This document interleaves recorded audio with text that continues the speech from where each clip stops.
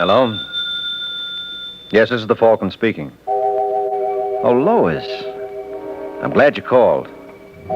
I will be able to make it tonight. No, you heard right, Angel. I've given up being a private detective. I've retired. Yeah, I'm going to learn to take it easy if it kills me. Once again, the adventures of the Falcon, dedicated to private investigators everywhere. Those hard-hitting detectives who, like Mike Waring, risk their lives to aid law enforcement agencies. So join him now when the Falcon solves the case of the dirty dollar.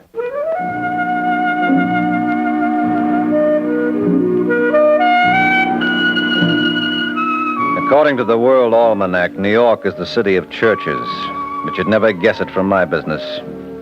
Instead of peace and quiet, all I've known is violence and death. Well, I've had it. No more playing cops and robbers for me. No more dealings with offbeat characters like Johnny Stone and Steve Haynes. Oh, in case you're curious, those are the two gentlemen getting out of the convertible on Forsyth Street. They're bookmakers' bookies, which means they take layoff money. Bets other gamblers are afraid to handle. I guess you might say they live dangerously, which often makes me wonder how they're going to die. Listen, Johnny, maybe you better let me handle this. No, I don't like the way you look. I don't like it either, Steve, but what can I do? You know what I mean. Well, supposing I said no, Steve. I'll take care of Mr. Dollar myself. This the place? Yeah. Certainly doesn't believe in putting up a front, does he? That you, Lisa? I was just getting ready to... What's the matter, Paul? Nothing, except this is a surprise. Isn't every day you get to entertain your boss? I suppose that's true. Shut up, Steve. Well, say, why don't you sit down? No, thanks, Paul. We can't stay long. Well, can I get you a drink? Mm-mm. You sure you wouldn't care for something? Now that you mention it, maybe I would. If it's all the same to you, I'll take... How much is it, Steve? $2,568.23. Huh? Well, that's the way we figured it. I don't understand. You've got sticky fingers, Paul. Unfortunately, you got them glued to my money. Wait, you're wrong. I've worked for you for 9 months. Did I ever once get out of line? There's always a first time. I give you my word. What did you do with the money? I think I know, Johnny. Our friend Mr. Dollar is a student of the racing form. I see he picked Gallant Kid today at Hollywood. Is that how it went? I was going to return it, Johnny, honest. You never should have taken it in the first place. I trusted you, Paul. I don't let anyone abuse my confidence. Get up. No. I said get up. Let me go. Now, I'll give you 24 hours to make it good. $2,568.23. And I want it to the last penny.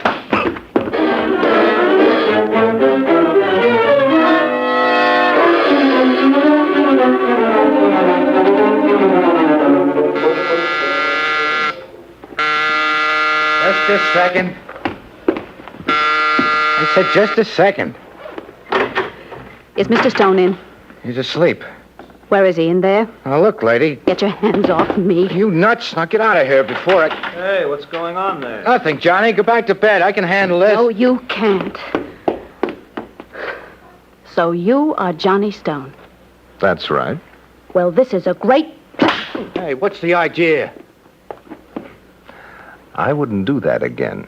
Why? Would you beat me up, too? Look, sister. Who are you? Lisa Dollar. Oh, You recognize the name? I believe my husband works for you. you got your tenses wrong. He did work for me. How could you do such a thing? How could you hit a man half your size just because he stood up to you? But you're not used to that, are you, Mr. Stone? What? You're used to people falling all over themselves to cooperate in your crooked deals. Is that what you think? That's what I know. But you don't frighten me. I've met men like you before. Bullies who always pick on someone weaker. Listen, sister. Shut up, Steve.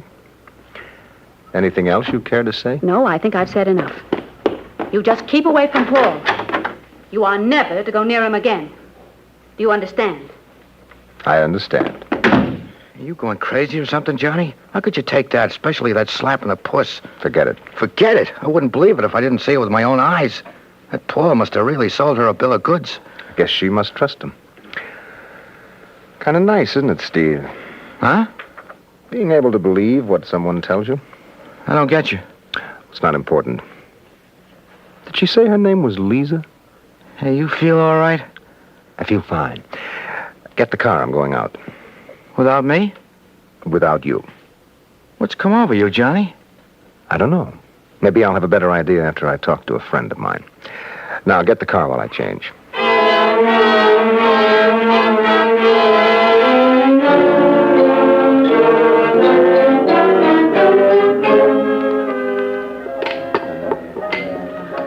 Yes, sir. Can I help you? Mike Waring around?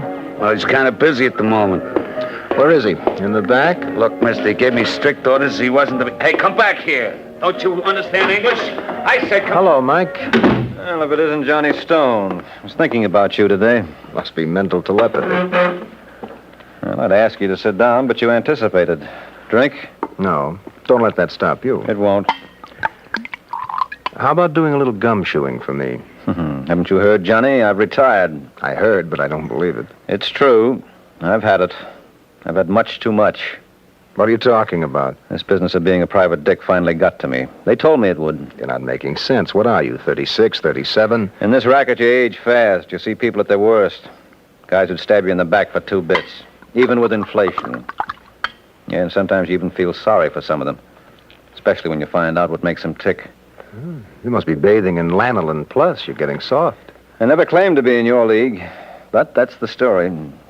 Now, suppose you hear mine. I hope it's more interesting. I had a boy, Paul Dollar, working for me. He's married to a girl named Lisa. Well, so far it ain't. I'd like you to find out everything you can about her. Johnny, you're not receiving me. I told you I quit. Why don't you get Martin Kane? This Lisa seems to be quite a gal, Mike. She slapped me. Well, you sound like you enjoyed it. I did. You better watch yourself, Johnny. You're acting almost human. And that would never do? Never. Well, see what you can find out about it. Look, I told I you. know you're retired. But, Mike, you're a betting man, aren't you? So? So I believe all women are alike. They're only out for one thing. I'll give you 1,000 to 1. This Lisa Dollar is no different from the rest.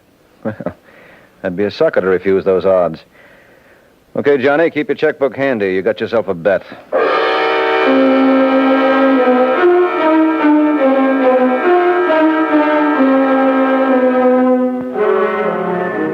Taxi! Oh, taxi! Where to, lady? 1427.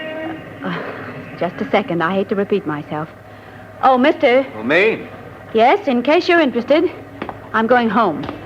Why would I be interested? Well, you must be. You've been following me for days. Oh, I'm slipping. I guess I was right to retire. Who are you? Mike Waring. And why are you doing this? Well, let's just say that... Hey, will you people make up your mind? Either you want a cab or you don't? He's right. Mind if I join you? What? Well, you want to know why I'm making like a bird dog? All right. Thanks. Okay, driver, let's head uptown. I'll tell you when to stop. I don't know why I'm doing this. It makes absolutely no sense. You're curious. And you're a private detective. Well, let's say I was a private detective. Was? Now, skip it. I admit I'm acting like one now. You're working for Johnny Stone, aren't you? What makes you say that? Just a feeling I've got. Well, you're right. Peculiar boy, Johnny. He's very interested in you, Lisa. I'm overwhelmed. You should be. Johnny's got a very low opinion of mankind. Guess he's been burned too often. And your husband gave him a hot foot, too. What are you talking about? Why do you think Johnny slapped him around? Because Paul wouldn't cooperate in some crooked gambling scheme. Paul got his hand caught in a till. Now, just a moment. That's not true. Look, Mrs. Dollar, I've done a little investigating. It's happened before with Paul. Once in Des Moines, another time... But that was different. Well, there's one way to convince you. What's that? Your husband's IOUs. He owes over $8,000 around town. How did you get these? Johnny made him good. I told him if it ever happened again, You'd what? Never mind. I hope your Mr. Stone is pleased with himself. No, this wasn't Johnny's idea. He didn't mean... Driver, will you please stop? Look, Mrs. Dollar, All right, now, either you get out or I will. Okay, Angel. Thanks for the ride, anyway. Sorry you didn't enjoy it. Okay, buddy, take the lady home.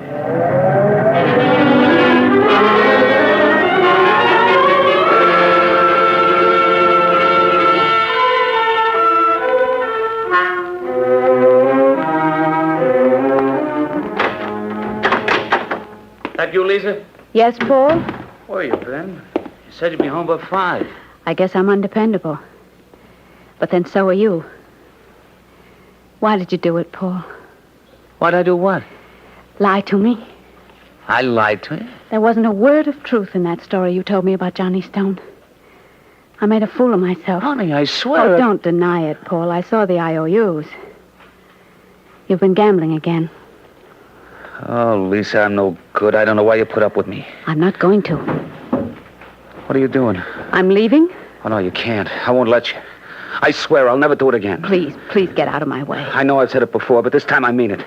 I couldn't live without you. Lisa, please don't do it. It's no use, Paul. We've played this scene for the last time. Just give me one more chance. You won't be sorry. Please, darling. You know how I love you. No, don't. I'll make it up to you. You won't ever regret it. I've got to have time to think it over, Paul. But you'll be back. Say you'll be back. Let me go. No, not until you promise. All right, Paul. I promise. One way or the other, I'll be back. Now let me go.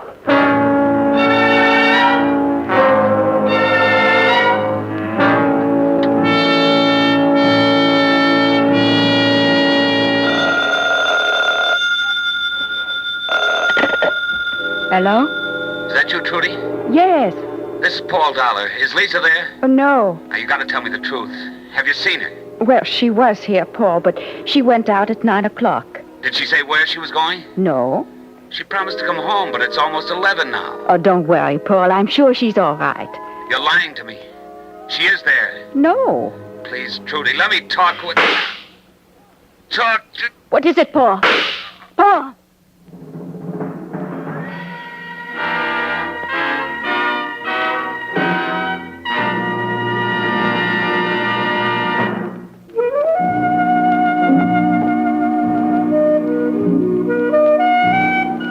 They say a dollar doesn't go very far these days.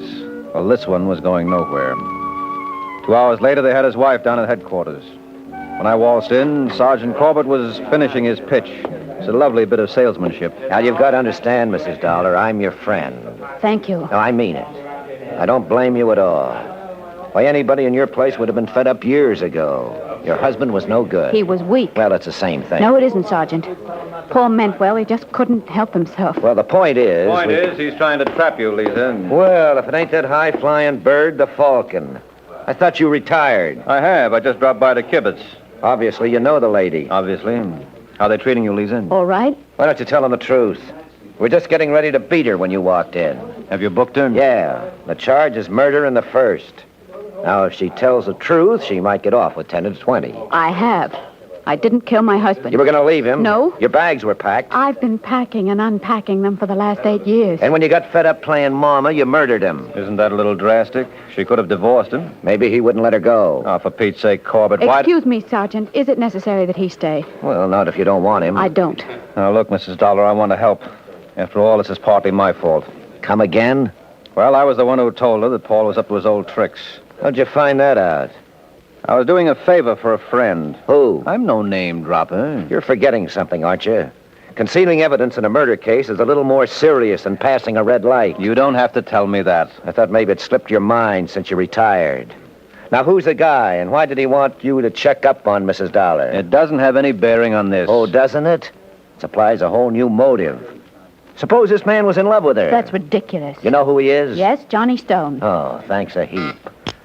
Haskell, get a car ready. I want to pick up Johnny Stone. You're making a mistake. When I need your advice, Mr. Waring, I'll come and get it. Now, why don't you find yourself a park bench and wait like Barney Baruch?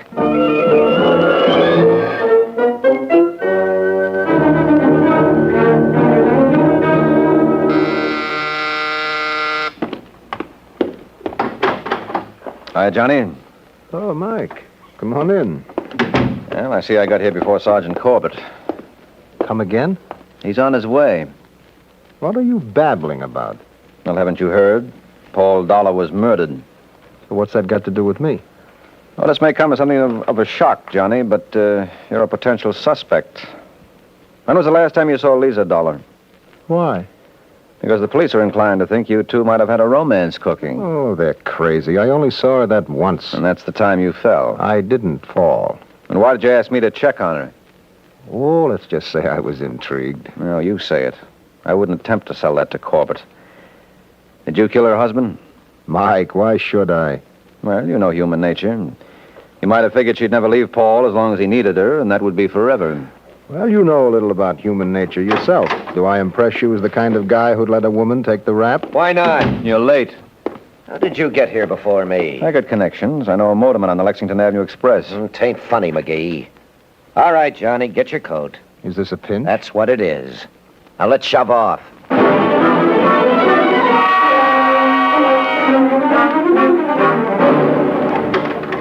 Well, it's about time, Mike. What? Hold it. Don't move. You blown your cork, Steve. Just stand still. Okay, sit down. Thanks. You won't think me nosy if I ask what's the idea. I just heard the cops picked up Johnny for Paul Dollar's murder. And you think I had something to do with it? No one else knew he was interested in that dame. She did. You're lying. Okay, have it your way. I'm gonna. He didn't kill Paul. Well, since you seem to know so much, who did? Me. Well, why don't you say something? Do you want to turn me in? How far would I get? You mean the gun? Forget it. Here. Huh? Well, what are we waiting for? Let's go. Relax. Why did you do it? What difference does it make? I'm going to ask you that at headquarters. Okay. I was a lush till I met Johnny. It was 14 years ago. He straightened me out. I swore someday I'd make it up to him. And he told you he wanted Paul Dollar knocked off? He told me nothing of the kind. It was my own idea. I got eyes. I could see he went for Lisa. No, it won't wash, Steve. The cops will never buy it. Why not? I'm handing him a confession. Yeah, that's just the trouble. An unsubstantiated confession to murder is worthless. There has to be at least one outside piece of evidence linking you to the crime. Is this the same gun? No, I got rid of the other. Where? Down at Coney Island. That's pretty vague. Well, you couldn't expect me to make a map of the place. No, it's no good, Steve. I tell you, I killed him. I'm still waiting to be convinced. I shot him twice. That was in the papers. It was a .38. Likewise. Look, you gotta believe me. Johnny had nothing. Wait a minute. How would it be if I dug up a witness? You mean there was one? Yeah. Why didn't I think of him before? Who? Never you mind. Just set up a date for us at headquarters. I'll meet you there in 20 minutes.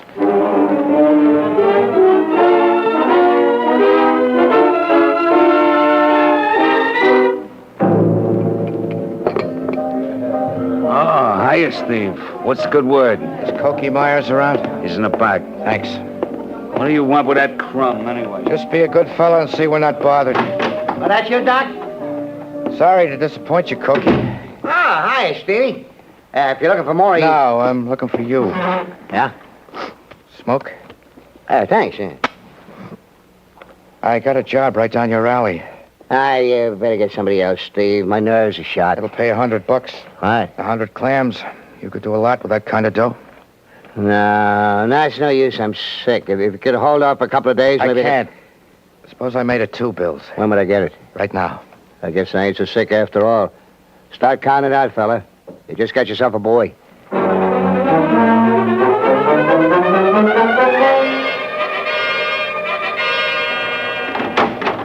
Hi, Sergeant. Huh? Oh, what did I do to deserve this? Nothing. That's why you should be grateful. Steve, come on in here and bring your friend with you. Come on, Cokie. Yeah, right, Steve. Hey, does this look like the Y? Why don't you find some other place to hang out? Quiet. Steve Haynes, Cokie Myers, Sergeant Corbett. Glad to know you. Hi. Haven't we met before? It's possible. I work for Johnny Stone. Oh. Can I see him? His lawyer sprung him 20 minutes ago. Oh, that's swell. He'll be back. I wouldn't make book on it. I got Paul Dollar's murderer right here. You what? Okay, Steve, that's your cue. I did it, Sergeant. I killed Paul. Why? Well, Now, hold it. Don't you think we ought to have a stenographer in here? Why waste his time? Look, lunkhead, this isn't a rib. We've got everything, including a witness. All right, Cokie. Tell him what you told me. Okay, where do you want me to start? Right at the top of the page. Well, last night around 10:30, Steve here came to see me. It seemed he wanted somebody to drive him. So? So we took his car and ran over to Forsyth Street. He got out and he told me to keep the motor running. About 5 minutes later, he was back. There was a gun in his pocket. How do you know that? Because while we drove down to Coney Island, he got a screwdriver and took it apart. And then what? We parked in front of Steeplechase and walked down the beach. Never mind the rest. Let me congratulate you boys. That's a lovely story. If you put it to music, you might have another South Pacific. Why, what's the matter? Don't you believe it? No. I tell you, I killed him, Sergeant. And Cokie's your witness? Yes. How much did you pay him? I resent that. You don't remember things so well, do you, Cokie? I get by. Well, what time did you get to Paul Dollar's place on Forsyth? Around 5 minutes of 11. Well, then how do you account for the fact that at 9:30 last night, a Cokie Myers was picked up for vagrancy on Chambers Street and wasn't released till 1 in the morning? Oh, no. Oh, yes.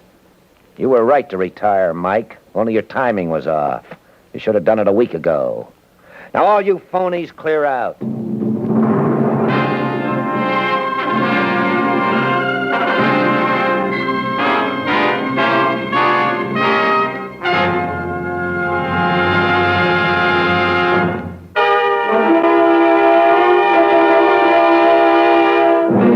Now back to the adventures of the Falcon.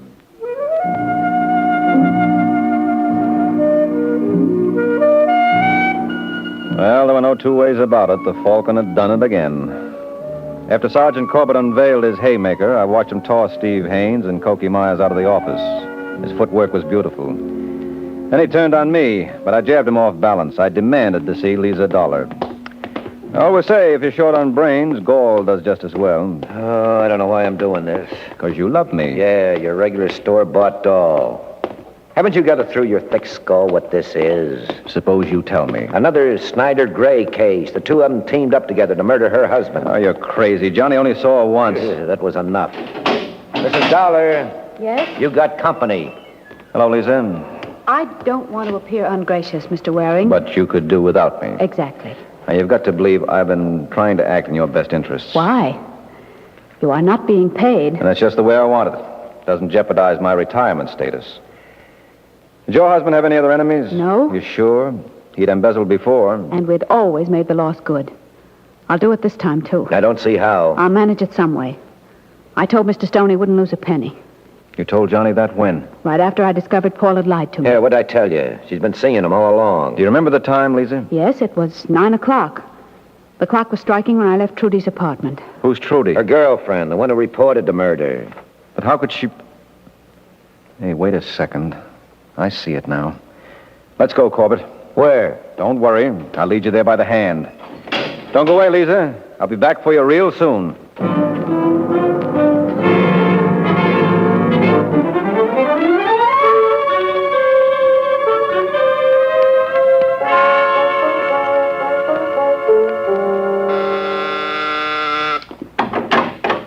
Hello, Steve. Oh, hi, Mike. Sergeant? Hi. Johnny home? No. Mind if we wait? What do you want with him? Oh, I just dreamed up a couple of more questions I'd like to ask him about Paul Dollar's murder. I tell you, I did it. Oh, no. Let's not have that again. All right, so I got Cokie to perjure himself, but there was nothing else I could do. You wouldn't believe me. Maybe Trudy could help you out. Who? The girl Paul was talking to when he was killed. There was no girl. Oh, you mean on the phone? Haven't we had enough of this nonsense? Must be Johnny now. Hi, pal. What's going on here? Well, you're just in time to offer congratulations. Steve finally made it. Made what? The chair. And he did it the hard way. What are you babbling about? Corbett, who reported Paul's murder? I told you, a girl named Trudy Bergner. Well, if she didn't live in the same building, she must have heard the shots on the phone. That's what I said. Don't you see, Corbett? That piece of information wasn't released to the papers. No one but the killer could have known it. Why didn't I think of that before? Steve, you crazy fool. Why did you do it? I always wanted to do something for you. You know, to make up for all the swell things you did for me. When I saw how you went for Lisa, it came to me. You're not sore, Johnny? No. No, I'm not sore, Steve. And everything worked out fine. All right, fellas. Let's go.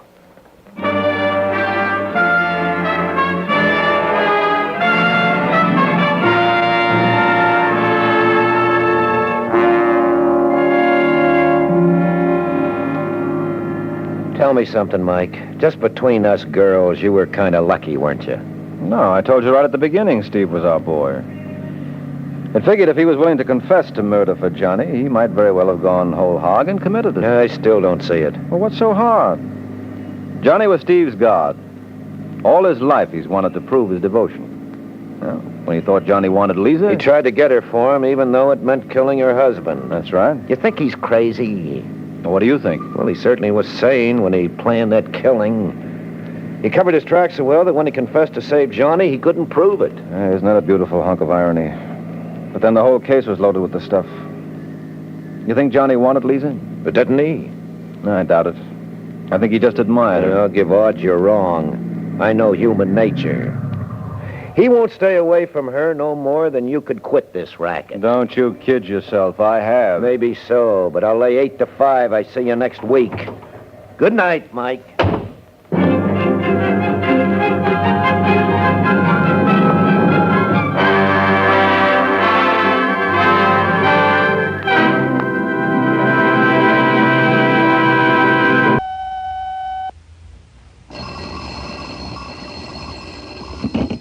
Hello?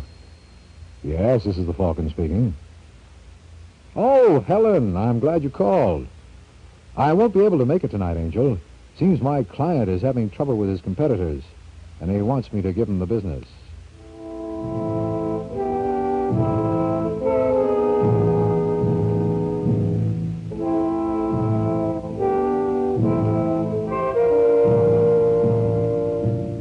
The Mutual Broadcasting System takes pleasure in bringing you the new transcribed Adventures of the Falcon, starring George Petrie as Mike Waring. In just a moment, the Adventures of the Falcon. But first, now hear a Mutual Minute. One man's mystery may be another's poison, but on Mutual you can find mystery throughout the week to please any taste. If factual police action drama is your pleasure, then you'll want to tune in every week for Under Arrest and Crime Fighters. On Under Arrest, Police Captain James T. Scott pursues a twisted path of criminal activity to its inevitable conclusion. A man under arrest. Crime Fighters is a program that emphasizes the equal importance of all who wage war against the enemies of society. For people whose taste in mystery fare is for the unusual, the strange, and the eerie, there's Nightmare. Here every week you can hear the master of chills, Peter Lorre, narrate a tale of taut suspense. And for the intrigue and delight of breathless excitement in high places across the world, screen star George Sanders brings High Adventure. Don't forget, it's Mutual for mystery. All kinds of mystery throughout the week over most of these stations. And now we invite you to listen to The Adventures of the Falcon as Mike Waring solves the case of the Snappy Snapshots.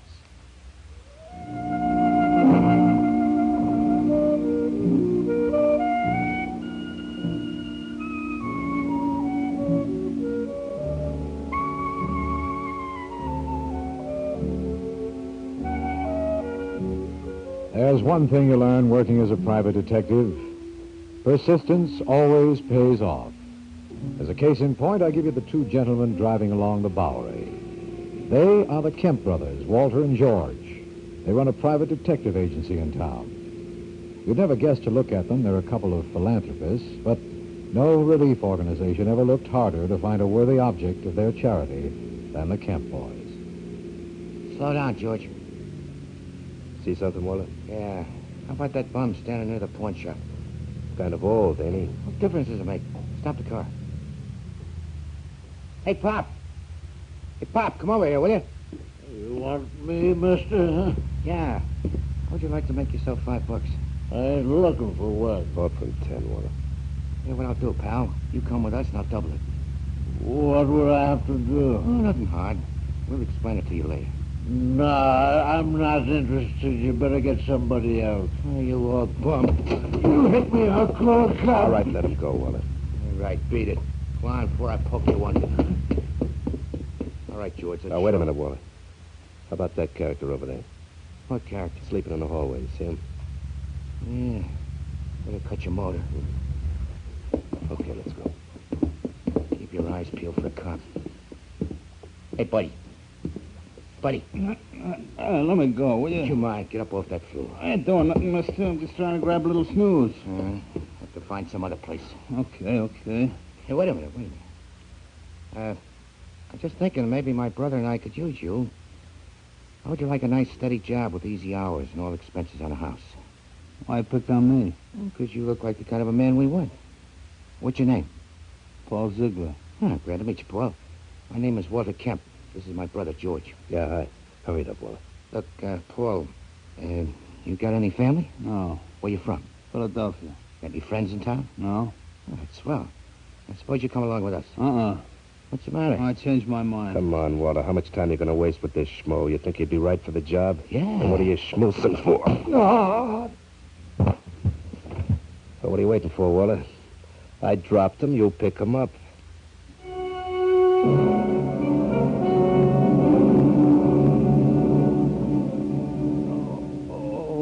Stubborn too, Walter. Okay, George, you better beat it. What for? You don't think he'll want to play ball if he sees you here, especially after the way you socked him. All right, I'll meet you at the house. Don't wait up. I may be late. Oh. Hello, Paul. Huh? How do you feel? Who the devil are you? Walter Kemp, you remember? You the one who slugged me? No, that was my brother. Where is Now, he? take it easy. George is a little hot-headed. Yeah, well, nobody's pushing me around. I didn't mean to. He just lost his temper.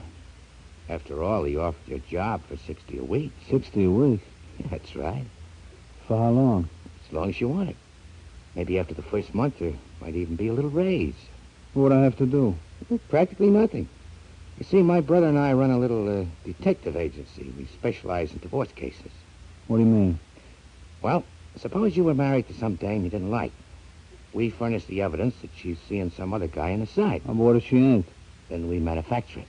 I don't get you. Look, we got a case in the office right now. That's what we wanted you for. My client is married to a gal named Phyllis Howard. Phyllis Howard? That's right. And just because my client's got a couple of bucks, she won't let him go. So we're going to fix it so she's got no choice in the matter. How? Well, tomorrow morning around 6 o'clock, we'll get you into her apartment through a window. Her husband will be waiting on a fire escape with a camera. Now, all you got to do is put your arms around her while he takes a picture. And I get $60 for the job? That's right. Ain't enough. I want 100. Drive an awful tough bargain. Now, you heard me. You ain't dealing with some chump, you know. I want $100 or it's no deal. Well, since it's all set up for tomorrow, okay. Now, wait a minute. That ain't all. I ain't going to this Phyllis's apartment in these clothes. Don't worry about it, Paul. As long as I know we can count on you, we'll have you dressed to kill. Now, what could be fairer than that?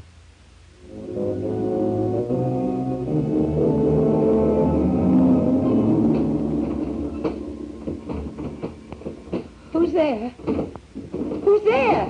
It's only me, baby. What are you doing in here? Came up to see you. Wasn't that nice of me? Get out. Ah, now, you don't really mean that, Phyllis. Who told you my name? One of your admirers. Hey, you know something? I can't see why you'd want to get rid of a good-looking babe like you. Look, if you want money... Just hold it, sweetheart. I'll get it. Little Paulie wouldn't think of troubling you. You just stay right where you are. What's in this box here? My jewelry. Is it insured? Yes. Oh, then you won't mind if I help myself, huh? Will you please get out? Sure. Oh, I almost forgot. There was something else I came for. Come here, baby. All I want is one kiss. Let go. Now, don't fight, old Paul, honey. This ain't gonna hurt a bit. Let go. Come on, Phyllis, give. Who knows? You may even get to like it. Don't let go of me. Oh. Mister. No. No.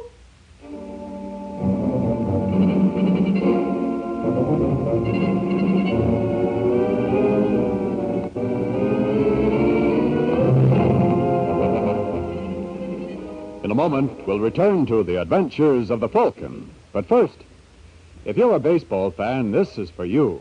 The whole fascinating story of the sport. The first professional game ever played, the team that scored 106 runs in one game. Colorful facts about Babe Ruth, the player who was fined $50 for hitting a home run. All this and much, much more in the Mutual Baseball Almanac, a hardcover book in full library size that sells for $3 in the deluxe edition wherever books are sold. The special radio edition can be yours for just $1. All you have to do is send your dollar to Baseball, Box 144, New York 46. Here is a 256-page book crammed full of all the facts and figures you need to win any baseball argument. And there are special articles by some of the biggest stars in baseball: Campanella, Pearsall, Doby, Rizzuto, Musial, and many others. Send for your copy of the Mutual Baseball Almanac now. Just $1 to Baseball, Box 144, New York 46. Your money back if this book is not all I say. That's Baseball, Box 144, New York 46. Now back to the adventures of the Falcon.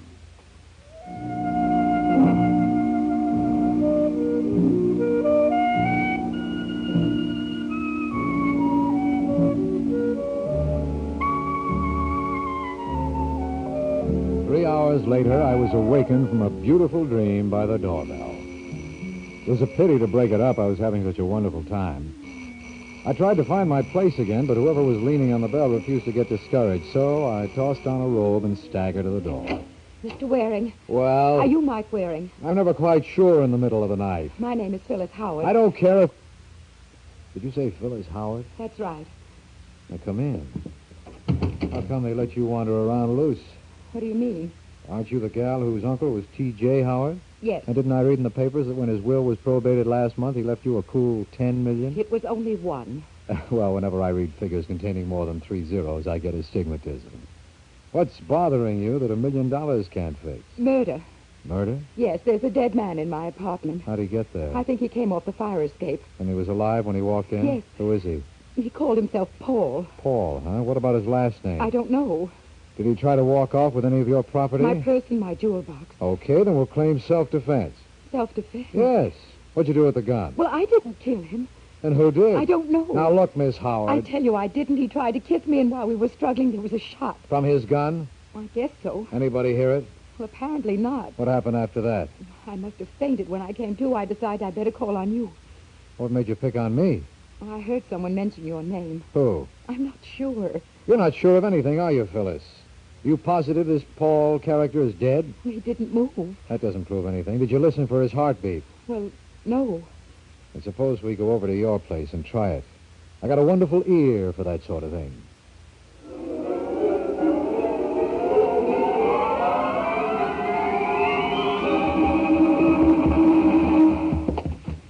Must you move him like that? I must if I want to listen to his heartbeat. Well, You were right the first time, Phyllis. We could have saved ourselves a trip. Oh, this is his gun. yes. Where's yours? Well, I told you I don't have any. Well, friend Paul certainly wasn't killed with this thing. He wasn't? Not unless he was hit by a gumdrop. This is a kid's toy pistol. Well, I don't understand. Now, look, Phyllis, if you want me to work for you, you'll have to trust me. Now, what was this man to you? I told you I never before saw him in my life. I thought he was a burglar. Where's your purse and jewel box? Well, he put them under his coat No, they're not here now. Where did you generally keep them? in my night table. That one? Yes. What? How did they get back in there? That's what a jury will want to know if we claim he tried to rob you. You've got to believe me, Mr. Waring. I've told you the truth. Who's that? I have no idea. Open that closet. What are you going to do? Get him out of sight. Oh, can I help? Better answer that. All right. Just a second, I'm coming. Who is it? Well, please slip it under the door, will you? What is it, Phyllis? The doorman said someone left this envelope at the desk for me. Oh, let's see it. Why, they're pictures. And what pictures? They're all of you, Angel. Not very flattering, are they? No. Well, don't feel too badly. You couldn't expect to look your best slumped over Paul's body. What does it mean? Blackmail. Blackmail? Well, these aren't the kind of snaps you'd send out for publicity purposes. Well, shouldn't there be a note with them? Not necessarily. Whoever is running this racket could always get in touch with them. Yeah, that's one way to do it. You better let me. Hello, I'd like to speak to Miss Phyllis Howard, please. Who's calling? Carlos Dario. Just a second. You know anyone named Carlos Dario? No. She can't come to the phone, Dario. You want me to leave a message? Who are you? A very close friend of the family. You know about... The pictures, yeah. Well, I'm staying at Hotel Wainwright. Tell her to come up and see me. What's in it for her? Don't worry, mister. I see Miss Howard don't make trip for nothing. You know what I mean?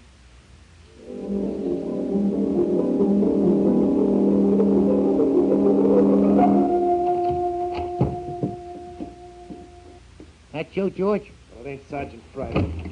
Get out of my way. What's up? I gotta call our client. Do you mind? Well, you know he left strict instructions you were to shadow the Howard thing. Well, she just left for Dario's apartment. So what? So she wasn't alone. She had an escort, a fella named Mike Waring.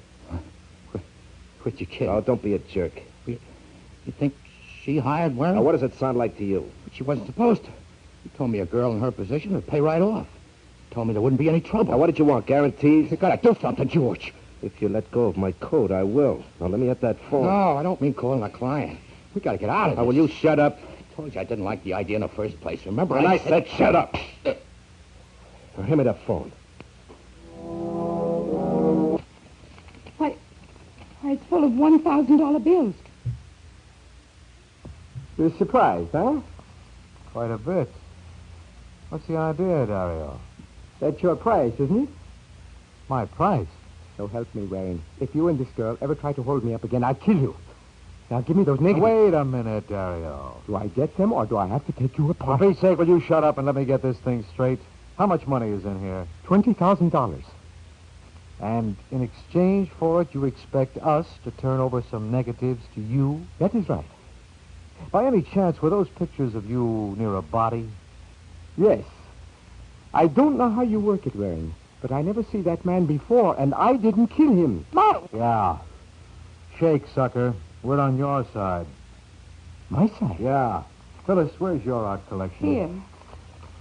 Do those prints look familiar to you, Dario? Sure. They're pictures of me, taken last week. Don't let those slacks fool you. It's Miss Howard. What? You two are victims of the same racket. Don't talk like a fool. It's the only way it makes sense. Then how come Miss Howard called me yesterday and said to have $20,000 ready? I didn't. The lady on telephone gave your name. She was lying. Don't you see, Dario? Whoever called you was working for the blackmailer. It don't add up so good to me. Look, it's not difficult. What the killer is doing here is dividing the risk. He wants money from you and Miss Howard. All right. There's less chance of his being caught and collecting from one person than from two. Who's this he you talk about? Whoever is behind this little stunt. He'll probably get in touch with my client next and ask her to match your 20 grand. In other words, I'm to be the collection agency. That's it. I don't know why, Waring, but I believe you. Thanks. You keep my money and do what you think best. Fair enough. But remember, I can't afford no mistakes. These pictures can make plenty of trouble. No, they can't. What do you mean? Take a good look at this one of Miss Howard slumped over the body. Now, you can recognize Miss Howard, all right, but you can't make out the face on the corpse. So instead of a body, it could have been a wax dummy. But it was not. We know that, but we don't have to admit it. And the only way the blackmailer can prove us liars is to produce the body. I see what you mean. You going to get rid of him? That's right. But how? Leave it to me, Phyllis. I think I know the boy to handle it. Let's keep our fingers crossed.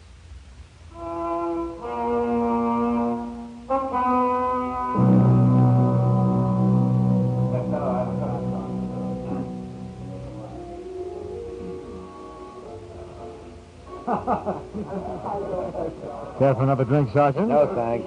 Phyllis? No, thanks. All right. Now, what do you want? A slight favor. And what do you call slight?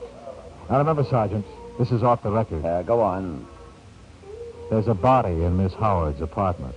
There's a what? You heard me. Now, look, Mike, I don't like these kind of jokes. It's the truth. How did it get there? I haven't time to go into that now. Oh, I beg your pardon, Mr. Waring. I wouldn't want to do anything to interfere with your schedule. Never mind the sarcasm. Could you have the body removed and kept out of sight for a little while? Yeah, and maybe I could do the same for Miss Howard. Listen, you idiot, if she killed him, would I call you? Well, how do I know what a screwball like you might do? I can see this was a big mistake. And you're not kidding. Now let's see that body.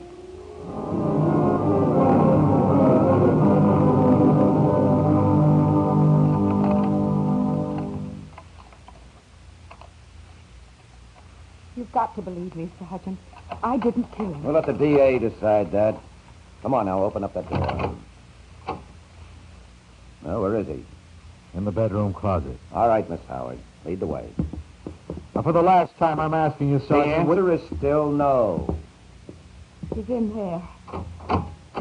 Oh, Mike. Steady, baby. You want some help, Corbett? No, you've done more than your share of. Okay, Mike, what's the idea? What's the matter? Well, you're a great little clown, aren't you? How would you like a punch in the nose? What are you talking about? That ain't no stiff. It's a wax dummy. What? All right, kiddo. I give up. What's the joke?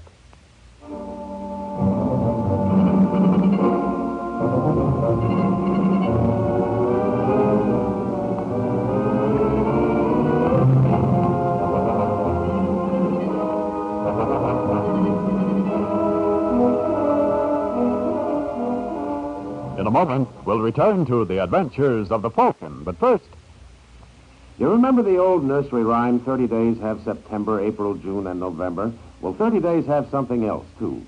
They have the answer to the question, why are Camels America's most popular cigarette? It's easy to find out for yourself why Camels lead by a record 50 and 8/10%. Smoke only Camels for 30 days. Make this pleasant test, and then judge them carefully for mildness, for flavor, for more pure pleasure. Then you'll know why Camels lead the second-place brand by 50 and 8/10%. These latest figures, published in 1954 by Harry M. Wooten, leading tobacco industry authority, show Camel's lead is bigger than ever before. There must be a reason for such popularity, and there is. The reason is Camel's blend of costly tobaccos, unmatched in any other cigarette, that gives smokers real mildness, richer flavor, more pure pleasure. Try Camel. See for yourself why, for mildness, for flavor, for more pure pleasure, Camels agree with more smokers than any other cigarette. now back to the adventures of the Falcon.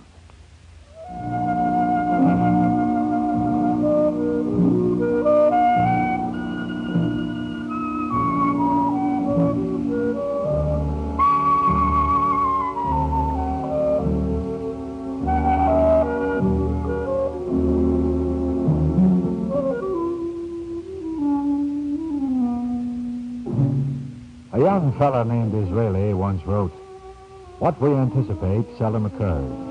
What we least expect generally happens." And that best describes my feeling on seeing Sergeant Corbett haul a wax dummy out of Phyllis Howard's closet. And then it took me 25 minutes of fast ad-libbing to get the sergeant out of the apartment. Did he go, Mike? Yes, but his feelings were awfully hurt. I don't think he likes me anymore. What am I going to do? Not a thing. I'm perfectly happy the way things are. The next move is up to the killer. He's got to get in touch with you if he wants to collect. But it may be days before... Mike. You better let me in. Hello? Hello. Is this Mr. Waring? Who wants to know?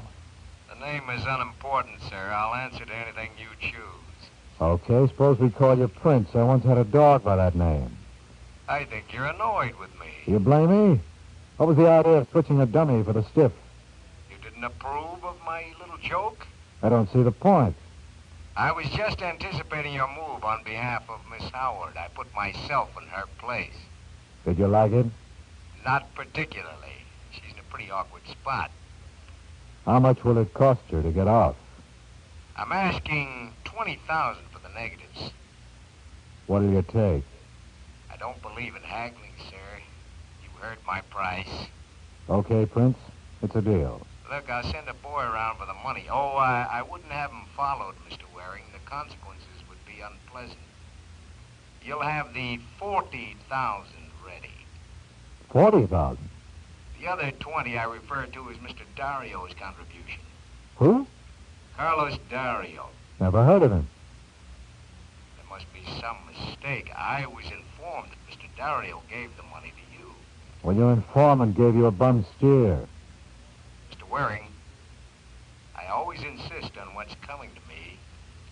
And I'd like to see you get it. I warn you, sir, if this is a childish attempt at fraud, you'll regret it. Well, Phyllis, that was Prince. But you told him you didn't receive any money from Dario. Uh-huh. What are you up to? It's perfectly simple, Angel. Any dollar I give that man is money thrown down the sewer. Well, 20 grand is an awful big hunk of change to toss away like that. But that money doesn't belong to you. You're looking at it the wrong way, Phyllis. It's bound to cost Dario 20 grand anyway. Now, I'm sure he'd rather it wound up in my pocket than in Prince's. You don't realize what you're saying. If this Mr. Prince thinks that Dario is holding out on him, there's no telling what he might do. He might even kill him. You know something, Phyllis? I never thought of that. What do you say we just put it out of our minds?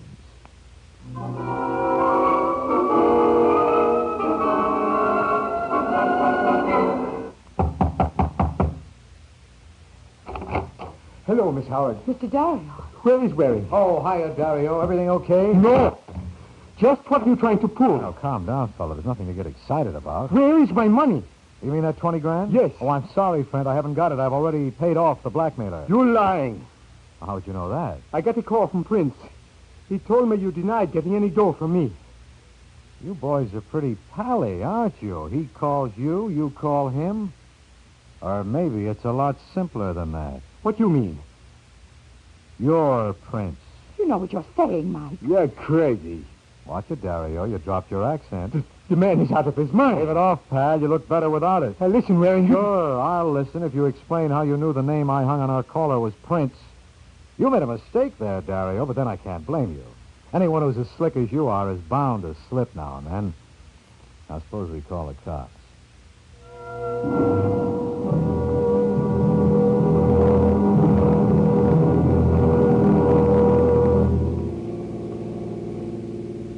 Mike. Huh?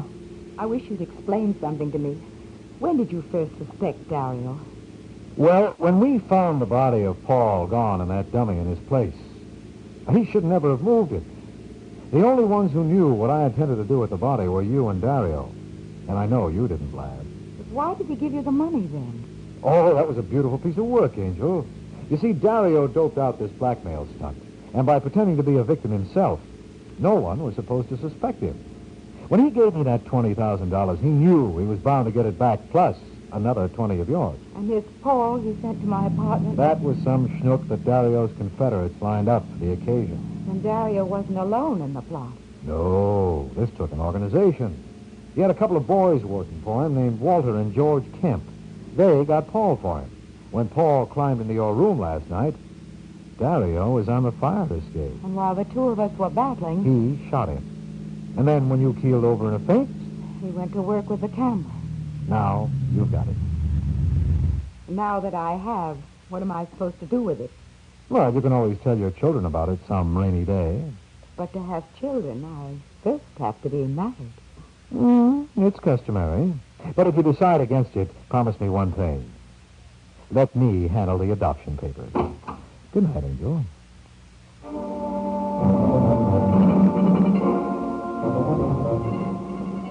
In a moment, we'll tell you about next week's Adventure of the Falcon. But first, now hear a mutual minute. The advent of supersonic flight, atomic energy, or even the most recent discovery of a battery powered directly by the sun has not changed some aspects of our lives at least. Evening hours are still leisure hours for most, and for most people it means time to enjoy their favorite kind of entertainment. For millions, the programs they hear regularly on Mutual every evening provide just the kind of relaxing, informative, or challenging listening they like best. There are top tales of mystery for the whodunit fans, ranging from fantasy to documentary. And some of the most famous private eyes in the business stalk Mutual's airwaves regularly. News, too, is yours for the tuning, whether you prefer a fast 5-minute news digest or thoughtful and penetrating commentary. Mutual's corps of ace correspondents is at your service. You suit yourself when you hear Mutual's evening lineup of programs, all heard over most of these stations.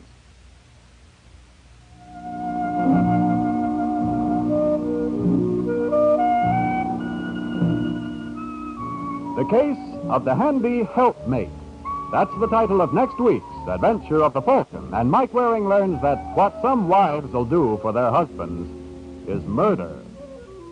The Adventures of the Falcon was presented by the makers of mild, flavorful Camels, America's most popular cigarette, in cooperation with the Mutual Network. The Adventures of the Falcon is based on the famous character created by Drexel Drake, produced and transcribed by Bernard L. Schubert, written by Eugene Wang. George Petrie was starred as the Falcon, Chuck Webster as Sergeant Corbett. This program is fictional and any resemblance to actual persons, living or dead, is coincidental. Russ Dunbar speaking.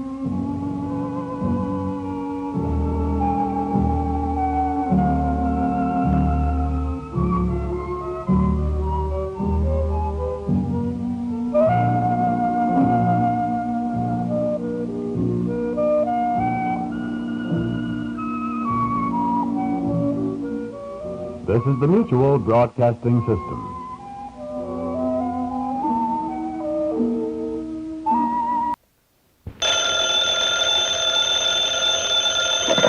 Hello?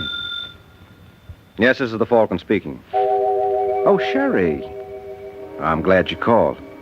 No, you'll have to cancel me out tonight, Angel. I'm all jammed up. Mm-hmm. Some client of mine wants me to locate a missing girl. He doesn't care what it costs, so naturally I'm going to shoot the works. Once again, the adventures of the Falcon, dedicated to private investigators everywhere. Those hard-hitting detectives who, like Mike Waring, risk their lives to aid law enforcement agencies. So join him now when the Falcon solves the case of the killer's key.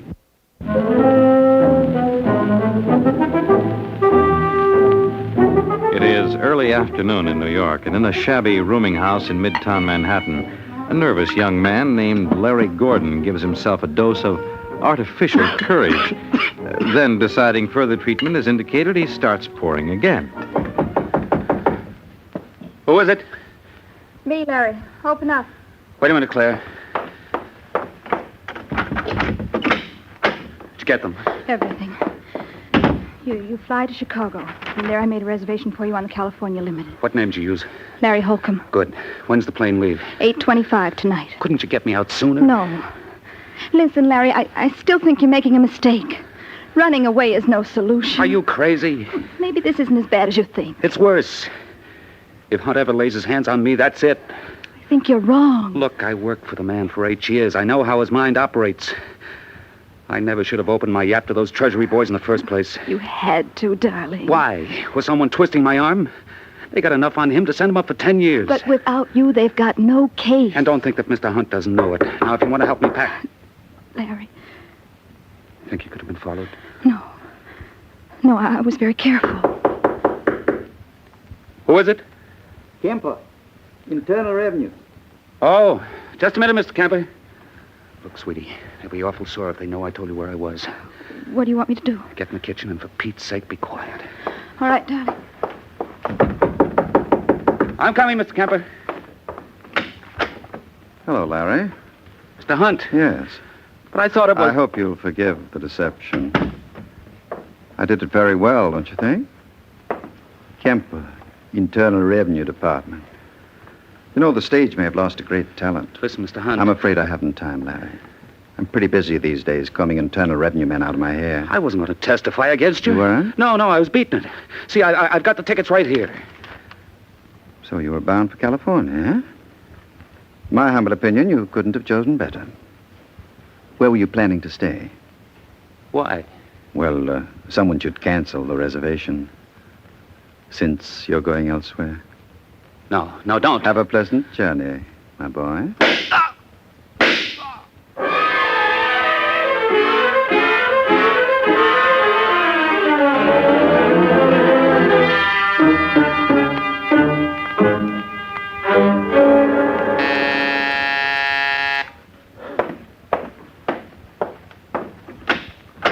Yeah? I'd like to see Mr. Hunt, please. Who are you? Sergeant Corbett. You don't look like a soldier to me. You're right. I'm with the police. Where's Hunt? Well, it's like this, Sergeant. Bruce, did you say... Oh, I'm sorry. I didn't realize you were entertaining. He ain't so entertaining. You Charles Hunt? That's right. I'm Sergeant Corbett, homicide. How morbid. Well, somebody's got to do the job. You ever hear of a fellow named Larry Gordon? Yes, of course. He works for me. Or should I say, he once did. Why? Well, I'm being investigated on an income tax matter, as you may have heard. Yeah, I've heard. And since Larry's going to testify against me, naturally, I don't consider him in my employ. Well, he won't need the job anyhow. Pardon? He was knocked off at 3 this afternoon. I can't believe it. Well, take my word for it. I saw the body. And I have an idea you saw it even before I did. You're not serious. I certainly am. We got enough evidence. Evidence? Yes. You see, by an odd coincidence, Larry's girlfriend, Claire Marlowe, was in the kitchen when you gunned him. Is that what Miss Marlowe claims? Well... Well, what? Well, it's the way we figure it. We found her fingerprints. You're evading the question. Has Miss Marlowe accused me? Well, I haven't spoken to her yet. Why not? She disappeared. She must have been scared to death. The fact remains, until you discover Miss Marlowe, you have absolutely no case. Don't worry, we'll find her. And when we do... when you do, give me a call. Okay, hon, I'll be seeing you shortly. And then we'll see how... You're creating a draft, Sergeant. Well, Bruce? You heard. How can I help it? I'm not deaf. What do you think? I think when they find Claire Marlowe, I wouldn't want to be in your shoes. On the other hand, suppose I find her first. Who was that private detective Logan mentioned the other day? You mean Mike Waring? See the one they call the Falcon? Yeah. Well, be a good boy and look up his address. I think I've got a case for him.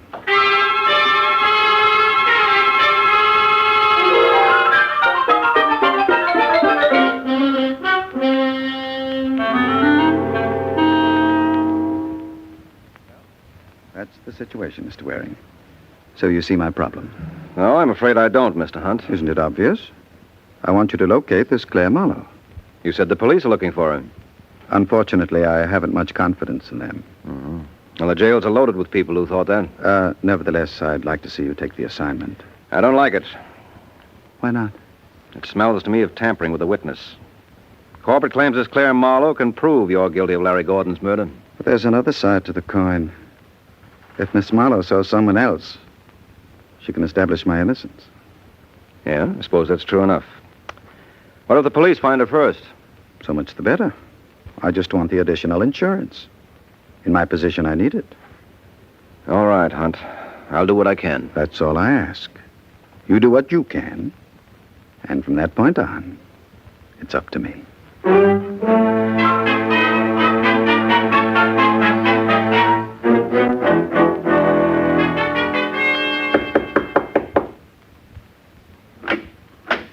Yeah?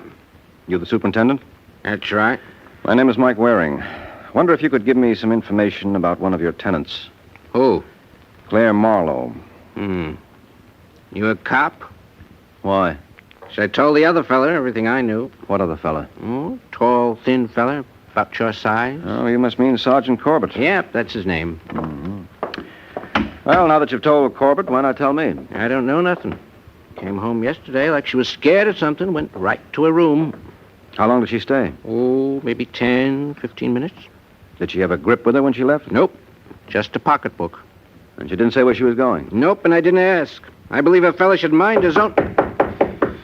If it ain't one thing, it's another. Excuse me a second. Yeah, sure. Yeah. Well, what do you know? Special delivery from Claire Marlowe. Yeah, let me see that. Hey, what you doing? Just a minute. Dear Herman, please don't tell anyone you've heard from me, anyone at all. I wonder if you'd be good enough to do me a favor. I've made arrangements with North American Van Lines to move my stuff on Wednesday. They know where to deliver it. My bank book is in the upper right-hand drawer of my dresser. If you take it with the enclosed withdrawal slip, I'm sure you'll have no trouble getting the money. Will you please bring it over to me at the Kenton Hotel? I'm using the name Claire O'Brien. Now, why does she want to use a name like that for? Kenton Hotel, then. Hey, where you going? I have to report to my client. You've been a great help, Herman. Thanks a million.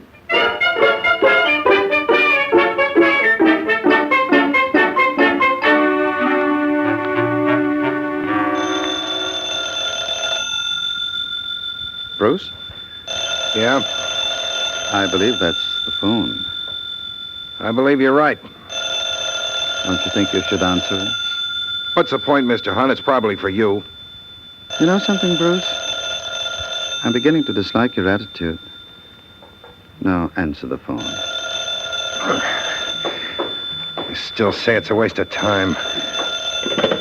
Yeah? I'd like to talk to Gerald Hunt, please. Who wants him? Mike Waring. Hold it. But I tell you, it's for you. Who is it? The Falcon. All right. Oh, I don't think I'll be needing you anymore today. You mean you want me to leave? That's what I want. Well, far be it from me to hang around where I'm not wanted. Hello? I've got good news for you, Hunt. Really? Really. I've located Claire Marlowe. That is wonderful. She's staying at the Kenton Hotel. She's registered under the name of Claire O'Brien. I needn't tell you how happy I am with your services, Mr. Waring. I was lucky. Let's say we both were. You may have been fortunate to find Claire, but I was lucky to find you. I would have had a difficult time of it without you. I'll think nothing of it. When are you planning to see Claire? Immediately. You're familiar with the old proverb, he who hesitates is lost? Well, in my position, I can't afford to waste a second. Goodbye, Mr. Waring. Thanks ever so much.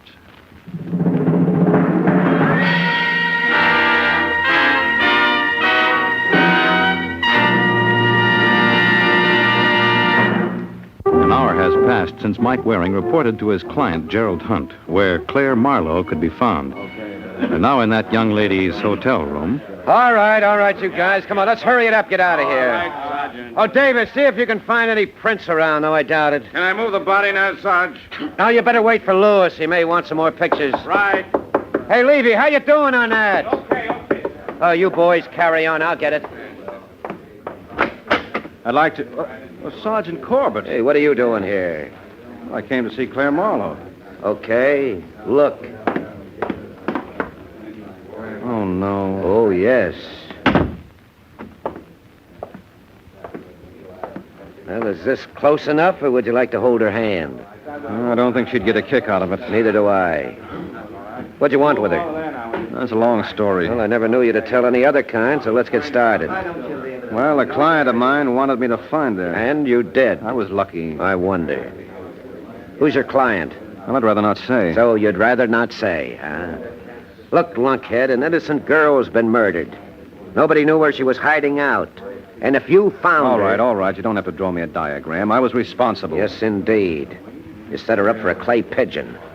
I've known stupid jerks in my time, but of all... Look, never mind a name, Sergeant. I can think of 1,000,000 to call myself. Well, who's your client? Or maybe I can guess. Well, don't bother. Look, Mike, don't try to hold out on me. I'm not going to. I admit I was the patsy in this case. You were the patsy? What about her? Well, I know. Well, someone's going to pay for it. Hey, wait a minute. Where are you going? I'm going to have a word with my client. After that, you can have him. Well, frankly, I doubt if there'll be much left. I'll be seeing you, Sergeant.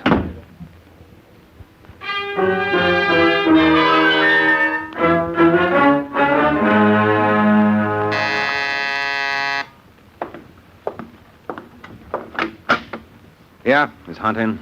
Who are you? Never mind. I'll announce myself. Now, wait a All sec. right, Bruce. Come on in, Mr. Waring. Try and keep me out. Bruce, get the gentleman a drink. Sure. What do you have, Buster? A little privacy. Suppose you leave me alone with your boss. What orders I take from him. You better give him his walking papers, Hunt. Really, Mr. Waring, aren't you being a bit high-handed? Tell him to blow. All right, Bruce. You may go. Well, as long as you put it that way. All right, now what was the idea, Hunt? What was what idea? Don't give me any double talk. I'm in no mood for it. How dare you? It's easy. I'll show you. No. Look, you made a sucker out of me. You got me to find Claire Marlowe so you could kill her. You mean Claire's dead? As if you didn't know. But I didn't. I suppose you don't remember me phoning you at 1:30 this afternoon. I told you where you could find her. I could blow my brains out for not calling on her first. But you didn't make that mistake, did you? Let me go. Sure, I'll let you go. Now, confessions are in order. You killed her, didn't you? No. Come on, Hunt. I'm going to get the truth if I have to break every bone in your body. You murdered her just as you murdered Larry Gordon. I swear I didn't. Where's your coat? I'm not going with you. Yes, you are. I promised to deliver you to Sergeant Corbett down the headquarters, and that's one promise I intend to keep. Now, will you go quietly? No. Okay, suit yourself. Now, come on. Get up.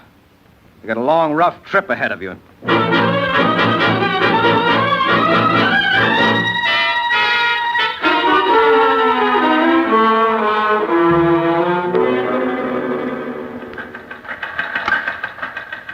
Hey, Matty. Yes, Sergeant. Carlin report in yet? Just about 2 minutes ago. Well, where's Hunt? He couldn't find him. You mean he skipped? Yeah, Colin said the place was a shambles. Well, get a 47 out. I want every bus and train depot watch and cover the airfields. If Hunt gets away, Don't worry, Sergeant. He won't. Hey, never mind, Matty. All right, you crumb. Inside. No, let me go. What's the idea, Mike? What's the matter with you, Sergeant? Don't you recognize him? Well, who would? He looks... Wait a minute. It's Hunt. That's right. Well, what happened? Well, he had a little accident. Go on, Hunt, sit down. Did you slug him? No, Sergeant, you know me. Well, that's why I asked. Listen, Mike. Now, look, why don't we both listen? All right, Hunt, make like a birdie. I don't know what you're talking about. Look, if I've got to bounce you around again... Hey, what's going on here? He admitted to me that he murdered Claire Marlowe. I lied. You what? I couldn't help myself, Sergeant. He would have killed me. Yes, and it's not too late now. Do you deny I deny everything.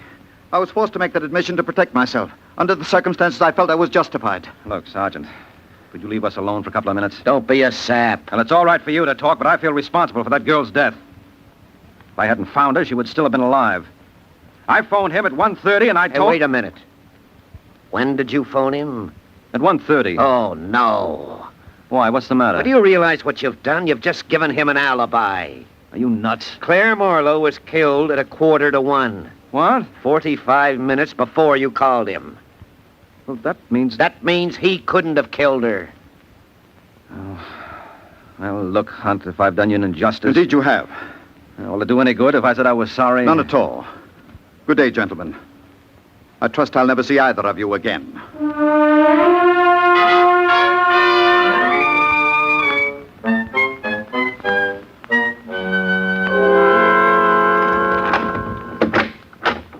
Well, welcome home, Mr. Hunt. I see you've taken over, Bruce. I didn't think you'd mind. You like some champagne? No, thanks. You don't know what you're missing. This is the bitter end. They tell me it's the only thing when you're celebrating. Is that what you're doing? Sure. Aren't you back? I'm flattered. I didn't dream you cared. Yeah, I was real worried. I had a feeling I was never going to see you again. Hey, you ought to do something about that eye. That Mike Waring can really dish it out, can't he? All right, Bruce. The joke is over. What's the meaning of this? I told you I was celebrating. Surely you don't begrudge your ex-employee a bottle of champagne. My ex-employee? Well, the way I see it, I've been working for you for 7 years. So? So I decided it was time I bettered myself. After all, this is the land of opportunity. And you feel opportunity is knocking at your door? Definitely. You sure you won't join me in a drink? Enough of this nonsense. Get me my robe. You don't seem to understand. I'm through taking orders. With what I got on And what have you got on me? For one thing, you knocked off Larry Gordon and Claire Marlowe. This may come as a shock to you. But the police are satisfied I had no hand in either. You see, I have an unimpeachable alibi. Is that a fact? Yes. It now develops that Miss Marlowe was murdered 45 minutes before Mr. Waring reported her whereabouts to me. Well, what do you know? I know you've been taking too much for granted. I don't think so. I happen to know how it was worked. You do? Yeah. I was going through your clothes. What? Well, I thought maybe you wanted me to send them out to the cleaners. Anyway, in your pocket, I found this card. Lawrence Regan, Private Investigations. So? So I wondered what you would want with 2 private detectives, and just like that, it came to me. You were going to use Waring as an alibi. You're mistaken. Well, there's an easy way to check. Who are you calling? The boy Sherlock, Lawrence Regan. You're being ridiculous. Am I? Hello? Let me talk to Mr. Regan, please. Speaking. This is Bruce Webster. I've worked for Mr. Hunt. Well, Well, the boss would like to know whether you had any luck finding Claire Marlowe. what's the matter with the guy? Has he blown a fuse? I reported back to him at 11 o'clock this morning. She's at the Kenton Hotel, registered under the name of Claire O'Brien. I guess it kind of slipped his mind. What's going on here? Nothing you should worry about. Thanks a lot anyway. Well? You win. I always do. I'm the patient type. I learned that from you. What do you want? $25,000. That's a lot of money. Well, it ain't as though I was going to throw it away. I'm going to sock it into government bonds. That 3% they pay will come in mighty handy. You're making a mistake. I don't think so. I always say the least a fella can do is be patriotic. You better get it up fast, Mr. Hunt. We don't want to keep Uncle Sam waiting.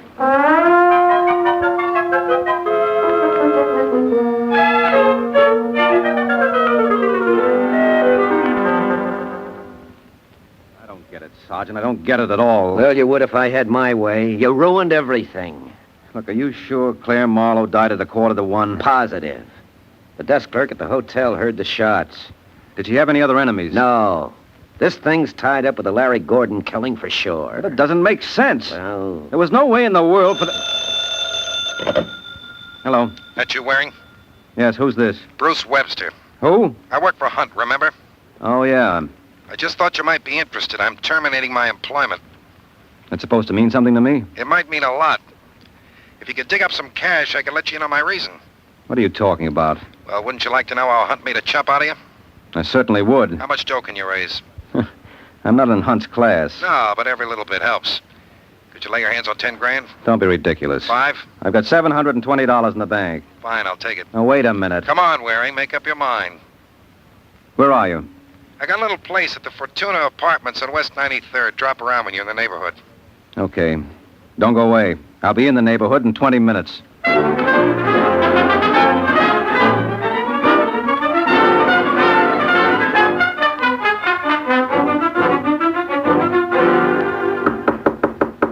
That you, Waring?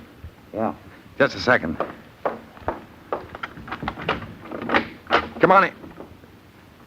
Mr. Hunt. Surprised? Yeah, I thought I saw the last of you. You thought wrong. What's the idea? It's fairly simple. I'm a man who hates loose ends. Naturally, with you dangling about. You wouldn't. Oh, you recognize the gun. Yes, it's the same one I used on Larry Gordon and Claire Marlowe. You'll never get away with it. The cops will know for sure. You're concerned for me. You needn't worry. You see, I've taken the liberty of preparing a note in which you confess to both murders. You're nuts. When the police break in, they'll find the note and the murder gun. Naturally, it'll be in the traditional position for suicide. They'll never buy it. I had no motive to knock off Larry Gordon. You have, the way I've explained it in this note. Seems you were madly in love with Claire. When she spurned you for Larry, you decided to rid yourself of the competition. As for Claire, she was a witness to the act. So regretfully, you had to dispose of her, too. Isn't that poetic? Listen, Hunt. I wish I could, my boy. But time is of the essence. No, don't.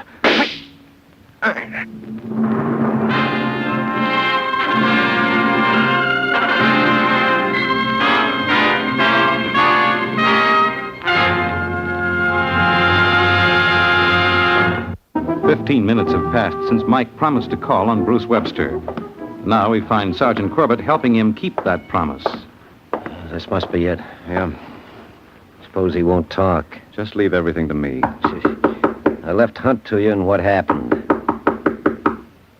Sure he said he'd meet you here? Yes, positive. I told him I'd be over in 20... Look, get out of the way. What are you doing? Well, what does it look like?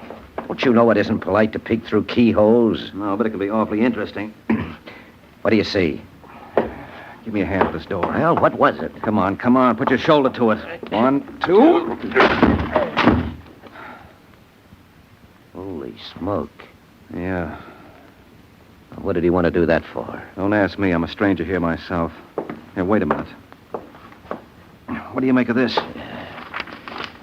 To whom it may concern, this was the only way. I killed Larry Gordon. It was all Claire Marlowe's fault. She led me on. I thought with Larry out of the way, we'd have a deal, but I was a chump. Don't bother looking for any relatives. I haven't... Hey, cut that out, Mike. I was only going through his pockets. Well, you know better. I just wanted to see what he had on him. Well? Well, someone was here before me. All he's got on him are these 2 keys.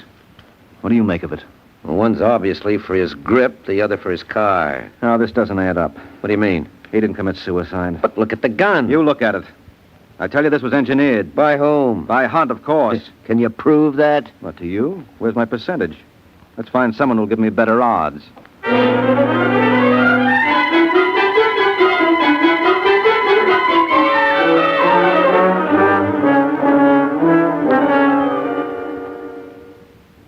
can't believe it.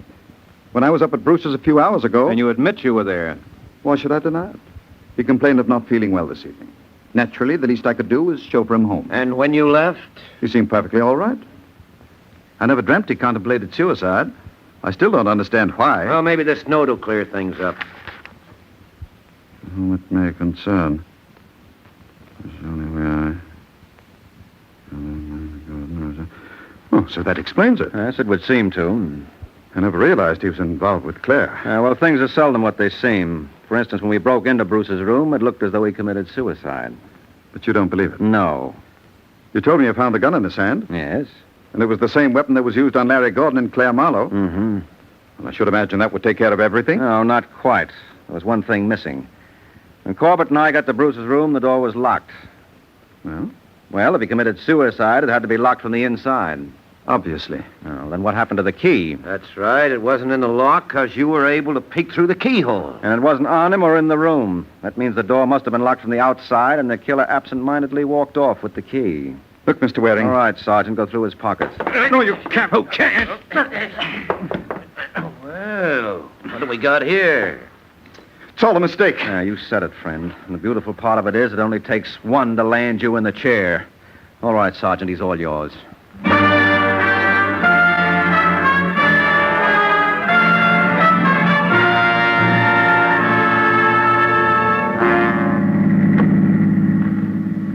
Well, like my father used to say, another day, another dollar. And believe me, you didn't earn this one. I did all the work. Well, you schlump. You should talk. You gave Hunt that alibi. You're out of your mind. If it hadn't been me, it would have been some other private dick. Come again? Look, it all comes down to one thing. Hunt had two of us trying to locate Claire. He probably waited until the other boy came through for him before he even hired me. Well, what was the point? Give himself that alibi.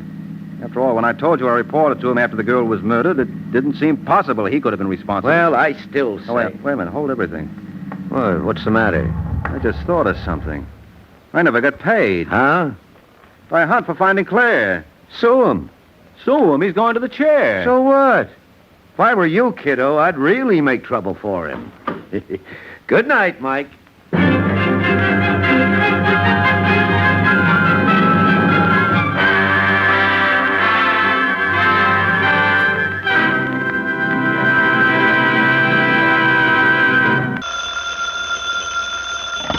Hello?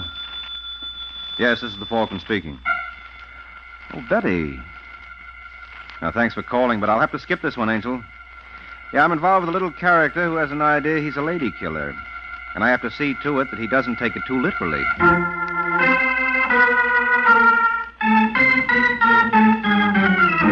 This is Ed Hurley, friends, inviting you on behalf of the Kraft Foods Company to listen to The Adventures of the Falcon, starring Les Damon. You met the Falcon first in his best-selling novels. Then you saw him in his thrilling motion picture series. Now join him on the air when the Falcon solves the case of the neighbor's nightmare.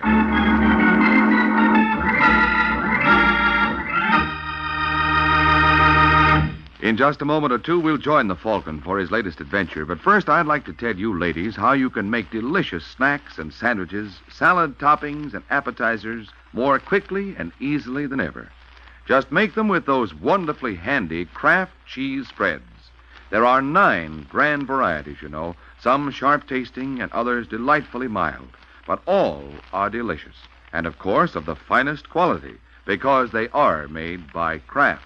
And for years, Kraft has been famous for foods of the finest quality. Try some of these handy helpers tomorrow. Take home several of the 9 famous Kraft cheese spreads.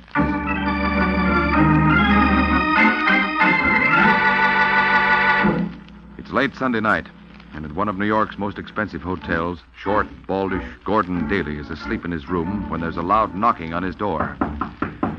Daly sits up, fumbles for the bedside light, then staggers sleepily to the door while putting on his bathrobe. At the door, he stops and puts his head close to it. Who is it? I have the room across the hall. I must talk to you. Well, it's late. Yes, I know, but please open the door. I'm afraid. Afraid? Why? Open the door, I'll explain. Just a minute. Now, what is... Let me in, please. But it's late, and I suppose, somebody this time of night... Just for a minute till I collect myself. Well, all right. Thank you. I know this seems strange, and when I explain, you're going to think I'm silly. Am I? I'm afraid so. You see, I had a nightmare. Oh? I was afraid to be alone. Isn't that childish? Well, I guess so. I get so frightened I just can't stand it. Look, do you have a cigarette? Oh, yes, just a minute. Here you are. Thank you. Look how my hand's still shaking. Well, here, I'll light it for you. There. I saw you on the elevator and coming in here a few times. You look, well, understanding. And when I get these awful dreams... I know how you feel. I've had nightmares. It's really my own fault. I should have put the money in the bank instead of splurging. What? You see, I've never had much all my life. And then all of a sudden to have $25,000, it's like coming into a fortune. Did somebody leave you money? No, I made a lucky investment. You see, I'd saved up a few $1,000s over a period of years, and then I heard of this opportunity, a new process for refining oil, so I put in all my savings. And you took out $25,000? Yes, in just a few months. I probably should have left it in. I might have been really rich. But $25,000 seemed like rich to me. I bought furs and jewelry, and I'm living here. Your $25,000 won't last long at that rate. Well, I may reinvest some of it, but I want to have my fun first. Yes, I see how you feel. The only trouble is I never had anything before. I was always so careful. That's how I saved up the few thousand I had. So now with my room full of expensive things, I keep getting these nightmares that somebody's trying to break in and rob me. Yeah, but now about this investment... I get so frightened when I have those dreams. I suppose it's because I... Oh, listen to me rattling on about myself.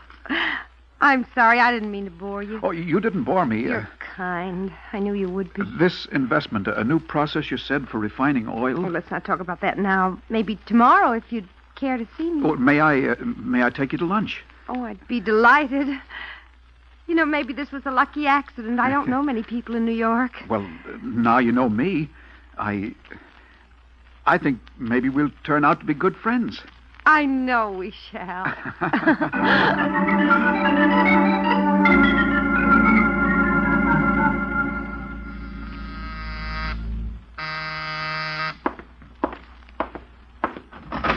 Yeah? How do you do, sir?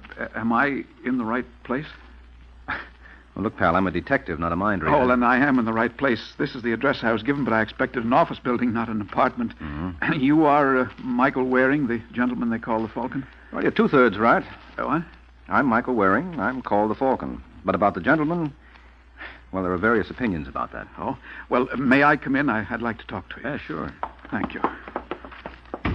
Well, Mr. Daly. Gordon Daly. Daly. Gordon Daly. What can I do for you? I want you to investigate someone for me. Mr. Barnes. Harold Barnes. Mm-hmm. And what's this Barnes, Harold Barnes done? Well, I invested $15,000 with him a month ago, and something's come up. I need my money. I've asked him for it, but he keeps putting me off. And you think he's pulling a fasting? I'm not sure what he's pulling. That's what I want you to find out. Well, how come you invested with him in the first place? Well, you see, Muriel, a friend of mine, put her money in Barnes' company, and she made a fabulous profit. Fabulous is a nice word for it. Just how good a friend is this Muriel? Oh, very good. Uh-huh. For how long? Oh, about a month. Mm-hmm. She crooks the finger, you rush in and get stung. Oh, now, don't get the wrong idea about Muriel. She's a nice girl. Oh, no doubt. She wouldn't lie to me. No, of course not. She claimed dealing with Barnes is profitable for her. Well, I'm sure it is. A nice fat profit for every sucker she lands. Now, you're wrong. Well, in that case, do you still want to hire me? Yes, but you'll find out how wrong you are. All right. You're thinking of this as a swindle, but it's not. Barnes meant to pay off, I'm sure of that. He did pay off to Muriel, but now something's happened and he's stalling. Apparently, he's hard-pressed for cash. Mm-hmm. Well, if Mr. Barnes is so hard-pressed for cash, I think I'll offer him some and see what happens.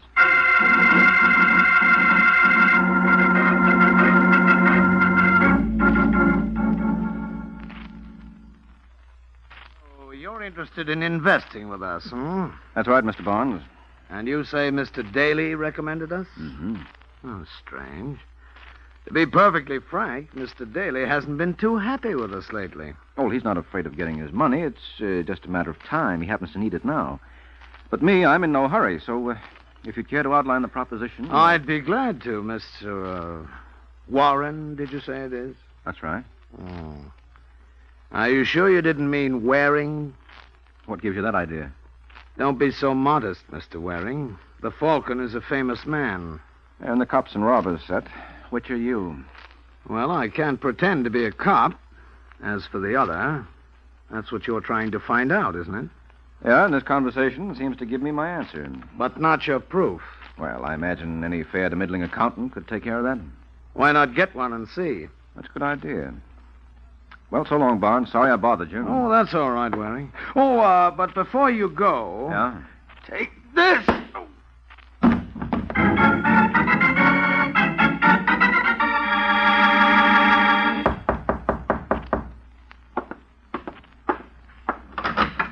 Oh, come on in, Muriel. I've almost finished packing. Say, where are your bags? I haven't packed yet. Why'd you want me to drop by here? Because I wanted to know what happened. I thought you were going to keep Daly in line. I said I'd keep him happy. He's happy. Yeah, so happy he hires a detective. Well, he's the cautious type. Well, this is the end of the line. With Waring on us, we've got to move. We were stretching it pretty thin anyway. One of the suckers was bound to get restless. We're just lucky we have time to pull up stakes. But we'd better hurry. That gunbutt's not going to keep Waring asleep all day. You shouldn't have slugged him. You'd bluff. What's to bluff? He could smell the setup. You didn't have to tip that you knew him. You could have played along. That would have given us more time. We have enough time if we don't waste it gabbing. All right. Where's the cash? In this suitcase. How much does it come to? Oh, somewhere around 80 grand. That's 40 apiece. Not bad. I was counting on more. Well, if Daly hadn't got itchy... I'm not interested in ifs. I want cash. You'll settle for what's here. Not 40. I have plans. They call for big money. Now, don't get the idea I'm cutting you in for more than half. Oh, I'd never make that mistake, Barnes, knowing you. So I'll have to do my own cutting. I'll settle for 80. What? I said I'm taking the full 80. You're out, chum. If you don't believe me, maybe this gun will convince you. Hey, now, kid, wait a minute. I don't have a minute. So get out of my way. I'm taking the bag. That's what you think? No, don't. Oh.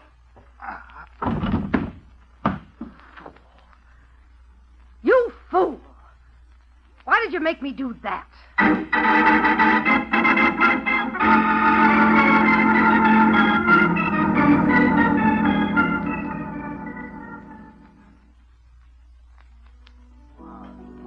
Hello, Gordon. Oh, Muriel, there you are. I've been waiting since 6. I know, I'm sorry. I'm so late. Something awful happened. Yes, I can see you. You look like you've had another nightmare. This one's real. I've got to talk to you, but I don't want anybody to hear. Well, there's a table in the corner. All right. I see Mademoiselle has arrived. You wish to be seated now, Mr. Daly? Yes, please. That table over there, if we may. Oh, certainly. You said you got here at 6, Gordon? Yes, that's when our reservation was for. And you gave your name when you arrived, didn't you? Yes. Yeah, good. This table, monsieur? That's right, thank you.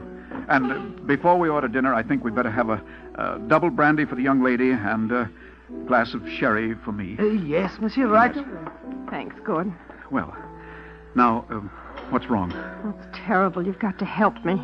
I'll try. I knew you would, darling. You're wonderful. Well, now, Gordon, Mr. Barnes phoned me. He said he wanted to talk to me at his apartment. His apartment? Yes, he said it was very important, so I went. But when I got to the door, I heard arguing inside, and then a shot. You mean a shot? Yes. And then the door opened, so I hid on the stairs, and I saw Peter Somerset come out and go to the elevator. Who's Peter Somerset? Oh, he's someone who invested with Mr. Barnes, too. Oh, I see. Well, then, did you go in? Yes. It was awful. Mr. Barnes, he was dead. Oh, dear, that means my money... You never know. Maybe Somerset took it. Excuse me. Brandy for mademoiselle, sherry for monsieur. Oh, yes. Thank you. Not at all. Well, Gordon? Well, we'll have to tell the police about Somerset. Well, that's just it. I can't. I don't dare. They might think I killed Mr. Barnes. Why should they? Well, they jumped to conclusions. I was there at the time of the murder. That's what's so awful. I was thinking, Gordon... I know it's a lot to ask, but I was thinking... Yes? Well, the shooting took place at 6:15. You were here in this restaurant. You got here at 6. The waiter saw you. You have a perfect alibi. Well, yes, but what's that? Well, suppose you say that you were at Mr. Barnes tonight at around 5:30. And as you were leaving, you saw Mr. Somerset go in. Oh, I couldn't do... Well, Mr. Somerset was there. I saw him. And you're in the clear as far as the murder goes because you were here when it happened. I know, but a thing like that... For me... I don't know what to say. Look, Mr. Waring, he's a detective. If I tell him what you saw, Oh, no, maybe no. You mustn't tell anyone that I was there, especially a detective. No, if you won't help me, Oh, you know I'll help you. But if there's only some other way... There isn't any other way. The only way you can help me is to say you were there yourself. All right, Muriel. I was there. At 5:30.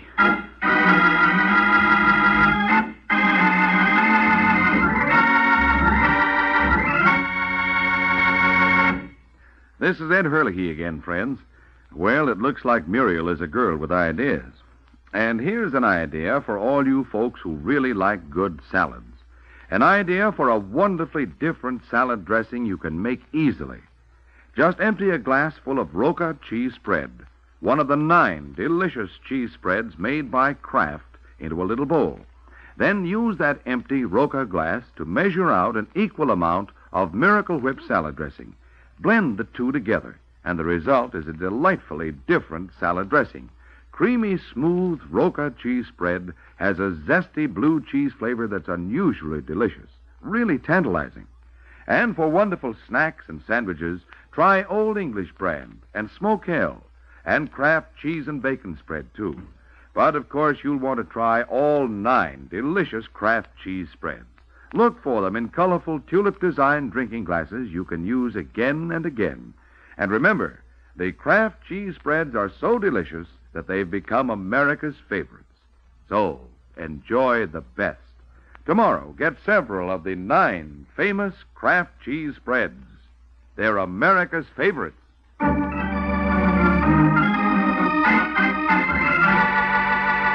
Now, back to the adventures of the Falcon. A half hour has passed since Gordon Daly agreed to save Muriel's neck by placing himself at Barnes' apartment at 5:30. Now he's phoning the Falcon. Hello. Hello, Mr. Waring. This is Gordon Daly. Oh, yes, Daly. I'm glad you called. I've been trying to reach you. Well, I saw Barnes for you. Looks bad for your money. He plays dirty pool. I've got the head to prove it. What? He slugged me and skipped. I called in his description to the police. They're looking for him. What, they found him. I just heard on the radio he's been murdered. What? Yes, that's why I'm calling. I think I know who did it. Yeah, who? Mr. Somerset, Peter Somerset. How do you know that? I saw him. You see, I went up to Mr. Barnes' apartment this afternoon. You went up there? Why? Well, he phoned and asked me to. What did he say when you got there? Nothing much. He asked you to go over so he could tell you nothing much, huh? Look, why are you asking me all these questions? Aren't you working for me? Well, I thought so, but you seem to be taking matters in your own hands. Well, but Barnes asked me. Uh-huh. That's the truth. And as long as you're so skeptical, before you get the idea I had anything to do with the murder, I want you to know I was in a public restaurant in front of witnesses at 6:15 when the murder was committed. I see. Now, how come you know when the murder was committed? What? Oh, that was on the radio, too. Well, if you weren't at Barnes' at 6:15, how come you're so sure Somerset is the murderer? Well, I'm not sure, only he was there. At the time of the murder? I don't know. He just went in as I was coming out. When was that? 5:30. 45 minutes before the murder. Well, it's just a lead, but I thought you ought to know. The important thing now is my money. If Mr. Somerset is the murderer, maybe he... Yeah, maybe he. Where can I find him? He's in the phone book. All right, I'll check on him. So long, Daly.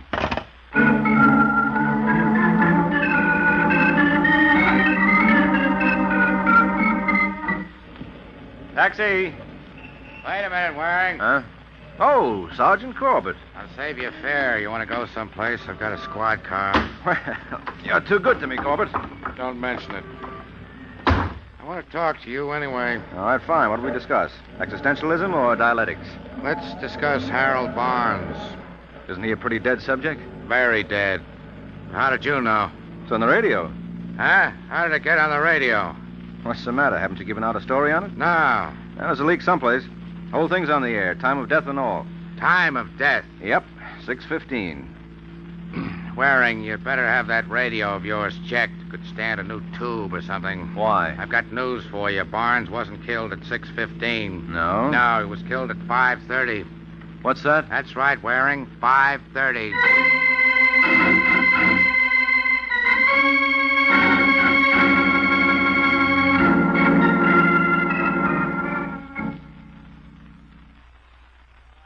You gonna talk? I've been talking.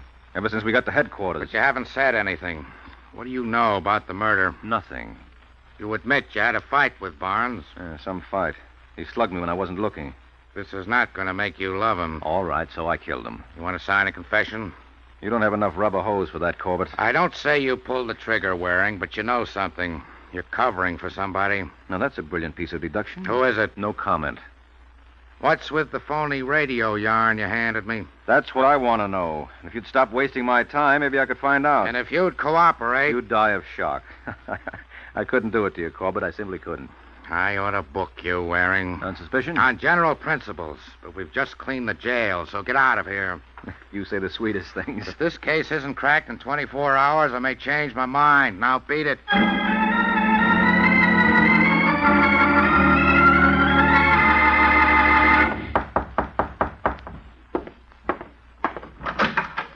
Oh, Mr. Waring, come in. Yeah, Daly. Daly, where'd you get the idea Bonds was killed at 6:15? Oh, I told you, the radio. Wasn't on the radio. But I heard it. No, it's no use, Daly. That's too easily checked. Well, I have nothing else to say. You know, chum, when somebody has the facts of a murder before the story is out, it usually means he had something to do with it. I have an alibi. Uh-huh. So this isn't the usual situation, especially since those facts of yours happen to be incorrect. What do you mean? I mean that the murder didn't take place at 6:15. It didn't? No, it didn't. It happened at 5:30. What? Yes, just the time you admitted being at Bonds. Oh, no, there's some mistake. And you made it. I didn't kill him. Well, I don't think you did. You wouldn't have stuck your neck out so far if you had. I'm glad you realized that. Yeah, so that leaves just one explanation. Does it? You mentioned a friend when I first talked to you, Muriel. Yes? Nice girl, you said. She wouldn't lie to you. Not much. She'd just trim you out of your savings and then frame you for murder. Well? I don't know. It was Muriel, wasn't it?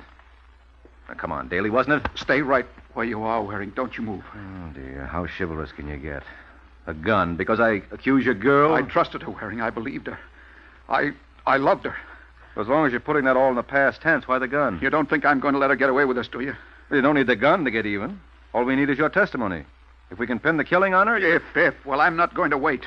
And I'm not interested in just giving testimony. For once in my life, I'm going to do something. Now, wait a minute, No, Daly. you stay right there. This is between me and her. We're going to have it out, and don't you try to follow me. If you do, I'll kill you. I'm not joking, Waring. I'll kill you.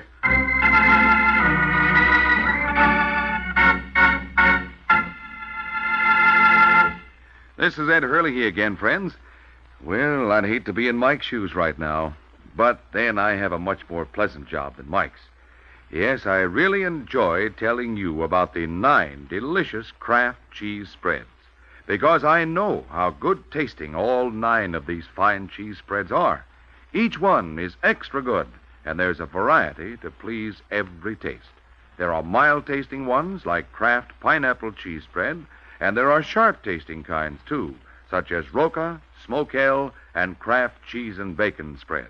They're all good to eat, and actually good for you, too, because they're wholesome dairy foods made from only the finest, purest ingredients. For easy sandwiches and snacks your folks can help themselves to, keep your refrigerator stocked with several of the 9 delicious Kraft cheese spreads.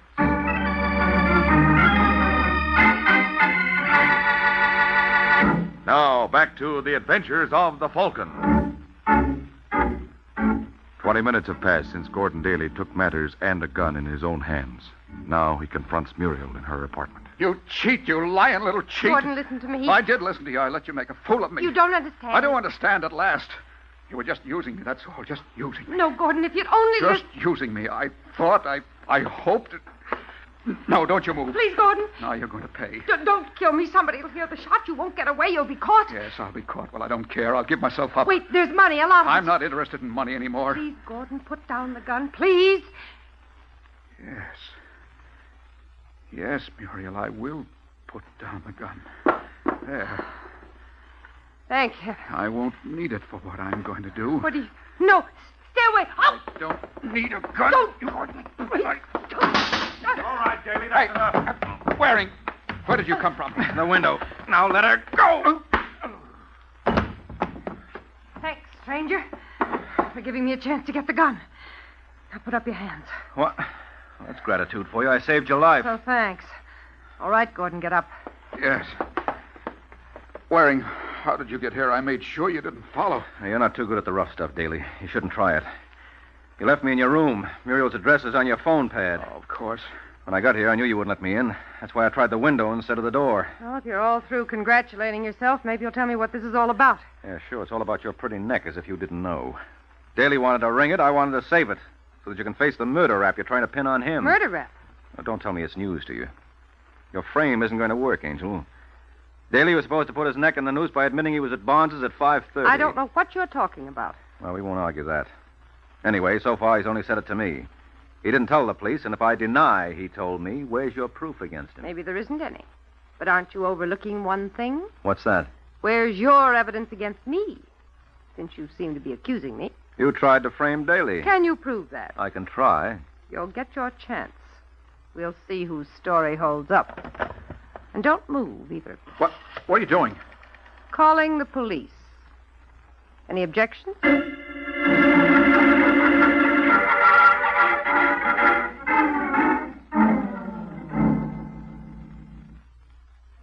has admitted being at the murder scene at 5:30, Sergeant. That's why he tried to kill me. No, that's not it. Daly, you and Waring both admit you tried to kill the girl. Well, I lost my head. Sure, just like you lost it when you killed Barnes. But, Corbett, can't you... Yeah, Waring, I see you're trying to build up Daly as a nice, innocent little sucker. So what's a nice, innocent little sucker doing with a gun? I told you, Sergeant. Muriel, she gave it to me. She told me Peter Somerset might try to harm me because I accused him, and I needed to protect myself. Sergeant, you don't believe... You bet I don't believe. Waring gives me a lot of double talk. Now he admits he was covering for Daly. He admits Daly pulled a gun on him, and the gun turns out to be the murder weapon. Murder weapon? That's what ballistics says. So, with the gun, with the second murder attempt, with Waring's double talk, no. There's only one answer this time. Can't you see it's a frame? Did you ever see a murderer who wasn't being framed, Waring? But the girl told him what to do. She didn't tell him to pull a gun on you. She didn't tell him to try to strangle her. She didn't tell you to hold back on me. Her story makes sense. Yours and Daly's still doesn't. All right, Corbett, you win. But do you know how much I win, Waring? What? I could hold you, too, for obstructing justice, and don't think I wouldn't love it. Oh, come now, Corbett. I know that behind that stony facade there beats a heart of granite. Keep up the bright dialogue, chum. But you've just got one out. Otherwise, I throw the book at you. And what's my out? You sign a statement saying Daly admitted to you he was at Barnes at 5:30. All right, Corbett. No, Waring, don't. The truth, Daly. But it'll clinch the case. I don't mind about myself, but this means Muriel will go free. She'll get away with everything. What can I do? Go ahead, Corbett. Have the statement typed out. I'll sign it.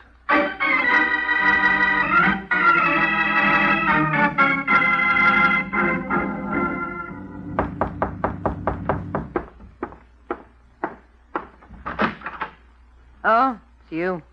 Well, that's a friendly greeting, Muriel. Still haven't forgiven me for saving your life. I still haven't forgiven you for trying to pin a murder on me. Oh, well, we all make mistakes. I signed the statement tying it to Daly, didn't I? When you couldn't help yourself. What do you want? In? Sorry, I'm busy. Doing what? What's it to you? I thought I might help. No, thanks. Goodbye, Mr. Waring. Not so fast. I happen to be interested in you, Muriel. Thanks again, but it's still goodbye. In fact, I'm so interested, I've been following you ever since they threw Daly in the can. What's that? You see, I knew this was more than a murder. Barnes was working a neat swindle. Must have collected quite a bundle. But the police had searched his place and Daly's. No dough. So what am I supposed to do? Well, I haven't given up on you, Angel. That's why I've been hanging around. A little while ago, you received a parcel post package. What was in it? You tell me. Okay, I'll make a stab at it. You mailed the swindle money to yourself. Let Uncle Sam hold it for you while the heat was on. Nice guessing. Where does it get you? I'd like to see the package. You'd like to take a walk. All right. I'll be back with Sergeant Corbett. No, you don't. No guns, Angel. Let go. Not yet. Let me have that. You're trying to pull this just about clinches things, Muriel. You can't prove anything. I proved enough to get Sergeant Corbett up here with a search warrant. That ought to wrap things up. Let's go phone him, shall we?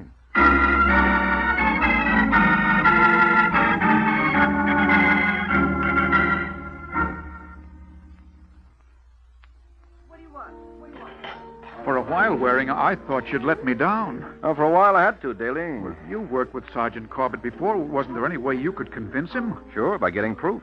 That's what I did. And in the meantime, I had to sit in jail. Well, wasn't it worth it to save you 15 grand? Not to mention your neck? It was worth it to get even with Muriel. You sure are one for revenge. I think of how much I loved that woman. Well, I still do, I guess.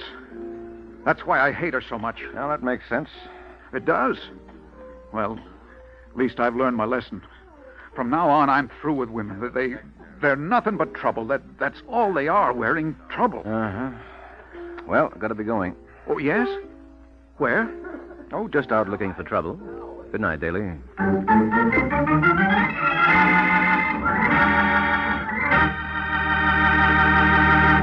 For the best in taste in the margarine you buy, get Parquet margarine made by Kraft. Yes, Parquet is the margarine millions prefer to any other because it tastes so good. And it tastes so good because it's always fresh.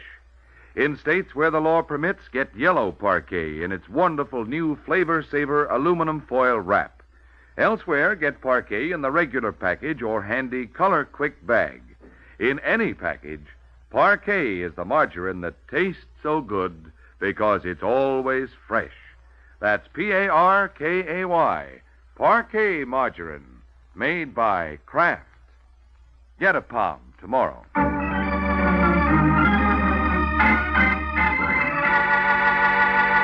The Case of the Mighty Muscle. The Case of the Mighty Muscle. That's the title of next week's adventure of the Falcon, when Mike Waring learns that some people don't need a moving van to move in. A little Colt 45 can carry a lot more weight. So be sure to listen at the same time next week to another exciting adventure of the Falcon, brought to you by the Kraft Foods Company. The Adventures of the Falcon are based on the famous character created by Drexel Drake, produced by Bernard L. Schubert, written today by Gene Wang, and directed by Richard Lewis. Music was by Arlo. Les Damon was starred as the Falcon, with Ken Lynch as Sergeant Corbett. Be sure to hear The Great Gildersleeve next Wednesday evening over most of these stations. In next Wednesday's broadcast, Gildy comes face to face with an hilarious problem and solves it in a way that will keep you laughing for days. Remember the show, the time, and the place, The Great Gildersleeve, next Wednesday evening over most of these stations. Check your newspaper for time of broadcast. This is Ed Hurley, he's speaking for the Kraft Foods Company. Jimmy Durante, Fred Allen, and Judy Holliday visit the big show today on NBC.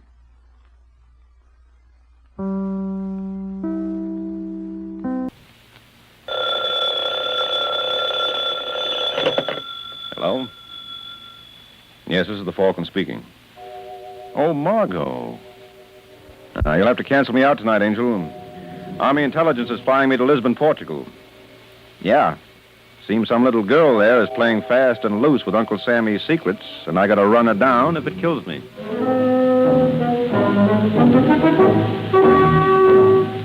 Once again, the National Broadcasting Company brings you the transcribed Adventures of the Falcon, starring Les Damon. The Adventures of the Falcon, dedicated to private investigators everywhere. Those hard-hitting detectives who, like Mike Waring, risk their lives to aid law enforcement agencies. So join him now when the Falcon solves the case of the silent butler.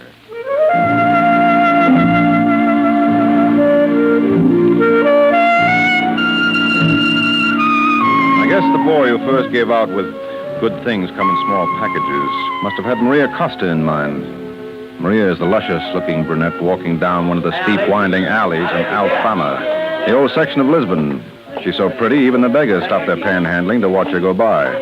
And 15 feet behind her is a man in a white suit and a white Panama hat, who obviously feels she's worth more than a second glance. He must. He's been following her for days. All right, senor. What is the meaning of this? You talking to me, lady? Yes. What can I do for you? You can stop following me. Following you? I saw you at the Castello de São Jorge. You mean that Moorish fortress up on the hill? Yes. Oh, not me, sugar. Well, I wouldn't make that climb for anything. I know it was you. And yesterday you on the Rua Aurea. If that's the section where the goldsmiths have their shops, you're mistaken. I aim to cover that tomorrow. You are lying. Not me, no man. You ask anybody. They'll tell you Dixie Harris ain't told a lie since he was knee-high to a grasshopper. No, ma'am, it must have been some other tourist in a white suit. Well, in the future, you will be so good as to leave me alone. Why, sure, Maria, anything you say. How did you know my name is Maria? Did I call you that? Yes. Well, now, what do you know? I guess there must be something in that mental telepathy business after all. I demand to know why you are following me. Well, I told you, honey, I'm just doing a little sightseeing. And you're the prettiest sight I've seen in all of Portugal. And you can't blame a fella if he comes back for a second look, can you? I'll be seeing you, sugar.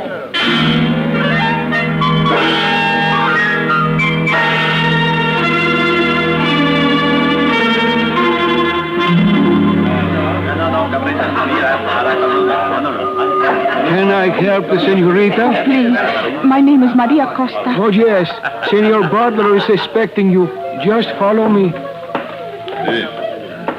Has he been waiting long? Oh, perhaps a half hour. Maria, Oh, hello, Stephen. I was beginning to worry. Oh, thank you, darling.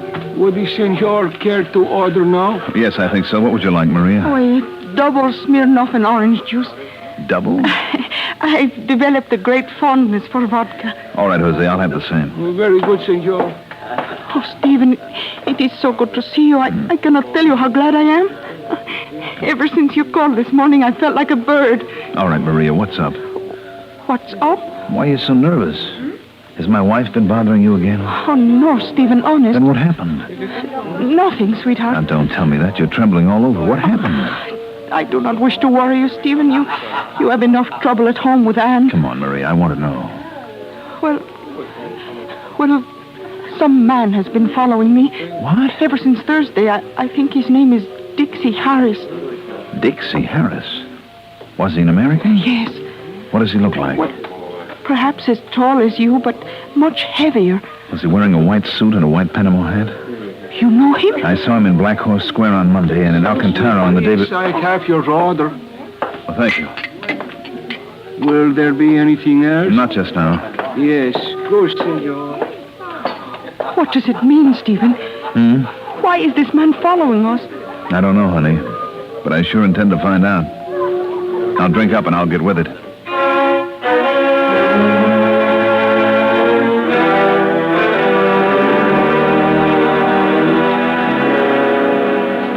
Four, two, 1. Hello? Have I the honor of talking to that distinguished gentleman known far and wide as the Falcon? How are you, Dixie? How in the world did you know it was me? I recognize you by a white suit. How we doing? Well, not so hot, Mike. Maria spotted me. When? This morning in Alfama. Tough. I'm sorry, pal, but it couldn't be helped. Though I managed to tail her to the Cafe Europa where she heisted a couple with Steve Butler. It's always Steve Butler, isn't it? Uh-huh. You learn anything else? No, not a single blessed thing. If you ask me, friend, we got a bum steer. That gal's no spy. And what about those confidential reports from the embassy we found in her apartment? I'm beginning to think they were planted. By whom? By the same little lady who gave us the original tip. Are you able to latch onto her again? Nope. That name she used was a phony. Well, I don't get it. Me neither. But I lay you 6'2", and even somebody's trying to frame Maria. What gets me is why. Yeah, that's a very good question, Dixie. I'll get busy on the answer right away. Keep in touch, fella. I may have news for you real soon.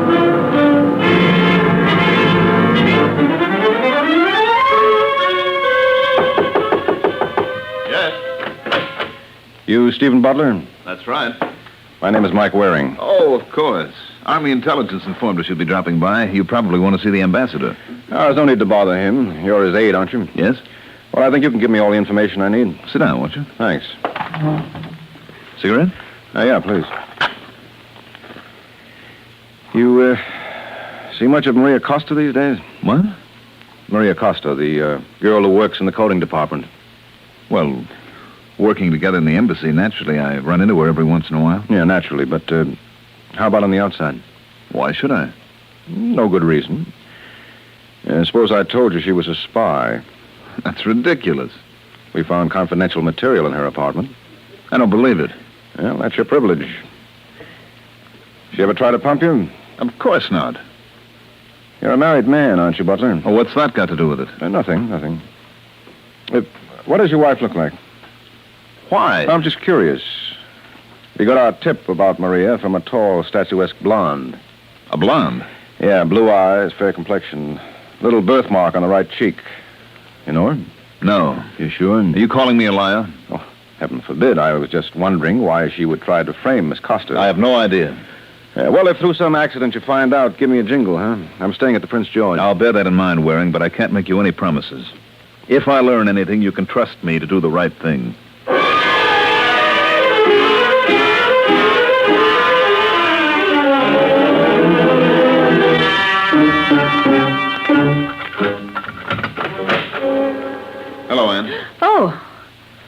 Steve, you startled me. I didn't think you'd be home. Yeah, it is kind of early for me. Oh, I gotta get off my feet. I had the most miserable day. Oh. I had a pretty lousy one myself.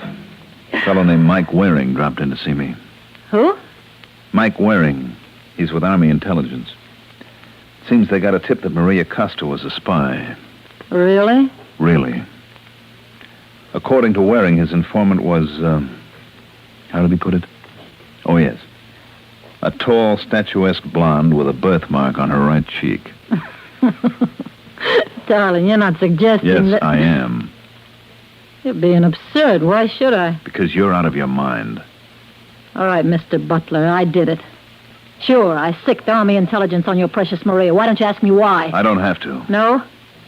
Do you think I was blind? I know you're in love with her. You know, it's a funny thing, Anne.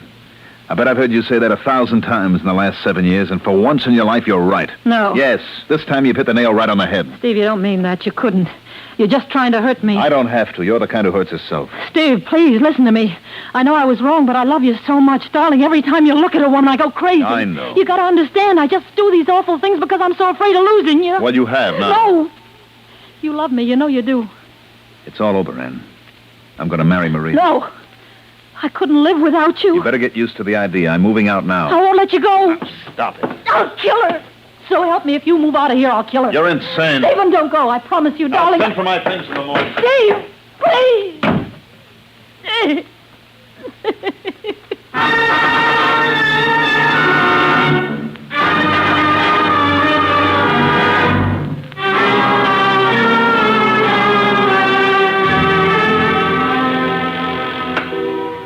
Continental Hotel, your order, please.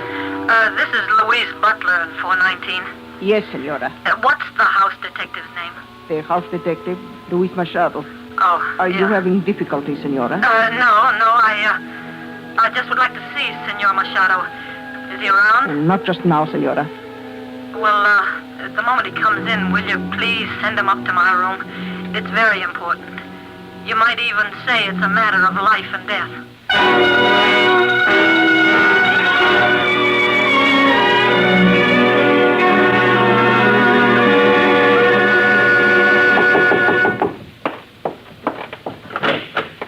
Senora Butler, Yeah?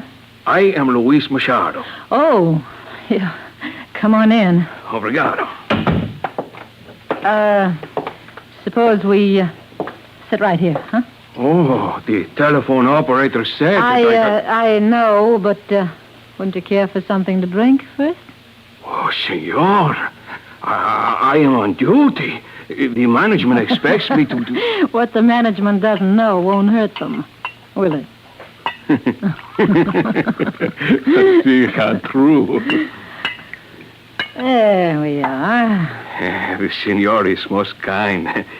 If there is any way I can reciprocate... There is. You have but to command Luis Machado. How would you like to make yourself $500 American? I would like you very much.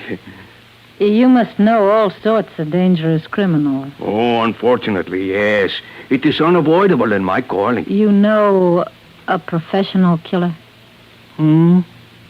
A man who would commit murder for a price. Senora Butler. I'll pay him $5,000. You are jesting, no? $5,000 cash and $500 for you. I got the money right here in my purse. It pleases the senora to make fun of Luis Machado, huh? You don't believe me? Oh, naturally not. If I did, it would be my sacred duty to inform the police. You're right, senor. I was just pulling your leg. It was just a bad joke. I am relieved for a moment. You thought I really meant it, huh? Yes. Now, what would I want with a hired killer? After all, if you want a job done right, there's nothing like doing it yourself, huh? I do not understand. It's not important. Senor, I hate to rush you, but would you mind finishing your drink? Huh? I just remembered I got something to do.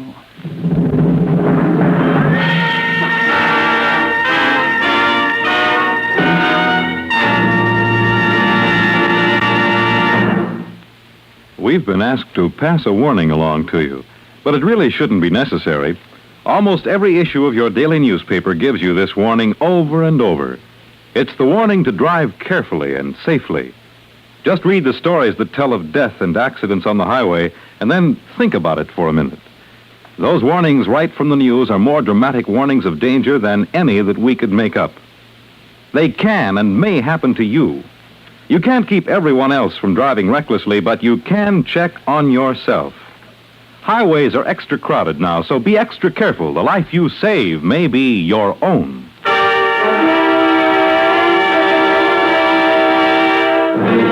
Now back to the adventures of the Falcon.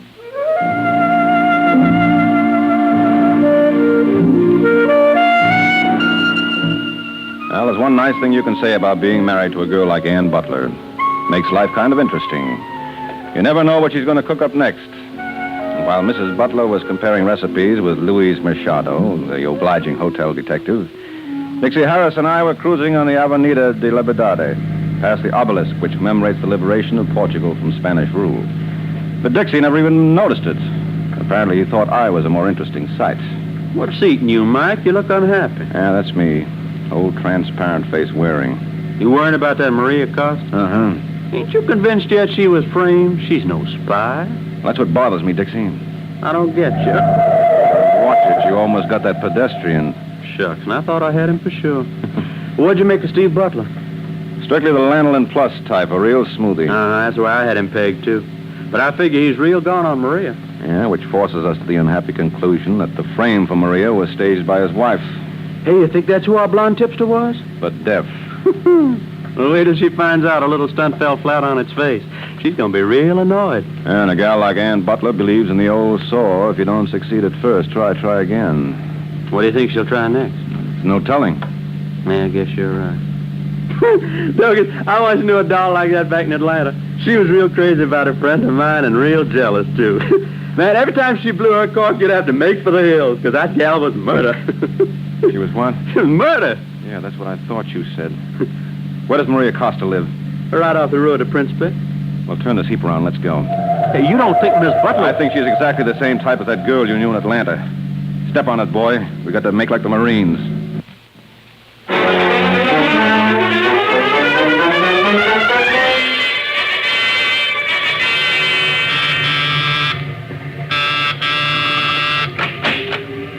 Si, senores. Oh, no. Let's get out of here, Mike.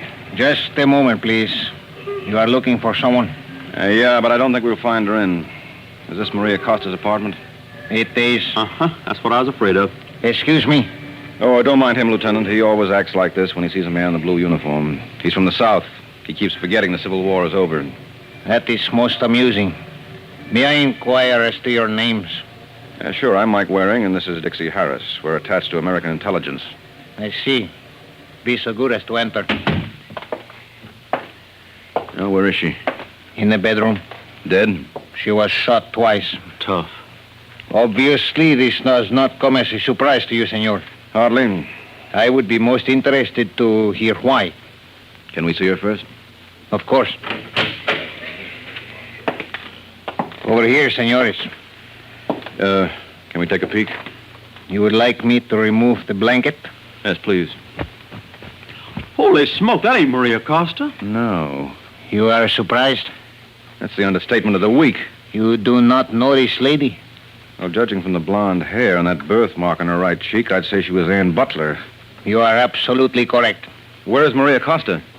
Senorita Costa has momentarily disappeared, but it is of no import. We have already apprehended the assassin. Who is it? The victim's husband. Steve Butler? I don't believe it. He has even obliged us with a confession. Where is he? In the Palace of Justice. Can I see him? It will be my pleasure.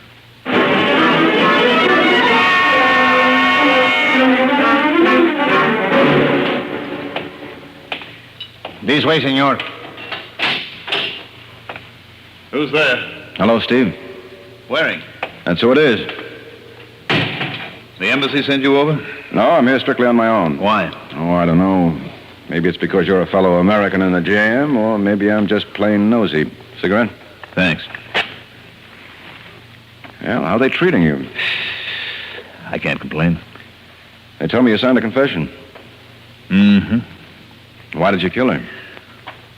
The usual reason. We didn't get along. Well, from what I hear, you haven't been getting along for years. When she tried to frame Maria Costa for espionage, that was the straw that broke the camel's back. So you picked up a gun and shot her, huh? Twice. Well, makes sense. Thanks. But why did you pick Maria's apartment to do the job? Well, it seemed like the best spot. Well, didn't it occur to you it might be embarrassing for Maria? I guess I wasn't thinking too clearly. It's funny. You impress me as a boy who always knows what he's doing. Where's Maria now? I've no idea. You wouldn't have made that confession to shield her. To shield her? Don't tell me I impress you as the noble type. No, strangely enough, you do. You're out of your mind. Mm-hmm. Well, we'll find out when we latch on to Miss Costa. Look, Waring, you mind your own business. Well, this is my business. You're an employee of the American Embassy. So is Maria. I don't want you bothering her. You understand? She had nothing to do with this. You're in love with her. I was not in love with her. It was just a little extracurricular activity. Uh-huh. I killed Anne, and that's all there is to it. Well, you ought to know best. But I like to keep an open mind. I'll be seeing you, Steve.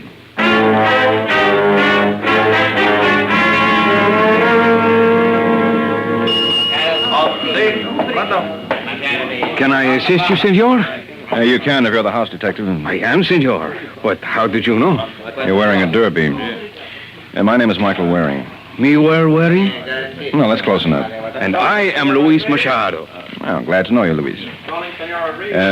Suppose you take a look at this. You are with the American intelligence. Uh-huh. And there is some way I can be of aid? So I think so. Oh, command me, senor. You heard about the Senora Ann Butler? Oh, yes. It is most sad. She and her husband were guests of the establishment. Yes, I know.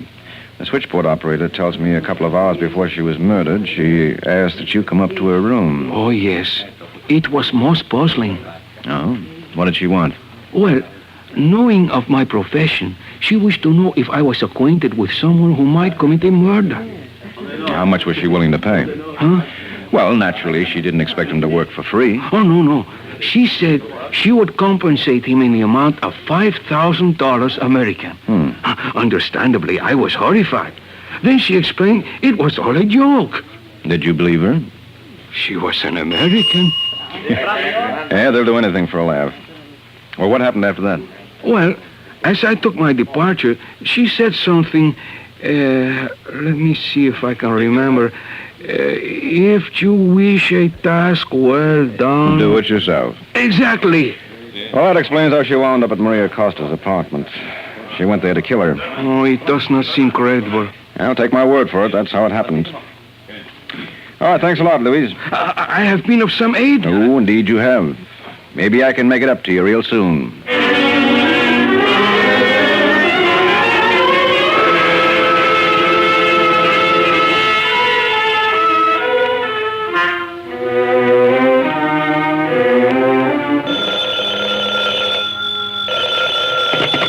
Hello? That you, Dixie? Yeah? Mike Waring. Oh, what's a good word, Pappy? Look, I'm at the Continental. I just got through at the hotel, Dick. Was there any help? Not much. How did you make out? I didn't.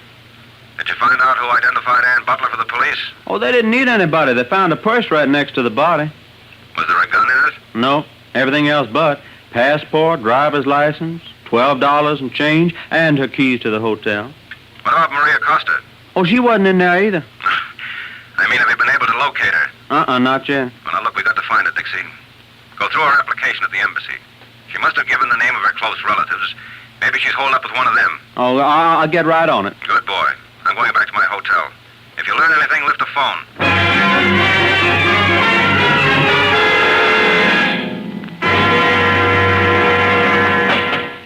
Come in, Senor Waring. Huh? You will be so good as to close the door? Oh, yes, of course. You know, you can't beat these Portuguese hotels.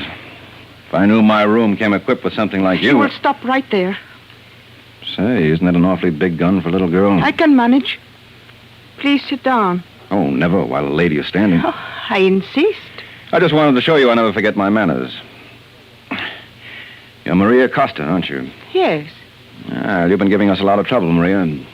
We've been looking all over Lisbon for you. Obviously, you did not look in the right place. Obviously.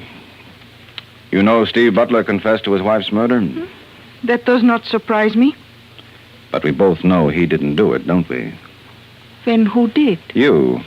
You're showing up here with a gun proves it. You are absolutely correct. Well, I always say if two people share a secret, it ain't no secret. Is that what you always say? Mm-hmm. Well, I think the problem is easily resolved. If I should kill you, that would leave only one. Hey, now, wait a minute. If there is a fallacy in my logic, Senor, I will be happy for you to point it out. I'll give you exactly 1 minute to try.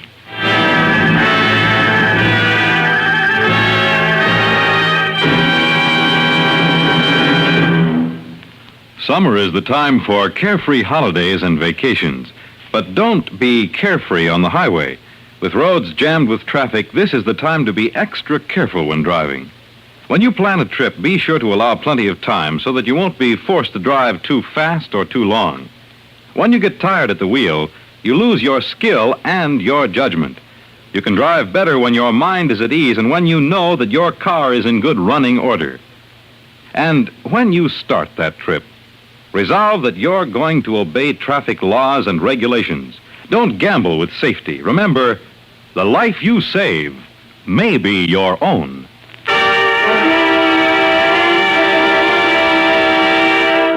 And now back to the adventures of the Falcon.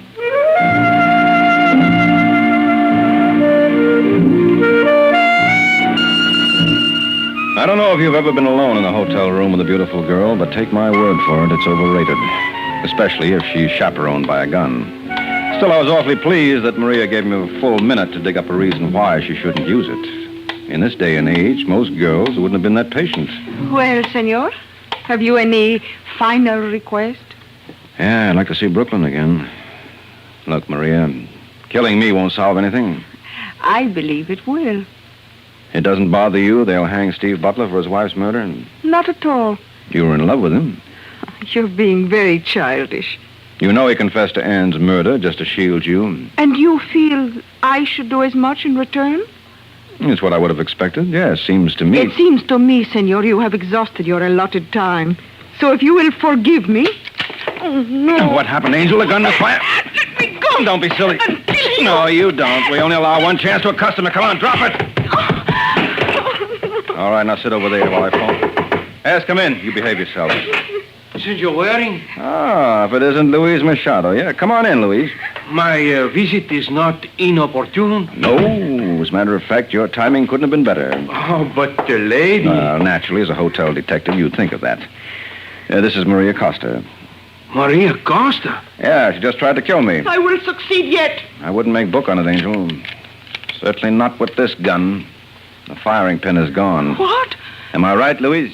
Let me see. Oh, but yes. Someone has filed it off. It would require a miracle for her to harm you with this. Mm-hmm. Well, strictly between us, I don't think she was really trying. You're insane. Really, senor? Don't you get it, Louise? She's in love with Steve Butler. So? So he confessed to shield her. Now, if she had just walked in here and did the same, what would have been my reaction? Well, senor, you would have thought that she was trying to protect him. That's right. I would have patted her shoulder and told her to go home like a good girl. So she decided to incriminate herself, and taking a shot at me seemed like the best way to handle it. No. Yes. And being the type girl you are, you wouldn't want to see me hurt, so you filed off the firing pin, hoping it would go unnoticed in the excitement. I tell you are wrong. Just relax, Angel. Hey, I do not understand. If she did not kill the Senora Butler, who did? Well, I'm glad you asked me that, Machado, because I just happened to be prepared with an answer. Now, who knew that Ann Butler had $5,000 on her to pay a gunman? Who alone had the opportunity to follow her over to Maria's apartment and kill her there for the bundle? Who? You. Oh, really, senor? Now, don't be unhappy, Luis. You couldn't use that money anyway. It's not inflammable. Where you're going, you'll need money to burn.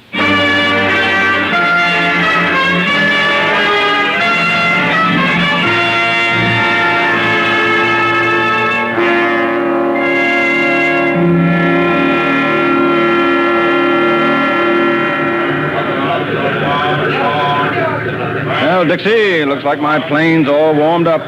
Madrid, I'm on my way. Now hold it, Pappy. Oh, you don't want me to miss it. You're not leaving Lisbon till you answer one question.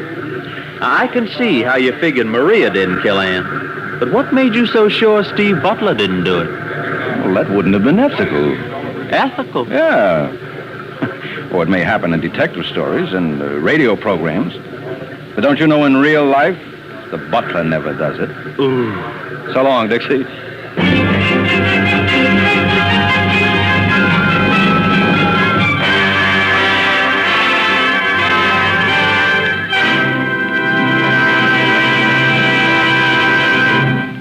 The Case of the Careless Corpse.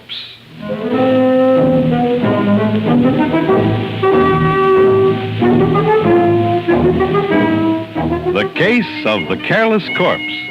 That's the title of next week's adventure of the Falcon. When Mike Waring learns that what some people will do for money is nothing short of murder.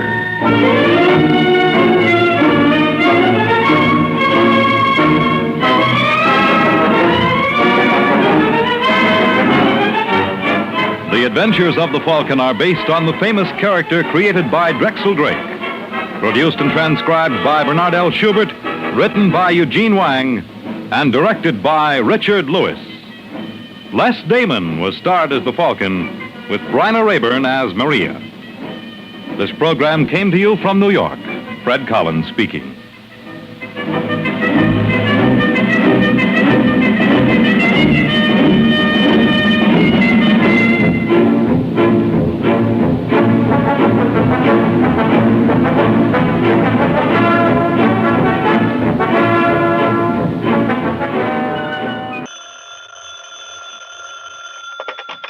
Hello? Yes, this is the Falcon speaking. Oh, Ginny. I'm glad you called, but we'll have to try another time, Angel. Tonight I'm involved with a case in which a gun has one bullet too many in it, and the man has the same trouble.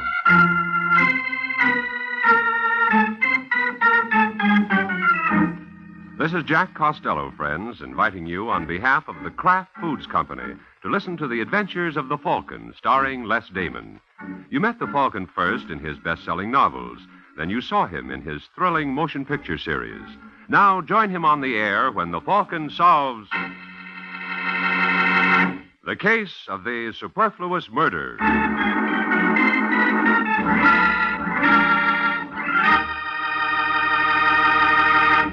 Friends, in just a moment or two, we'll join the Falcon for his latest adventure. But first, let me tell you about 9 ways you can save time in the kitchen. Just discover the 9 handy Kraft cheese spreads and enjoy snacks and sandwiches, salad toppings, and appetizers that are really easy and quick to fix. There are sharp-tasting Kraft cheese spreads and mild-tasting ones, too. You can depend on them all to be delicious. And, of course, you can depend on them to be the finest quality because they're made by Kraft. Try some of these handy helpers tomorrow. Take home several of the 9 famous Kraft cheese spreads.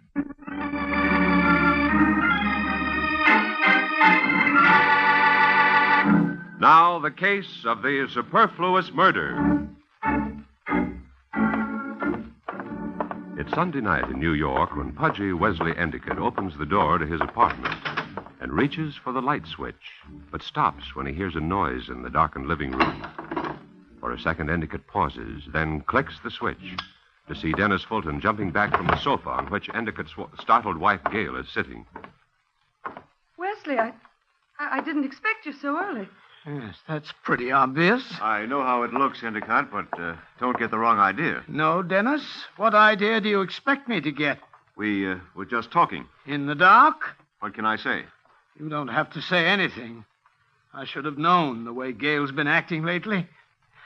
Gail, how could you do this to me? You really want to know? Yes. Then look in the mirror. Take a good look. You're not going to get away with this, either of No? you. What are you going to do about it? I'm going to kill that cheap double-crossing... No, Wesley, don't! Get out of my way!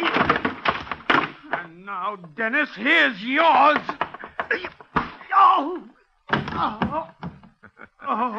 If you're going to fight for the honor of your home, Endicott, you'd better start taking boxing lessons.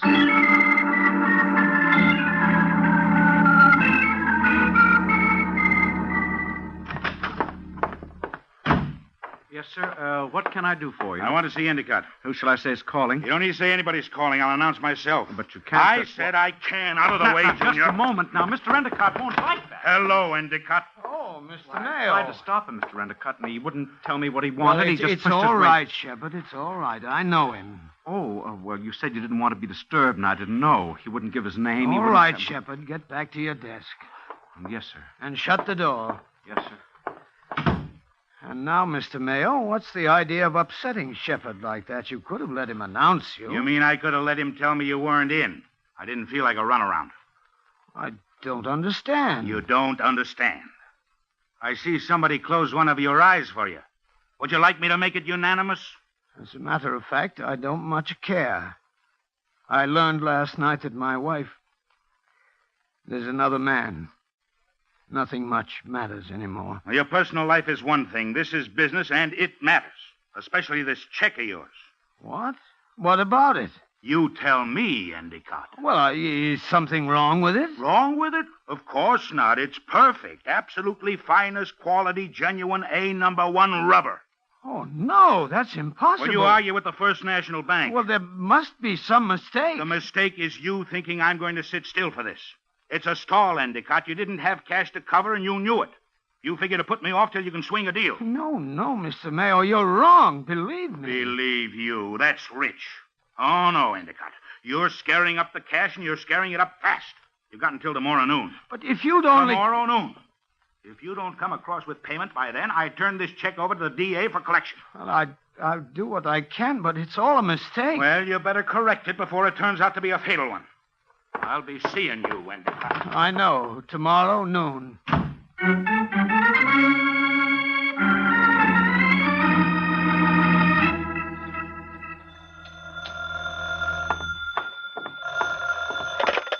Hello?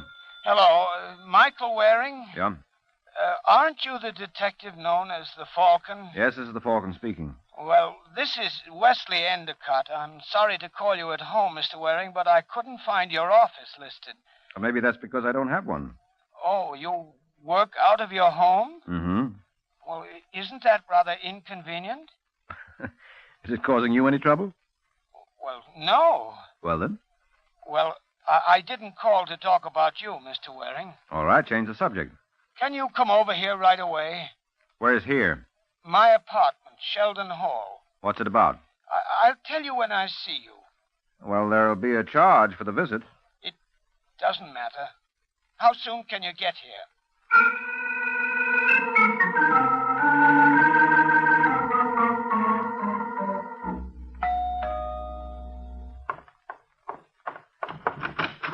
Yes?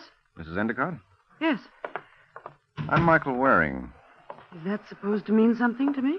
If you listen to the radio. I must hear the wrong programs. What do you want? Well, didn't your husband tell you? He and I aren't speaking. Oh, well, he and I are. That's what he asked me over for. Where is he? He's in the study. Last door on the right end of the hall. Thank you, Angel. You might tell him for me to quit sulking.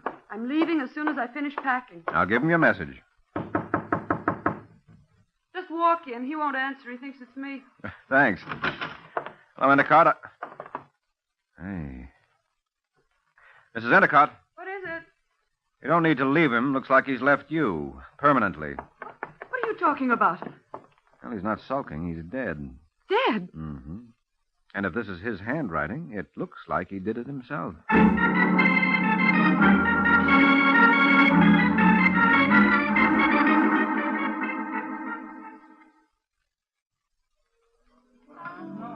Hello, Waring.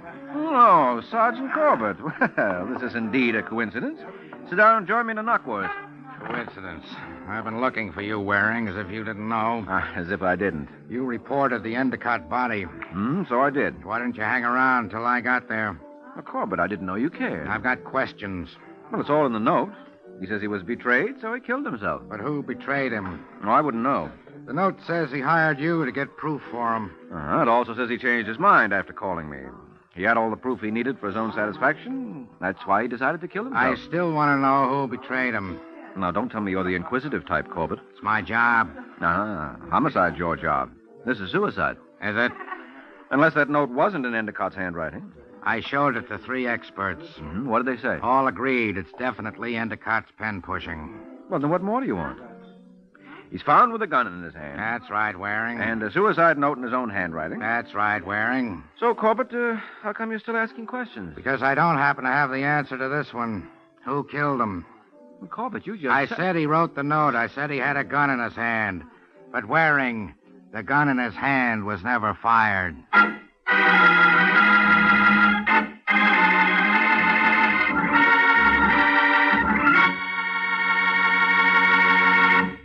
This is Jack Costello again, friends. All of you in favor of having good, hot biscuits for dinner, say aye.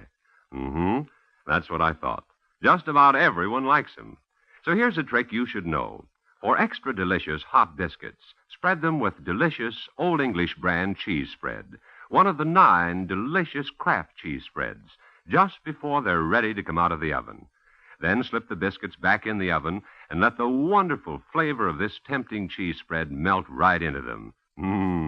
You'll have some of the best-tasting biscuits you ever enjoyed, because Old English brand cheese spread is so good. It's made of fine, sharp, aged American cheddar cheese for really wonderful eating. And it's smooth, creamy smooth for easy spreading.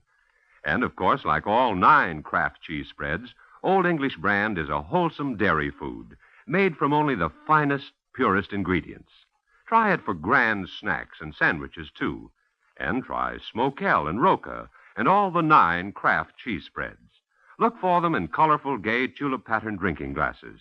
Collect a whole set while you enjoy the delicious Kraft cheese spreads. You know, the Kraft cheese spreads are so delicious, they're America's favorites. So be sure you get the cheese spreads made by Kraft.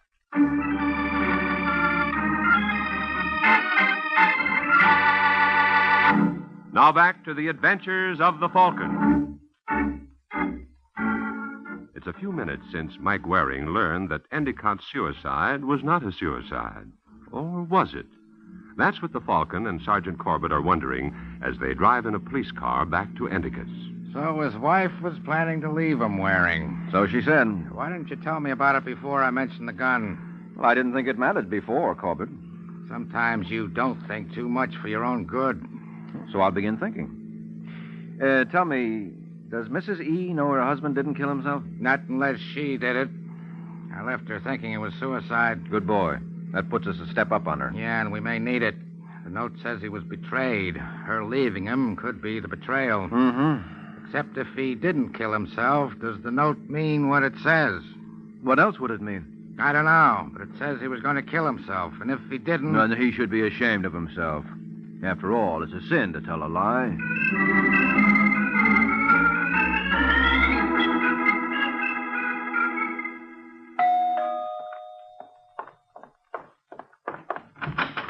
Oh, Sergeant Corbett and Mr. Waring. What is it now? There are a few more questions I want to ask you. I thought that was all finished. I've just been talking to Waring. He opened a new can of peas. Do we come in? Well, all right, I guess so. Thanks. Now, what is it? It's just that Waring tells me you were going to leave your husband.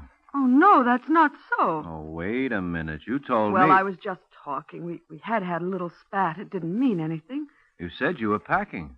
I often threatened to leave. I didn't mean it. Wesley knew it. This had happened often before. Had nothing to do with his death. You don't think constant fights with you But could... we always made up. Believe me, it didn't mean anything. What was the little spat about? Money. I wanted a new coat. Wesley said he couldn't afford it. He said business had been bad.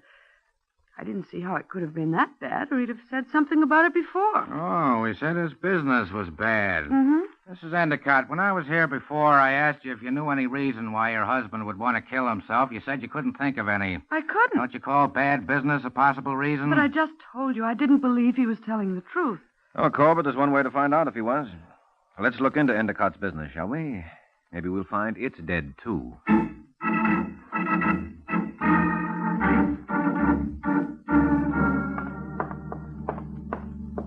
Here it is, Corbett, 705. Yeah. Nobody in here. Mrs. Endicott said Endicott's assistant would be here. Maybe he's in the back office. Yeah, maybe. Hello? Hello? What's that? Sounds like somebody moaning. Come on. Oh, there he is on the floor. Hey, what happened to you? Huh? It was Mr. Mayo. Mayo? Yeah. He came back and he started going through the files, and I tried to stop him, but... he knocked me out. Looted the office. I'll say he did. Look at the inner office, Waring. Looks like a whirlwind in the paperwork. Yeah. Are you Mr. Waring? Yes. Do you know what Endicott wanted to see me about? Well, didn't he tell you? Yeah, he didn't get around to it. Why, I suppose it has something to do with Mr. Mayo. Who's Mayo? Reginald Mayo. He's in building supplies. He was here earlier today, had a fight with Mr. Endicott, and then Mr. Endicott went home, and then a little later, Mr. Mayo came back. Mm-hmm. What was the trouble between Endicott and Mayo? Well, I don't know. Why not ask Mr. Endicott? No, I'm afraid that wouldn't do much good. So we'll have to try Mayo instead. Mr.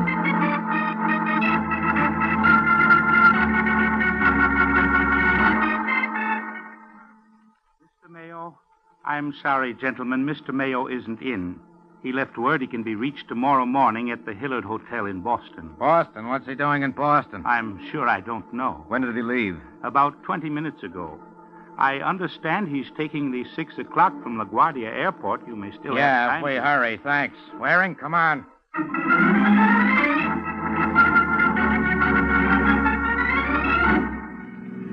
Well, this does it, Waring. Mayo's trying to get away, clinches it. It does? Sure. How about the Boston address? Why would he leave that if this is a runout? Well... And the plane he's taking, would he point arrows for us? Well, maybe it's a bluff. Maybe that's not his plane. Well, then what are we hurrying for?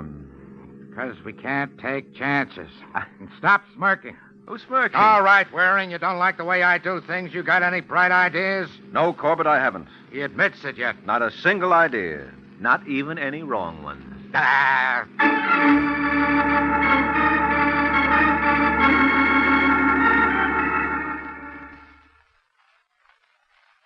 Sergeant, I've got important business They're in holding Boston. the plane, Mayo. Talk fast and make sense. Maybe I'll let you go. Maybe? I'm What's telling this you... important business, anyway? Conference, tomorrow morning, 10 o'clock. What's with you and Endicott? Why? I'll ask the questions. Well, at least you can want to come... miss the plane?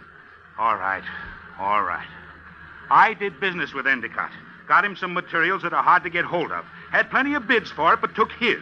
Then his check bounces. You wonder why I'm sore? Oh, the check bounced. That's right. So you push him around. I didn't push him around. I just warned him he'd better make good on that check by tomorrow noon or there'd be trouble. Except tomorrow noon you plan to be in Boston. I didn't know that this morning. This Boston business came up sudden. Yeah, didn't it, though? The murder wouldn't have anything to do with it, I suppose. Murder? What murder? Endicott's. What? He actually looked surprised, Waring. Maybe he is. Well, I don't know anything about the murder. Why did you go back? I'm not answering anything more without a lawyer. You went back to Endicott's. Why? I didn't. His assistant I'm says... not answering anything without a lawyer. What were you looking for? I'm not You're answering... not going to do so good in that Boston conference from a cell in New York. You can't hold me. Just because I had an argument with Endicott... I can hold you for beating up Endicott's assistant. Well, you're crazy. I didn't... He says you did. Look, Sergeant, I've got to get to Boston. I don't know anything about the murder. If you want answers, ask Mrs. Endicott. She can tell you more than I can. What gives you that idea? She was seeing another man. Yeah? Who says so? Endicott. All right, we'll check on that. But now, Mayo, I have nothing more to say. And you can sit in the cell until you think of something. Look, I gave you a lead, so now... thanks. Now get moving.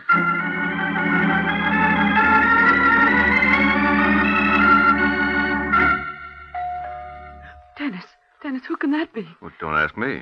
I shouldn't have had you come up here, but I was so upset. Well, pull yourself together. But if anyone sees you Just here... don't lose your head. I can handle this. Oh, dear. Oh, now what are we going to do? Answer the door. Leave the rest to me. But you and I... Stop making so much of it. Couldn't I have come to see Wesley? I guess so. All right, then. I didn't come up here because of you. I'm a friend of Wesley's. Just remember that. Now answer the door. Yes, dear. And don't call me dear. Oh, it's you two again. How often are you coming back? Until you tell us all you know. I did. That's not the way we heard it. Come in, Waring. Yeah, Corbett. But... Well, she has company. So I see. Sergeant Corbett, Mr. Waring, this is Dennis Fulton. He's a friend of my husband's. I see. Hello, Fulton. How do you do, Sergeant? I dropped in to see Endicott. Gale, Mrs. Endicott, just told me the awful news. I can't imagine why he did it. Do you think it could have been because his wife was seeing another man? What? Sergeant, how dare you? We have it on good authority. And you admitted threatening to leave him. I explained all that. You say you dropped in to see Endicott, Fulton? That's right, Mr. Waring. And Mrs. Endicott had nothing to do with your visit? What do you mean? Are you trying to suggest that she and I... Now, that's ridiculous. I hardly know Dennis. You call him Dennis. That doesn't mean anything. How about your lipstick on his face? What? Does that mean anything? Well, Looks like you jumped the gun by locking up Mayo, Corbett. His lead is paying off. Yeah. Well, you two, you gonna come clean? I don't know what this is all about. Even if there is something between us, Sergeant, I don't see that it's any of your business. I didn't know you keep prying like this when a man kills himself. We don't, when we're sure he did kill himself. What do you mean? Is there any doubt? Yeah, plenty. We don't think your husband killed himself. We think he was murdered. Oh, no. Oh, yes, Dennis. Which makes your concealing your friendship with Mrs. Endicott very interesting, to say the least. Look, you don't understand. I'm willing to. It's just that, well, the scandal, we didn't want people saying we'd driven him to suicide. Well, you don't have to worry about that. But they may say you killed him. But the note. He said he was going to shoot himself. Yes, only somebody beat him to it. Well, it wasn't us. You were here in the apartment. Well, I only got in a few minutes before you arrived. He must have been killed while I was out. You mean you hadn't seen him from the time you arrived until I found him? That's right. Still, you told me he was in the study. How did you know it if you hadn't seen him? The door was closed. No, I mean, I hadn't seen him to speak to. I opened the door and called him, but he didn't answer. I didn't know he was dead. I thought he was just sulking. Don't you believe me? I think you'd better come with me to headquarters, both of you. Oh, no, please. Dennis, call a lawyer. Do something. Sergeant, this is a terrible shock to me. I didn't know, honestly. If Gale killed him, it was without my knowledge. Dennis, what are you saying? She told me it was suicide. That's the first I'd heard of it. Snake, I tear your filthy eyes out. Go get her. All right, that's enough. Cut it out. I said cut it out. Let me go. Let me get out of here. You calm down. I'll stop you here. All right. All right, but he's not crawling out of this. We killed Wesley together. No, Gale. Oh, yes, together. And it was Dennis's idea. He made me help.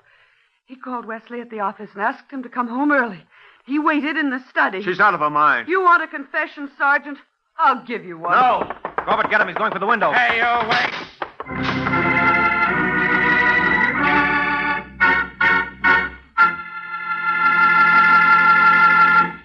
This is Jack Costello again, friends. Right now, I'd like to tell you about 9 kinds of wonderful eating. That's right. I said 9 because I'm talking about the delicious Kraft cheese spreads that come in 9 grand varieties. There are delightfully mild-tasting ones like Kraft pineapple cheese spread, Kraft relish, and Kraft olive pimento. And there are sharp-tasting kinds, too, such as Kraft cheese and bacon spread, Roca, and Kraft Limburger. They're all delicious, all wholesome dairy products, and all so handy for making quick, easy snacks and sandwiches. Always keep your refrigerator stocked with several of the 9 delicious Kraft cheese spreads.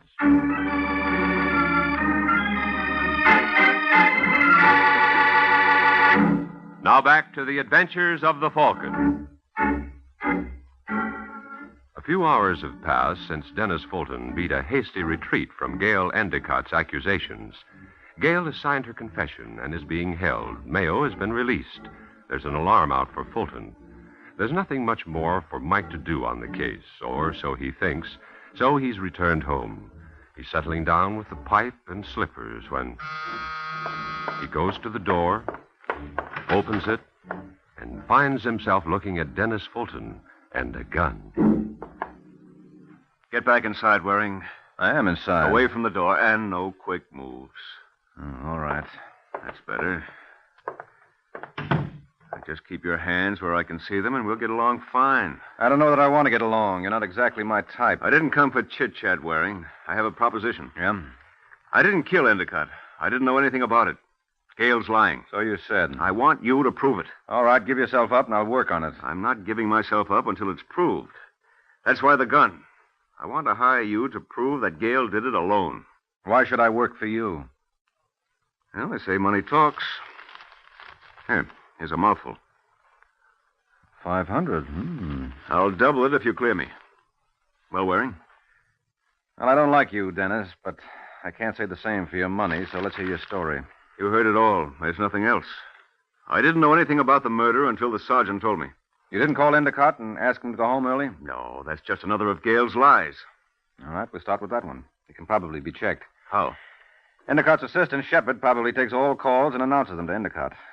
So I'll check with Shepard and see if he got a call from you. Yes, that's a good idea.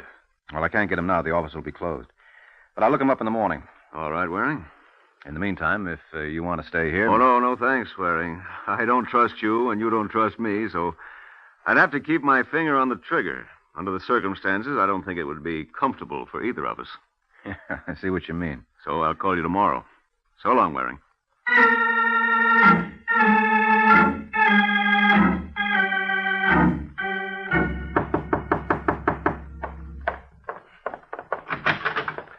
Oh, Mr. Waring. Hello, Shepard. What are you doing here? Maybe saving your life. What? Well, let me in. I'll explain. All right, come in. I don't understand. Shepard, since I saw you this afternoon, you've probably seen in the paper that Endicott was murdered today. Yes, it's awful. Mm-hmm. Well, you may be able to clear one of the suspects or clinch the case against him. I? Yes, I told him you probably have the information. Now, if he's innocent, he won't do anything. If he's guilty, he may come gunning for you. Good heavens. Now, take it easy. He won't be coming yet. I told him I'd check with you in the morning so he doesn't think he needs to hurry. And I came right over. Yes, but if he does come, now, before you get in this a stew, let's see if you really have anything to worry about. Now, tell me. Yeah? Didn't all calls to Endicott go through your desk? Yes. So you'd know about any call he received, huh? That's right. Yes. Mm-hmm. Well, did he receive a call today a short time before he went home from a man? Oh, he didn't receive a call from anybody. Oh, you're sure? Positive.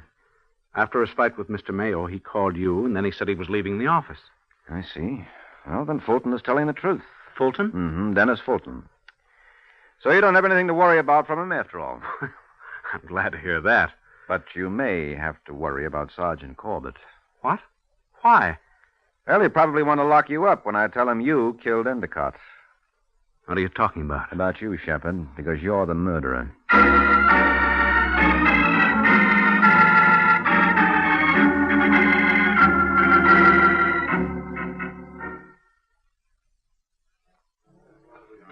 Well, we've wrapped up another one, Corbett. Have we? Shepard admitted the shooting, didn't he? So what? Endicott wrote a suicide note, but he didn't kill himself. Mrs. Endicott said she killed him, but she didn't kill him. Shepard said Mayo attacked him. Now he says Mayo didn't attack him. He was lying to throw suspicion on Mayo. What's one more confession worth? Well, I think Shepard's will stand up. Mrs. Endicott only confessed because Fulton started crawling and left her holding the bag, so she wanted to get him no matter what it cost her. The woman scorned, yeah. Mm-hmm. And as for Endicott, he really intended to kill himself. But Shepard saved him the trouble. If we can believe Shepard. No, it all ties up. He'd drawn out the company's money for his private use, so when Endicott's check bounced, Shepard knew Endicott would get him for embezzlement. Mm-hmm. So Shepard follows him home and shoots him, not knowing he's just about to shoot himself. That's it, Corbett. He overheard Endicott phoning me to get information, so as soon as Endicott hung up, Shepard stepped into the room and shot him as Endicott turned, and then beat it without noticing the gun in Endicott's hand. If we can believe Shepard. Still not convinced, Corbett? On this case, no. All right, how about the clue that tipped me to Shepard? What clue, Waring? Shepard overheard Endicott's phone call to me. Now, he said Endicott made it from the office. But when Endicott talked to me, he said, "Can you come over here?" and gave me his home address. That meant he was calling from home, not from the office. Uh-huh. Well, does that convince you, Corbett? If we can believe you. Oh, please, how cynical can you get? You know I cannot tell a lie. Yeah, Waring, I know it. But who's going to believe me?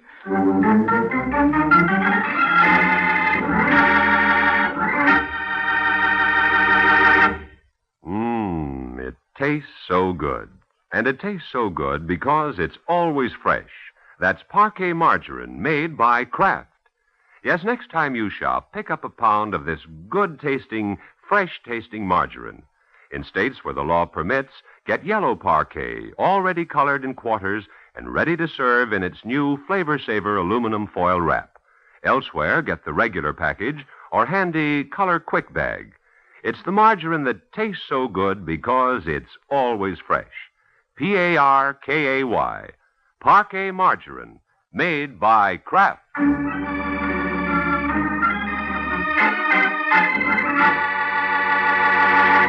The Case of the Practical Joker.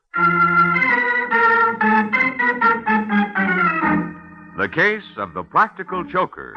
That's the title of next week's adventure of the Falcon, when Mike Waring learns that when some gag men go to work, their clients can choke to death. So be sure to listen at this same time next week to another exciting adventure of the Falcon, brought to you by the Kraft Foods Company. The Adventures of the Falcon are based on the famous character created by Drexel Drake, produced by Bernard L. Schubert, written today by Jerome Epstein, and directed by Richard Lewis. Music was by Arlo. Les Damon was starred as the Falcon, with Ken Lynch as Sergeant Corbett. Be sure to hear The Great Gildersleeve next Wednesday evening over most of these stations. In next Wednesday's broadcast, Gildy comes face to face with an hilarious problem and solves it in a way that will keep you laughing for days. Remember the show, the time, and the place. The Great Gildersleeve, next Wednesday evening over most of these stations. Check your newspaper for time of broadcast. This is Jack Costello speaking for the Kraft Foods Company. Fred Allen, Edwin, and B. Lilly join The Big Show today on NBC.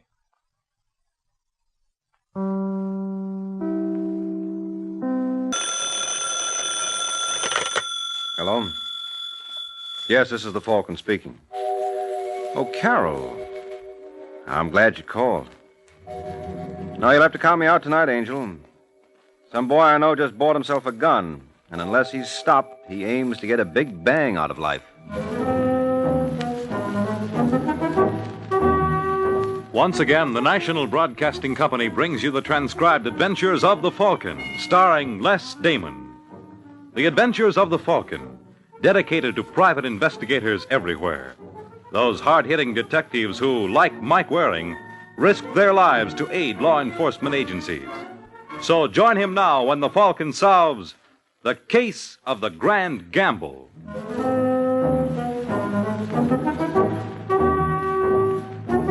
It is early morning in New York, the time of day generally reserved for slumber. But there's plenty of action at Dana's, a gambling spot on Manhattan's east side. All of which impresses the two gentlemen standing by the roulette wheel. Well, what do you say, Mr. Calvin? You seen enough? More than enough, Eli. How long's it been going on? Jackie tells me 6 weeks. What do you figure the take is? Around 6 or 7 G's a night. Not bad. Where does Dana keep himself? In the office, over there. What do you say we drop in and congratulate him? Now? Now. Maybe we better wait. I said now. You're the boss. Yeah, I'm the boss, Eli. Let's not forget it. What do you want me to do? Just stay out here and see that we're not disturbed. Yes? Hello, Dana. Calvin. Yeah. Well, I must say this is a surprise. I meant it to be. Keep your hands off that buzzer. I just assumed we weren't interrupted. Now, look, Calvin. Sit down. You can't come in here Who can't? Oh. Now, look, you crumb. This is my territory. From 86th Street to 94th. Since when? Since all the time. You're going to close up shop. And if I don't? I'll do it for you. I'll give you 24 hours. You give who 24 hours? Well, aren't you the sly one? Aren't I? Now, do you leave quietly or do they carry you out? You better put that gun away, Dana. It's out of character. Is it? Yeah. You're not man enough to pull a trigger. Go on, I dare you. Well, what are you waiting for? You got a right to gun me? Shoot. You can tell them it was a heist. I'm warning you, Calvin. You're warning me. Give me that gun. Let me go. Come on, drop it. Oh! You shouldn't have tried to bluff me, fella. Because I really got a great hand. Come on, Dana, get up. You can't quit now. I got time for another couple of rounds. Oh!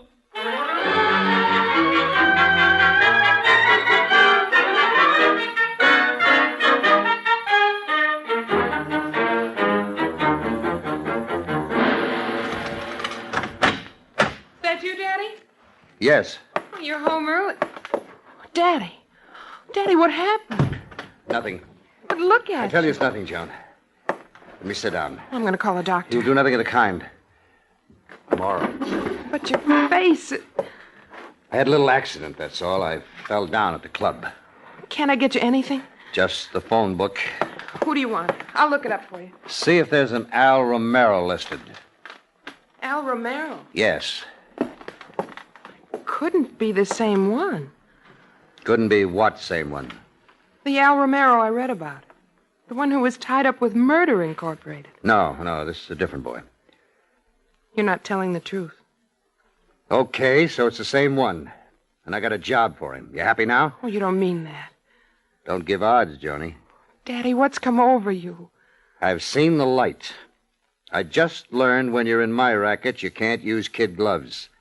Vince Calvin was around to see me tonight. Calvin? Yeah. That's why I look this way. So from now on, I play his rules. You don't know what you're saying. Try to understand, Joan. I'm doing this for you. I want you to have the best of everything. But I don't want it that way. You don't get it any other way. Mr. Calvin taught me that. Now, give me that phone. No, I won't let you do it. You won't? Sorry, baby. You might as well learn the facts of life now. Information? I'd like the phone number of Al Romero.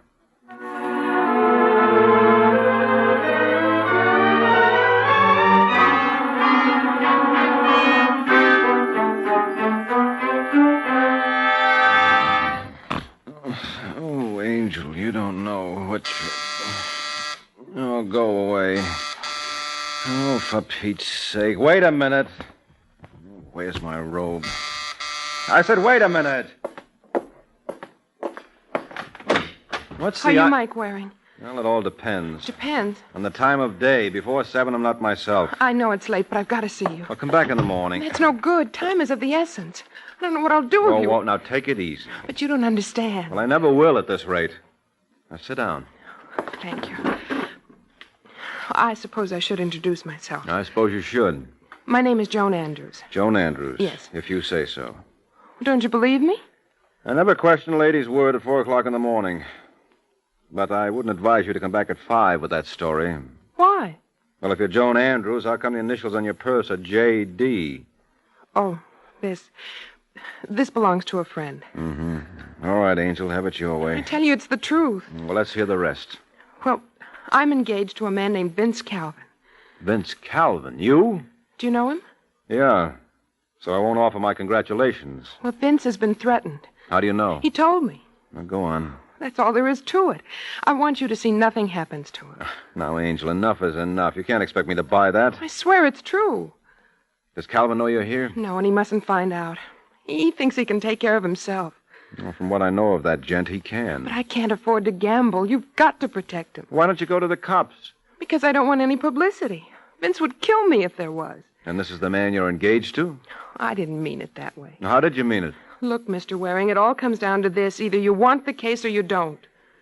I get $100 a day plus expenses. That's all right. I'll pay you in advance. Hey, you're really on the level about this, aren't you? Well, what did you think? Well, frankly, Joan, I don't know. Where can I reach you? Oh, don't bother calling me. I'll call you. Okay. But keep in touch with the office. I hope for your sake there won't be any startling developments.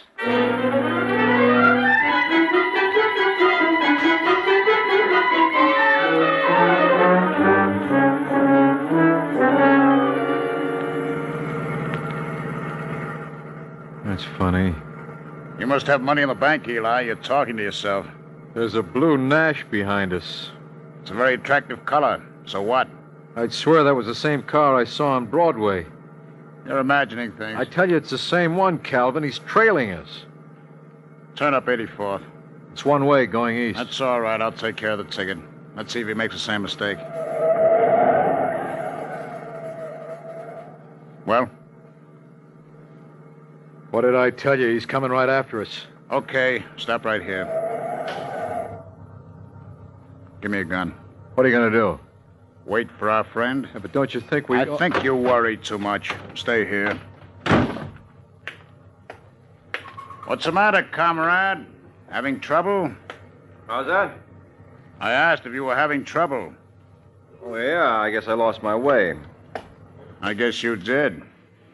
Get out. What for? I want to look at you. Now, listen, Are Frank. you going to get out of that car? Is that thing loaded? What do you think? I think I better get out. Now, walk over to that lamppost. Sure, anything you say. Hold it. That's fine. Just keep your hands where they are. How's this? Well, what's the idea of wearing? Well, if it isn't Vince Calvin. Certainly is a small world. Too small. Why are you tailing me? Me? Tailing you? Eli saw you on Broadway. No, must have been two other guys. I was just headed home. So you go the wrong way up a one-way street? Well, we all make mistakes. And you're going to pay for yours. I wouldn't try that again. Who put you on to tailing me? None of your business. I got a good mind. I wouldn't try it. Well, keep out of my way, you understand? I don't like being crowded. Oh, with 10 million people in town, you got to expect I mean it, Waring. If I catch you within gunshot, so help me, I'll let you have it. Now, on your way. What for? I like it here. Okay. Maybe I can arrange for you to hang around for quite a while.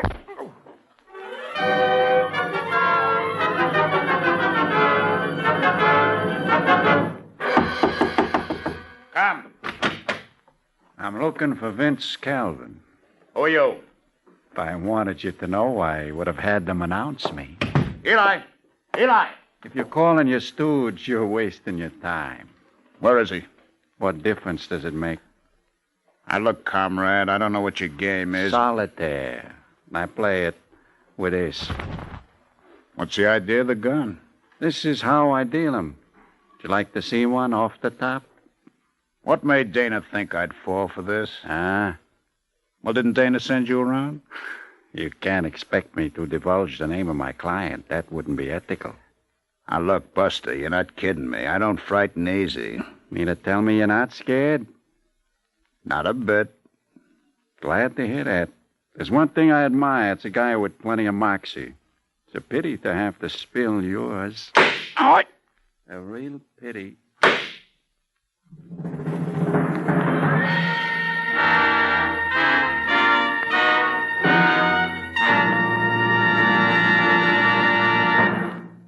We Americans have been justly accused of living at too fast a pace.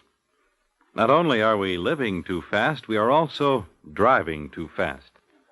On the highways, speed is the number one killer. It takes more than half of the lives lost in traffic accidents in many states. Last year, speeding drivers caused 15,000 deaths in the United States. That year, more than 500,000 persons were injured in automobile accidents, blamed on excessive speed. That is the bloody price tag on too much speed, the cost that you may pay sooner or later for a few minutes saved by speeding. Slow down for safety's sake, and you'll be doing your part in the current campaign against the number one killer on the highways. Initiate and support your local enforcement drives against speeders. And remember, drive as though your life depends on it. It does.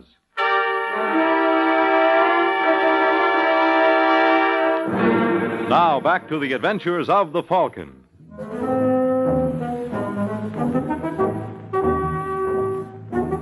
Three hours have passed since Mike Waring had his run-in with Vince Calvin, the man he was hired to protect. Now, at Mike's apartment, we find him recuperating from the encounter. Yeah? Hiya, Mike. Oh, what do you want, Sergeant? Now, that's no way to greet an old and trusted friend. Hey, what happened to you? Never mind. Hey, let me see. Will you get your hands off me? Well, if I was you, I'd trade this head in for another. Or better still, you could grow one. Look, Sergeant, I'm in no mood for kibitzing. Wow, looks like someone really did a job on you. Well, you ought to see the other guy. I did. He looks even worse. What are you mumbling about? Why'd Calvin slug you? How did you know it was Calvin? Now, you're not the only detective in the crowd. Well, when I get my hands on him... I can arrange that. He's at the morgue. The morgue? He was gunned at 9 o'clock tonight. Is that on the level? You know I never joke about things like murder. Who did it? Did you? Don't be an idiot. Well, you got to admit we can make out a pretty convincing case. After all, he bounced you around. If I went around killing everyone who bounced me... Yeah, I know. You could fill your own personal cemetery. Still in all, it doesn't look so good for you. Who says so? Lieutenant Coram. Oh, that jerk. That jerk can pull you in and throw away the key. What gave with you and Calvin? I was tailing him for a client. Why? She thought he was in danger. Oh, she must have had inside information. Who is she? Joan Andrews. You say that like you don't believe it. Well, I don't. So even though you knew she was a phony, you took the case. Oh, she may have been a phony, but her money wasn't. What'd she have against Calvin? Nothing. Look, Mike, if you're holding out Why on me... should I? She told me they were engaged. And you bought that story? Calvin's a married man. Well, I didn't know that. For a smart guy, there's a lot you didn't know. You better find this client of yours. Sure, tell me how. Well, that's your headache. But you better dig her up and do it fast. Lieutenant Coram... Hey, wait a minute. How did you learn about my run-in with Calvin? Eli told me. You mean Eli Proctor, Calvin's stooge? Yeah. He knows all about Calvin's operations, doesn't he? Including the one Calvin did on you. Yeah. Well, maybe he knows something about my mysterious client, too. You want to join me? No, thanks. I've already talked to him. But don't let that stop you. No, you go right ahead. Have your fun.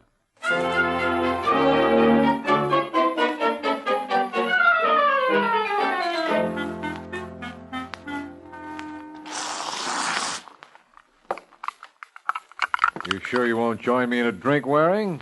Positive? Hey, you don't know what you're missing. Well, I'll take my chances, Eli. Why did you tell the cops Calvin slugged me? It was my duty, wasn't it? You're the kind of a guy who never forgets it. Not me. Well, let's see how good that memory is. Did Calvin have any enemies?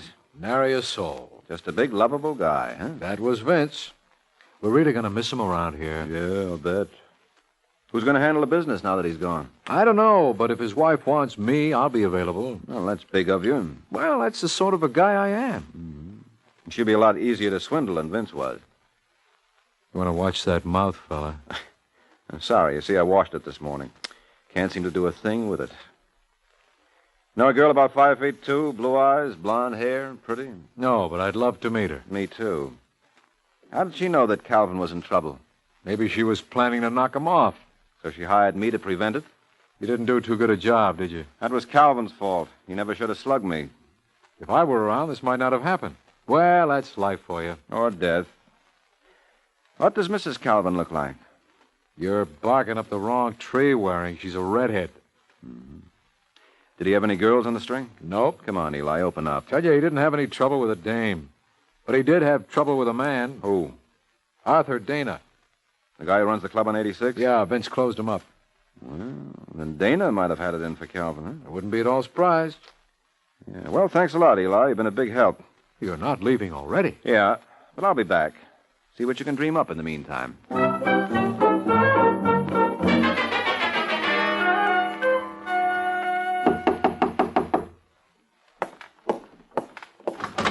Yes?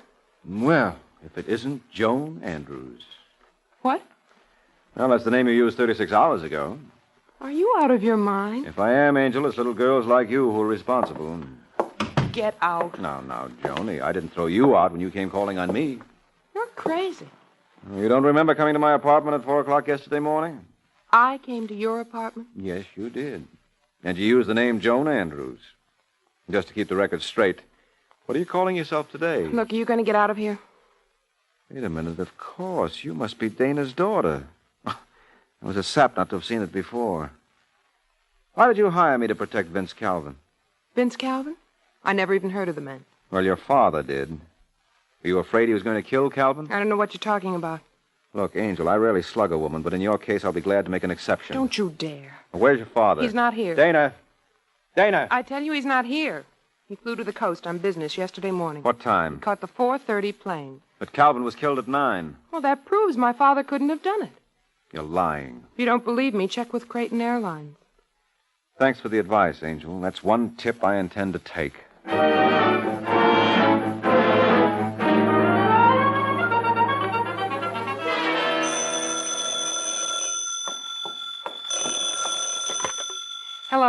That you, Johnny? Daddy, where are you calling from? Los Angeles. What'd you think? When are you coming home? Maybe a week or 10 days. Try to get back as soon as possible. Why? What's the matter? I can't talk on the phone. Where are you staying? Why? I want to write to you. Vince Calvin was murdered yesterday. I know. I heard about it out here. Well, Mike Waring is investigating the matter. Falcon? How did he get involved? Well, that's a long story. I'll go into it in my letter. What's the name of your hotel? Oh, it won't do you any good, honey. I'm checking out. I don't like it here. But how'll I reach you? Well, you can't. You'll have to wait for me to get in touch with you. But Mike Waring thinks I don't care what he thinks. You told him I was on the coast? Yes. Well, there's my alibi. When he hears I called you from... Daddy, that was your dime being released into the payphone. Listen, Joan. You're in New York. You've been here all the time. Forget it. But if you were in New York... I told you to forget it. Take care of yourself, Joni. Don't worry about Mr. Waring. I'll take care of him.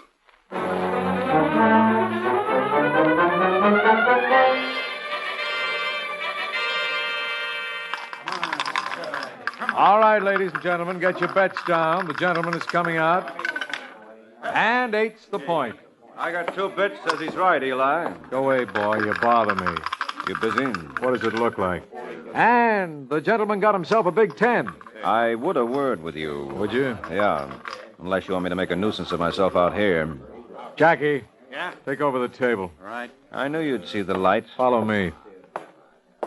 I did that once, and it didn't work out so well. Huh? The other night. Wound up with a peach of a headache, remember? It was your own fault. Hey, this is quite a layout. I'm glad you like it. Yeah, you really moved in, haven't you? Come on, Waring. Get to the point. Well, I was wondering if you had any more leads. Leads? Yeah, for Calvin's murder. What about his missus? What about her? You think she might have knocked him off? Are you nuts? Where's her motive? Ooh, she might have wanted to get her hands on all this. Don't talk like a schmo. She don't even know what this thing is worth. Well, that's going to make it awfully convenient for you. Now listen, Waring. Well, isn't it? If you came here to needle me... Apparently I succeeded, eh? All right, can you think of anyone else who might have had it in for Calvin?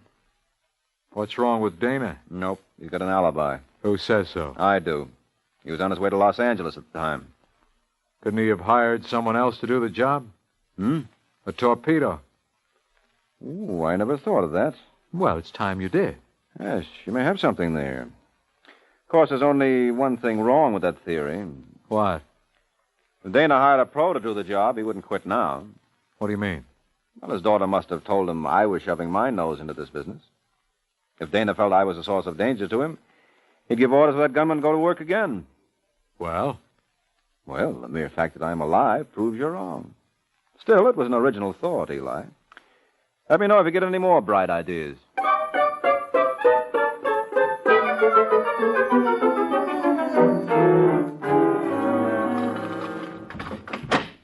Come on in, Waring. What Just keep your hands where they are. Who the devil are you? Me? I'm a nobody. Not with that gun in your mitt. That makes you a big man. Yeah, I guess it does. Kick the door shut. I said kick it shut. Sure, anything you say. Now, park yourself on that sofa.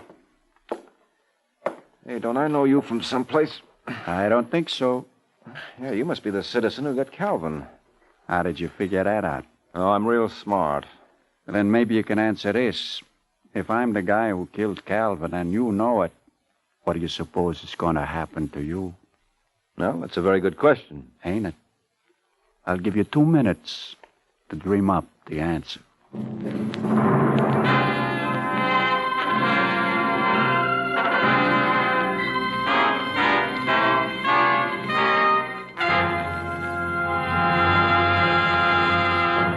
Any day, any hour now, perhaps this very minute, a tragic moment in our nation's history will occur. Somewhere, a careless driver will wreck an automobile, or a jaywalking pedestrian will be struck down. Another life will be snuffed out in an automobile accident, suddenly, needlessly. Why will this particular accident stand out in history? Because for the first time, this death will tip the balance scales of the 2 mass killers of Americans, war and the automobile, downward on the automobile side. Each of these 3 wholesale killers, destroyers of life, has killed about 1,005,000 Americans. War took its vast toll in nearly 177 years. The automobile in a mere 52 years. Once the automobile fatality side of the scale tilts downward, it will probably stay down. Unless you and I, as drivers and pedestrians, become safer and act to reduce this senseless slaughter on the highways, automobiles will keep on killing Americans at a far faster rate than wars. What can we do about it? We can demand that our civic organizations and communities act immediately to make drivers more careful and the highways safer. Drive as though your life depends on it. It does.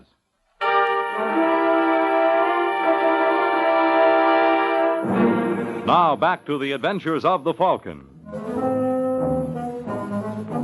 Just 90 seconds has passed since Mike Waring entered his apartment to find it occupied. Worse yet, the new tenant moved in with all the necessary hardware. Well, what do you say, Waring? You look like you've been thinking. You come up with the answer? What answer? What's going to happen to you? Oh, well, if I were judging solely by appearances, I'd say someone doesn't want me around. Smart boy. Would you mind telling me who you're working for? What difference does it make? Well, I'd hate to get sent to my grave without knowing who's responsible. That's the way it works out sometime. Was it Dana? Where do you want it? Do I have a choice? Sure, I ain't a bad guy. If you leave it to me, I'll put it right in the back of your head. That way you won't feel a thing. Thanks, loads. I mean it. I never had a complaint yet. I bet. Okay. On your feet. Well, what's the point? I'm only going to get knocked off him again. Okay, wise guy. Try to do you a favor. I'm ready to return it. If I were you, I'd drop that gun. Would you? Yeah. Don't look now, but there's an ugly police sergeant right behind you. Think I'm going to fall for that tired routine? Why not? What? Watch it, Sergeant. Corbett. I'm all right. What about our friend? Well, I can't say as much for him. Is he? Yep. This time, Corbett, you really called your shots.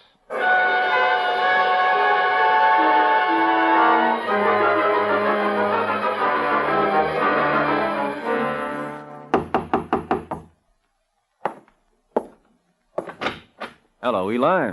Waring. Yeah, I want you to meet a friend of mine. No, don't bother introducing us, Mike. We've met 6 years ago, wasn't it, Eli? When you and Calvin first started. You had a joint on West 8th Street. It was just a little... Let's not start reminiscing, huh? Oh, I'm sorry. I got carried away. Sit down. No, thanks. We won't be staying long. We just dropped by to thank you. What for? Well, if it hadn't been for you, we never would have cleaned up this mess. What are you mumbling about? We solved Calvin's murder. Swell. But I don't see Well, how... you were the one who advanced the theory that there might be a professional killer involved. And you were right. Did you find him? Yep. Waiting for me at my place. His name was Tony Abruzio. At least, that's how he's been identified at the morgue. The morgue? Well, it was either him or Waring, and like a fool, I made the wrong choice. I doubt it. I think you were aiming for me, but you're such a rotten shot. Look, if you guys got nothing better to do... Oh, we have, Eli. You see, before Tony died, he named you as the party who hired him. You're lying. We even found your check on his body. You couldn't. I paid him... Cash? All right, Sergeant, what are you waiting for? Make out like a cop and do your duty.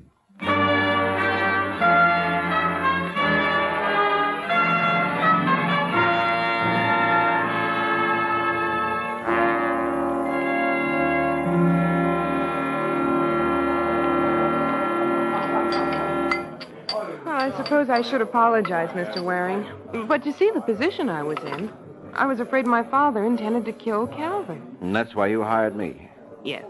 Well, didn't you know your father was in New York during the time of the murder? Well, I only discovered that later. It seems he canceled out on his trip. Then when he heard that Calvin was murdered... He got nervous and decided to play it as though he were in Los Angeles all along. Mm-hmm. That was silly. He played right into Eli's hands. He was just lucky that Eli gave himself away. Now, that I don't understand. Well, you see, Angel, it all came down to motive. Eli was the only one who actually profited by Calvin's murder. With Calvin gone, it was a cinch for him to move in and take over the club. But what about Mrs. Calvin? No, she didn't figure to give him any trouble. He even admitted to me that she didn't know the score. Weren't you guessing all this? Well, sure, but I had nothing else to go on.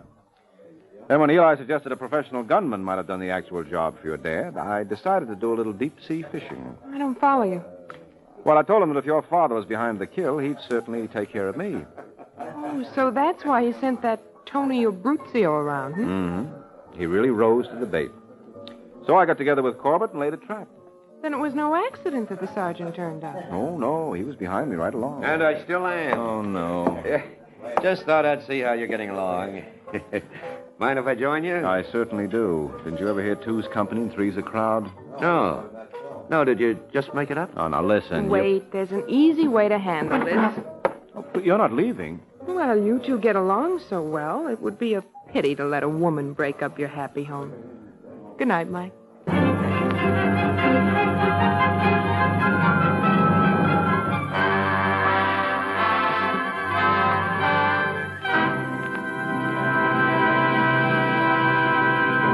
The Case of the Murdering Mrs. The Case of the Murdering Mrs. That's the title of next week's adventure of the Falcon, when Mike Waring learns that when money is your target in life, you give people something to shoot at. The adventures of the Falcon are based on the famous character created by Drexel Drake, produced and transcribed by Bernard L. Schubert, written today by Eugene Wang, and directed by Richard Lewis. Les Damon was starred as the Falcon with Chuck Webster as Sergeant Corbett. This program came from New York. Fred Collins speaking.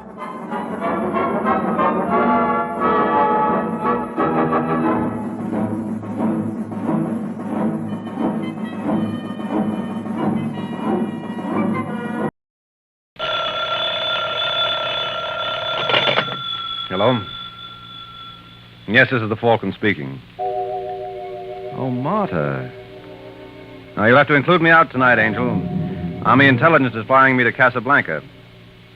Yeah, that's the place in North Africa they made that movie about. No, they don't plan to star me in the picture, but if I behave myself, they may use me in a frame.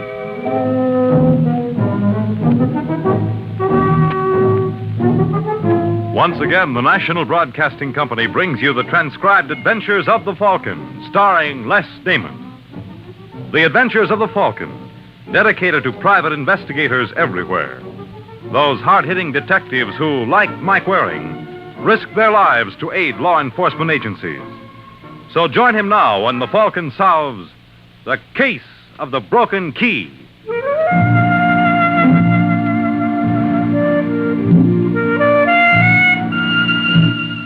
According to the encyclopedia, Casablanca is a seaport on the Atlantic coast of Morocco. Situated 33 degrees, 27 minutes north, 7 degrees, 46 minutes west, which shows you how little the encyclopedia knows. What does that tell you about Casablanca? Does it conjure up the romance and intrigue? Does it say if you peek behind the beaded curtain in the Café Tangier, you'd find both there personified by Helene Grant? And though Helene may not be Ingrid Bergman, it works out even, because the boy who just parted those curtains isn't Humphrey Bogart either. Mademoiselle Grant? Yes? I am Mulai Hafid. I was told to meet you here. Of course you can identify yourself. My credentials, comrade. Well, they seem to be in order. You are disappointed? Very. These papers show you're Mulai Hafid, but how do you know I'm Helene Grant? I naturally assumed. You had no right to. A Comintern agent takes nothing for granted. Forgive me. Sit down. Would you care for a drink? I am a Muslim, comrade. Oh, yes. I forgot. You find it strange a follower of Mohammed can be a member of the Communist Party? I don't care who you follow as long as it doesn't interfere with your work. You cabled Paris that Robert Foch is in Casablanca. He is. You're sure you've got the right man? Yes, I took this photograph of him last week. It's Robert, all right. Who's the girl? She arrived with him from Marrakesh. Her name is Yasmin Marin. So, Robert has gone native. Pardon? I meant no offense, Mulai. It was a natural reaction. You're annoyed. Disturbed is perhaps a better word. I have a problem, comrade. I would like to disaffiliate myself from the party. Oh, ridiculous. Just because I hurt your feelings. My feelings count for nothing. I made this decision many months ago. I joined the party hoping it would improve the lot of my countrymen. You're an idealist, Mulai. You are amused. Oh, I realize such people exist. Even among ignorant natives. I apologized for my remark. Now, about Robert Foch and this woman. Mademoiselle has not answered my question. Mamselle has the same answer for you she has for Robert Foch. Why do you think we're looking for him? I have no idea. Comrade Foch was a member of the party in France, a valued member. 10 months ago, he asked to resign. Naturally, the party couldn't release him, so he disappeared. Now he turns up in Casablanca with a... native girl. Yes. And I've been sent here to reason with him. Mademoiselle had better work quickly. He leaves tonight from Kazes Airport. What? He purchased a ticket this afternoon for Cairo. Oh. Well, maybe I can talk him into canceling out. Get a car, comrade. We'll try.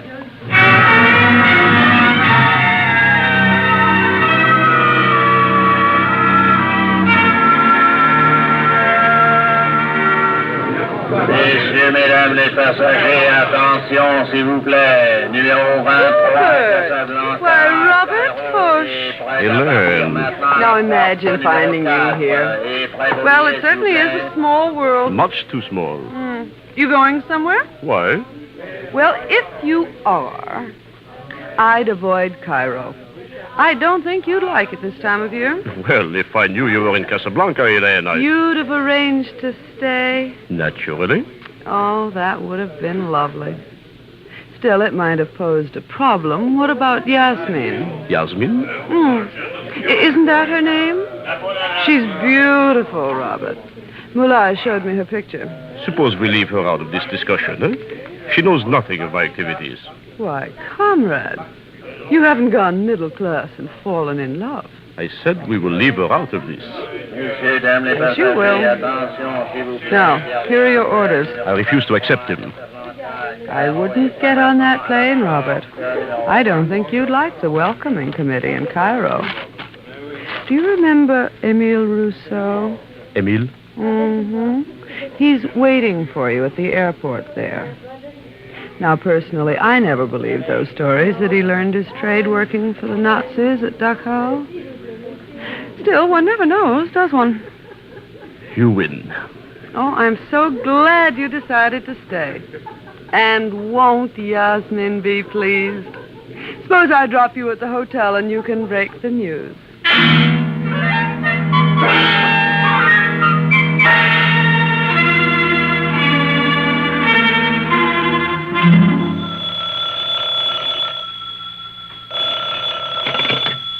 Yes? Have I the privilege of speaking with Yasmin Marin? Who is this? I am called Mulai Hafid. What is it you wish? For myself, nothing. I merely desire to be of service to Mademoiselle. You are acquainted with Robert Foch? You are a friend of Robert? I am a better friend of yours.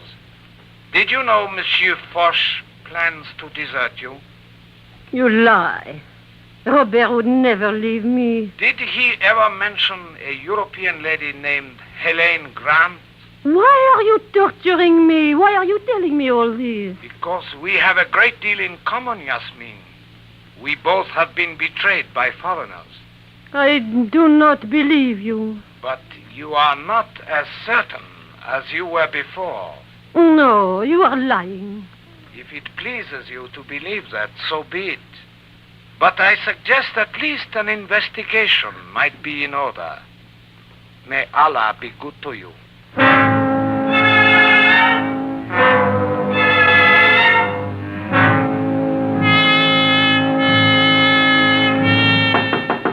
Robert.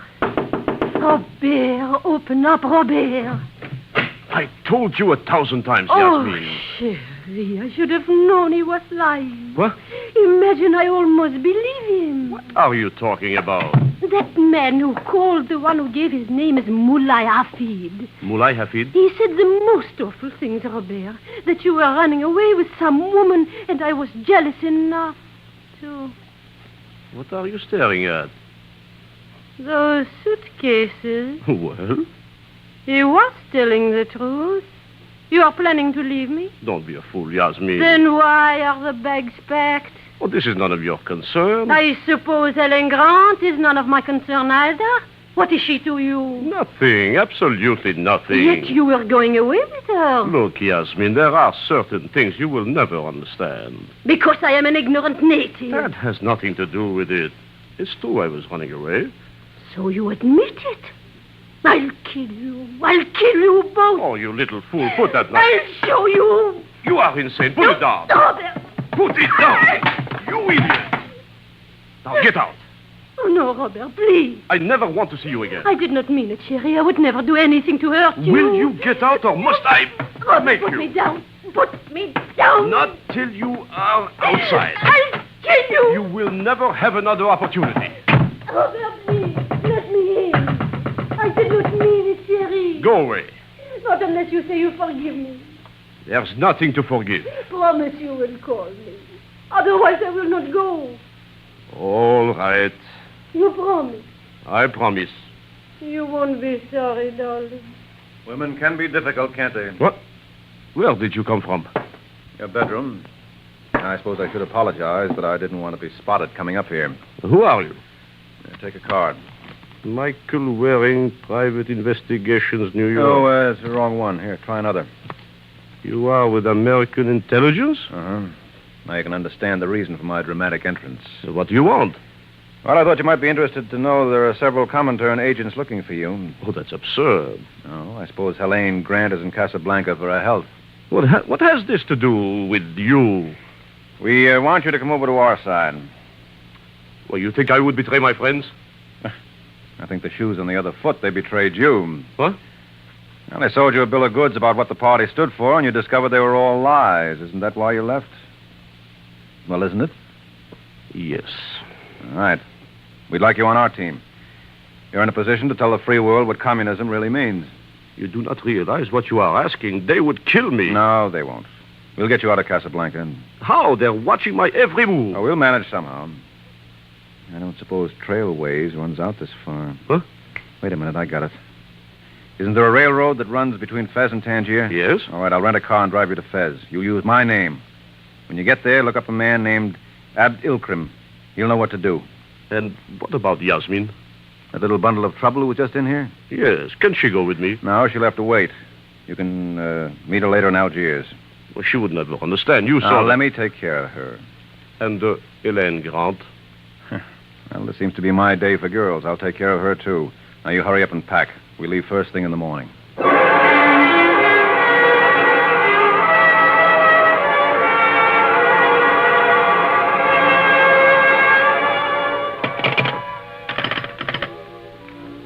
Votre service. This is Helene Grant in 412. Oui, mademoiselle. I don't want to make a noise like a tourist, but 1 hour ago I called room service. I haven't heard from them yet. 1,000 apologies, mademoiselle. Well, what do I have to do to get... Oh. Well, never mind. They finally made it. Just a second. I said just a second. Well, what do you... Oh, no. No, you mustn't. You can't. You don't know. You don't know.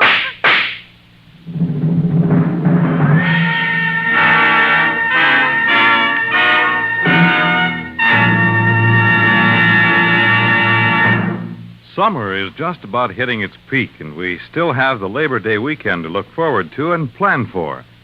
That's fine for most of us, but we should always keep in mind that these long weekend holidays are often tragic times for some of us who start out gaily to enjoy them. More than 1,300 American families will lose one or more of their loved ones in accidents on the highways. At all times, and particularly on long holiday weekends, drive as though your life depends on it. It does.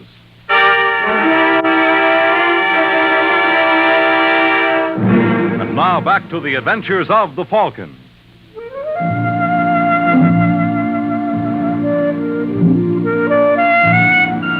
Well, that's Casablanca for you. Not a bad place if you want to live it up, but a horrible spot if you've got to die. But then what place isn't? Well, I don't imagine it made much difference to Helene Grant and her condition. The first I knew of it was some 4 hours later when I remembered my promise to Robert Forsch and hustled over to Conrad Grant's hotel room to meet her. Well, when nobody answered, I walked in. And that was my first mistake. She was lying on the floor under the big ceiling fan. And in the dim light, the blades made like a windmill above her head. The effect was almost hypnotic. And then the spell was broken. Pardonnez-moi. What? Forgive me, monsieur. I am afraid I startled you. Yeah, I guess you did. Permit me to introduce myself. I'm Henri Boulanger at the prefecture. Oh, well, I can't say this is exactly a pleasure, Inspector. I can understand that, monsieur. Monsieur... Waring, Mike Waring. Mike Waring? I don't think the name would mean anything to you. You are too modest. Correct me if I am in error, but you are with American intelligence. How did you know that? We too have our intelligence. Cigarette? Oh, thanks. You know who she was? Mademoiselle Grant? But of course. She was a Comintern agent. You were, as they say, on opposite sides of the fence. No, now, wait a minute, Inspector. If you think I had anything to do with her murder... Why, monsieur, it would never occur to me. I'm a most unsuspicious type. Still, as long as you mentioned it, what are you doing here? I wanted to talk to her. I should have guessed that for myself. And at the time of her death? I was in my hotel room reading. It's very strange. You are ready with an alibi when you have no idea when she was murdered. No, it's pretty obvious. She's been dead about 3 hours, which would put it around 9 o'clock. And how do you arrive at that conclusion? A state of rigor mortis. Oblige me, monsieur. In addition to your other talents, you are also a doctor? I don't have to be, Inspector. Look at her arms. Most interesting. I wonder if you would be kind enough to accompany me to the Place de France. And in the meantime, the killer gets away. I don't think there is much danger of that. Look, I tell you, you're making a mistake. Then I shall have to pay for it. No, thanks. Stay where you are, monsieur. Another step and I shall be compelled to shoot. Well, I think you mean that. I most assuredly do. Well, in that case... Sorry, fella, but you left me no choice. You mind if I borrow your gun? You will regret this, monsieur. Au revoir, mon ami. I'm sure we will meet again.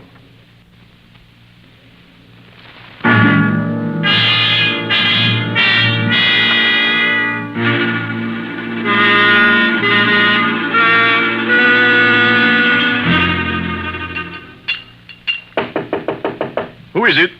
Mike Waring, Robert. Open up. Just a moment. Come in. Try and keep me out. I'll lock it. But why? Just humor me. You secured the car? Huh? You were to drive me to Fez. Oh, yeah. Well, the situation's changed somewhat. Elaine Grant has been murdered. No. Yes. Do you mind if I borrow that drink? You don't seem to be using it. Well, how did it happen? Around 9 o'clock tonight, someone walked into a room at the Bonaparte and shot her 3 times.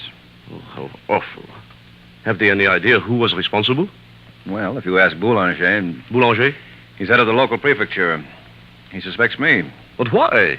Well, for one thing, he found me standing over a body. And for another, he knows we work different sides of the street. I see. Well, good for you, then maybe you can explain it to me. Where were you at 9 tonight? Oh, surely you don't think that... Why not? Your motive is every bit as good as mine. Elaine Grant was a threat to you. But you promised to end that. Well, you might not have had much confidence in me. Now, where were you? At the Rouge et Noir. Rouge et Noir? It is a cafe near the Place de France. I thought I told you not to go out. Then it is most fortunate I ignored your instructions. Otherwise, I would not have an alibi. I went there to say goodbye to Yasmin. You agreed to let me handle her. The situation was much too delicate. Oh, but you felt sure I could handle Helene. Apparently, I was right. Thanks.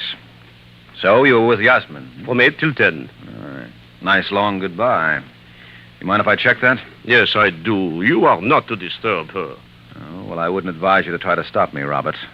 If I dumped a police inspector who tried it, it figures a mere civilian wouldn't stand a chance. I'll be seeing you, fella.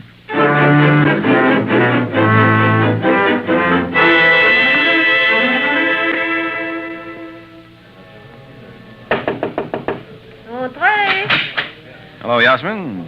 Yes? Well, nice dressing room you've got here. You must sing well to rate it. What is the meaning of this? I hope you'll forgive the intrusion, but it's important I talk to you. I'm sorry, I'm very busy. Well, this won't take long. My name is Mike Waring. Mike Waring? Yes, I'm a friend of Robert Foch. Robert never introduced us. Well, naturally. There was no need to. I do not believe you. Okay. And how would I know you two pitched a battle royal in the Hotel Splendide over Helene Grant? Robert told you that? Oh, Robert tells me everything. Incidentally, you don't have to worry about Helene anymore. She's dead. Not really. You don't seem very upset. Why should I be? She was my enemy. You don't realize what you're saying. But you knew this. You say Robert told you everything. Yeah, he also said you came back to the hotel again between 8 and 10. Robert said that? Yes, why? Isn't it true? No. I knew it. Je ne comprends pas. It's all right, Angel. But why should Robert say I was at his hotel when he was visiting here with me in my dressing room? He what? I said something wrong. Well, that depends on where you're standing. In my spot, it couldn't have been worse. You sure Robert was here between 8 and 10? Positive. Well, then he was telling the truth. Pardon? Nothing. How did you find out about Helene Grant in the first place? A man told me. This man got a name? Yes, he called himself Mulai Hafid. Mulai Hafid. Where did I hear that? Sure, he was Helene's contact in Casablanca. I do not understand. Well, that's just as well. Oh, that's my cue. I'm sorry. I must go. That's okay. So do I. Knock him dead, Angel. That's just what I hope to do for my customer.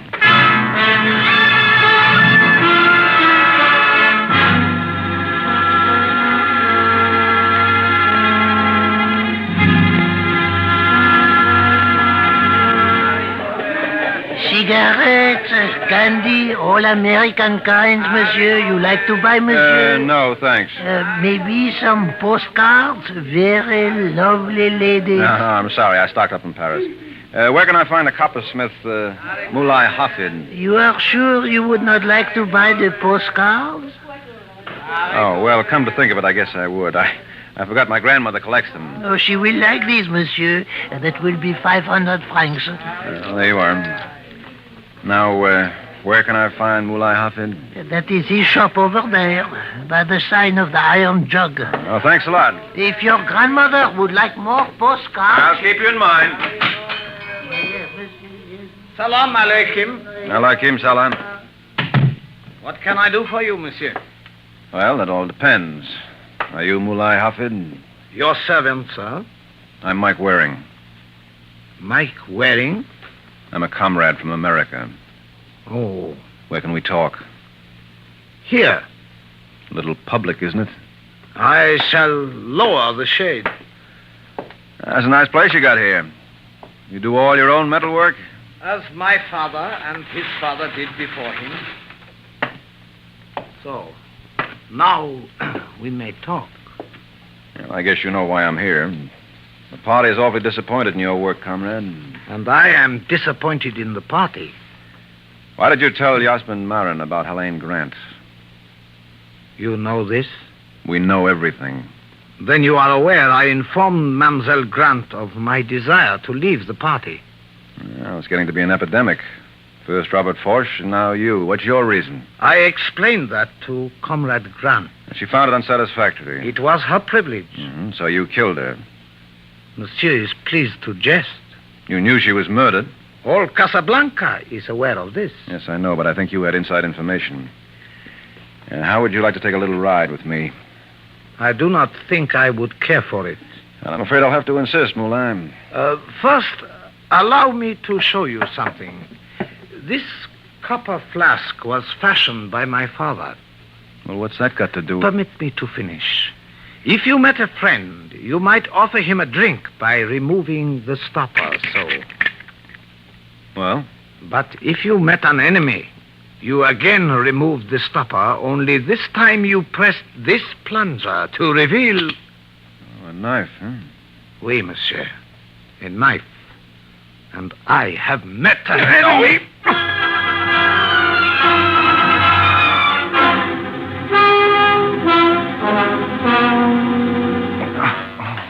Here, monsieur, permit me. Huh? I think a little brandy would not harm you. Oh, Inspector Boulanger. I told you we would meet again. Ow. You are in pain? I'll live. How did you know where to find me? A friend of our department advised us. Well, his name isn't Mulai Hafid. It is indeed. Would you like to tell me what happened? Yes, I'd like to very much. He tried to kill me. It is understandable, n'est-ce pas? Not to me. You posed as a Comintern agent. So? So naturally, Moulay thought you had come to his shop to avenge the murder of Mademoiselle Grant. Then that proves he killed her. Why? Because he desired to protect himself from one he considered an assassin? I tell you, he murdered her, Inspector. He wanted to leave the party, and she wouldn't let him. That is true of Robert Foch, too. Well, I grant you that, but Foch has an alibi. So has Moulay. What? 9 o'clock last night, he was stationed in the lobby of the Hotel Splendide, accompanied by one of my men. But that doesn't make sense. It doesn't? No, if Moulay, Robert, and Yasmin have alibis for the time of Helene Grant's murder, who does that leave? You, monsieur, as I maintained all along. I am so glad we are finally in accord.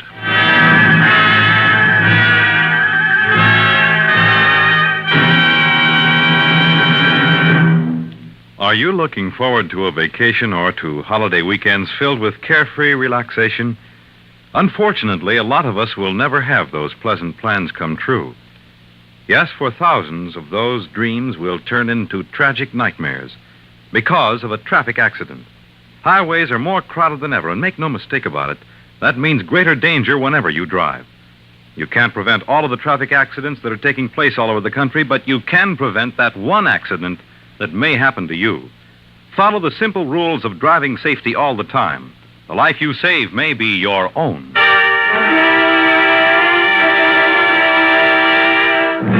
And now back to the adventures of the Falcon.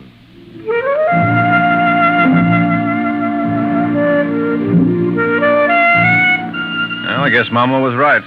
She always said if I didn't watch that big tongue of mine, someday I'd trip over it. But who knew it was going to be in the shop of Moulay Hufford? While I lay there on the floor, Inspector Boulanger made like Florence Nightingale. Just raise your arm a little higher. I figured there was no percentage in getting up. That's fine. After all, I was only due to fall Now, flat on my little face higher, again. And voila. I think this will prove satisfactory.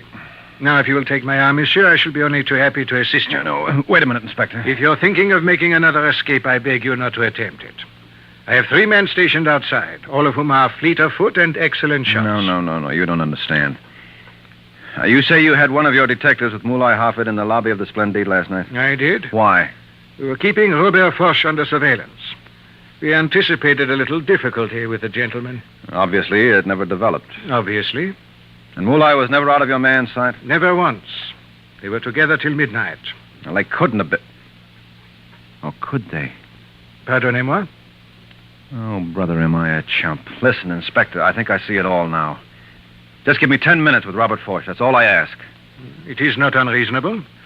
After all, why shouldn't you have Foch for 10 minutes when I expect to have you for life? Allons, mon enfant.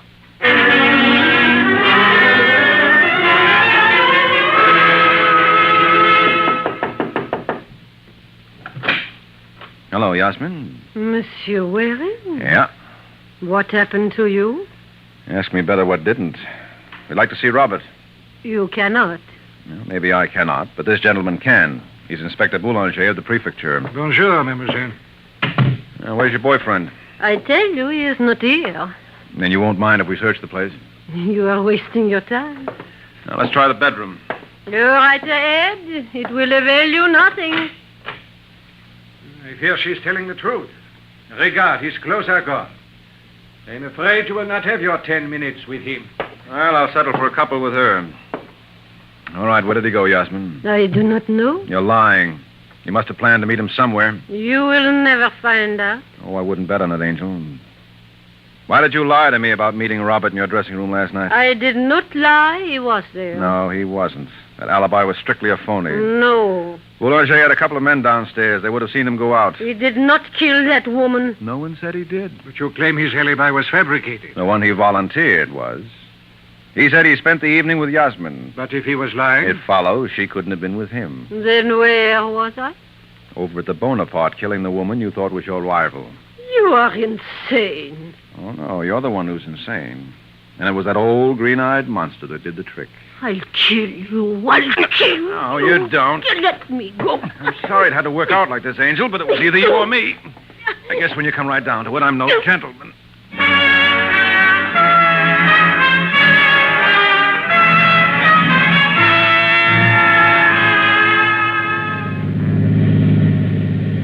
Well, it merely goes to prove, Waring, the poets knew what they were talking about. What is that line again? Oh, yes. Hell hath no fury like a woman scorned.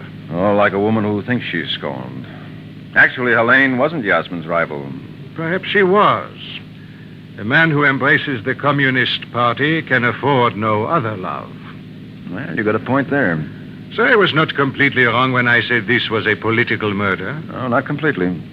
Let me assure you, Waring, we of Casablanca are forever in your debt. If there is any way we can ever repay you. Oh, I'm glad you mentioned that, Inspector, because there is. While I was looking for Mulai Hafid, I ran into a peddler who made me buy some postcards before he'd give out with any information. I see. You think you could locate him for me? You wish to have him arrested? No. I promised to mail these to Grandma, and it just occurred to me, I better get a set for Grandpa, too. Good night, Inspector.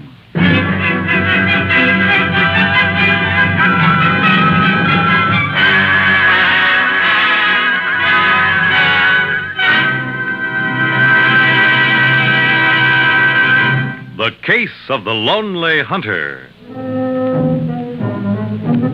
The Case of the Lonely Hunter. That's the title of next week's adventure of the Falcon, when Mike Waring takes a trip down the Nile and learns some cruises can be murder.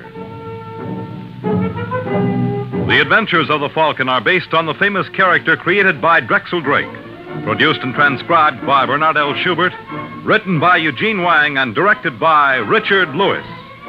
Les Damon was starred as the Falcon, with Ann Shepard as Yasmin. This program came from New York. Fred Collins speaking.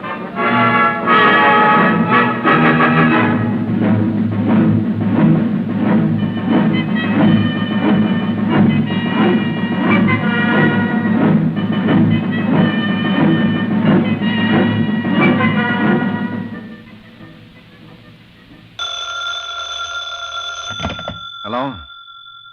Yes, this is the Falcon speaking. Oh, Louise. I'm glad you called. Oh, you'll have to count me out tonight, Angel. Some boy I know thinks committing murder is a sure way to make a fortune. And unless I can convince him otherwise, he's going to make a stab at it.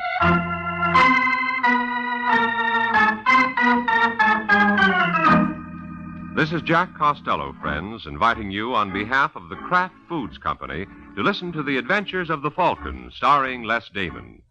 You met the Falcon first in his best-selling novels. Then you saw him in his thrilling motion picture series. Now join him on the air when the Falcon solves the case of the mighty muscle.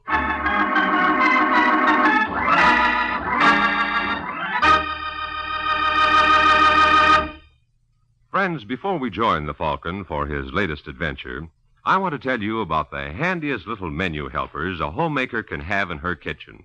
They're the 9 famous Kraft cheese spreads.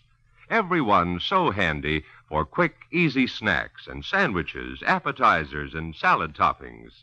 They're creamy, mild-tasting Kraft cheese spreads, and sharp-tasting varieties, too. All delicious, all of the finest quality, because they're made by Kraft. Tomorrow when you shop, get several of the 9 famous cheese spreads by Kraft.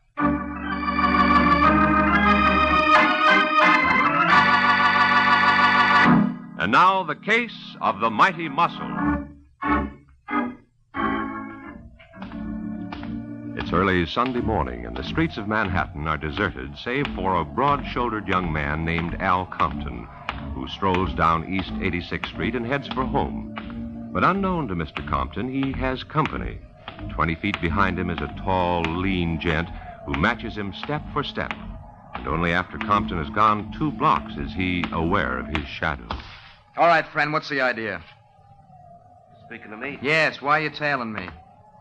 Tailing? Why should I want to do a thing like that? That's what I want to know. You're imagining things, Mr. Compton. Yeah? And how come you know my name? Oh, well, you're a celebrity. Everybody knows Ken Brady and the fella he's grooming to follow in his footsteps. Why, it's one of the big success stories of our time. Who do you think you're kidding? Okay, Compton, I'll put it to you straight. You going right home? Why? A friend of mine wants to talk to you. Who? Nick Daniels. What does Daniels want with me? Oh, then you've heard of the boss. Maybe. Then you know that Daniels ain't no two-bit up. I know his territory is Indianapolis. What's he doing in New York? That's what he wants to talk to you about. I got a car around the corner. I'm sorry. I never take rides with strangers. Look, Compton, as far as I'm concerned, you can keep on walking and heaven bless you. But Daniels said, Eddie, you bring Compton to my place, so you see the position that puts me in. That's your tough luck. Oh, no, friend. It's yours. Oh.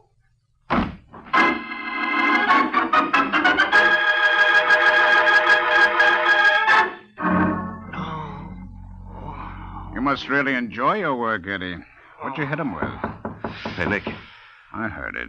Think it could be the cops? No, Brady wouldn't have missed him this fast. You want me? No. I'll take care of it. You look after our friend here. Just a second. I'm coming. Hello, Nick. What are you doing here, Claire? I thought I left you in Indianapolis. Well, you're such an irresistible creature, I had to follow you. I want to talk to you. You'll have to pick another time. I'm all jammed up. With what? Well. What goes on under our little roof? That's none of your business. Now, will you leave? Isn't that handsome hunk of man on the bed Al Compton? Didn't I tell you to beat it? All right, darling, if you don't want me to stay. Hold it, Claire. I changed my mind. I thought that was a woman's prerogative. You wouldn't be thinking of going up to see his boss, Ken Brady, would you? Would you mind? Very much. You don't want to jump to conclusions, Claire. Mr. Compton just dropped in to chat. He had a couple too many, and he passed out. That hard stuff is awful, isn't it? Especially when you get it from the end of a blackjack. Now, listen, Claire. Sure. What's it worth to you? What's what worth to me? Keeping my mouth shut. $1,000. Oh, now, Nick. Now, make up your mind, baby. If you don't want it, that's all right with me, too. Now, don't be cheap, darling. After all, in your bracket, how much can you keep? I anyway? said I'll give you $1,000. Take it or leave it. I'll take it. Though I'd like to try for two. Look, Nick, you're going to talk all night with that dame. We got work. Just a second, Eddie. Listen, Claire, I want you to take a little walk for a while. Come back in a couple of hours. 4:30 be all right? 5 will be even better. And you'll have that money ready. I said I would. Okay, Eddie, get him up. Come on, Compton. Wake up. Let me alone. Come on, you can go back to sleep after the boss talks to you. Huh? Hello, Compton. Oh, you're Nick Daniels, aren't you? That's right. I'm awfully sorry about this fella, but I had to talk to you. No good. Sit down. Now, I've got a proposition for you, Compton. I'm not interested. Why don't you hear me out? I've been doing a little checking up on you. They told me you're Brady's fair-haired boy. Treat you like his own son. So? So I'm going to show you how to commercialize on it. Now, I'd like to open up a couple of gambling clubs around town. You're crazy. You think Brady would stand for it while he's in the business? That's just it. He's not going to be in business much longer. What do you mean? We're going to knock off his club regularly. What? Yes. And when his customers see the rough stuff that goes on, I don't think they'll be flocking there anymore. You're out of your mind, Daniels. You don't think it'll work? No, we got spotters all over the place. It's armed like a fortress. How are you going to get your boys past the guards? That's where you come in. You think I'd sell out Brady after all he's done? I think you'd sell out your own mother if the price were right. Look, you can take your money. Who's talking about money? There are other things in life besides that. You're not making sense. Ever hear of a man named Sam Richards? No. Funny. I found a guy in Mobile who's willing to identify you as the lad who killed Richards in a fight over some girl. That's a lie. Seems this friend of mine was living across the street and saw the whole thing from his window. You're bluffing. You think so? Well, take a look at these pictures. Where did you get them? Oh, I forgot to mention that this friend of mine is a camera enthusiast, and he thought a picture of you bending over the body might come in handy. Well, you're not frightening me, Daniels. Brady knows all about that mess. Yeah, but the cops don't. What do you say, Compton? Do you cooperate? When will I get the pictures? Don't give them a thought. I'll deliver right after you do.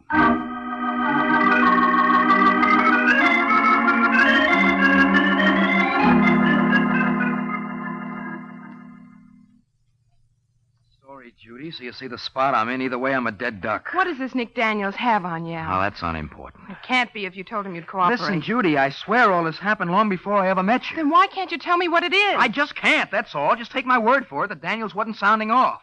If I double-cross him, it can mean my life. Well, what are you going to do? Well, what can I do? When I came to New York, I was a bum. Brady took a liking to me. He gave me a job. You mean you're going to tell him about Nick Daniels? Yes. Oh, no, you can't do that, Al. You got a better idea? Yes. Why don't we leave town? How far do you think we'd get? Daniels probably has a boy now watching the hotel. Then why don't you do what Daniels wants? Brady'd never suspect Will you forget it? If you really loved me, I Al, do. Then don't say anything to Brady. Just get out of my way, Judy. No. I won't let you go, Al. You can't stop me. I can try. Al.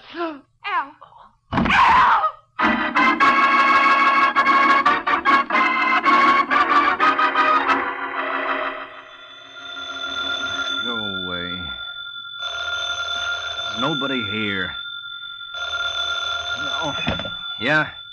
Let me talk to Mike Waring, please. Ain't here. What's the matter, kid? Did I wake you? Oh, that's a pretty ridiculous question, Corbett. What do you want? That's no way to talk to a guy who's going to do you a favor. Look, Sergeant, I don't like guys doing me favors at 3 o'clock in the morning. Okay, Mike, if you don't want to meet her. What are you babbling about? I just picked up a little number who's out of her mind to meet the Falcon.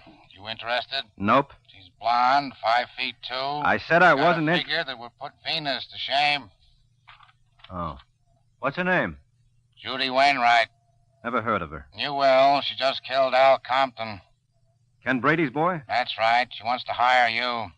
Is that why you called me? Yeah. Well, tell Miss Wainwright I'm not interested. Nah, you're being smart, Mike. What do you mean? Well, strictly between you and me and the guy who's hiding under your racing form, this little girl hasn't got a prayer. Not a chance, huh? No. She's up the well-known creek without a paddle. I bet the jury won't take 20 minutes to strap her into the chair. You want to hear the story she tried to give us? No, never mind, Sergeant. You always foul up a story.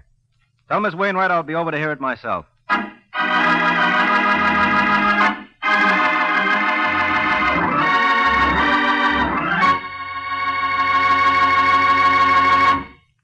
This is Jack Costello again, friends.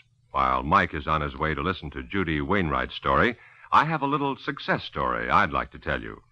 It's about a hostess I know who helped make her latest party a special success by serving extra delicious appetizers.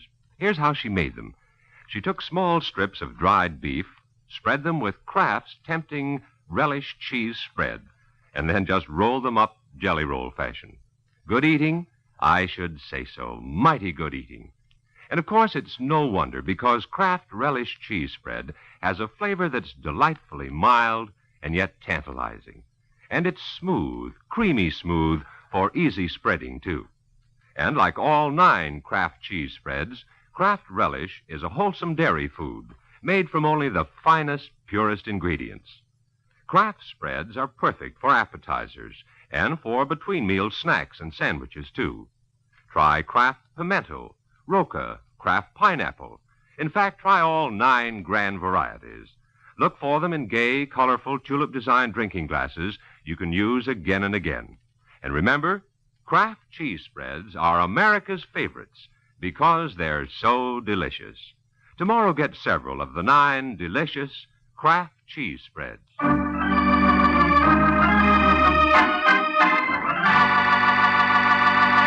And now, back to the adventures of the Falcon. An hour has passed since Sergeant Corbett, acting at the behest of Judy Wainwright, got in touch with Mike Waring. And now at a local jail, while the Falcon listens, Miss Wainwright talks for herself. You've got to believe me, Mr. Waring. I didn't kill Al. And how come you didn't see the murderer? Because my back was to the door. And you didn't hear it open? No. How do you explain the gun being found in the room? The killer must have thrown it in. And how did your fingerprints get on it? Oh, I don't remember. I was so dazed I probably picked it up without thinking. You weren't so dazed that you couldn't pack a bag and head for the nearest bus line where the cops grabbed you. I tell you, I didn't know what I was doing. You had a fight with Compton, didn't you? No. I was crazy about it. Then how come the people next door heard you arguing? Corbett tells me they heard Compton say he was walking out on you and you wouldn't let him go. That's a lie. Did you or didn't you say you were going to stop him? What is this, a 3rd degree? Just what side are you on, Mr. Waring? I haven't decided yet. Well, if that's the way you feel, I'll get someone else. Falcon's not the only private detective in town. Okay, Angel. No hard feelings. Hey, Sergeant. No. Wait, Mr. Waring. Yeah? I'll tell you anything you want to know. Okay. Suppose we start with the last question I asked. Well, Al and I were arguing, but it wasn't over what you think. Al worked for Ken Brady. You're not telling me anything new. Well, late last night, a man came to Al with a proposition. Either Al helped him ruin Brady's club, or else. Or else what? I don't know. It was blackmail of some sort. What was Compton's decision? He was going to tell Brady the whole story, even though it meant his life. That's why I wouldn't let him go. And would you know the name of the party who tried to blackjack him into line? Yes. It was Nick Daniels. Oh, the gentleman from Indianapolis? I think so. Do you know him? No, but I've always wanted to. And this may be my chance. Hey, Sergeant, I want out.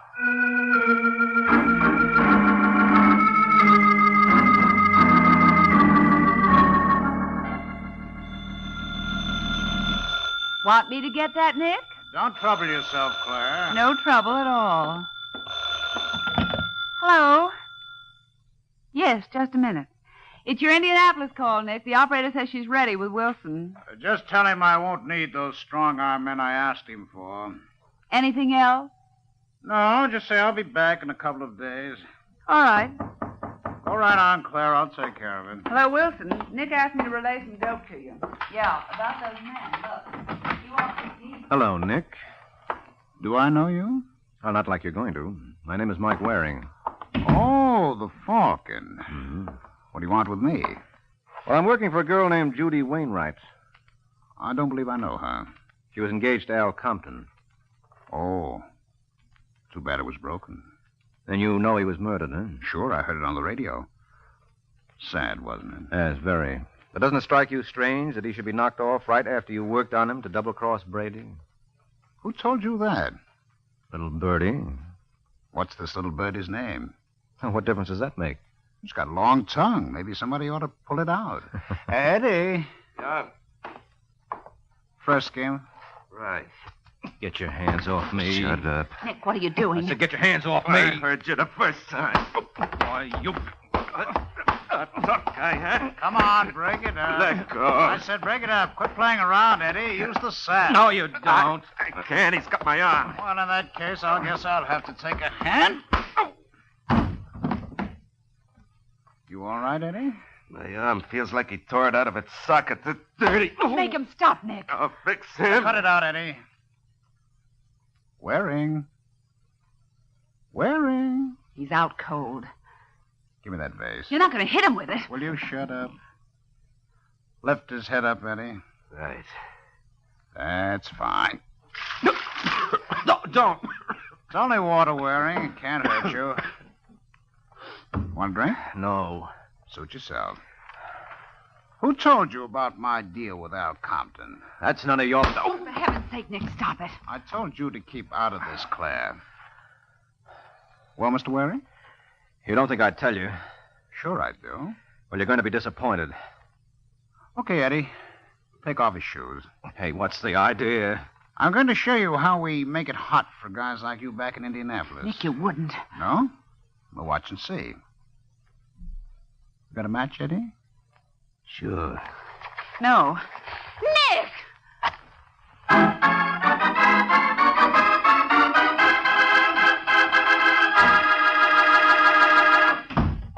Well? He still ain't talking, Nick. What'd you come out for? Go back in there with Claire and work on him till he does. That's no use. He's out cold. From the looks of it, he will be for another 3 or 4 hours. Oh, that's fine. Now, how am I going to find out who told him I got to Compton? Maybe he just guessed it. No. You don't guess things like that, Eddie. Somebody's been talking out of turn. Maybe it was Claire. Maybe. Then again, maybe it was you. Well, what kind of a crack is that? Claire stood to make a grand if things had broken right, so take it any way you like. All right, Nick, as long as you mentioned it. Where do I stand in this deal? I told you that before. Before things were different. I was supposed to get 5% of everything you made in New York. So? So right now, the best you can hope for is to keep your health. If Brady ever hears of this stunt, you won't live long enough to regret it. Where does that leave me? The same place it leaves me. Well, not quite. You got dough. I haven't. That's tough. But only on you. What's the idea of the gun, Eddie? I want 10 grand for my trouble. What? You heard me. I haven't got it here. Don't hand me that. I'll let you look at my wallet. I'm fresh out. Cost me plenty to start operating. You got plenty more in your safe. Sure, but that's down in the office. All right, let's go to the office. Okay, Eddie. When a fella's got something coming to him, I'd be the last one to stop him from getting it. Let me get my coat.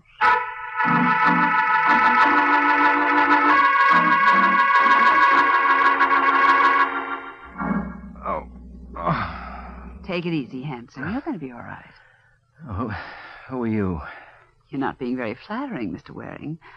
I was kind of hoping you noticed me when you first came in. Oh, I did. You had me worried for a minute. I thought I was slipping. And what time is it? 9:15. You mean I've been alone here for almost 3 hours? Not alone, honey. I've been keeping you company. Oh, lucky me. What's your name, Angel? Claire. And what's the rest of it? Ames. Miss Claire Ames. Since when has it been Miss? Hmm? Wasn't so long ago you were wearing a wedding ring there. Who told you that? Oh, I'm clairvoyant. Besides, you still got a band of white on your left hand. Oh. Yeah, see how simple it is? Who was the lucky man? What difference does it make? Because I've got a feeling it was Nick Daniels. How did you know that? Oh, just a hunch. You still married to the guy? Yes, but don't give up hope, Hanson. I don't think it'll last. I've been thinking of Reno for quite a while. How would Nick like that? He wouldn't. How'd you get into this mess, anyway? Nick promised me $1,000 if I'd help him, and I needed the money. Mm-hmm. Did he and Eddie kill Al Compton? Use your head. What was their percentage? Compton was their boy. Well, where are they now? They left about 2 hours ago for Nick's office. What do they do with my shoes? Don't be a fool, Waring. You can't hobble around in your condition. You just lie still. I'll get a doctor. Oh, don't you bother. I'll live through it. Too bad I can't say as much for your husband.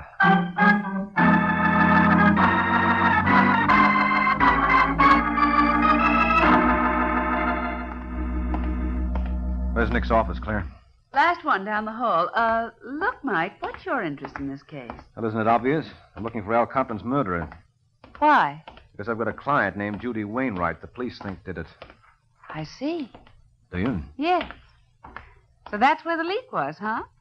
That's how you knew that Nick approached Compton. Uh-huh. And the police think that your client is guilty. Yep. What makes you so sure she isn't? Oh, I don't know. Call it blind faith. I wish I could find someone to believe in me that way. Well, maybe we could work out a deal. Maybe. This the place? Yes. Who's the Star Trading Company? That's the name Nick is using in New York. Oh. Well, I guess there's nobody... What's the matter? I spoke too soon. The door's open. Where's the light switch? I've got it. Well, awfully careless of Mr. Nick Daniels to leave his office in this condition. Hmm? Doesn't it strike you as being sloppy? No.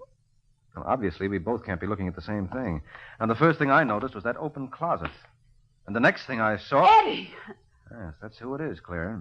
Well, what's wrong with him? Just to mention one thing, he's dead. Hand me the phone, Angel. I got to call the police. 86th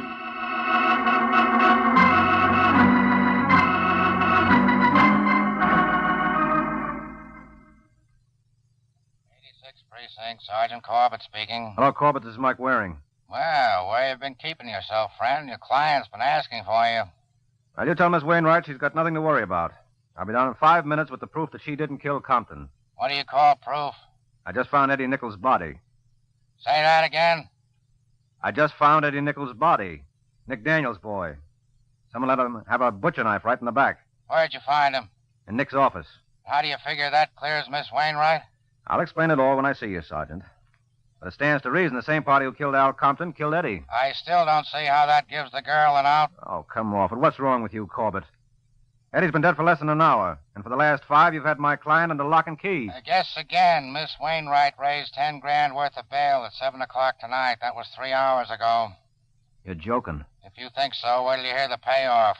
The guy who put up the dough is a gentleman named Nick Daniels. Ain't that enough to kill you?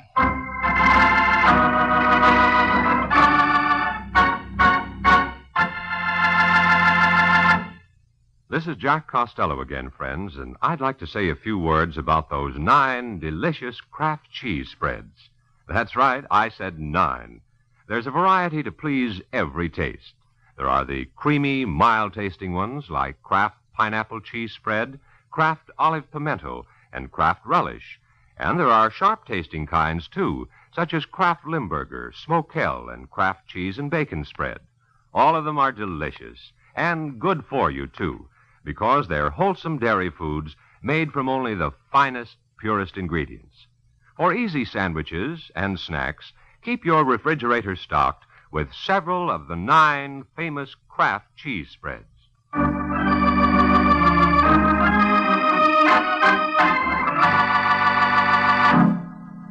And now back to the adventures of the Falcon.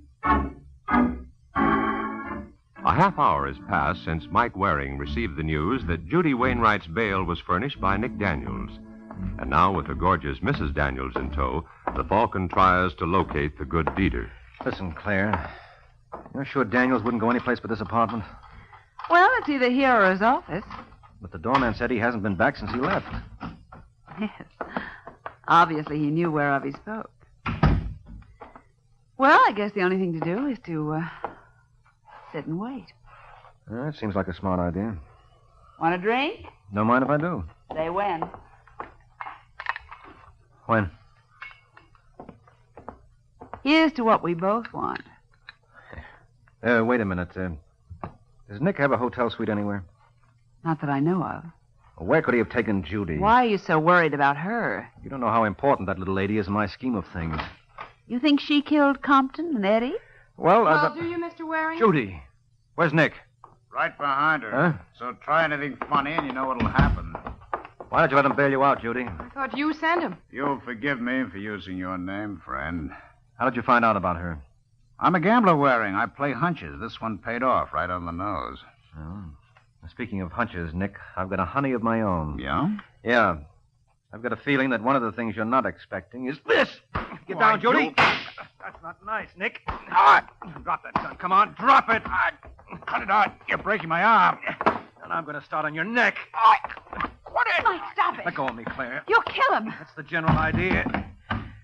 Come on, Nick, get up. Let him be, Mike. He didn't kill Al Compton. No. No. How would he know Compton was going to double-cross him and tell Brady? I tell you, Nick had no motive. Who said he did? What? I never claimed he had a motive, Claire. I just don't like this guy on general principles. I don't get you. No. I'll see if this is any better. You killed Al Compton. You're crazy. And what's more, you killed Eddie Nichols when he stumbled on the truth. You let go of me. Now, don't struggle, Angel. Because now that I've finished with Mr. Daniels, I'd just as soon start on this missus.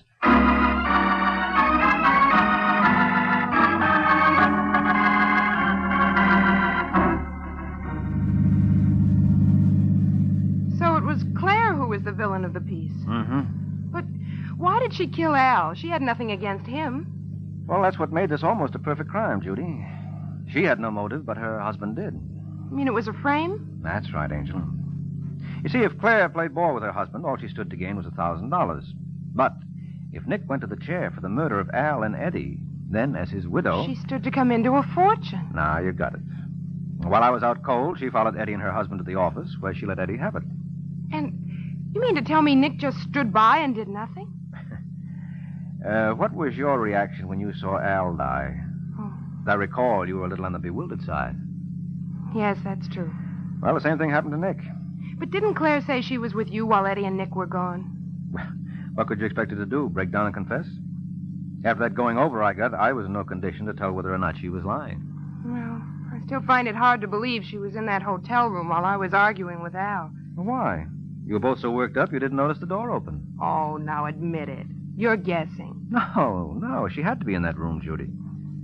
You see, she knew something she never could have known otherwise. That Al was planning to double-cross Nick by telling his boss the whole story. Now, Nick didn't know that. The only reason he was giving up the scheme of breaking Brady was that with Al dead, it didn't stand a chance of working. Now, is it clear? I see. Good. I only wish there was some way I could pay you for all you've done. Oh, there is. How? Well, I don't think this is the proper time to go into that. Why not?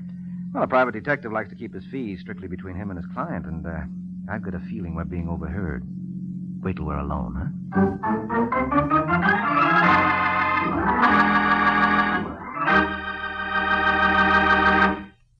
This is Boy Scout Week, the 41st anniversary of the beginning of the Boy Scout movement in America. All over the country, special Scout activities are in progress, including Scout open houses to which the public is invited. The Kraft Foods Company salutes the Boy Scouts and urges all America to support this character-building work among our youth. Why not get in touch with your local Scout organization this week? Drop in and get acquainted with the Scouts, their leaders, and their program.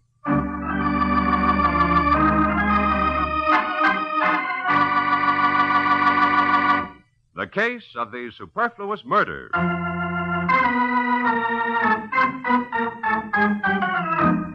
The case of the superfluous murder. That's the title of next week's adventure of the Falcon, when Mike Waring learns that if a woman wants something badly enough, not even murder will stand in the way.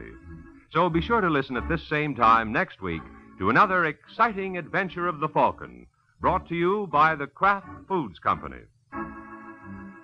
The Adventures of the Falcon are based on the famous character created by Drexel Drake, produced by Bernard L. Schubert, written today by Gene Wang, and directed by Richard Lewis. Music was by Arlo. Les Damon was starred as the Falcon, with Ken Lynch as Sergeant Corbett. Be sure to hear The Great Gildersleeve next Wednesday evening over most of these stations. In next Wednesday's broadcast, Gildy comes face to face with an hilarious problem and solves it in a way that will keep you laughing for days. Remember the show, the time, and the place. The Great Gildersleeve, next Wednesday evening over most of these stations. Check your newspaper for time of broadcast. This is Jack Costello speaking for the Kraft Foods Company.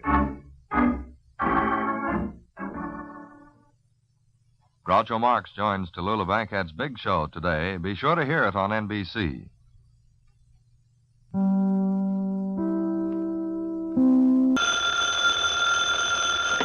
Hello?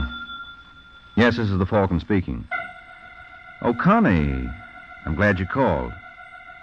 Now, you'll have to count me out tonight, Angel. I'm all jammed up. Some boy I know is thinking of taking up murder for a career. Yeah, he figures with all the money involved, the least he can do is make a stab at it.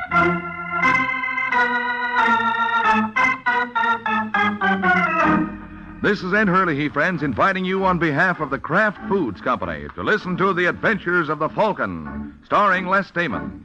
You met the Falcon first in his best-selling novels. Then you saw him in his thrilling motion picture series. Now join him on the air when the Falcon solves the case of the Happy Hoodlum.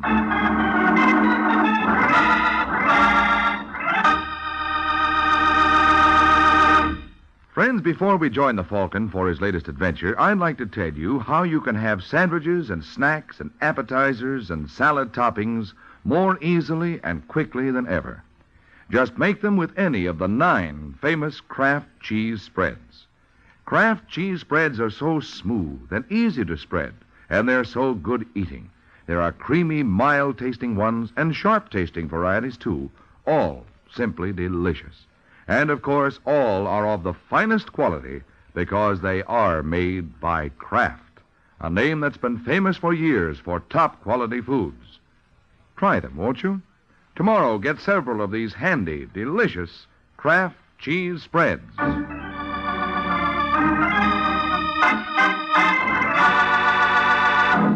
And now, the case of the Happy Hoodlum. It's late afternoon in New York, and a tall, thin man with a dirty trench coat walks up the steps of the Revere building. His name is Marty Kramer. Mr. Kramer is embarked on a mission where the chances are 1,000,000 to 1 against him. Apparently, that doesn't bother him. He smiles as he takes the elevator down to the basement where the Revere Express Company has its headquarters. Then, still smiling, he marches down the hall to a door marked Employees Only and barges right in. Hey, just a second there, mister. Yeah? You don't work here. Do you? Yes. Good, then maybe you can help me out. Where do they keep the dough around here? Were you crazy? Don't tell me the stories I heard about this place aren't true. I saw a piece in the Sunday paper that said you always have 2 or 3 million on tap. Now, look, mister. No, you look, friend, because I got a little more than you have. That's right, it's a gun.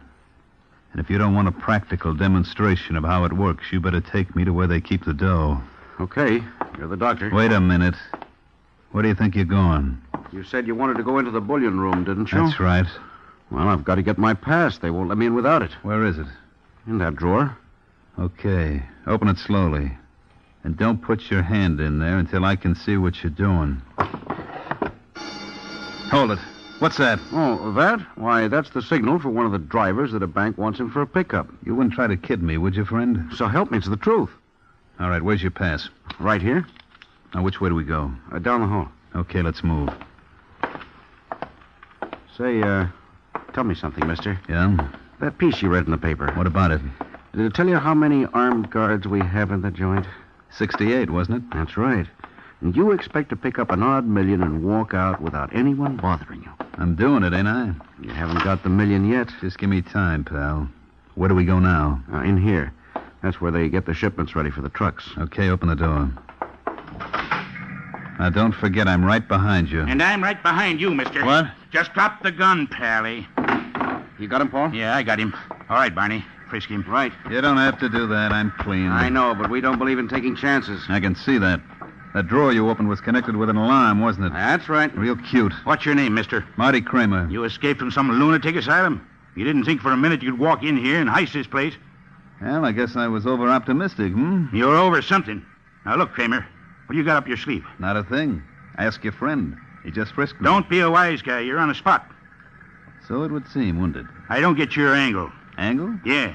You knew darn well you didn't have a prayer of getting away with this job. Now, why'd you do it? As long as you put it on that basis, I'll tell you. Well? I just wanted to prove to the kiddies that crime doesn't pay.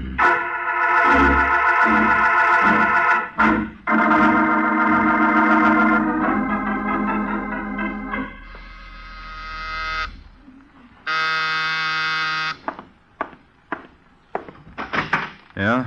Oh. Hello, Mike. Sergeant Corbett. You going to invite me in? I don't know why I should.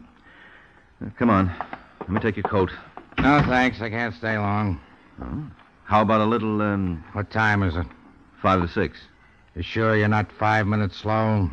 Come to think of it, I am. Good. Then I'm off duty. I'll have a short one. What's on your mind, Sergeant? It's funny you should ask that. Why? If there is something on my mind.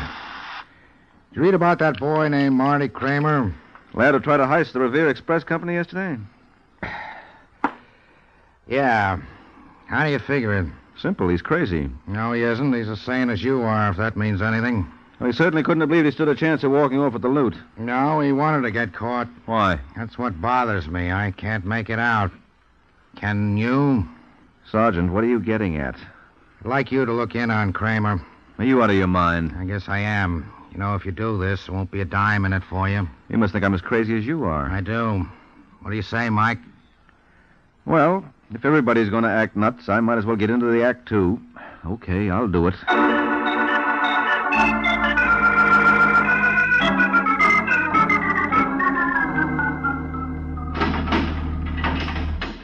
All right, Kramer. Mike Waring's here. Mike Waring? Yeah. You have 10 minutes, Mike. Thanks, Mac. Wait a minute, Buster. Who sent for you? Sergeant Corbett asked me to look in on you. My name is Mike Waring. You the bird they call the Falcon? Mm-hmm. What do you want with me? Sergeant Corbett feels there's a lot more to your case than meets the eye. And I'm inclined to agree with him. Well, you're wrong. I tried to pull a job and I was caught. That's all there is to it. There are too many things it leaves unexplained. Such as? Such as your background. Your name isn't really Marty Kramer. No? Then what is it? I don't know. All I could find out is that you came to New York 6 weeks ago. Where from, nobody seems to know. Maybe I'm ashamed of my past. I don't see why. You have no criminal record that the police can discover. This was your first offense. Always the first time for everything. Well, it goes deeper than that, Kramer. You weren't hard-pressed for cash, either. Oh, how do you know? I went through your room, found this bank book there. Who gave you a license to go through my stuff? The police. There's $7,000 in that account. Well, maybe that wasn't enough for me. Well, you certainly couldn't hope to pick up more at the Revere Express Company. A fella can try. Yeah, I know, but you didn't have your heart in it. The DA showed me the gun they took away from you up there. Yeah? Yeah. That thing couldn't hurt a fly. The firing pin was filed all the way down. You're out of your mind, Falcon. Now, don't tell me that. I saw the gun. Well, if the pin was shot, I didn't know about it. You don't think I'd do anything as silly as that? I think you're doing something a lot sillier. Now, look, Kramer, you better start talking. Unless you level with me, they're really going to pop it to you. Why don't you mind your own business? Can I help it if I'm nosy? Well, maybe this'll cure you. Mike, what's going on in there? Nothing. I'm all right, Mac. What's the idea, Kramer? I'm just settling accounts with my friend here. That was the down payment, Waring. If you insist on working for me in the future, you can expect a lot more.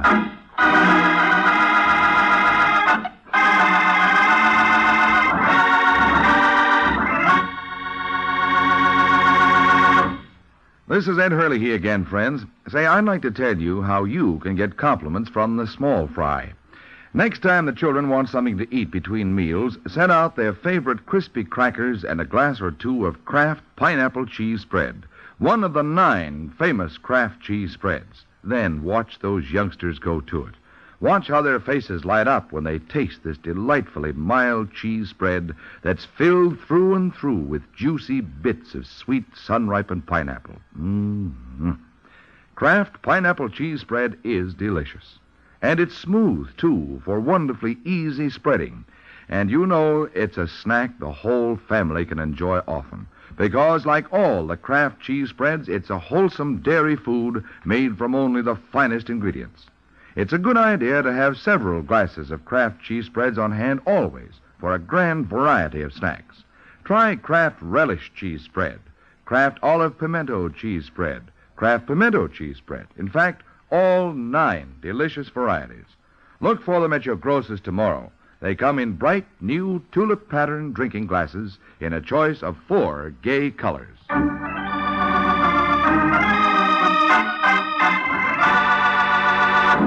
Now, back to the adventures of the Falcon. A week has passed since Mike Waring had his little talk with Marty Kramer.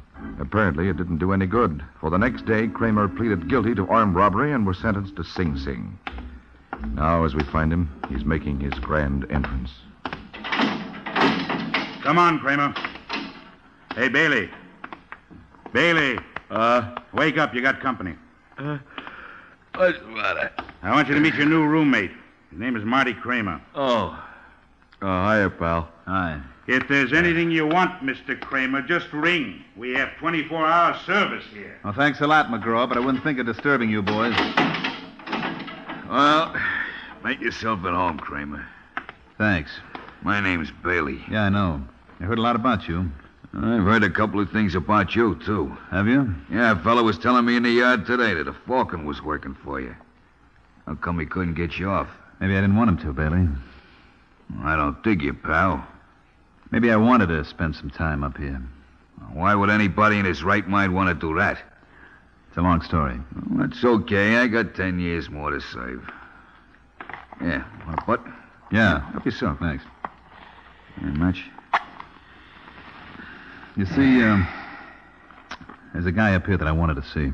Well, you certainly took the hard way, Kramer. Well, 5 years ago, this guy was partners with my old man. My old man was a schnook. He trusted everybody. That was his mistake. One night, his partner cleaned him out and then put a match to the place. When the insurance dicks came over to investigate, this guy took a powder and my father was left holding the bag. What happened? Well, he couldn't stand the disgrace, so he blew his brains out. Tough. Yeah.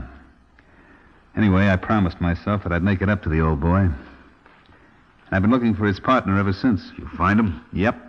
Through a private eye. The Falcon? No, another guy. He told me my party was serving time in Sing Sing. That's why I arranged to visit here. What's his party's name? Bailey. Huh? Oh, now isn't that a coincidence? Just the same as yours. Where you from, Bailey? Los Angeles. Oh, that's funny.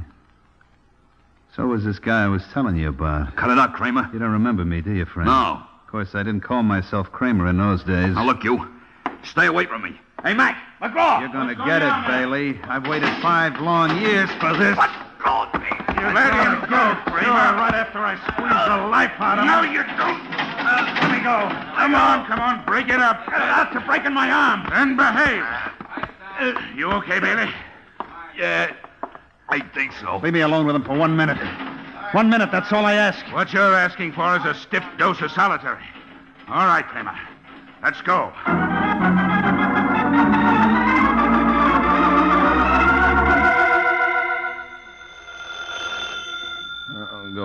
Okay. There's nobody here.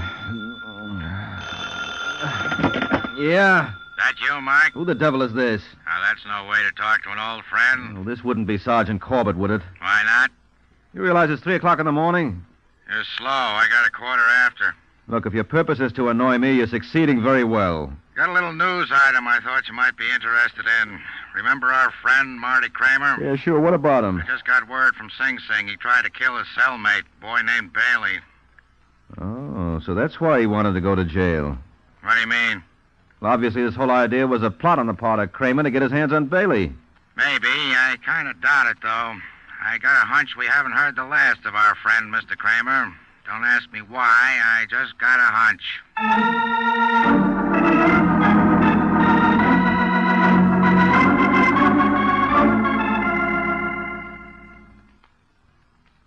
So you can imagine how I felt, Logan. A couple of seconds more and it would have been all over. Instead, the guard had to break it up. How long did they keep you in solitary, Kramer? A week. Was it bad? It'll be worth it if I can get my hands on Bailey again. Forget it. There's not a chance. That's why I transferred you in here with me. I'll work it somehow. What you got against Bailey, anyway? Ah, never mind. Come on, I won't give you away. It's something he did to my old man 5 years ago. Wait a minute. What's the matter? You got the wrong guy. Oh, no, I haven't. When'd you say this happened? 5 years ago in L.A. Well, that proves it. Bailey's been in here since 1940. What are you trying to give me? What's the truth, Kramer? Someone give you a bum steer. This ain't the same Bailey. You're lying. Okay, don't believe me, but I saw his record myself. I used to help around the warden's office when I first came here in 45. Well, that's true. I did all this for nothing. You ought to be glad you didn't kill him. I gotta get out of here, Logan. You kidding? Don't you understand? This was all a mistake. That's tough, pal, but can't be helped. Let me out! Let me out! Pipe down there, Kramer, unless you want another session in solitary. I gotta speak to the warden. Okay, I'll make an appointment. Let it out, Kramer. It won't do you no good. I gotta get out of here, Logan. Sure. If I can't do it any other way, I'm gonna make a break. Don't be a chump. I tell you I can do it. Are you with me? You just sounding off to hear yourself talk? No, I tell you I can do it. How? Is there anyone outside you can count on for help? No. Aren't you married? No. I got a girl in Jersey. How about her? How do you think I got in here in the first place? She squeal on you? That's what a couple of people would like me to believe. I was running the biggest gambling joint in town till Martha got friendly with Philip Hernandez. Phil Hernandez? One of my competitors. He and Martha got awful chummy. Well, that doesn't mean she sold you out. It does when you add to it the fact that that's how we met originally. Only this boy she fingered was some character from Chicago, and he was married to her. And the more I think of it, the more I'd like to ask Miss Martha Pierce a couple of questions. What do you say, Logan? Do you want in? What's the deal? Tonight, after roll call, one of us will pretend we're sick. When the guard comes in to investigate, we'll take care of him. With what? With this. Hey, where'd you get that hunk of lead? When I was in solitary, I noticed one of the water pipes was loose. I didn't think anyone would mind if I borrowed it. Yeah, they're bound to find out it's gone. Sure, the next time they throw someone in solitary, but that may be days. And we'll use it tonight.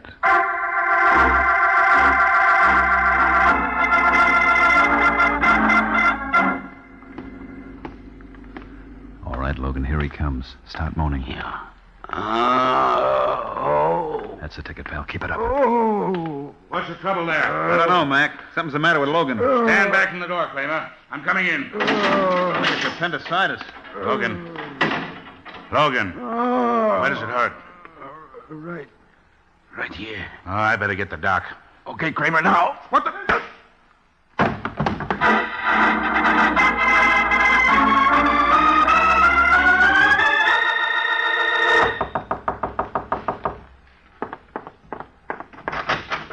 Hello, Martha. Philip, what are you doing here? You heard the news? What news? There was a flash on the radio at 10:30. Your ex-boyfriend, he broke out of jail. Logan? Yes, he and a man named Marty Kramer.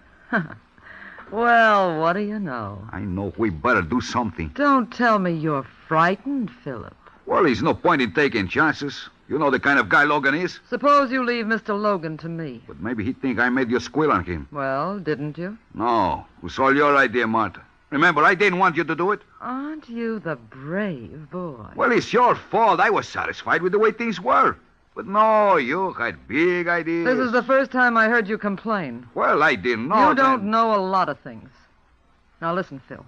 If Logan knew about us, we would have heard from him before this. But maybe somebody tell him now. Then all he's got are suspicions. And I can talk him out of them. I've done it before. You think he is in New York already? Well, if he is, he must be with his friend Kramer. You got any idea where they can be? Maybe. Where? Never mind. What you don't know can't hurt you. Tell me where. What? Let go, Philip. You're hurting me. Well, You're going to regret that, Mr. Hernandez. I'm sorry, Martha. I didn't mean it. It's just that I worry about Logan so. You shouldn't, Phil. I've got a feeling Mr. Logan is the least of your worries.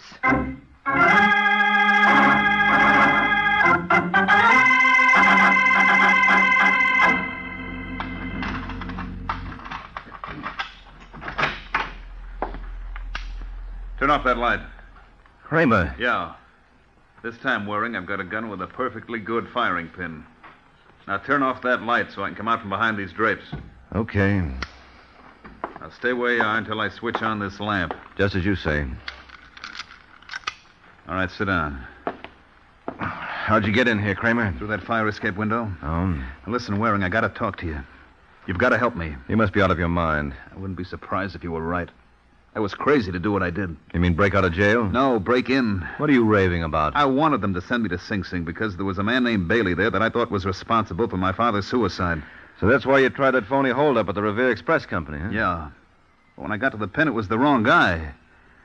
I realized how ridiculous the whole idea was. I could have told you that in the first place. What am I going to do, Mike? Why'd you crash out? I told you I wanted to see you. You could have sent me a letter. I was rattled. I didn't think of it. Well, you've got to give yourself up. No. Look, it's your only chance, Kramer. Fortunately, that guard you slugged wasn't badly hurt. What do you think they'll do to me? I don't know. Your guess is as good as mine. But I'd gamble you won't even have to serve out your original sentence, providing... Providing what? We take Logan back with us. No, I won't rat on him. Don't be a fool, Kramer. Logan's dangerous. He's got a record as long as you're armed. Now, don't be a chump. If the positions were reversed, he'd sell you out in 5 minutes. Now, what do you say? Okay, Waring. Call a cab. I'll take you to him.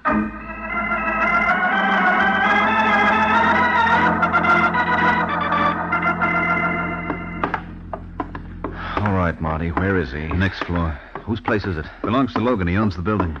Oh, that's pretty convenient. Does he know you went to see me? No. I told him I was going to get some grub. Hold it. This it? Yeah. You better let me go in first. I'll give you the high sign when it's okay for you to come in. Right. Logan? Logan, I'm back. Hey, Logan, where the... Waring! Yeah? What's the matter? What's the trouble? Oh, never mind. I see him. He isn't moving. A few people do when they're dead. All right, Kramer, what do you got to say for yourself?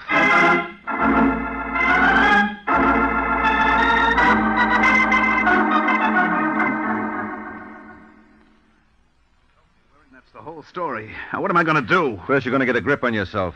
You're absolutely no help to me this way. Now, come on, help me turn him over. No, I can't touch him. Oh, you're the man who's going to kill for revenge. Well, I didn't know they looked like this. What did you expect? Well, judging by the signs, I'd say Logan got it around 9:45. Where were you at that time? Waiting for you in your apartment. Oh. Look, Mike, how will this affect my chances on the appeal? Not a bit if everything you say stands up. Cops couldn't possibly hang this on you. Well, they could try. You got a motive? No, but... There are no buts about it. Especially if we can deliver the right party to them. Now, when you left Logan to go to my place, did he say anything about expecting anyone? No. Well, somebody must have known he was here. Someone who had a key to this dive. Now, who could that be? I don't know. Now, come on, Kramer. You must have heard Logan mention some name. No, I tell you. All he ever told me was he had a girl in Jersey. Remember her name? No. You've got to. He only mentioned her once or twice. For Pete's sake, man, think. Your life may depend on it.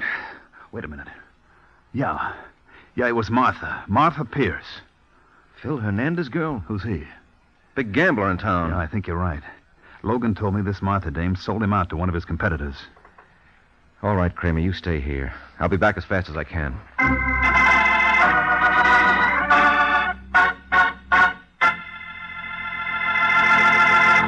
This is Ed Hurley again, friends. Sounds like Kramer gave Mike a lead to the killer, doesn't it?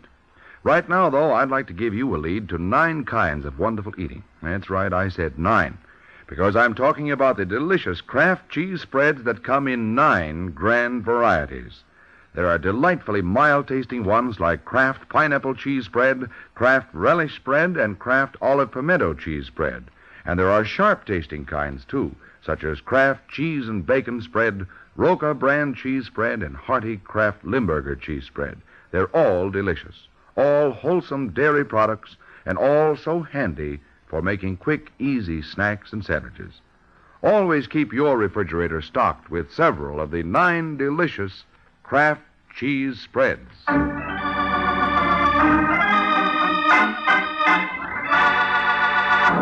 now, back to the adventures of the Falcon. 30 minutes have passed since the discovery of the body of George Logan by Mike Waring and Marty Kramer. And now, as we find the Falcon, he's knocking at the door of his first lead. Yes, Martha Pierce? that's right. I hope I'm not intruding. Not at all, honey.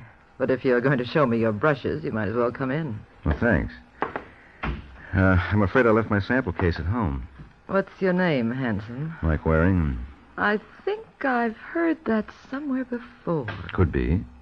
I'm a private detective, Miss Pierce. My friends call me Martha. Well, I'll bet you've got 1,000 of them. Listen, Mr. Waring. No, I'm sorry. I'm sorry. I take it back. You couldn't have more than 999. What's that supposed to mean? You just lost one of your best. Who? George Logan. Oh, don't tell me. Yes, he's dead. Poor Logan. I knew the excitement of breaking out would be too much for him. He had a bad heart. Yes, well, that knife someone stuck in his back didn't help matters any either. Incidentally, where can I find Philip Hernandez? You're wasting your time, honey. He isn't in New York. He took the midnight plane to Chicago. Well, that must make it awfully dull for you. How have you been keeping yourself occupied? Now, come, Mr. Waring. Surely you don't suspect me of killing Logan. No, of course not. I was just curious, that's all. Well, when Phil told me about the news flash he heard about Logan breaking out, I thought it called for a celebration. So I went to the Hawk Club. Where undoubtedly you were seen by 100 different people. At the very least. Well, that makes a very handsome alibi, Martha. I'm glad you like it. All right, Angel, I'll be seeing you. Oh, must you go? Yes, but don't worry, I'll be back. And it may be sooner than you think.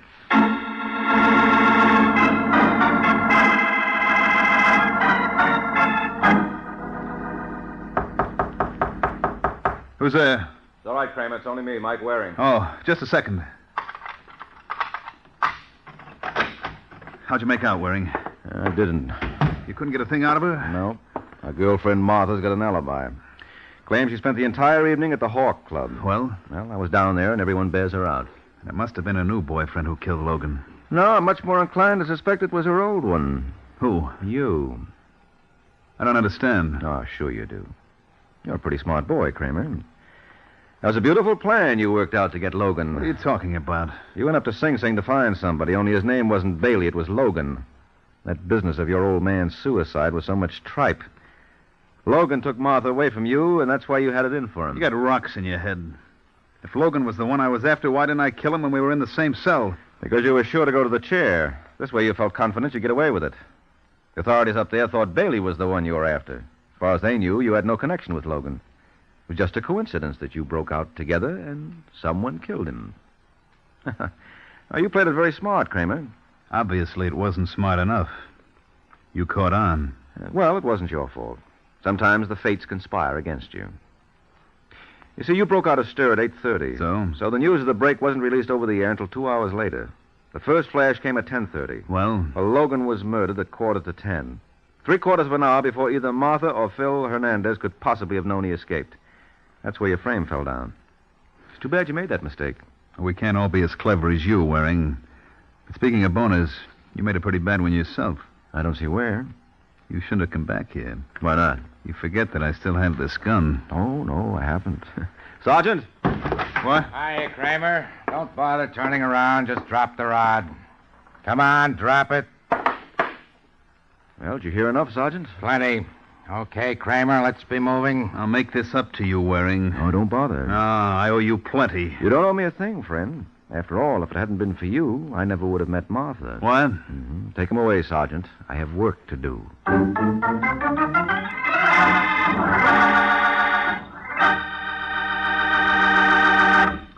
This is the season for hearty breakfasts, hot cakes, hot toast, hot rolls, waffles, and the spread that adds extra goodness to every bite is Parquet margarine, made by Kraft. Yes, Parquet is the margarine millions prefer to any other because it tastes so good. And it tastes so good because it's always fresh. In states where the law permits, get yellow Parquet in its new Flavor Saver aluminum foil wrap. Elsewhere, get Parquet in the regular package or handy Color Quick bag. Parkay, Parquet margarine, made by Kraft.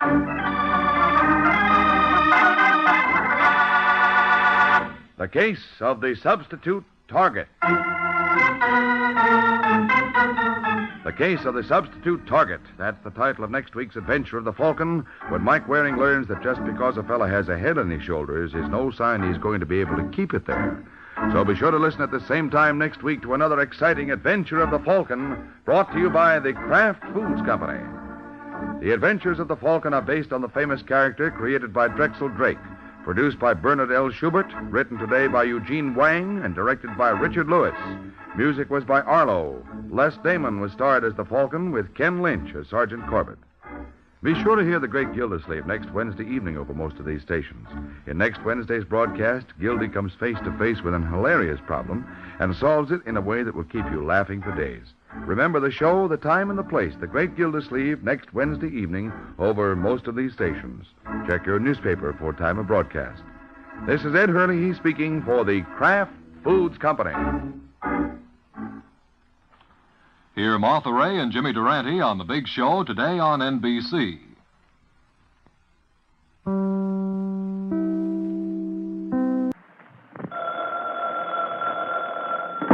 Hello?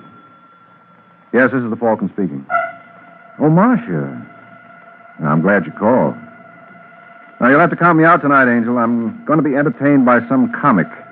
And when this boy makes with the gags, he really slays them.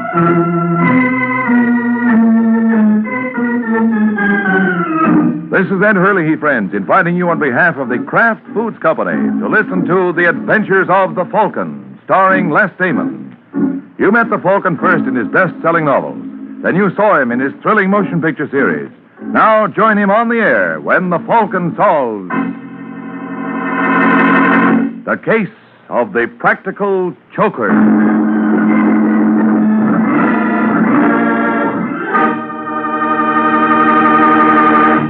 Before we join the Falcon for his latest adventure, I'd like to tell you about 9 of the handiest little menu helpers you ever had in your kitchen. They're the 9 famous Kraft cheese spreads, and they really are handy for making snacks and sandwiches, salad toppings, and appetizers. All of the Kraft cheese spreads, the mild-tasting ones and the sharp-tasting ones, too, are delicious. And they're all the very finest quality because they're made by Kraft. So, tomorrow, get several of the 9 famous cheese spreads made by Kraft.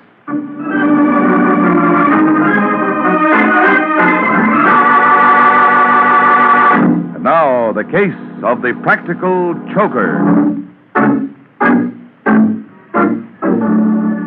It is Sunday afternoon in New York, and in a parked car outside the Club 91, a bad actor named Chuck Morgan and a blonde named Linda Stewart are rehearsing a new comedy routine. And although Mr. Morgan's ideas of humor may be overdeveloped, still he obviously believes this act should kill his customer. Now, you understand what you're supposed to do, Linda. I'm not too sure, Mr. Morgan. What's the matter with you anyway? Your agent told me you were a hep dame. Look, Mr. Morgan, I don't need a job that badly. All right, I'm sorry, baby. I didn't mean that. You see, I want to play a joke on this guy, and I want to make sure that it goes off the schedule. Well, the more I hear this joke, the less I like it. I told you there's nothing to worry about. This fellow's a good friend of mine. And why do something as silly as this? Just to settle a bet. Now, he thinks he's a great little guy with the ladies, and I bet him $50 he was wrong. But you promised me $100 for this job. How can you come out ahead? You don't understand, Linda. It's not the money, it's the principle of this thing. I just want to make a sucker out of Davis. Davis? Yeah, his name is Red Davis. Now, he's a thin little guy with red hair and pop eyes. You won't have any trouble spotting him. He owns the joint, and he'll be in the corner booth. But suppose your friend doesn't show any interest in me. You haven't taken a good look at yourself in the mirror lately, have you? No, I'm not at all worried. Now, when Red sees you, he'll start baying at the moon. But at the beginning, you want me to act insulted. That's right. That's so he won't become suspicious. Then, thaw out and let him buy you a couple of drinks. And after that? Well, he'll probably want to take you out for the evening, so you tell him that first you have to make a stop at your apartment. I don't think I like that, Mr. Morgan. What's there not to like? This is on the up and up. When you get to your place, I'll be waiting for you. And that's where you're going to tell Mr. Davis it's just a joke. That's right. I can hardly wait to see Red when he learns it's a gag. I'll bet he'll practically die laughing.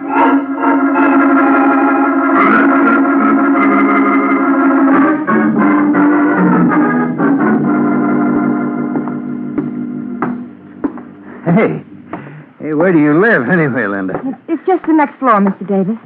Oh, cut it out. You promised you were going to call me Red. I'm sorry. Red, do you know a man named... Man named who? Forget it. You know, I don't get you, Linda. When I first saw you in the club, I immediately said to myself, now there's a dame with class. I was surprised when you gave me a tumble. Well, I don't often do things like that. It was an impulse, huh? Yeah. I understand. I get them all the time. Where do we go now? It's this apartment here. Oh, here. Let me help you. It's all right. I can manage. Come in. Thanks. Hey, nice layout you got here, Linda. I think I'm going to like this. I wouldn't bet on that, Red. Morgan. Oh, then you do know each other. You dirty little double-crosser. But he told me it was a joke. The joke's over now, honey. You can beat it. Now, see here, Mr. Morgan. I said beat it. I don't If you're a smart girl, you'll keep your trap closed. Now, go on. Listen, Morgan. Shut up. I don't want any conversation from you, Red. I just want my dough. What dough? Don't play dumb. The $60,000 you owe me on the Robinson fight. Oh, that. What'd you think I was talking about? Well, you see, I'm kind of low, Chuck. I've been running in tough luck lately. From now on, it's going to get worse. You know, all the boys are laughing at me for letting you hang me up. A man in my position can't afford that. It might give other people ideas. Look, Morgan, suppose I pay you a little at a time, huh? What do you call a little? Well, I could give you $10,000 now and the balance Keep next... your hands up. I was just reaching for my wallet. You got that dough on you? Yeah. Okay, let's have it. Sure. I was going to give it to you all the time. All right, Morgan. Put him up. Put away that gun, Davis. Act your age. Well, Mr. Morgan, who's the joke on now? I guess it's me. And you're not kidding. That's okay, Red. I'll see you again. And I'll lay you odds. Next time, you won't be this lucky.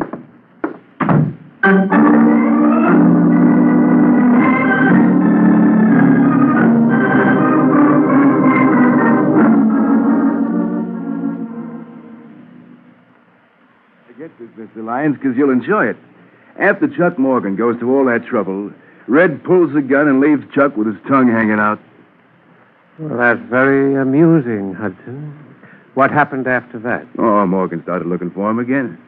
And what do you think will happen if he finds him this time? The same thing. You don't believe Morgan will kill him? No, Morgan's all talk. You think so? I know so.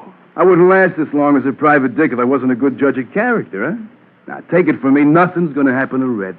Well, that's too bad, Hudson. It would be worth a lot of money to me if something did. Huh? How much is a lot of money? Well, what's the difference? You're not interested. Try me. $2,500. You're right. At that price, I'm not interested. Well, it isn't worth more. Everybody knows that Morgan has threatened Davis. So you run absolutely no risk. What have you got against Red anyway? Well, that's none of your business. Either you want the job or you don't. Well, as long as you put it in that basis, Mr. Lyons, let me think it over.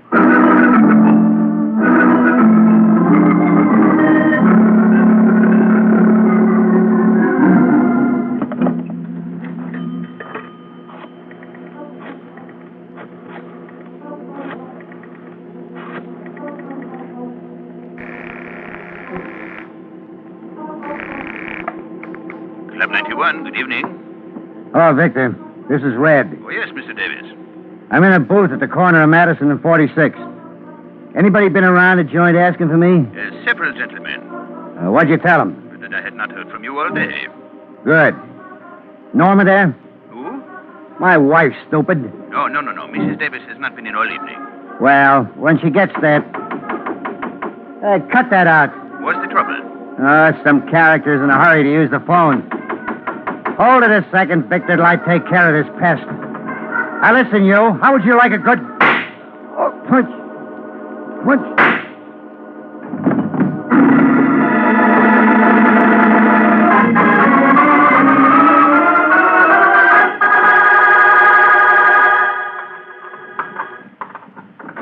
That's you, Waring? What the... Shut the door. Listen, Morgan. Shut it. Just keep your hands right where they are. What are you doing here, Chuck? Red Davis was knocked off a couple of hours ago. That still doesn't answer my question. I don't see why not. 1, the cops think I did it. 2, you can prove I didn't. Now, does it add up? Not to my liking. You better get somebody else. Listen, Waring, maybe I haven't handled this right, but I didn't kill Red. And why don't you tell that to the police? You don't think for a minute they believe me? Suppose I told you I don't either. Now, look, Mike, I know you don't like me, but give me credit for a little intelligence. If I was going to knock off Davis, would I shoot my mouth off all over town? So? So I tell you I didn't kill him. Then who did? I got no idea. Okay, Morgan. I'll see what I can do for you. But first, I want you to surrender to the cops. Oh, no. All right, then it's no deal. Now, wait a minute, Mike. I'll make you a proposition. No, I'm not interested. For Pete's sake, give me a chance, will you? I'm convinced that with any luck, you can clean this up in a couple of hours. If you haven't by then, I'll give myself up. What'll you do in the meantime? I'll stay right here. What's to prevent me from walking out and calling the police? Nothing. Oh, you just trust me, huh? I don't have any other choice. What do you say, Mike? Well, this is against my better judgment, Morgan. But you got yourself a boy.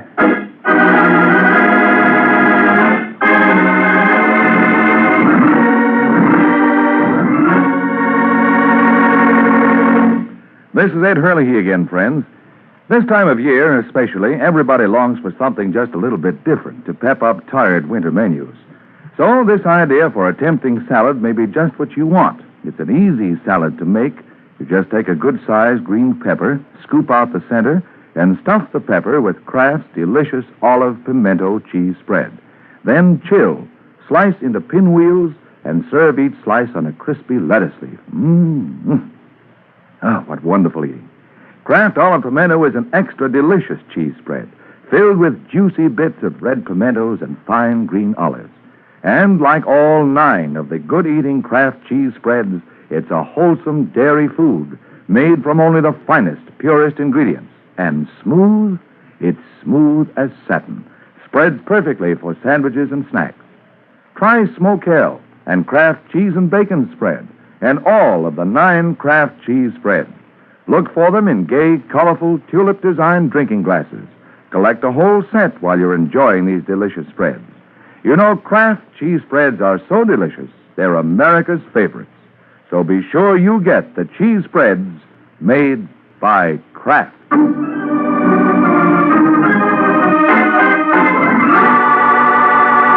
Now, back to the adventures of the Falcon.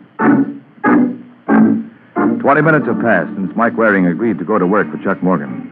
And now, as we find Mike, he's about to earn his fee. Yes, Mrs. Norma Davis? that's right. My name is Mike Waring. I'm sorry to bother you at a time like this, but I'd like to ask you some questions about your husband. But I've told the police everything I know. Well, I'm working on a different angle. Come in. Thank you. What do you want to know? Mrs. Davis, have you any ideas who might have killed Red? Yes, Chuck Morgan. I mean, besides Morgan. No. Red didn't have an enemy in the world. Now, you know that's not true, Mrs. Davis. Your husband wasn't exactly the most popular citizen in New York. How dare you say that to me? Well, I only... I won't have you talk that way about him. I'm tired of these insinuations. How do you know what kind of man Paul was? Well, I'm sorry. You're sorry. Go on, get out. Mrs. Davis, look, all I don't want to hear any more about it. Now leave me alone. Permit me to congratulate you, Mrs. Davis. That was a marvelous performance. Why, thank you, Mr. Lyons. You think I convinced him I was a broken-hearted widow? How could you help it when you practically convinced me? Come here, darling, and let me console you.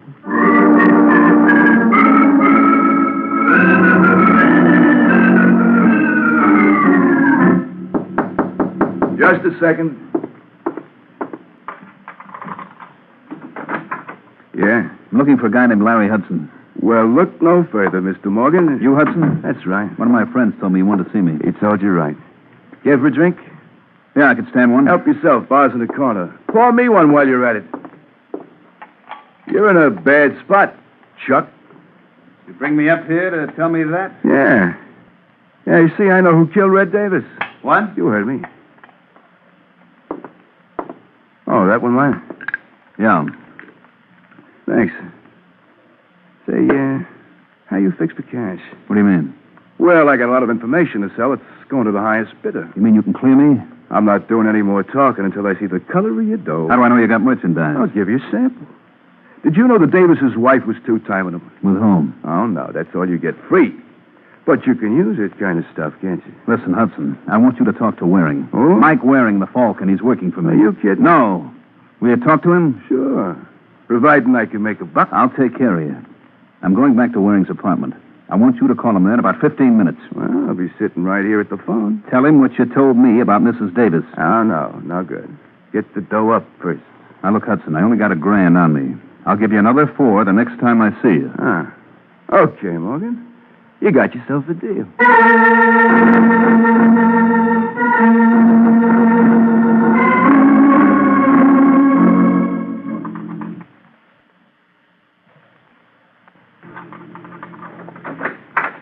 Morgan? Chuck!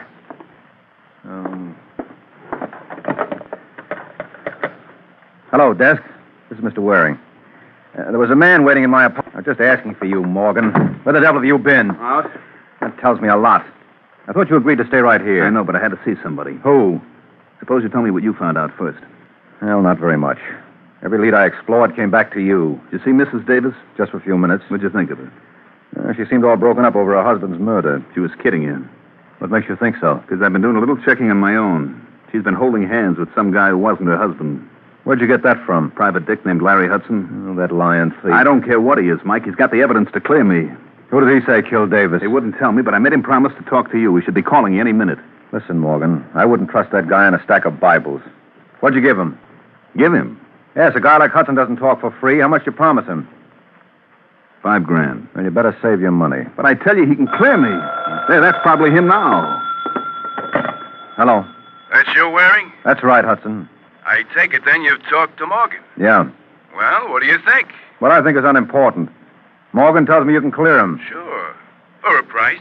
Well, for my part, I'm not interested. You got to talk to him, Mike. I don't like it, Morgan. Neither do I, but if this guy can save my Well, neck... make up your minds, boys. They ain't got all week. Okay, Hudson. We'll be over in an hour.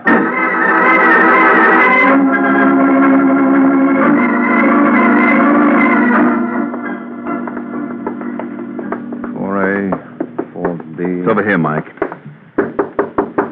Now, look, I want you to let me handle Hudson and keep your mouth shut. You're the doctor. What's keeping him? I don't know. Maybe he went out. I doubt it. How can you tell? Take a peek at that keyhole. I can't see a thing. Sure, because the key is still in the lock. That means Hudson's got to be in there. Hey, Hudson, open up! Hudson! All right, Morgan, give me a hand. What are you going to do? Break it down. Shouldn't take too much effort. Come on, let's go. All right, one more. Should do it. Hudson! Hudson! Where the devil is the light switch? It ought to be somewhere around the door. And watch yourself, Morgan. Wait till I strike a match. I got it. There we are. Mike. Yeah. Don't touch him. Was he dead? Either that or asleep. With that knife in him, what do you think? Hand me the phone. I got to call the cops.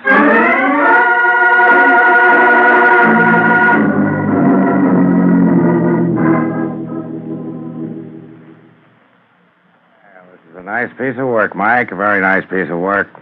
All right, Morgan, let's go. Now, hold it, Corbett. He's not the reason I called you. I know, but I'm not complaining. I told you not to call him Mike. Yeah, I'm beginning to think you're right, Morgan. For the same dime, I could have phoned someone with brains. What kind of a crack is that? Well, in case you hadn't noticed, Sergeant, that's a body in that chair. It'll keep.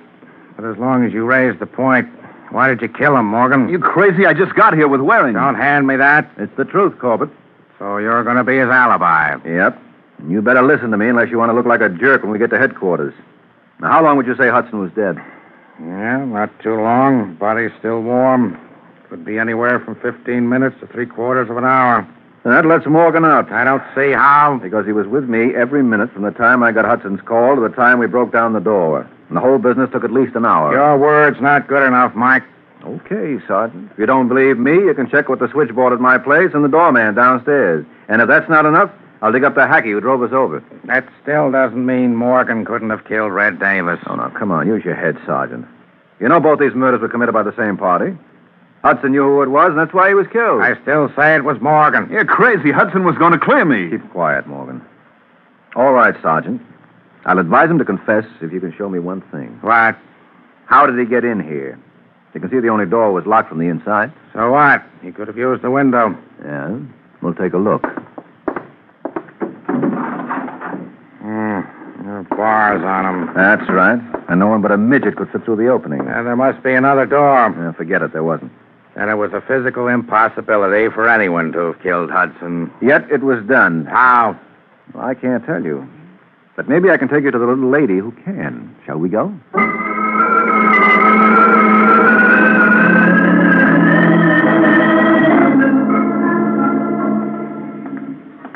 Listen, Mike, if the DA ever finds out I let Morgan go, he'll have...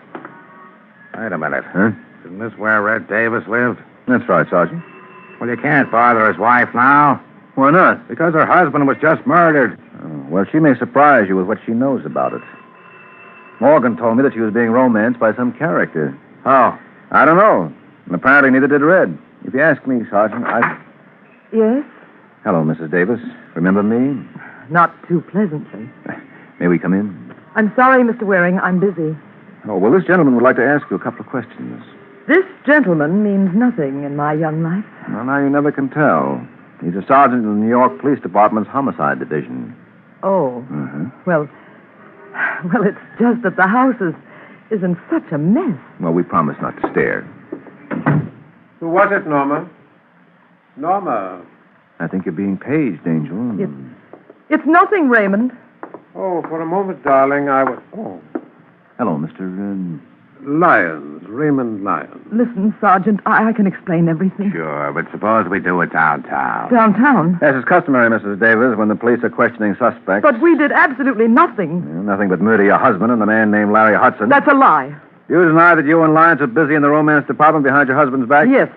And what's Lyons doing here now? Well, he's just helping me. Mm-hmm. Like he helped you murder Hudson? No. Now, just a moment, Waring. I thought this gentleman was the officer of the law. You're right, Lyons, but if you think my questions are going to be less embarrassing, you're in for a bad shock. Larry Hudson was murdered at 10:45 tonight. Where were you at that time? I was with Norma. That's right. Well, now, that's what I call a wonderful alibi, Sergeant. Too bad there wasn't anyone else around to substantiate it. Oh, but there was, Mr. Waring. A justice of the peace named Smith over in Jersey. I think he might recall us. Why should he? Because I gave him $100 to perform the marriage ceremony that made Norma here Mrs. Lyons. I guess he should remember that, don't you?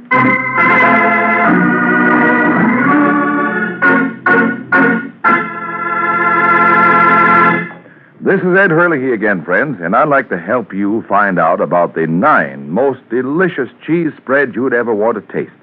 They're the 9 famous cheese spreads made by Kraft. They're delightfully mild-tasting ones, such as Kraft Pineapple Cheese Spread, Kraft Olive Pimento, and Kraft Relish. And there are sharp-tasting ones, too, like Roca, Smokell, and Kraft Limburger Cheese Spread. All of them are mighty good to eat. And they're good for you to eat, too, because they're wholesome dairy foods made from only the finest ingredients. For quick, easy snacks and sandwiches, keep your refrigerator stocked with several of the 9 delicious Kraft cheese spreads.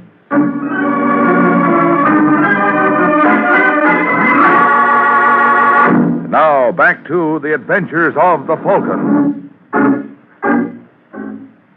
A half hour has passed since Norma Davis and Raymond Lyons punctured Mike's theory by coming up with an unbreakable alibi. And now, as Mike drives home with Sergeant Corbett, he still refuses to accept the obvious. Doesn't make sense, Corbett. I tell you, it doesn't make sense. Hey, will you watch where you're driving? Something screwy about that marriage. You saw the license? Well, doesn't it strike you as strange that within 12 hours after her husband is murdered, Mrs. Davis marries another man? Of course it does. There's no law against it. No, but an alibi like that must have a hole in it. Yeah, you show me where. And after you do that, show me how either Mrs. Davis or Lyons could have murdered Hudson. If it was a physical impossibility for Morgan to kill him, it applies to them, too. Uh-oh, hold everything. What's the matter? Oh, what a chump I've been. Well, they say confession is good for the soul. I tell you, I've got the answer to the whole thing, Sergeant. That on the level? Yes. I know now who killed Hudson. And with the help of Chuck Morgan, I'm going to prove it.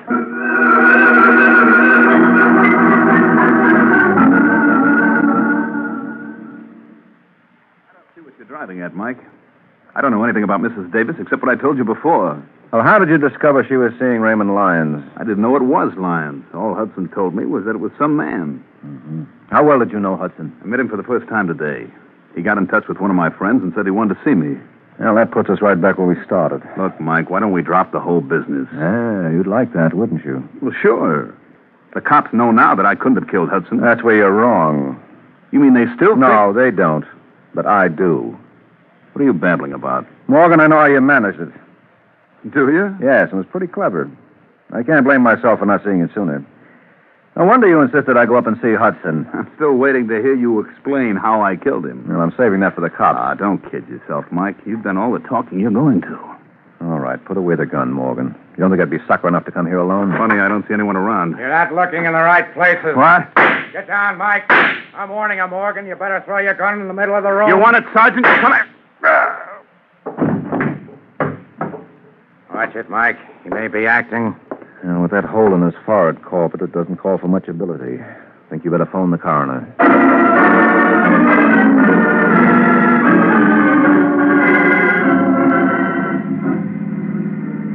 You can drop me over the corner, Sergeant. Well, it's been grand. Hold it, Mike. Aren't you forgetting something? I've got a report to make. Who's stopping you? You are. Oh. Well, you know that Morgan killed Red Davis. Sure. I was the first one to say so. You should have stuck to your guns. Well, when you tossed in that razzle-dazzle about Hudson's murder, you threw me. Yeah, well, don't feel too badly about it. I was right with you. Of course, I'm reconstructing now, but this is what must have happened. Lyons tried to hire Hudson to bump Red. Hudson said he'd think it over. When Red was killed, Hudson knew immediately that if he hadn't done it, Morgan must have. I don't see how that follows. It could have been Lyons. If Lyons were willing to do the job, why did he approach Hudson in the first place? No, it had to be Morgan. And when Hudson realized that, he tried to shake down Morgan. He even told Morgan that if the price were right, he might be induced to frame Red's wife. So Morgan played along with him and asked him to get in touch with me. Now we're coming to the part I want to hear. Well, when Chuck went to meet Hudson, first of many such... So he slipped a slow-acting drug into Hudson's drink. Why didn't he kill him then and there and be done with it? Because he needed an alibi, and I was it. I don't get it. He needed someone with him while he murdered Hudson. What? Sure. Remember you said it was a physical impossibility for anyone to get into that room and kill Hudson before Morgan and I broke down the door? Yeah? Well, there you hit the nail right on the head. It was a physical impossibility.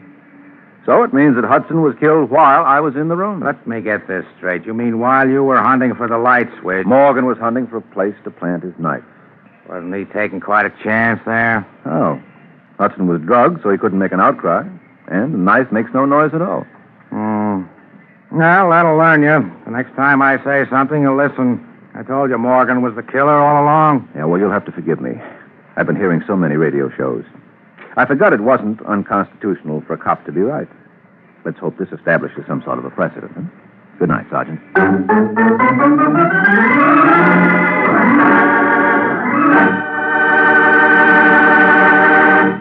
It's wonderful as a spread, delicious as a seasoning, superb as a flavor shortening. It's Parquet Margarine, that marvelous all-purpose margarine made by Kraft.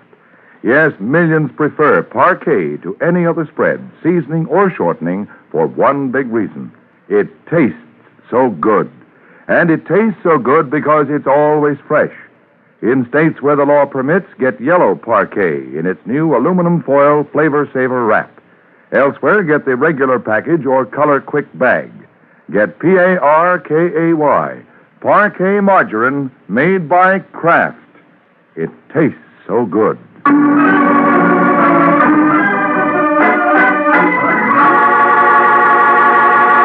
The Case of the Gangster's Girl.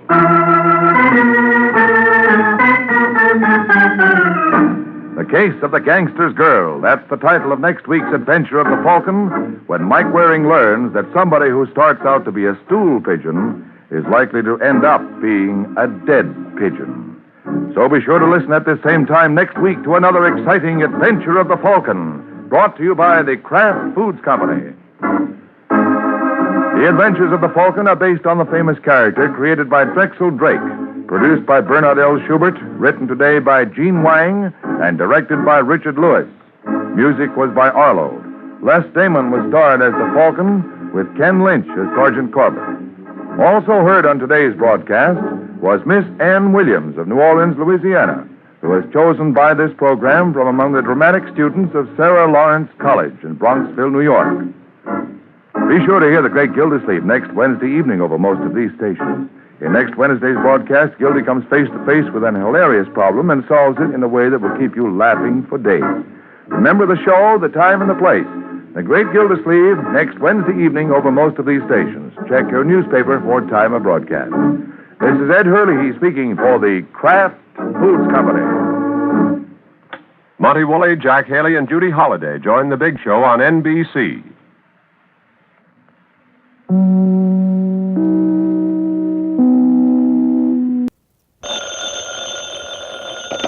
Hello? Yes, this is the Falcon speaking. Oh, Grace. Well, I'm glad you called. I'll have to cancel out tonight, Angel. I'm all jammed up.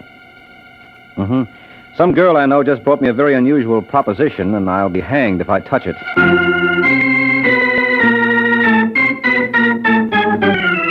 The Adventures of the Falcon, starring Les Damon. You met the Falcon first in his best-selling novels. Then you saw him in his thrilling motion picture series. Now join him on the air when the Falcon solves the case of the talented twins.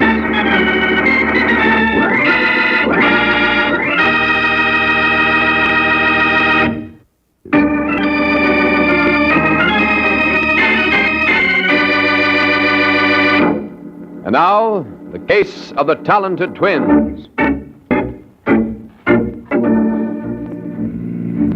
It's late evening in New York, and a yellow convertible tears down Riverside Drive. At the wheel is George Alexander, who operates the car as though he owned the streets. Yeah, Mr. Alexander is a big operator. And the blonde alongside of him knows it. You warm enough, Masha? Oh, I'm fine, Mr. Alexander. My friends call me George. Now, why don't... Oh, you passed it. Huh? You should have turned right on 76th. What for? Well, that's where I live. Oh, I'm not taking you home, Masha. Now, really, Mr. Alexander... George. The only reason I consented to go with you was because Mr. Kemp introduced us. You like singing at Mr. Kemp's club? Yes, of course. What's that got to do with it? It's got everything to do with sweethearts. I own the joint. Oh. Sure. Whose idea do you think it is for Kemp to give you a job in the first place? I didn't know. Well, anytime you don't know something, Masha, you just ask George. He's got all the answers. Well, if you don't mind, Mr. George, I'd like to go home. Really, I've got a splitting headache. That's okay. I have my boy fix you up something at my place. Why don't you sit a little closer? I'm perfectly comfortable over here. Nah, it's too far away. Please, Mr. Alexander, you better look where you're going. Come on, Masha, be sociable. What do you want to sit there all Look by... out! Huh? You're going to hit that man! Shut up! You're not going to leave him lying there. Why not? He may be dead. We can't do him any good. Let me out. Get your hand off that door, Masha. I'll let you go when I'm good and ready. And I'm not ready yet.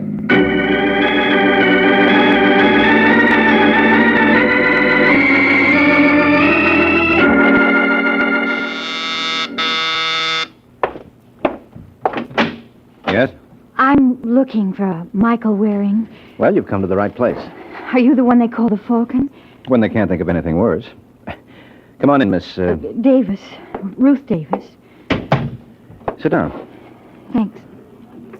Now, what can I do for you? I'm not quite sure. Did you happen to notice an item in this morning's paper about a man being killed in a hit-and-run accident last night? Yes? That man was my father. Oh, I'm sorry. I want you to find the driver of that car. Why? Well, isn't that obvious? That man murdered my dad. He murdered him just as surely as if he used a gun. I don't care what it costs. Well, you should, Angel. I'd be lying if I didn't tell you that anything you invest in a case like this would be money thrown down the sewer. As I recall, the police don't have a single lead. Oh, yes, they do. There was a man named Arthur Crane who witnessed the accident. He might know more than he's told them. What makes you think so? Call it a woman's intuition? You know, that's greatly overrated. Maybe, but there's no harm in trying. Mm-hmm. What did you say this witness's name was again? Arthur Crane. Arthur Crane. All right, Angel. I'll do what I can.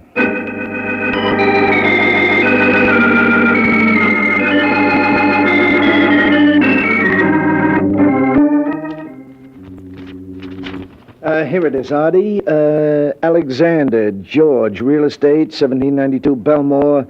It's Elwood O6742. Wonder if that's the right Alexander. Well, it has to be. Didn't the license bureau tell you that was the name of the party who owned the car? Yep. Well, it's the only George Alexander in the book. All right, hand me the phone. What's that number again? Elwood O6742. See who that is, will you? You expecting anyone? Nope. Too early for Jack to drop around. Just a second. Yeah. You Arthur Crane? No. Well, is he in? Who is it, Pete? It's some guy who wants to see you. How do you do, Mr. Crane? How do you do? My name is Mike Waring. I'm a private detective. Private detective? Yeah, at the moment I'm working for Ruth Davis. Who? Ruth Davis. She's the daughter of the man who was killed last night in that hit-and-run accident. Oh, well, sit down, won't you? Pete. See if we got any beer on ice. Yeah. Don't bother, Mr. Jordan. Pete Jordan, and it's no bother at all. Yeah, go on, Pete. Now, what can I do for you, Waring? Well, according to the police blotter, you were the one who discovered Davis's body after the accident. That's right. I was coming home from a club date. Club date? Mm-hmm. I'm a musician. Oh. I play piano with a small combo around town. Mm-hmm. Well, go on. Well, just as I got out of the subway, I saw this guy Davis laying in the gutter. What time was that?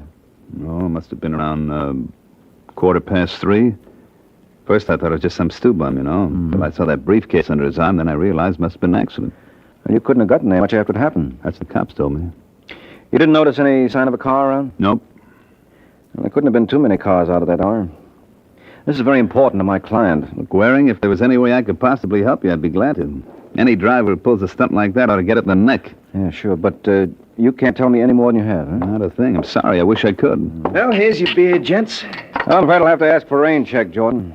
You going already? Yeah, I got to. But I'll leave my card. If you think of anything... Just leave it to me, Waring. If I think of anything, I'll know what to do.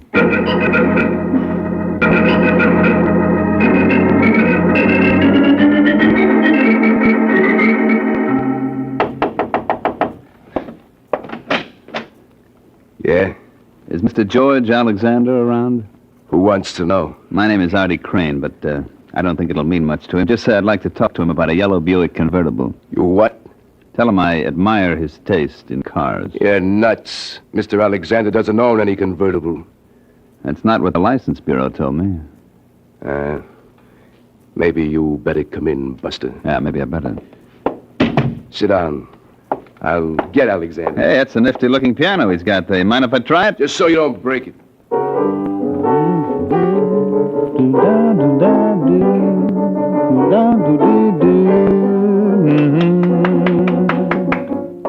That's very pretty, mister. You like? Yeah. What do you call it? I've got those gimme blues. It's a very original title. I'm a very original guy, Mr. Alexander. How so? Well, 99 guys out of 100 who know what I know would have spilled everything to the cops. But not you, huh? Mm-mm. Little Artie knows when to keep his mouth shut. For instance... Keep out of this, Vince. Go on, Crane.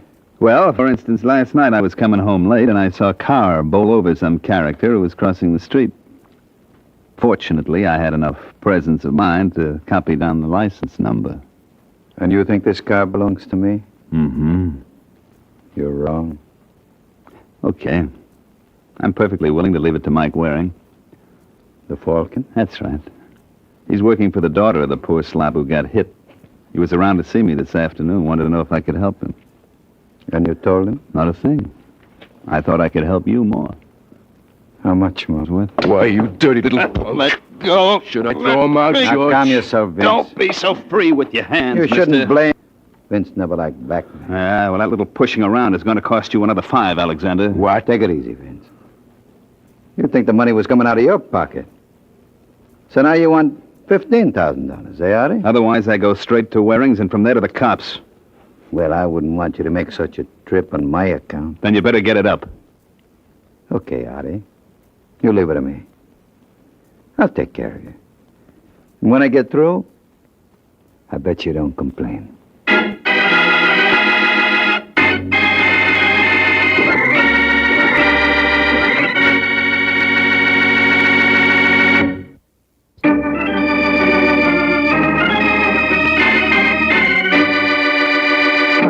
Now back to the adventures of the Falcon. 2 hours have passed since Artie Crane made his little call on Mr. Alexander. Now we find Mike making a call of his own. Only his isn't nearly as successful. So when you come right down to it, Mr. Waring, you've made no progress at all. Well, I could give you a big song and dance, Ruth. No thanks. I'm in no mood for entertainment. You see, the truth of the matter is I'm stymied. The only potential witness we had was this musician, Artie Crane. And he couldn't tell you anything? No, not a single solitary... Oh, wait a minute. What's the matter? That briefcase your father was carrying... That won't help you. They found it clear across the street where it was knocked by the car. Well, if it was knocked there by the... Say that again. This Artie Crane character told me he realized that it wasn't some drunk sleeping it off when he noticed the briefcase under your father's arm. What's wrong with that? Hey, you just said it, Angel. The car sent that briefcase flying.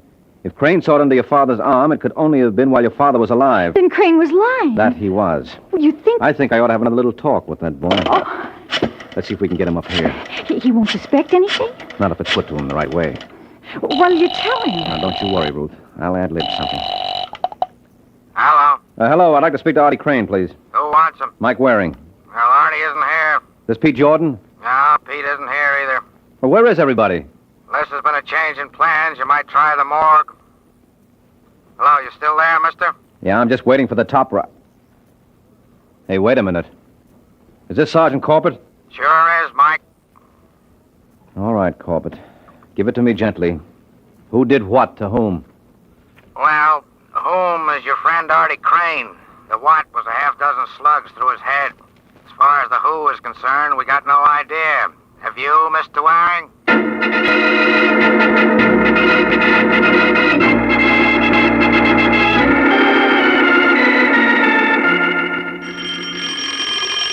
Okay, I'm coming.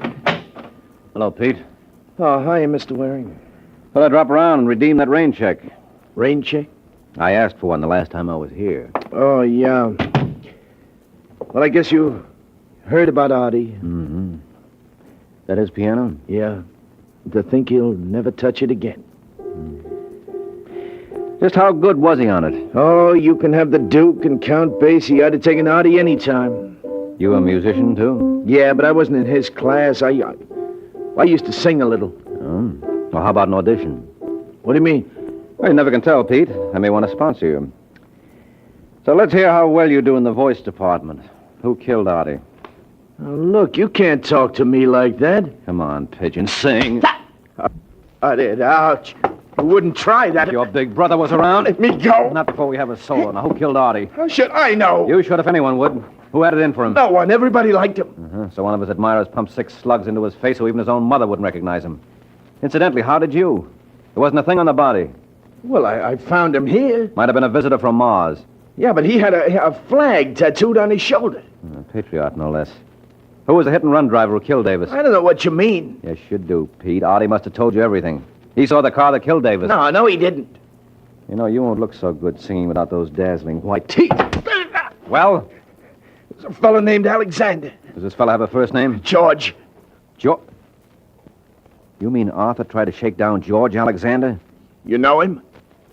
Well enough to realize that Artie made a serious mistake trying it. Let's hope we all profit by his example.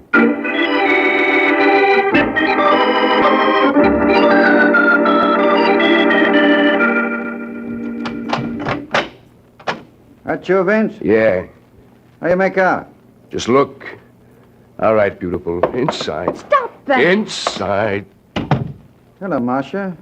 You're not going to get away with this, Mr. Alexander. I told you my friends called me George. You want to be my friend, huh? No. You're fooling. Sit down, baby. You can't keep me here. You can't keep me here. You can't do this. You can't do that. Why don't you give that tongue a rest? All right, that's enough, Vince. Marcia and me, we understand each other. Well, don't we, sweethearts? What do you want? I just want to make sure you didn't tell anybody about our little ride. Get it, Vince? What about Marcia? What's the matter? Can a gentleman invite a lady up to his apartment? After all, we got you for a chaperone. All right. Hold your horses, will you? Hello, is George here? Oh, I see he is. Wait a minute, Buster. Not so fast. It's okay, Vince. This is the Falcon. He's an old friend of mine. Well, I wouldn't go so far as to say that. Oh, I beg your pardon. Am I interrupting something? No. Marcia, meet Mike Waring. How do you do? Well, generally I do all right, but I see George does even better. Cute kid, eh? Yes, indeedy. Well, if you gentlemen are through discussing me, I'll say good night. Hold it, sister. He's got her hypnotized. Vince just thought maybe I want to tell her something. It's okay, Marcia. I'll give you a call later. All right, George. You wish you were in my shoes, eh, Mike? Hardly, George. I wouldn't care to face a murder rap. I'm afraid I don't understand you, Waring. Well, it stems from the manslaughter charge. Manslaughter? Mm-hmm. For killing Ralph Davis with your car last night. You know, Mr. D.A. could tell this story very effectively. It's got a wonderful moral, how one crime leads to another. Now, the opening scene would show you driving along. Get out. Well, you might let me finish, George. It's got great dramatic possibilities. You heard him. Get out. Who's this little Sir Echo? If you're not out of here by the time I count three... You mean you're not interested in how my little script ends? No. And you keep up like this, Mike, and you won't be around for the end.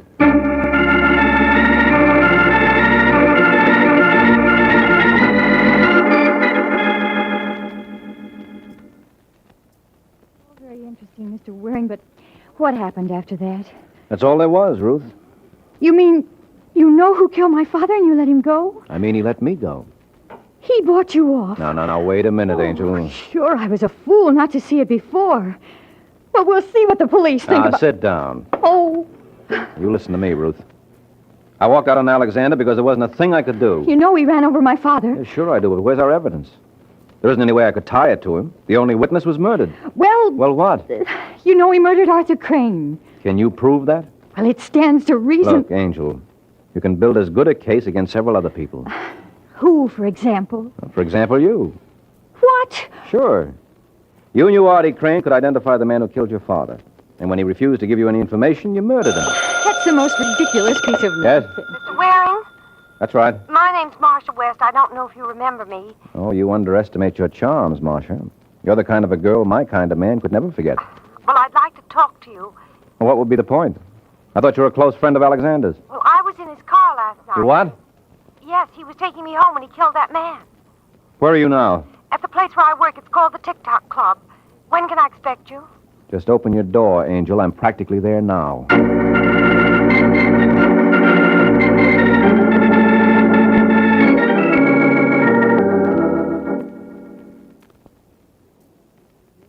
Come on, you creep. Snap into it. We haven't got all night. The show goes on in a few... Yeah, what do you want, mister? Where's Marcia West's dressing room? The first one on your left. This one here? Yeah, that's right. I don't keep her too long. She's on in 10 minutes. Come on, girls. Don't stand up. Marcia? Marcia? She ain't here, Waring. What? No, just stay like you are, Falcon. Lock the door, Vince. All right. Where is she, George? Where is Sue? Marcia. She called me from here not more than 15 minutes ago. You say her, Vince? Was it that old hag with the mop? You boys ought to try television. That's a great act you've got there. I'm glad you like it. What did Marcia tell you on the phone? Who? Don't be smart. And I just wanted to show you that two could play that game. What'd you tell him? Enough. You know, I wouldn't need much excuse to paste you one right now, Buster, so don't tempt me.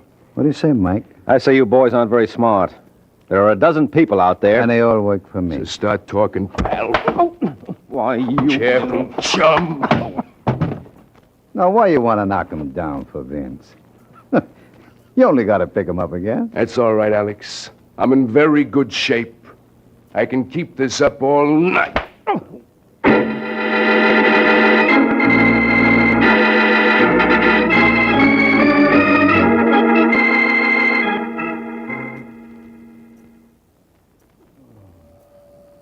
Well, Sleeping Beauty, I didn't even have to kiss you to wake you up. Huh?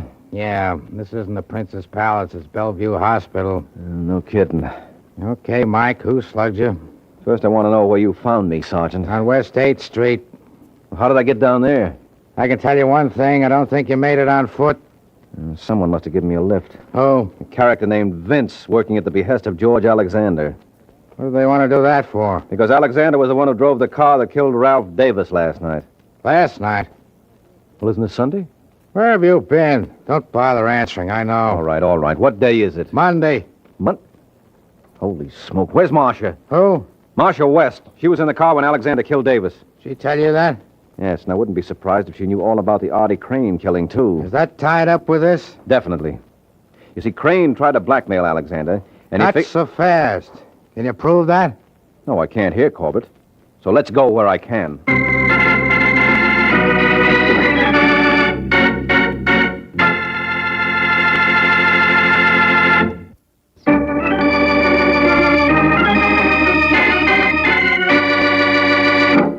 Now back to the adventures of the Falcon. A half hour has passed since Mike Waring set out with Sergeant Corbett to try to tie the case together. Their destination, the apartment of George Alexander. You're a pretty sick man, Waring. You don't know what you're saying. No, it's no use, George. We've got all the evidence we need. Right, Sergeant? Right. So why don't I hear from the district attorney? You will, shortly. You're still bluffing, Mike.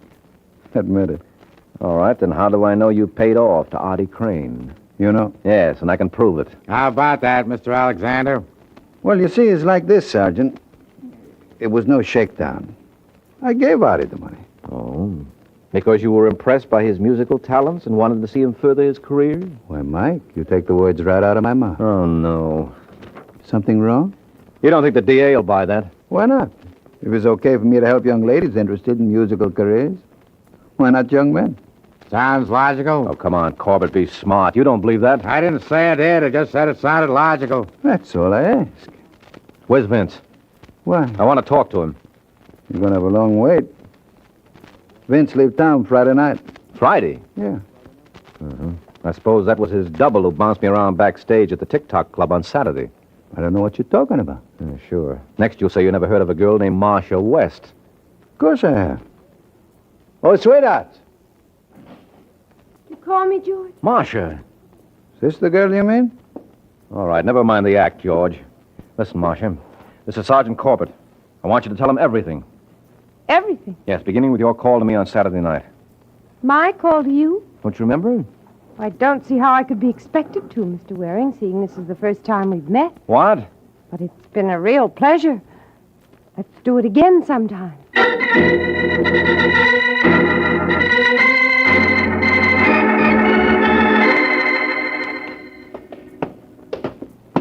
You know, Mike, maybe we ought to go back to the hospital. It's not a bad place. They got a couple of good-looking nurses there. Okay, so I'm nuts, Sergeant. But just humor me a couple of minutes more. I still don't see what you're going to accomplish with Pete Jordan. I tell you, he knows that Artie Crane went to see Alexander. That still don't prove anything. Crane could have gone to see Alexander for a million reasons. Well, suppose Pete's willing to swear that he... Yeah? Well, if it isn't the gay troubadour. Hello, Pete, remember me? Now, look, Waring, I'm busy. Yeah, sure you are. This won't take much of your time. Didn't Artie Crane tell you he saw the car that killed Ralph Davis in that accident? Well, didn't he? Yeah. Get your coat, Jordan. We're going downtown. Now, don't rush him, Sergeant. You might break the spell. As long as Pete's in the mood for singing, maybe he'll be willing to croon you something else. I told you everything I know. Not quite. There's one song you forgot. The one that goes, I killed my best friend and am I sorry? What are you talking about? The murder of Artie Crane. You know enough about that to give us a complete chorus. So start singing, Pigeon.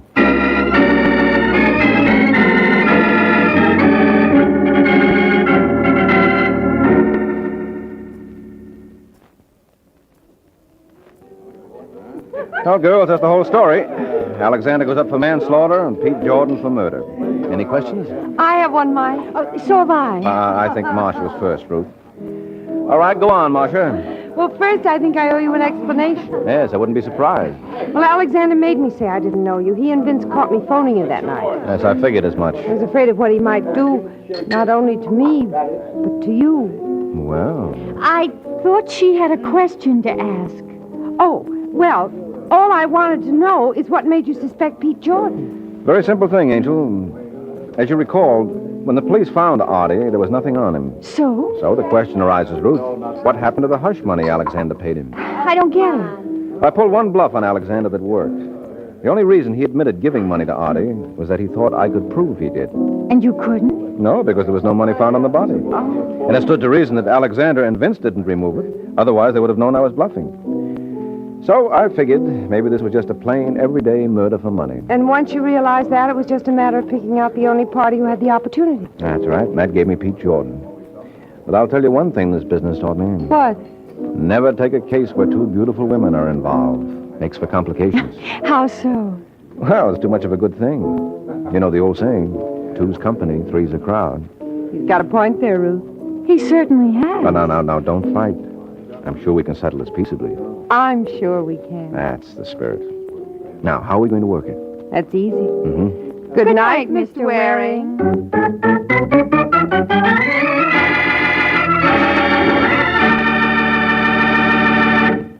Please turn the cassette over at this point to begin side 2. Hello? Yes, this is the Falcon speaking. Oh, Vivian. I'm glad you called. Now, you'll have to pass me by tonight, Angel. I'm all tied up with some practical joker. Mm-hmm. This boy thinks the only way to get a bang out of life is by using a gun.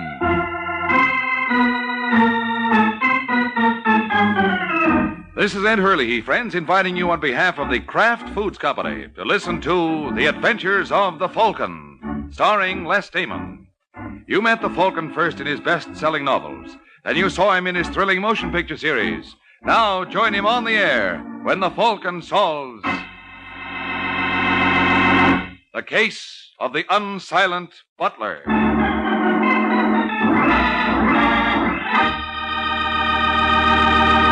Before we join the Falcon in his latest adventure, I'd like to tell you folks about Kraft's Golden Velveeta. Velveeta is such good eating. Just taste that grand, rich, yet mild cheddar cheese flavor. And Velveeta is so good for you. It's rich in important food values from milk, and it's digestible.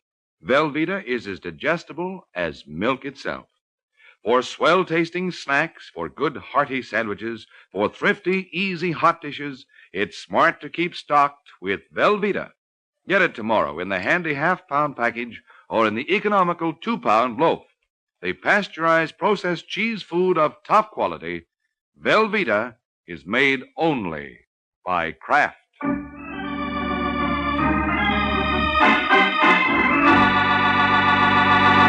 And now, the case of the unsilent butler. It's early afternoon in New York, and in the swank offices of the Conrad Oil Company, the president of the outfit thumbs through a stack of correspondence. It's quite obvious that Mr. Conrad is a big operator, and if you're wondering how he got there, just watch him in action. What is it, Miss Rogers? I'm sorry to bother you, Mr. Conrad, but there's a Daniel Lyons here to see you. Daniel Lyons? He used to be with the Cooper Detective Agency. He says he has a 3:30 appointment. Oh, yes. Send him in. Mr. Conrad will see you now, Mr. Lyons. Miss Rogers. Yes, sir. See that we're not disturbed. Mr. Conrad? That's right. I'm Danny Lyons. This is indeed a pleasure, sir. Won't you sit down? Thanks. You're probably wondering why I sent for you. Now that you mention it, I am. Your company has its own staff of troubleshooters. Well, the assignment I had in mind calls for peculiar talents, and I don't think our boys are equipped to handle it. What makes you think I am? Weren't you the detective whose license was revoked for your part in the Norden affair? Yeah, but I was framed. I'm terribly sorry to hear that. What do you mean? The man with an imagination capable of figuring out a method of swindling Mr. Norden should go far. Could you use someone like that? I could. Then I'm your boy. What's the pitch? Mr. Lyons, I don't know how much you know about the oil business. Very little. Have you any idea how we locate a well? I always assumed you just kept digging and hoped for the best. Oh, it's a little more scientific than that. However, there's still a great deal of guesswork involved. So much so that last year alone, my company lost $6 million sinking new wells. Oh, that's tough, but that's one of the gambles of your racket, isn't it? Yes, indeed. However, 3 months ago, an engineer named Robert Butler invented a device that takes practically 80% of the guesswork out of locating oil wells. He called it the Butler Petroleum Detector. Gimmick like that ought to be worth a fortune. It is. Then it seems to me I'd get hold of this Butler character. You should give me credit for that much intelligence, sir. But you see, Robert Butler died in an accident 2 weeks ago. What happened to the invention? He left it to his brother, Arthur, who unfortunately contracted to sell it to an independent prospector named Just Stevens before he heard from us. What if he did sell it to Stevens? Couldn't you arrange with Arthur Butler to give you a set of plans? There are no plans. They were all destroyed in the accident that killed the inventor. The only thing that exists is a 12-inch working model. Need I add, Mr. Lyons, as such, it's extremely valuable. What do you call valuable? If we got it instead of Stevens, it would be worth $100,000. And no questions asked, Mr. Conrad? And no questions asked, Mr. Lyons.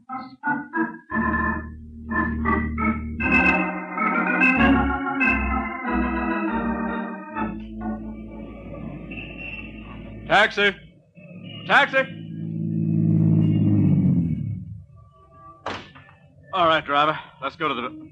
Oh, excuse me a moment. Say, mister. Me? Yeah. What's the trouble? No trouble. My name's Arthur Butler. I like to make things easy for people. Huh? I got a date with a fella named Jess Stevens. What? I'm supposed to meet him at Mike Waring's apartment at the Belmore.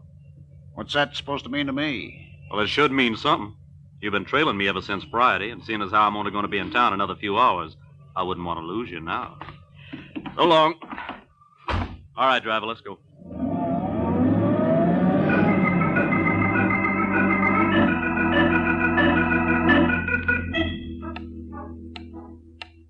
Is at the right time, Mike? More or less, Stevens. What's keeping our friend, Mr. Butler? Now, relax, Jess. He's only 5 minutes late. He'll probably be here. What did I tell you? Come in. Well, good afternoon, gentlemen. Oh, hi, Butler. We were just talking about you. I'm sorry I'm late. Oh, that's okay. I just didn't want to miss my plane to San Francisco. I've got to leave in half an hour. Can we get going? No, I don't see why not. All right, Mike. Suppose you take over. Well, I don't think there's much for us to do. Did you bring the model of the petroleum detector with you, Butler? Yes, sir. I got it right in this grip, chained to my wrist. All right, get your key ready. According to the contract, you were to get $25,000. Stevens gave you $1,000 when the contract was signed, and right here I have his check for the balance. Is it certified? No, but I can assure you it's good. Well, how do I know that? Hmm? Well, this is on a San Francisco check. I'm sorry, gentlemen, it won't do. Now, look here, Butler. We made a deal. Take it easy, Jess. I'll handle this. Listen, Butler. That contract is legal and binding. You try to renege on it. Oh, I have no intention of reneging, Mr. Waring. But until I see that $24,000 balance in cash, I'm not turning over this model. And where can we cash a check this size on Saturday afternoon? Well, that's your problem. Mm-hmm. All I can say, Butler, is that you picked an awfully queer time to turn suspicious. Maybe I did, but you can't blame me. I don't know you people too well. And, well, meaning no offense, sir, but what guarantee have I that Mr. Stevens isn't trying to flim-flam me? Why, you... Now, Jess, easy. What do you mean, Butler? Just what I said. If everything's on the up and up about this deal, why is Mr. Stevens in such a hurry to leave New York? And why has he had me followed? Followed? Have you had a tail on him, Jess? Does it help me, Mike? The guy's crazy. You must be imagining things, Butler. Don't tell me that. I've seen the same gentleman too often. Yesterday, he posed as a bill collector. This morning, he was a telephone repairman. What did he look like? He's a heavy-set lad. Must weigh about 210 pounds. Brown curly hair. Oh, and across the bridge of his nose was a small scar. Sounds like Danny Lyons. Lyons? Who's he? The private detective who recently lost his license for being mixed up in some swindle. Mm-hmm. Now tell me I'm imagining things. And now look, Butler, Stevens didn't hire Lyons. Well, then who did? I don't know. Maybe I can guess. Who? Carl Conrad. Carl Conrad? Who's he? Oh, one of my competitors. Listen, Mike, is this man Lyons dangerous? Enough. Then I want you to leave that model here, Butler. You're crazy. I'm not letting this out of my sight till I collect that $24,000 I got coming. You'll have it Monday morning, just as soon as my bank opens in San Francisco. Fair enough. You'll get the detective then. Well, the least you can do in the meantime is to hire a bodyguard. Don't you worry about me, Mr. Waring. I'd look after myself. Oh, sure. Last man I heard say that was guest of honor at an autopsy last week. All right, Butler, we'll supply the bodyguard.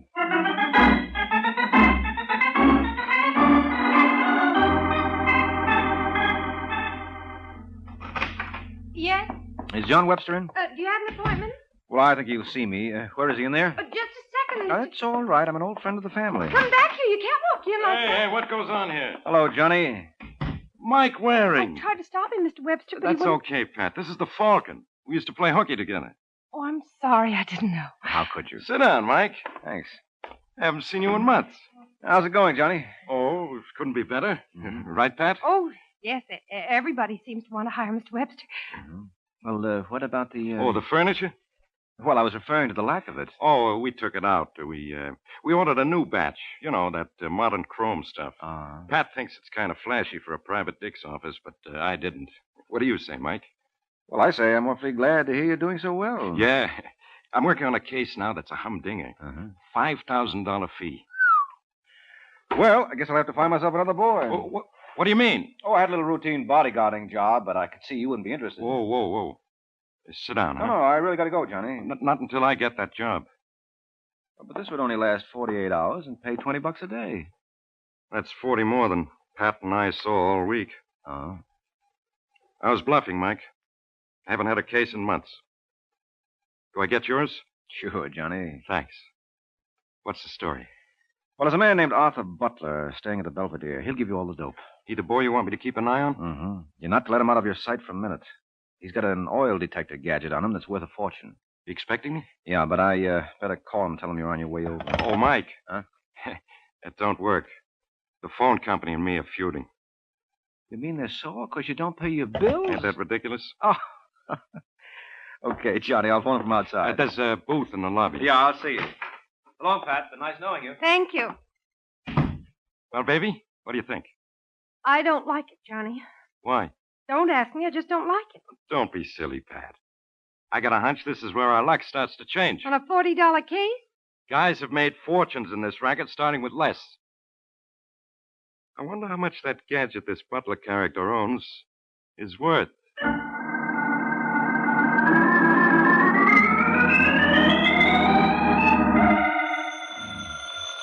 Oh, go away. Look, will you please go away? There's nobody home. That's you, Waring? So sorry, Mr. Waring, not to go to Saskatchewan. Now, don't be funny. Huh? Who is this? Arthur Butler. Oh, do you realize what time it is, Butler? I'm sorry to disturb you, but I wanted to congratulate you and your buddy, Mr. Stevens, for that cute stunt you pulled. Stunt? Yeah, sending around that Johnny Webster. What's the matter with Johnny? Well, that all depends on your point of view. From yours, he couldn't have done much better. Oh, look, Butler, you're not making sense. Let me talk to Webster. Put him on. Oh, that's a nice act, fella, but it won't sustain. What are you talking about? Your friend Johnny skipped. Johnny skipped. What about the model? Oh, don't feel badly. He didn't overlook it. He's got it all right, but I want it back, Waring. And if I don't hear from you within 1 hour, you'll be hearing plenty from me.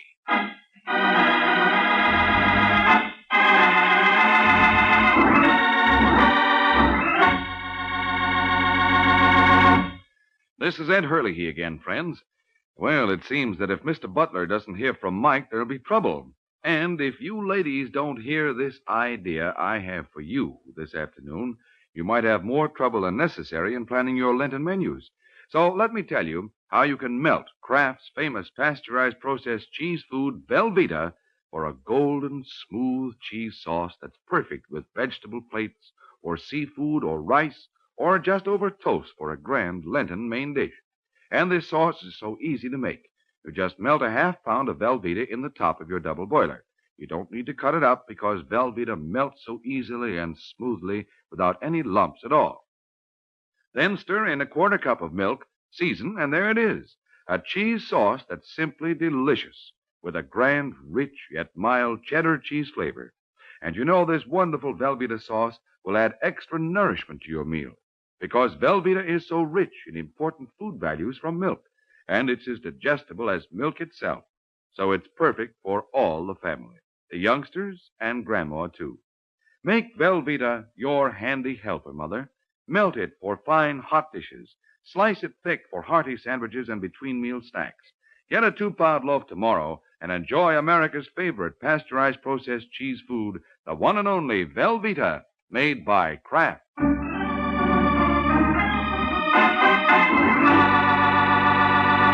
Now, back to the adventures of the Falcon. An hour has passed since Arthur Butler informed Mike that Johnny Webster removed not only himself, but the Butler petroleum detector as well.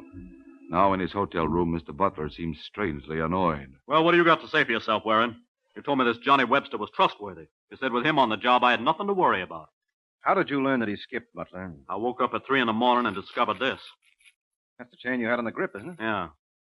You always sleep with a chain to your wrist? Only since I got to New York. But as you can see, somebody took a pair of wire clippers to it. Where did you leave Johnny before you went to bed? On the sofa. He said he was going to read for a while, or so he claimed. Now, listen, Butler. You've got to believe me. I recommended Johnny Webster in good faith. I'll get back that model for you. When?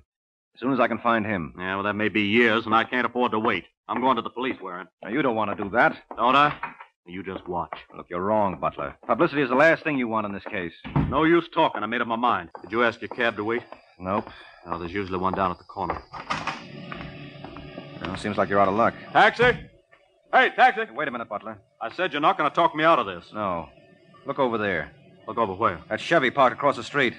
Well, what about it? That's Johnny Webster's heap. What? I'm sure of it.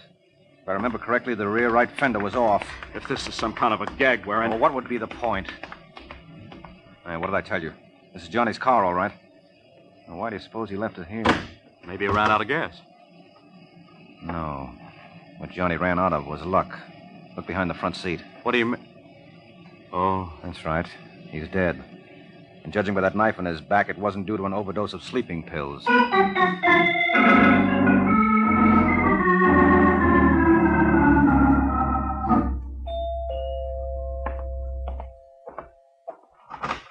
Yes? I'm looking for a party named Danny Lyons. Lyons? Mm-hmm.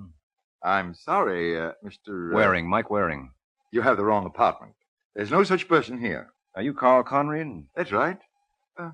Come in. Thank you. I was given to understand that Lyons is working for you. Where did you hear that? From the usual reliable source. Well, you know how trustworthy they generally are. Yes, well, this came from a friend of mine, a man named Jess Stevens. Ever hear of him? Stevens? I don't believe I have. He's in the oil business, too. Though not on the scale you people are. Oh, of course. He prospects for oil on his own. What we call a wildcatter. Uh-huh. And Mr. Stevens led you to believe that this Lyons chap was in my employ? That's right. Doing what? Trying to get hold of the Butler petroleum detective. Believe me, Mr. Waring, I've been in this business 35 years, and I never heard of that. Just what is that contraption supposed to do? Take a lot of the guesswork out of locating new oil fields. It must be extremely valuable. Yes, must be. Someone knifed a private detective named Johnny Webster to get it last night. Surely, Mr. Waring, you don't think... Yes, I do. I don't know whether you're aware of it, sir, but you're being very insulting. If I am, it's entirely intentional. Then you can understand, under the circumstances, I must ask you to leave. Oh, sure. Then I'll be back. You needn't bother, Mr. Waring. First of all, I don't believe any such object as the Butler petroleum detector exists. Well, that's your privilege. Oh, just a moment, sir. Yeah? I wouldn't want you to go off feeling I'm one of those diehards who doesn't believe there's anything new under the sun. No, of course not. As I said, I don't believe any such invention exists. However, I'd be willing to pay $100,000 to the man who can furnish the necessary proof that I'm wrong. I hope I'll be seeing you, Mr. Waring.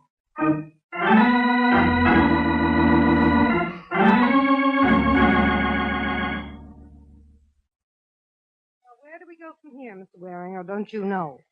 Well, I'm convinced that Conrad was lying to me, Pat. But I'm sure he doesn't have the Butler detector yet. He practically offered me $100,000 to turn it over. On the other hand, I'd swear it came as no surprise to him that your boss was murdered. Well, it came as no surprise to me either. I told Johnny I didn't want him to get mixed up in this. Why? Isn't that obvious? No, who could foresee that Johnny would be hurt? This was a routine job. As a secretary, you ought to know that. I only know he's dead. Kind of went for the guy, didn't you? What do you think? I think if I never accomplish another thing, I'm going to find his killer. Now, who knew that Johnny got the job to nurse Butler along? No one. You sure there wasn't a leak? I'm positive. Johnny left this office a couple of minutes after you did. Did you tell anyone? Did I tell anyone? Inadvertently or otherwise. You've got your nerve. I'm sorry, Pat, but I can't afford to overlook any possibilities. How long had you worked for him? That's none of your business. And he couldn't have been paying you very much. If my memory serves me right, he said this was the first case he'd had in months. You think you can browbeat me because I'm a woman. I know you haven't tried it with Danny Lyons. I haven't been able to locate Mr. Lyons yet. Well, what about your friend Jess Stevens? What about him? Well, it seems to me if you're going to ask personal questions, he ought to take his turn in answering them. How well do you know him? Well enough.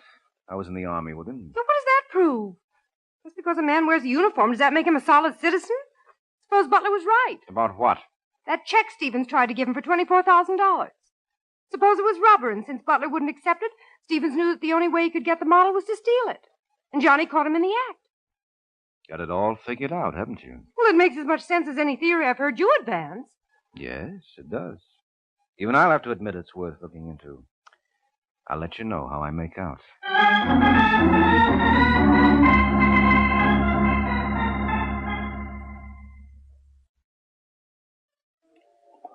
Hey, bartender.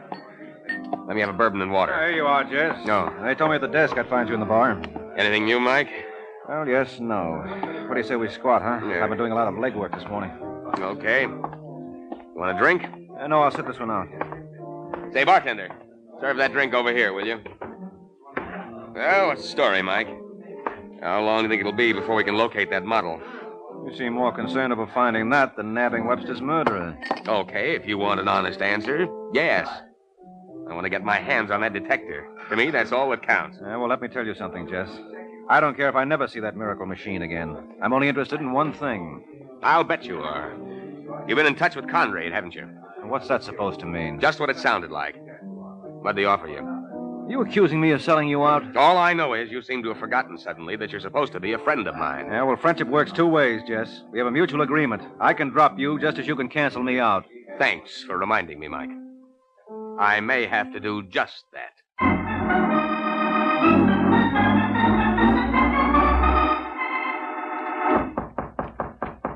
Just a second.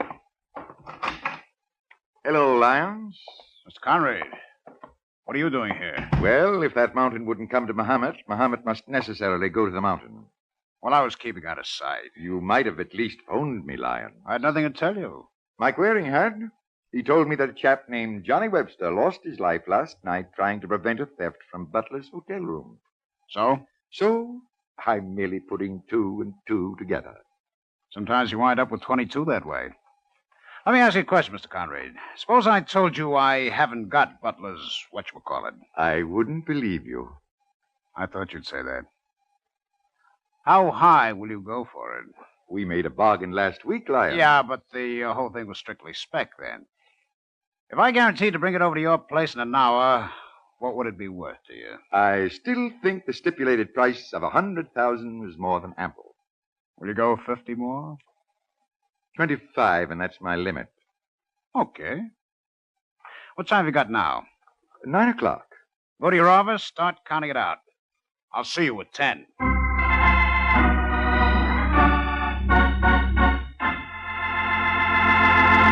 This is Ed Hurley again, friends. Sounds like Lyons and Conrad have made a bargain. And if you ladies would like to make a good bargain, get a 2-pound package of Kraft's famous pasteurized processed cheese food, Velveeta, from your grocer tomorrow. Because when you buy Velveeta, you're getting the finest quality cheese food your money can buy. Velveeta not only tastes good, but it's mighty good for you, because it's rich in important food values from milk. And Velveeta is as digestible as milk itself. So it's a wonderfully handy helper anytime you need snacks or sandwiches or a hearty main dish. Get a 2-pound loaf of Velveeta tomorrow. It's the pasteurized processed cheese food of top quality, made by Kraft.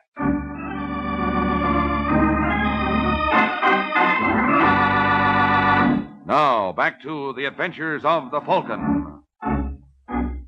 An hour has passed since Danny Lyons promised to deliver the Butler petroleum detector to Mr. Conrad. Now, at Mike Waring's apartment, the Falcon is just returning home. Come on in, Waring. The water's fine. What are you doing in my apartment, Lyons? Don't ask so many questions. Just shut the door like a good boy. You mind pointing that gun elsewhere? Now, don't tell me it makes you nervous. Yes, very. You have no idea how easily those things go off. What makes you think I don't? Well, I assumed you preferred knives. What kind of a crack is that? I was thinking of Johnny Webster. Now, listen, Waring. Don't get me any more annoyed than I am now. I made an appointment for 10 o'clock, and it's 5 after already. That's too bad. Yeah, I phoned my party a couple of minutes ago, and he's getting real impatient. Well, don't let me keep you, fella. You won't. Where's the thingamajig?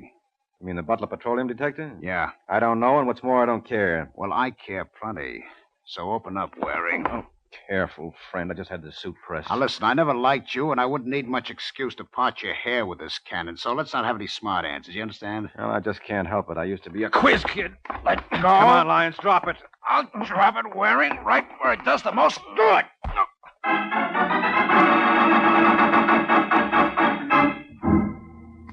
Waring? Waring. Oh, cut it out, Butler. You all right? How can I tell with you slapping me silly? I'm sorry. Can I get you anything? Yeah, you wouldn't happen to have a spare head on you. I'm afraid not. What happened? Well, it'll take too long to tell you. How'd you find me? I came up to see if you had any more information. What about the police? There's nothing new there. You know if they've spoken to Pat Dryden yet? Pat Dryden? Who's he? It's a she. She was Johnny Webster's secretary. Well, what's she got to do with this? Well, she's a gal with plenty of ideas. Hey, is she hooked up with Stevens? Because I'm convinced he's the boy I'm after. I'll bet you anything you want he killed Webster and stole my model. Now, look, Butler. Don't misunderstand me, Waring. I don't think you had anything to do with it. Oh, thanks. What time have you got? 10:30. Why? Because I've got a hunch. And with a little luck, I may be able to wrap this whole thing up in a couple of minutes. Who you calling? Carl Conrad. You're barking up the wrong tree. I've been riding a merry-go-round for the past 24 hours. It's time I got lucky and caught the gold ring. Hello? Hello, that you, Conrad? Yes? Mike Waring. I have nothing to say Now, to you. don't hang up, Conrad. You'll be sorry. Remember that proposition you made me this afternoon? No. All right, I'll refresh your memory. You offered me $100,000 for the working model of the Butler petroleum detector. I'm no longer interested, Mr. Waring. What? I don't care to buy. I'll sell it for $75. I guess there's only one way to convince you I'm not interested. Hello, Conrad.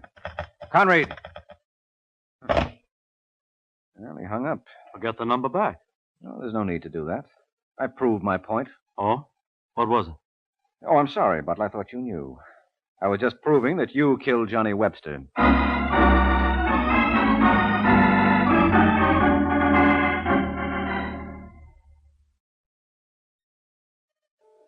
The one thing I can't decide, Mike, is just who owes whom an apology.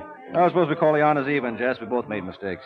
You sure you didn't make one in turning Arthur Butler over to the police? Oh, no, there's no question about that. Butler killed Johnny, all right. Why? Well, to convince us that the detector had been stolen from him when it never had been. But why should a man steal from himself? No reason, except he could make a very handsome profit thereby. I don't get it. You know that contract you had with Butler? Yes. Well, after Butler signed it, Conrad offered him more for the model. But by then it was too late. Butler knew he couldn't break the contract with you because you've sued and collected every penny he had. You follow me? I think so. Is that why Butler refused to accept my check? Sure, he knew it was good. He just wanted to stall. And that's when he decided on this brilliant scheme of robbing himself. That was the only way he could weasel out of the contract. Now you've got it. The Butler petroleum detector was unique. If it was stolen, there was nothing you could do about it. You couldn't ask him to turn over the plans because none existed. I still don't see why he killed Johnny. Well, he had to. With Webster on the scene every minute of the time, Butler's story of the theft would never stand up. But this way, with Johnny dead, it looked even better. Yeah. But how did you learn the truth? At 10 o'clock tonight, Conrad was ready to buy the model from Lyons. Now, Lyons didn't have it. Otherwise, he wouldn't have come to my place. And he couldn't have gotten it from me because I never had it to begin with. So?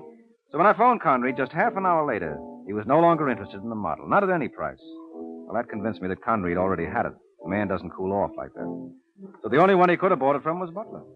Once I hit on that, the rest was easy. I see. Yes, it's simple enough now. But we all should have realized it right at the beginning. Why? You don't know your detective stories. In practically all of them, it's always the Butler who did it. Good night, Jet.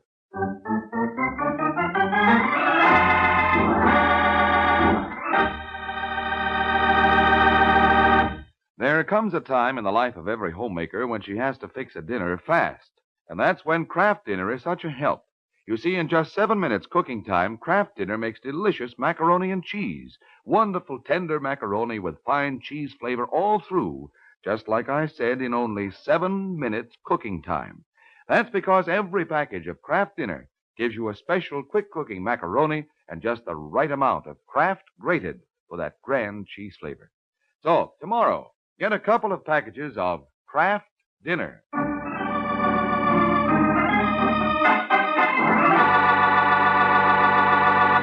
The Case of the Witty Widow. The Case of the Witty Widow. That's the title of next week's adventure of the Falcon, when Mike Waring learns that some women use guns on their menfolk only because they have scruples about divorce. So be sure to listen at the same time next week to another exciting adventure of the Falcon, brought to you by the Kraft Foods Company. The Adventures of the Falcon are based on the famous character created by Drexel Drake, produced by Bernard L. Schubert, written today by Eugene Wang, and directed by Richard Lewis. Music was by Arlo. Les Damon was starred as the Falcon, with Elspeth Eric as Pat. Be sure to hear The Great Gildersleeve next Wednesday evening over most of these stations. In next Wednesday's broadcast, Gildy comes face to face with an hilarious problem and solves it in a way that will keep you laughing for days. Remember the show, the time, and the place. The Great Gildersleeve, next Wednesday evening over most of these stations. Check your local newspaper for time of broadcast. This is Ed Hurley, he speaking, for the Kraft Foods Company.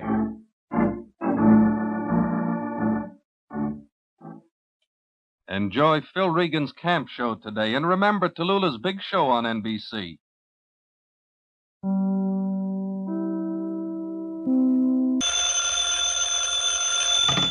Hello? Yes, this is the Falcon speaking. Oh, Paula. I'm glad you called. Oh, you'll have to count me out tonight, Angel. I'm all jammed up. Some girl just learned that things have been kind of slow for me lately, and she's planning to give me the business.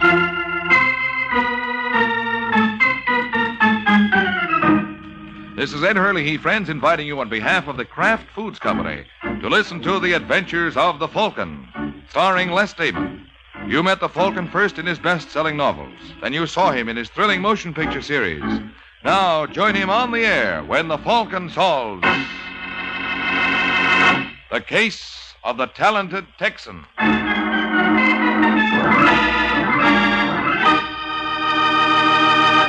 Before the Falcon solves today's case, I have a question for you. Have you tried Velveeta lately? Isn't that the finest cheese food you ever put in your mouth? That rich yet mild cheddar cheese flavor is good. Really good eating. You see, Velveeta is made by Kraft, and that's something pretty important to remember, because you and I know what the Kraft name means on cheese and cheese foods. It means the very finest you can buy. So remember this. There's no other cheese food like Kraft's pasteurized processed cheese food, Velveeta, because Kraft, and only Kraft, makes Velveeta.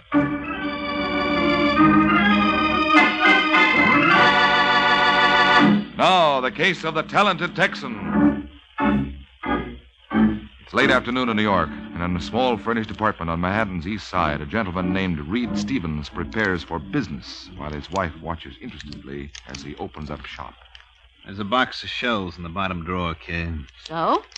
So would you mind getting it for me? You going to work? What's it look like? Ask a silly question to get a silly answer. What'd you say? Oh, nothing. Haven't you found it yet? Yes. You must like working for Conway. Here.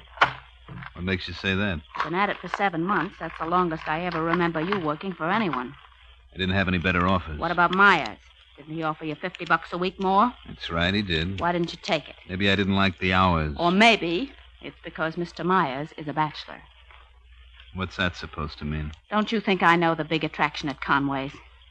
Suppose you tell me. Mrs. Conway. How's that again? Don't try to kid me, Reed. I recognize the signs. I've seen them often enough. You're in love with her. You're out of your mind. Then why does your face light up every time she calls you? Does it? Yes. And she feels the same way about you. You think I'm blind? No. If anyone's blind, it's been me. Well, it better stop. You're my guy, and nobody's going to take you away. Mm-hmm. Well, this has all been very charming, but if you'll excuse me... Where do you think you're going? To work, do you mind? Now, Reed, listen to me. You know, if I didn't love you... You're going to get out of my way? No, I am not. We're going to have this out right here and now. I told you something, Kate. Oh. If Conway calls, tell him I'm picking up his missus first, then I'll pick him up at the club. Have you got that? Yeah, I got it, Reed. I got it the first time.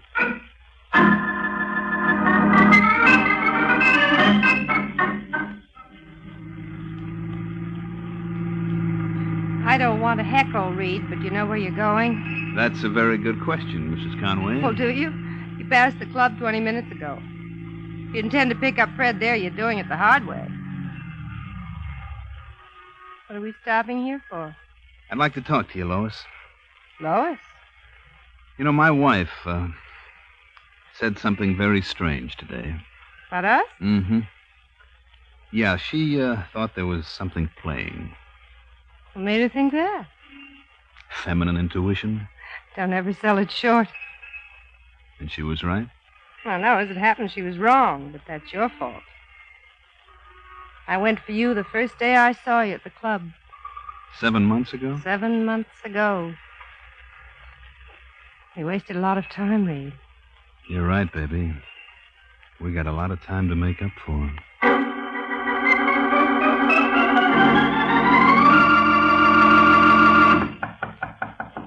Just a second.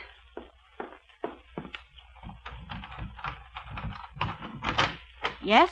You're Kay Stevens, aren't you? That's right. My name is Fred Conway. I know. I'm flattered. May I come in? Well, Reed isn't home. That's why I picked this time to call. Oh. Won't you sit down? I believe I will. Would you like a... Not a thing, thank you. I have everything I want. Or perhaps I should amend that statement. I had everything I wanted. I don't follow you, Mr. Conway. Please call me Fred. Your husband does. Well, Reed doesn't like me to take liberties. Obviously, what's sauce for the goose isn't sauce for the gander. I don't understand you. Of course you do, Kay. You're a smart woman. I'm sure it won't come as any shock to you that Reed has been seeing my wife for 5 weeks now. Well? Well, what do you propose to do about it? Nothing. Nothing? This may be a new experience for you, Mr. Conway. Fred. But it is an old story in this department. Oh, have there been others? Dozens. And Reed always comes back to me. Did it ever occur to you that one day he may not? What do you mean? Someday he might meet the one woman who can keep him interested. Who knows? It could be Lois.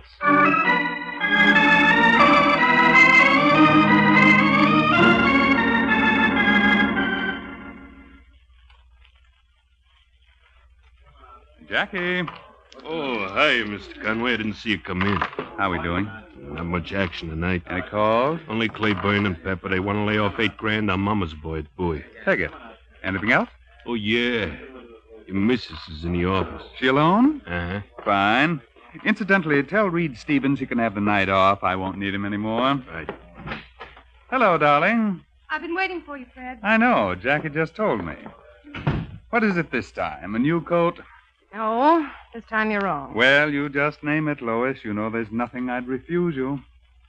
Suppose I told you I wanted... A divorce? How did you know? It was fairly obvious. But I think you're making a mistake. Reed doesn't want to marry you. Doesn't he? No. I'll bet you've never even discussed it with him. Have you? Well, I figured his wife was a much better choice, and she was. She tells me Reed goes through these things periodically. You're lying. I wish I were, darling. I know what a blow this must be to your vanity. But I imagine if you called Mrs. Stevens, she'd be happy to give you names and addresses. Now listen, Fred. I'm sorry, dear, but I've got a million things to do, and so have you. You'll have to pack your clothes, and What? then... Oh, there's no real hurry. Take all the time in the world. If you're out of the house by 11 tonight, that'll be fine.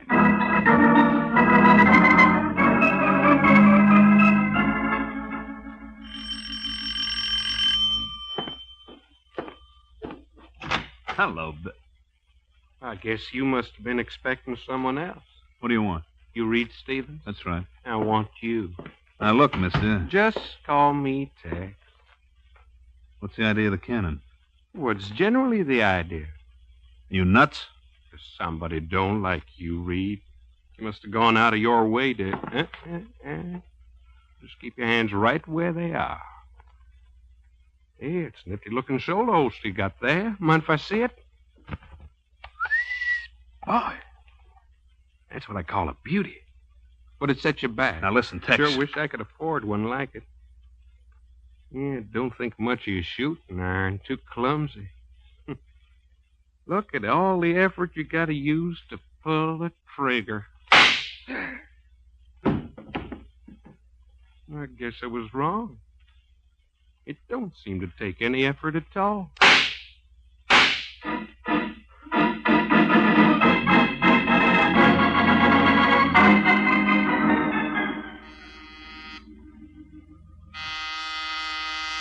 Just a second.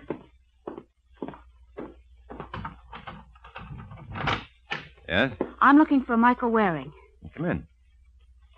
Well, I'm afraid there must be some mistake. Are you Mr. Waring? That's right. I mean, are you a private detective? I got a license that says so. Well, where's your office? I don't have one. I work right out of here. Disappointed? Well, And I don't have a beautiful blonde secretary or a desk full of empty liquor bottles either. Now, if you'd like to get someone else... I'm sorry. It's just... No, it's my fault, Miss... Stevens. Kay Stevens. Only it's Mrs. Come on in. Thank you. Now, sit down, won't you? I'd rather not, if you don't mind. All right, suit yourself. Cigarette? No, thanks. Okay, let's get down to cases. I want a divorce. What do you expect me to do about it? Well, I'll need evidence. So you want me to do a little keyhole peeking? Huh? Yes, his name is Reed Stevens. You mean his name was Reed Stevens? What? That's a funny thing, Sergeant, but I don't remember you knocking. Come to think of it, I don't remember that either. What do you mean my husband's name was Reed Stevens? Well, don't you always use the past tense in connection with a deceased? What are you trying to say? He's been murdered, Mrs. Stevens. No. Yes, nobody knows that better than you. Where is he? Where is he? I've got to see him. You will. You care to join us, Mike?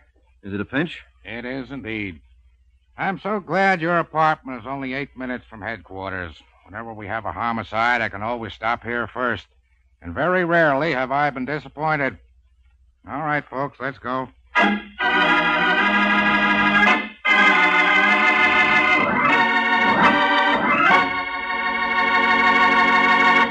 This is Ed Hurley again, friends. Well, while Sergeant Corbett and Mike go to headquarters with Mrs. Stevens, I'd like to tell you about an idea that will save you money next time you go to your food store. Just get a loaf of Velveeta, Kraft's smooth-melting, pasteurized processed cheese food.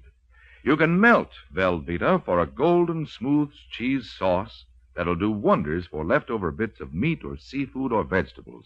And it's so easy to make. Just melt a half-pound of Velveeta in the top of your double boiler.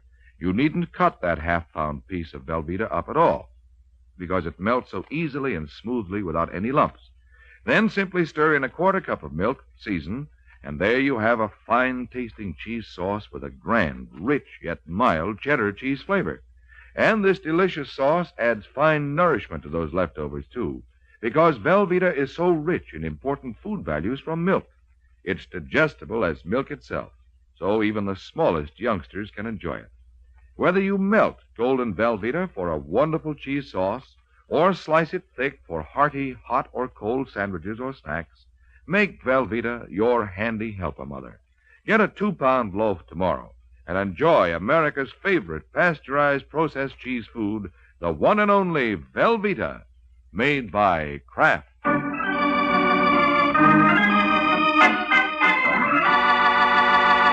Now, back to the adventures of the Falcon.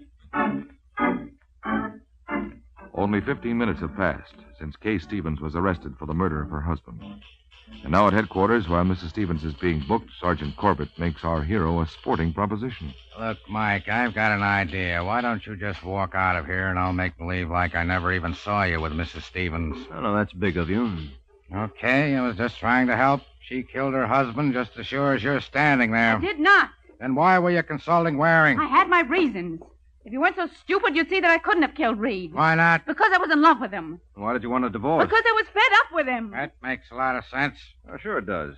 You can be crazy about somebody, and yet they can do things to you that drive you out of your mind. Don't make me laugh. Oh, it happens every day in the week.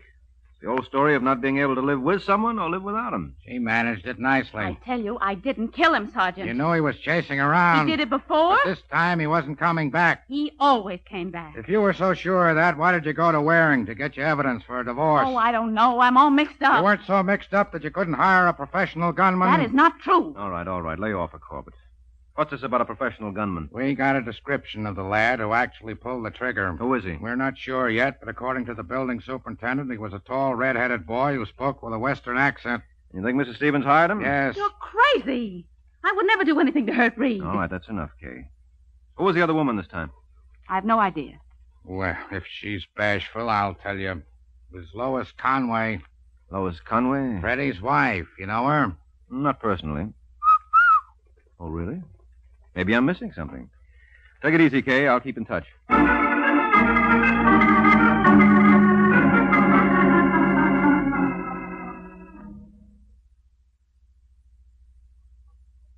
Call for Mrs. Lois Conway. Call for Mrs. Lois Conway. Right here, boy. Hello, Mrs. Conway. Hello, bellhop. Well, how could you tell? I thought I did a real professional job. Who are you? Mike Waring. The one they call the Falcon? No, I'm sure it pays to advertise. What do you want with me? Well, it's a long, dull story. Why don't we step into the bar and I'll tell you about it? No, thank you. I think you'll change your mind. Reed Stevens is dead. What? Mm-hmm. Murdered early tonight.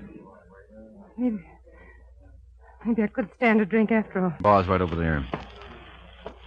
How did it happen?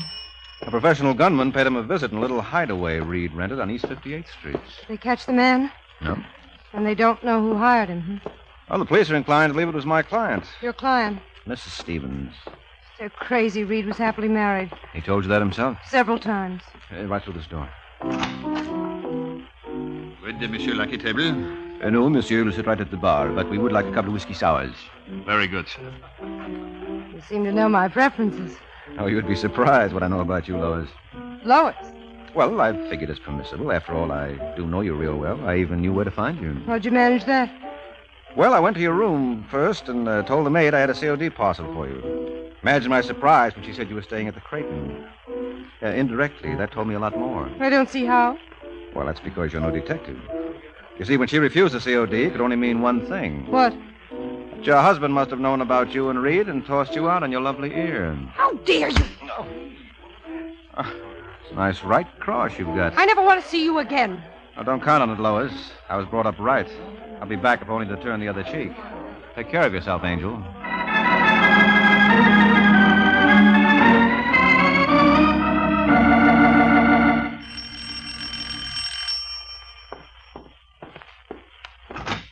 Hello, Conway. Waring. I dropped by earlier tonight. So the maid told me. Come in. Thanks. Take off your coat. No, I don't think I'll be staying long. You hear about Reed Stevens? Yes, too bad, wasn't it? Yes, especially for his wife. I'm working for him. Don't tell me they think she killed him. They certainly do. Well, that's absurd. From what I know, they're a very devoted couple. Mm-hmm. Oh, would you have any idea who done it? According to the papers, it was a gunman for hire. Yes, but the question is, who picked up his tab? I can't believe it was Mrs. Stevens. No, neither can I. Did he have any enemies? Present company accepted. Just what is that supposed to mean? Well, after all, he wasn't one of your favorite people. Oh, maybe not a real favorite, but I liked him. Even after he walked off with your wife? You're mistaken, Mike. Nobody ever took anything away from me. Mm-hmm. Well, when Reed did, he certainly didn't get to keep it for long. Jackie. Yes? This is Mr. Waring. Well, glad to know you. Don't be too glad. I find him highly objectionable. I see. All right, never mind, Jackie. I can take a hint. Lucky thing I didn't remove my coat, eh, Conway? I knew I wasn't going to get to stay long.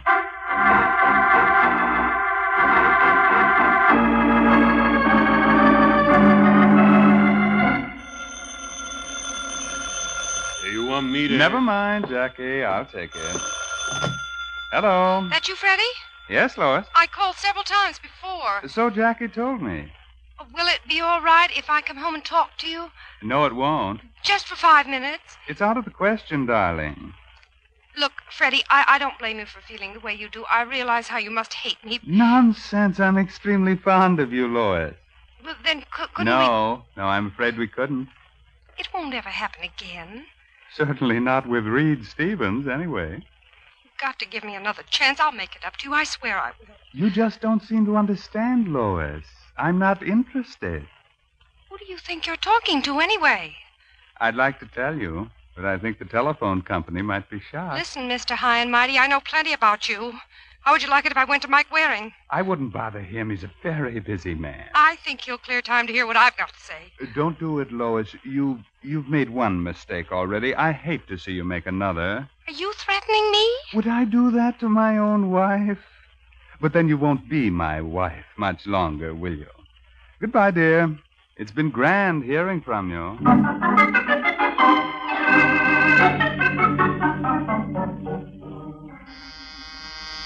Come in. I'm looking for Mike Waring. You know what the good book says. Seek and you shall find. Yeah, I'm sure glad to make your acquaintance, Mr. Waring. I heard a lot about the Falcon. Well, you can't believe everything you hear. I'll say that's a good one. What's on your mind, Mr. Just call me Tex. Everybody does. All right, Tex it is. Sit down. Thanks. Make yourself comfortable. I'll be back. Oh. Where do you think you're going? Down the hall. Come back here. I just remembered. I said come back here. Is that thing loaded? You can have 6 guests. No, thanks. I'm awfully bad at games. Well, I would have thought you'd be 1,000 miles from New York by this time. Why? Is it your practice to hang around after you do a job? You're obviously confusing me with someone else. I doubt it. You're the boy who gunned Reed Stevens. How in the world did you ever figure that out? I'm psychic. Who are you working for, Tex? I'm glad you mentioned that, Mr. Waring, because that's why I'm here. Now, you can see what a trusting soul I am. Oh, yes, with half an eye. Well, what would you say if I told you that someone took advantage of my good nature? No. They did for a fact. You see, I undertook this assignment on a sort of a contingent basis. So? If I deliver, I get paid. And you know what happened? No, tell me. Well, after I took care of Mr. Stevens, my party disappeared. Your party? The person who hired me. Now, I consider that downright dishonest. Well, I see your point. Now, if you was in my position, what would you do? Get even. That's just what I thought. Of course, that ain't going to put any money in my pocket, so I was wondering if you might be willing to recompense me. Well, I don't know. What have you got to sell? A little piece of evidence that'll give you the name of the person who hired me. Where is it? In this handkerchief. May I? Oh, no, I'm afraid you'll just have to take my word for it. Well, don't you trust me? Oh, of course I do. Would I be here if I didn't? Well, you can't expect me to buy a blind item. Now, suppose I... No, you don't get back. And that wasn't nice, Mr. Waring. I trusted you. Yeah, I know. I'm sorry, Tex. Guess I lost my head. Yeah, you did indeed. No.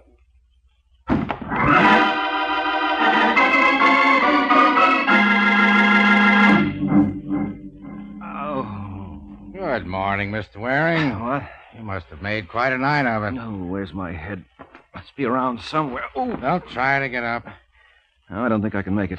What happened? Well, I had a visitor. Our friend from Texas? How did you know? The elevator boy gave us a description. It tallied with the other. That was Tex, all right. What did he want with you? He said he had some evidence to sell. Seems he never got paid for gunning Reed. That's modern civilization for you. You can't trust a soul these days. Well, that was his feeling, too. What was this evidence he had? I don't know. He had it wrapped in a handkerchief. In this handkerchief? Where'd you find that? In the hall. Look what was wadded up inside. Empty cartridge shell. Yeah, from one of the babies that killed Stevens. What? You heard me. Well, that won't do any good. Boy, can you call him? There was a thumbprint on this shell. Whose? Whose do you think? Mr. Stevens, that's whose. I don't believe it. Well, maybe you don't, but I'll bet a jury does, and strangely enough, Mike, that's all I care about.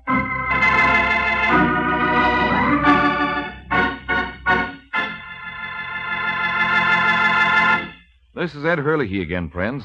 Well, Mike seems a bit skeptical, doesn't he? He wants proof. And if you want to prove to yourself how delicious Velveeta is, you try this. Fix toasted sandwiches of Velveeta, Kraft's delicious pasteurized processed cheese food, and serve them with relishes and your favorite beverage. You can be sure those sandwiches will taste good. because Velveeta has such a fine, rich, yet mild cheddar cheese flavor. And they'll be nourishing, too, because Velveeta is rich in important food values from milk. So make Velveeta your handy helper, Mother, for company snacks and sandwiches, and for the many ways you'll fix it for the family. Get Velveeta in the handy half-pound package or the economical 2-pound loaf. Just be sure you get genuine Velveeta.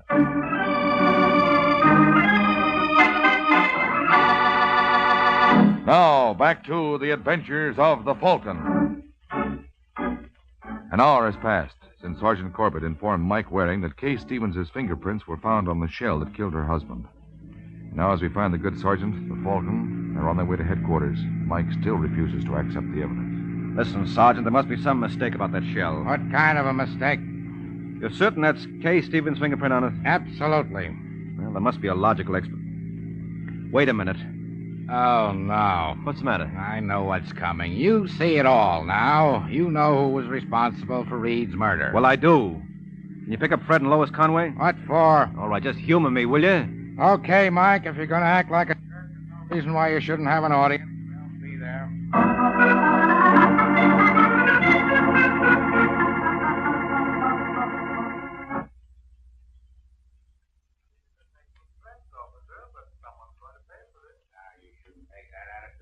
Conway, as a public-spirited citizen, you should be happy to cooperate with the police. Mr. D.A. Are you responsible for this, lawyer? You think I'd be here if I were? Who's in charge here, anyway? Me. You know what's going to happen to you, Sergeant? Don't take it out of him, Conway. This is All my doing. Oh, it was? What's the idea, Will? Idea is that we're trying to determine who was behind Reed Stevens' murder. Well, why isn't Mrs. Stevens here? That's right, she should be. He is. You come in, Mrs. Stevens. Is Mike here? He's here. Okay. Think you know Mr. and Mrs. Conway? We've met. Good, then we can begin. Okay, they found your fingerprints on one of the shells that killed your husband. That's impossible. Nevertheless, it's true. How do you explain it? I can't. Did Reed pack a gun? Yes? How did he wear it? In a shoulder holster. Was he ever without it? Never. Funny, we didn't find one on his body. Oh, that's not so funny. Why couldn't that torpedo have removed it? That still doesn't explain how her fingerprints got on the shell. Suppose Reed was killed with his own gun. So what? So, at one time or another, Kay might have handled it, along with the bullets. I did. I remember one night in particular, about 5 weeks ago. And how would you remember that? Because that was the night that I accused Reed of being in love with your wife. Are you nasty little... Temper. Well, there you have it, Sergeant. There I have what? Your case. Isn't it clear now who's the guilty critter? No. All right, just ask yourself, who was the first to know about the romance between Reed and Mrs. Conway? Listen, Waring. Conway? No, of course not, Sergeant. Logically, it would be Mrs. Conway. What are you talking about? I'm sorry, Lois, but I had to help them out. Otherwise, we would have been up all night. And after the evening I spent with your friend Tex, I just couldn't take it.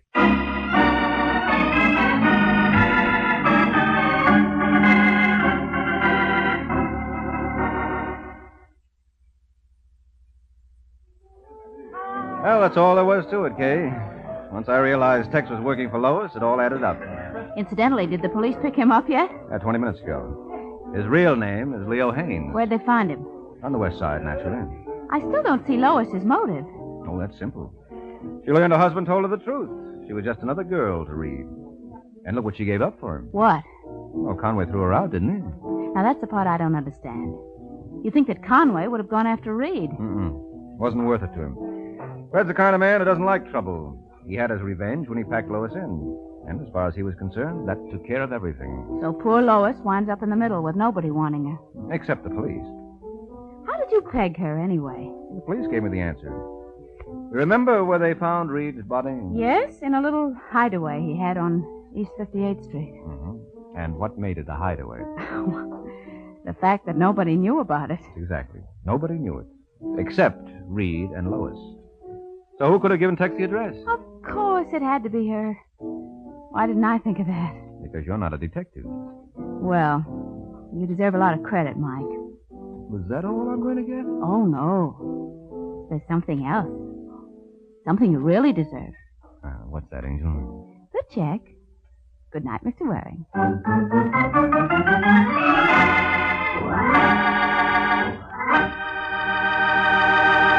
Ever find yourself at a loss when you need a hot main dish in a hurry? Well, don't let that happen to you. Always keep a package or two of Kraft Dinner on your pantry shelf. Because with Kraft Dinner, you can make delicious macaroni and cheese in just 7 minutes cooking time. Tender, fluffy macaroni with perfect cheese flavor all through it. You see, every package of Kraft Dinner gives you a special quick-cooking macaroni and just the right amount of Kraft grated to sprinkle in for wonderful cheese flavor. And Kraft Dinner can be your answer to today's high prices, because every package makes 4 servings at a cost of just a few pennies each.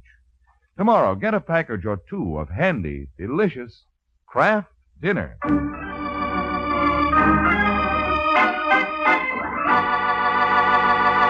The Case of the Worried Wife.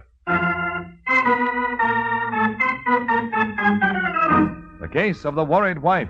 That's the title of next week's adventure of the Falcon. When Mike Waring learns that if a playboy gets married and tries to settle down, he may find things awfully dead. So be sure to listen at the same time next week to another exciting adventure of the Falcon, brought to you by the Kraft Foods Company. The Adventures of the Falcon are based on the famous character created by Drexel Drake, produced by Bernard L. Schubert, written today by Eugene Wang, and directed by Richard Lewis. Music was by Arlo. Les Damon was starred as the Falcon, with Ken Lynch as Sergeant Corbin. Be sure to hear the great Gildersleeve next Wednesday evening over most of these stations. In next Wednesday's broadcast, Gildy comes face to face with an hilarious problem and solves it in a way that will keep you laughing for days. Remember the show, the time, and the place, the great Gildersleeve next Wednesday evening over most of these stations. Check your local newspaper for time of broadcast. This is Ed Hurley, he speaking for the Kraft Foods Company. Be sure to hear Rex Harrison and Lily Palmer on The Big Show on NBC.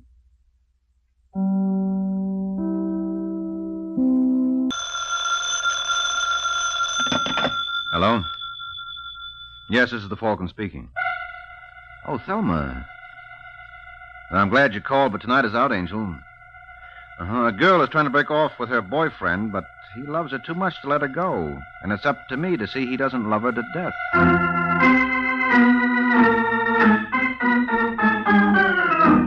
This is Ed Hurley, friends, inviting you on behalf of the Kraft Foods Company to listen to The Adventures of the Falcon, starring Les Damon. You met the Falcon first in his best-selling novels. Then you saw him in his thrilling motion picture series. Now join him on the air when the Falcon solves The Case of the Gangster's Girl.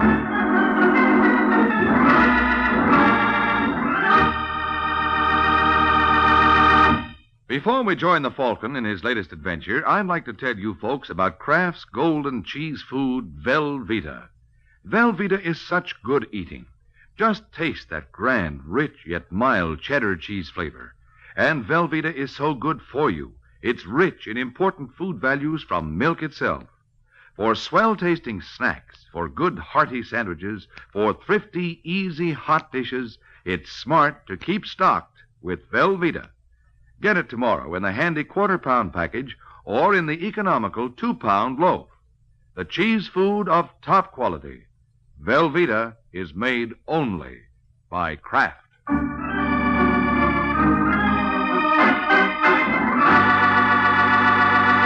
And now, the case of the gangster's girl.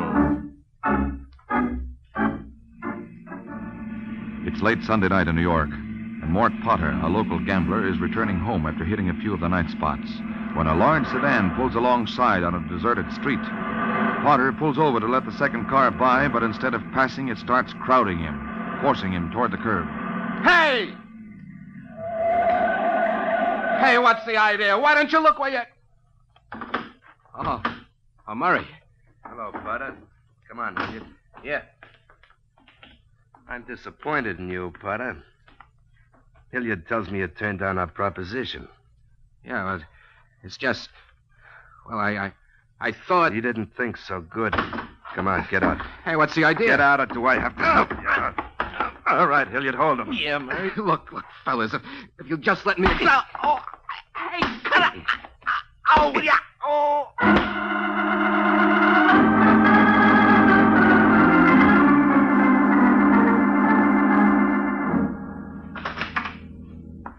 Murray, Don't you believe in knocking? You want privacy, keep your door locked. I thought it was. Well, you should be more careful, Sue. Well, where do you think you're going? Little trip? Looks more like a big trip. You've cleaned the closet. If I want to go away. From me? You wouldn't do that, baby doll. I saw the paper. That man has 3 broken ribs. What man? You know what man. Everybody knows you did it. Baby doll, don't take everything so serious. 3 broken ribs are serious. Are they your ribs? You said easy money. Well, I didn't like it from the start. But you insisted, what's the harm? Well, when you start beating up people, that's harm. Next, it'll be killing. Or maybe that's happened already, too. Now, look, I don't want to talk about it. You're staying here, understand? No, Murray. I said you're staying here. Now start unpacking. No. Start unpacking. Hurry up.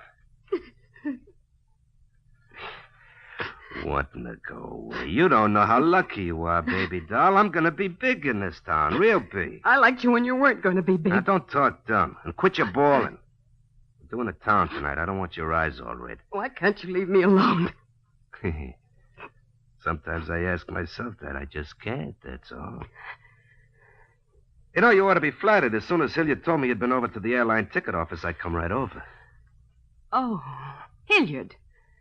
How did he know? He keeps his eyes open. Have you got him spying on me? He just likes to look after my interests, that's all. He just likes to make trouble, that's all. Oh, he's okay. Like a rattlesnake, he's okay. And one of these days, he'll make trouble for you, too. Don't make me laugh. You'll see.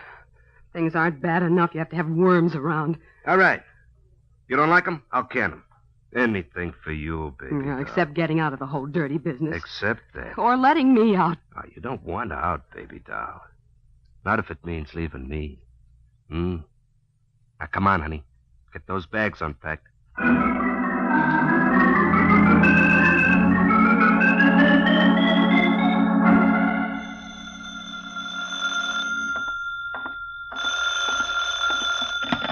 Hello? Is that Michael Waring, the Falcon? Yes, this is the Falcon speaking. I want to hire you. Well, considering the price of groceries, I want to be hired. Who are you? Oh, Sue Saunders. Mm-hmm. And why do you want a detective? Or don't you want to say it over the phone? It has to be over the phone. I don't dare come to see you. I might be followed.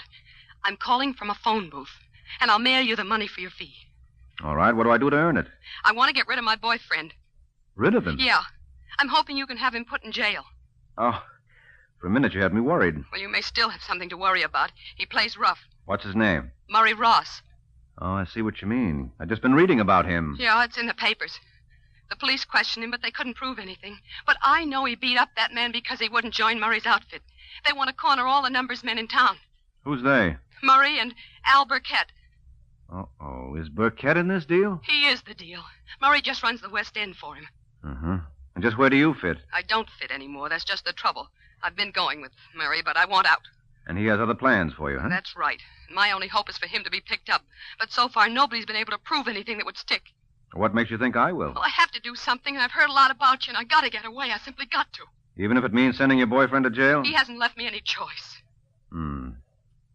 Well, I'll do what I can for you, but how do I get in touch with you? I'll have to get in touch with you. I'll call you from time to time. Right. Can you tell me anything that might help? Well, nothing more than I already have, and the police already know all of that. The problem's getting proof. If I learn anything, I'll let you know. Now, I gotta go. He's expecting me for dinner. Well, have fun. Are you kidding? No, I'm dead serious. It's just the way I'll be if Murray finds out about this call. Goodbye, Mr. Waring.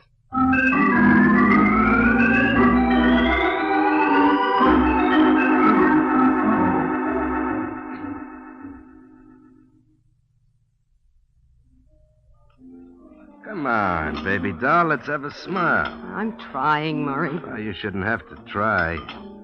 What's the matter? You know what's the matter. Look, baby doll, I know it's a little rough getting organized, but everybody's just about lined up now. No more knuckle deals. Now it's a business, just like any business. I'll have an office, 9 to 5. You'll see. Yeah, first it's getting people in line, and then it's keeping them in line. They'll stay in line. Not because they want to. You enjoy throwing your weight around, Murray. You know you do. You like people to be afraid of you. Makes you feel important. You have to pretend to be a big shot because you know you're just Burkett's errand boy. Well, yeah. Look out, you'll knock over the champagne. Just Burkett's errand boy, huh? Listen, baby doll, I'm going to tell you something. I run the West End, see? All the collections are turned over to me. And you pass them on to Burkett with a little cut for yourself. Little cut? Listen, Burkett don't know all the angles. I got 2 sets of books. If Burkett knew what to take in this part of town really comes to it with curler's hair, I'm taking him but plenty. And when he finds out? Who's going to tell him? Maybe he won't have to be told. He's good at arithmetic. Yeah, but he can't figure what he can't see, baby doll. Ah, come on, stop worrying, will you? Everything's going to be all right. Yeah, I guess it is. Just depends upon what you call all right.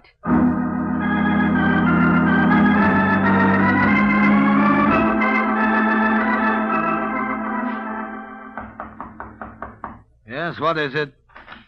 Murray Ross is here to see you, Mr. Burkett. Oh, good. I've been waiting. Send him in. Yeah. Okay, go on in. Right. Hello, Burkett. I understand you wanted to see me. Yes, I like to check up from time to time. You know how it is. Sit down. Cigarette? No, thanks. How's Sue? Oh, she's all right. That's good. Anything special you wanted to see me about? As a matter of fact, yes. There is. Shoot. Don't give me ideas. Huh? You take me for a fool, Murray? I don't know what you mean. I think you do. But just so there won't be any question, I'll lay it on the line. Cards on the table. To put it bluntly, Murray, you've been holding out on me, shortchanging me. What? Who told you? Never mind. I have sources of information. Well, your sources are talking through their hat. Perhaps. Won't take long to check. Want to see the books? Which set? You got the wrong idea. I think not, but as I said, I'll check. But not books. There are other methods, more reliable. Okay, you'll find out. I'm sure I will, my boy. And while I'm working on it, you'll stay here where I can keep an eye on you. Here? Yes, house guest. The boys will see you're comfortable. What's the matter? Oh, nothing. You're too warm? I see you're perspiring. Shall I open a window? I'm getting out of here. What? Going somewhere, mister? Well, Close the door. Yeah. All right, now come back here and sit down, boy. We've got to finish our conversation. What are you going to do? Ah, yes. What am I going to do? Let's discuss that, shall we?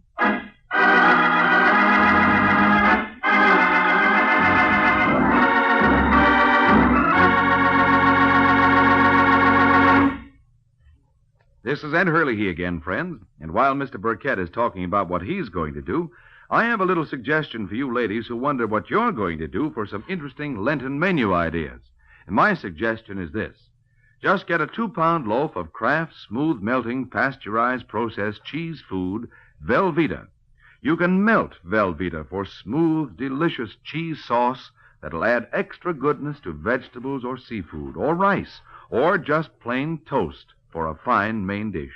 And it's such an easy sauce to make. All you do is melt a 1/2 pound of Velveeta in the top of your double boiler. Notice how smooth it melts without any lumps at all. Then slowly stir in 1/4 cup of milk, season to your taste, and there you have it. A delicious cheese sauce with a wonderful, rich, yet mild cheddar cheese flavor. A flavor that everyone, the youngsters and Grandma included, will enjoy often.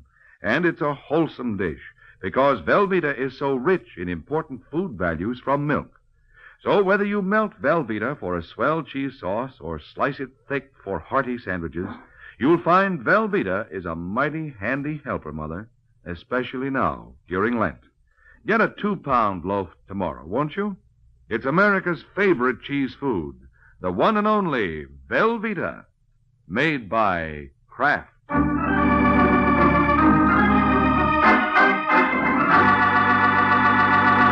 Now, back to the adventures of the Falcon. It's a couple of hours since Al Burkett revealed he knew about Murray's double dealing. And now there's a knock at the door of Sue Sanders' apartment. Sue goes to the door, opens it, and finds herself facing Murray. Hello, baby doll. Surprised to see me? No. Should I be? Look out, I'm coming in. All right. Why are you locking the door? I've just come from Burkett. Oh? He knows about the finagling. How'd he find out? How'd he find out? That's Rich. Well, he let you go. Yeah, he let me go. Says I can still be useful, but now he's going to keep his eye on me. Won't that be real cozy? Somebody's going to pay for this, baby doll. Well, you don't think that I... Somebody tipped Burkett. He didn't have proof, but he knew about the deal. Well, if he didn't have the He proof... could always get proof once he was wise, so I had to come across. Come here, baby doll.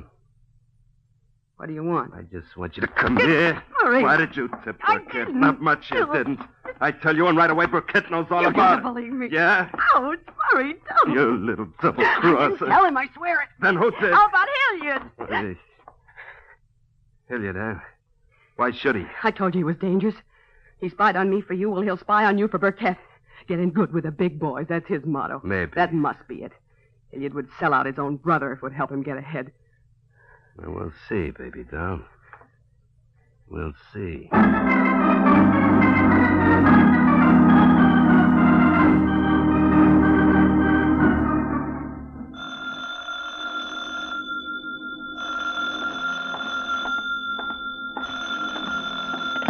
Hello. Hello, Mr. Waring. This is Sue Sanders. Have you found out anything for me? I'm working on it. I've got a phony deal cooked up. If I can get Murray to go for it, I may be able to hook him. Well, I hope you can work fast. He thinks I've double-crossed him. Does he know about me? No, it's something else. All right, I'll put on the heat. But I think I'd better try the act out on Hilliard first. Hilliard? Yeah, I have an idea he's more gullible than Murray. If I can sell him, Murray's a cinch. Well, anything you think best, only hurry.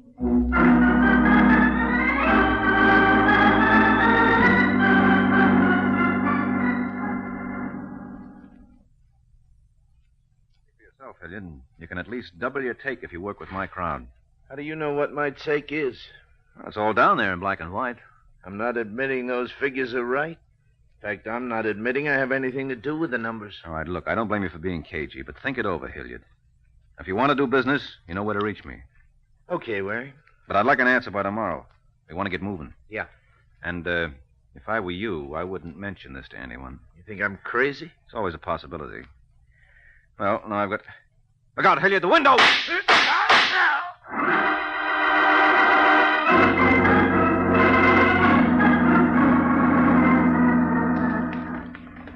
Driver, did you see anybody come out of that alley just now? Uh-huh. He just got in a red sedan, drove off. You see where he went? Turned right at the corner. All right, let's see if we can catch him. Okay. Hey, what's it all about? Did you hear those shots? Shots? I thought it was backfire. Backfire never killed anybody. Oh, somebody's dead? Yeah, very. Hey, I don't think I like this. Well, I'm not exactly turning cartwheels myself. You said red sedan. Is that it up ahead? Yeah, could be. All right, step on it. Yeah. Sees us coming. He's starting to speed. Well, catch him. Well, I'll try, but I'm just as happy if I don't. He just turned left. Yeah, I see. Hang on. Here we go. Yeah, there he is. Yeah. Just got through the light. It's changing. Well, lean on your horn and go through on the red. Now, look, if I get a ticket... I'll stand the fine. Okay. Do you stand the hospital bills, too? Yes, and the funeral expenses. Just keep going. Yeah, you say the nicest thing. He's taking another turn. Yeah. Hey, he'll never make it at that speed. I told you he's going to crash.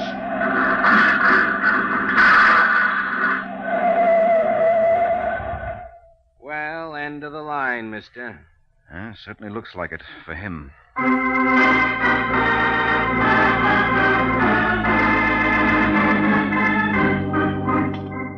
Hello, Murray. Do I know you? Name's Mike Waring. Oh, the Falcon. You see, you do know me. Of you.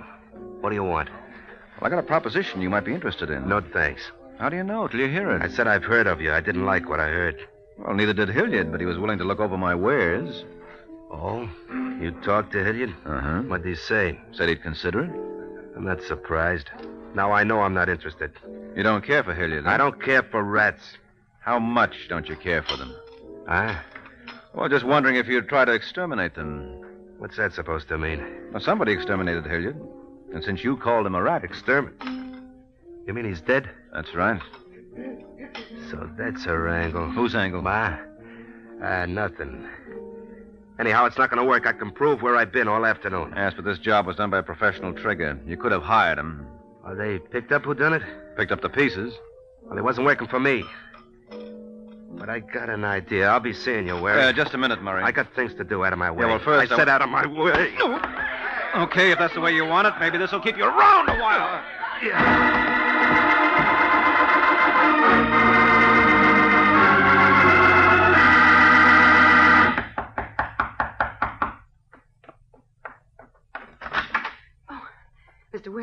shouldn't have come here. I said I'd call you. Well, I didn't want to wait. But if Murray comes... He won't. How do you know? The police are keeping him busy. Oh, you've had him arrested? Yes, temporarily. And they're holding him for questioning. Well, they questioned him before. They can't prove anything. That's why I hired you. Well, they never questioned him about this before. About what? Hilliard's murder. What? Has Hilliard been murdered? Uh-huh. And when I told Murray about it, I got the idea he was coming for you. That's the reason I tried to put him on ice for a while. Well, do you think they'll be able to hold him long? Well, I'm afraid not. Unless you can give us a little something to go on. Like what? Like a motive, for example. Now, do you know any reason why Murray would want to kill Hilliard? Now, look. It's going to be bad enough for me if Murray gets out of this. I'll only make it worse by saying anything, make him that much angrier. Well, maybe he won't get out of it if you tell enough. But this is murder. Yeah, I want him locked up, but the electric chair, that's something else. Yeah, it's your hire to his, Angel. And if he's a murderer... Well, I don't know what to say. Say whatever you know. Well, I don't know much. Look, did Murray have a motive for killing Hilliard? Well, yeah, I guess he did. All right, what was it? I told you Murray thought I double-crossed him. Yes, but you didn't say what about. Well, he'd been holding back some of Burkett's money. Burkett found out about it. Murray thought I told him. I said it must have been Hilliard. Mm-hmm. Well, that could do it. Anything else you know? I don't think so.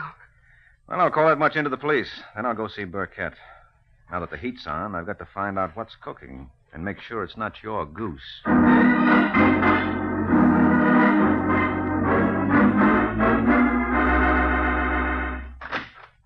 Burkett. Yes? Mike Waring is here. He wants to see you. Waring, huh? Good. Tell him to come in. Yeah. All right, Waring. Well, thanks, sweetheart. Hello, Burkett. I've been wanting to meet you. So I understand. You've been snooping around. What's it about? Snooping? Asking questions. Oh. If you hadn't dropped in today, I was just about to look you up. Well, I saved you the trouble. All right, now let's have it. I'd like to know where I stand. Why the interest in me? Well, I'll tell you. I'm interested in the numbers game. It can be very profitable. Yes, that's what I hear. That's what you know. You're in it up to your ears. All right, if you like. I won't deny it, but it'll take some proving. The DA's been working on it for months. I don't have to prove it except to my own satisfaction. I'm not trying to convince a court. Who are you trying to convince? I told you, myself. Just wanted to make sure you were the boy to hit with my proposition. Proposition? Yeah, there's a new outfit coming into this game. They sent me on ahead to line things up. We're big, lots of backing. Now, we could run you out, but we prefer to do business with you. To your advantage and ours. Whose outfit is it?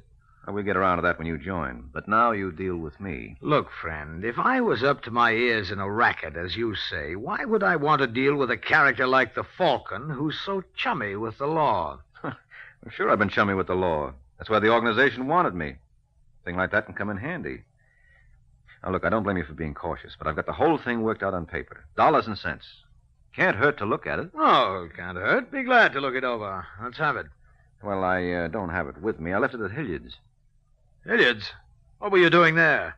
Well, I didn't think there was any use hitting you until I found out how your boys took to this idea. So I talked to Hilliard and Murray Ross. Ah. What did they say? Why not ask them? Don't think I won't. They're supposed to come here tonight.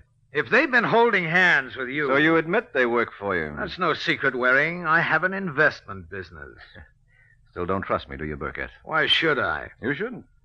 But I'm always willing to look over any proposition. Mm-hmm. I'll send one of the boys over to Hilliard's to pick up your papers. Yes, do that. I'm sure you'll find them interesting.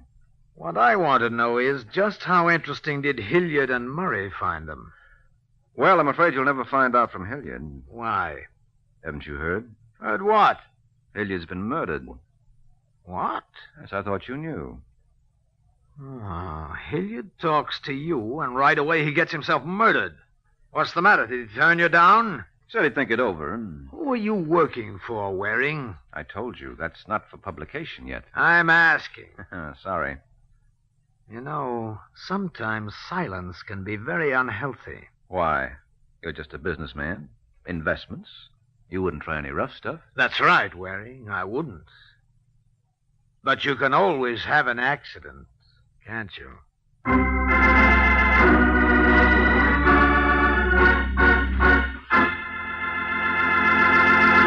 This is Ed Hurley again, friends.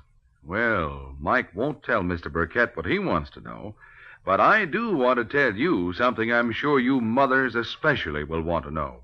It's how to get the finest cheese food you can buy for your family. It's simple, really. Just be sure you buy Velveeta, Kraft's delicious pasteurized processed cheese food. Velveeta tastes good, and it's so good for you, too. For Velveeta is rich in important food values from milk, and it's as digestible as milk itself.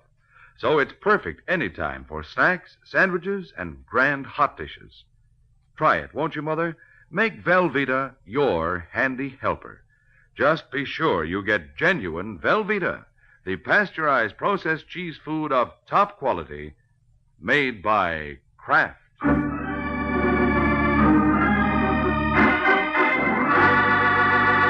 Now, back to the adventures of the Falcon.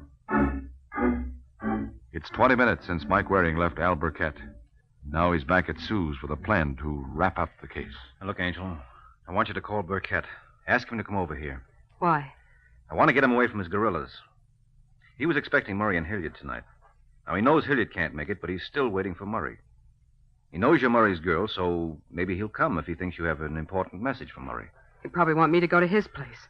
Well, you can be expecting a phone call from Murray and don't want to leave till you get it. All right, I'll try. But what happens when he gets here? Well, the only way to clinch anything against these boys is to get one of them on record against the other.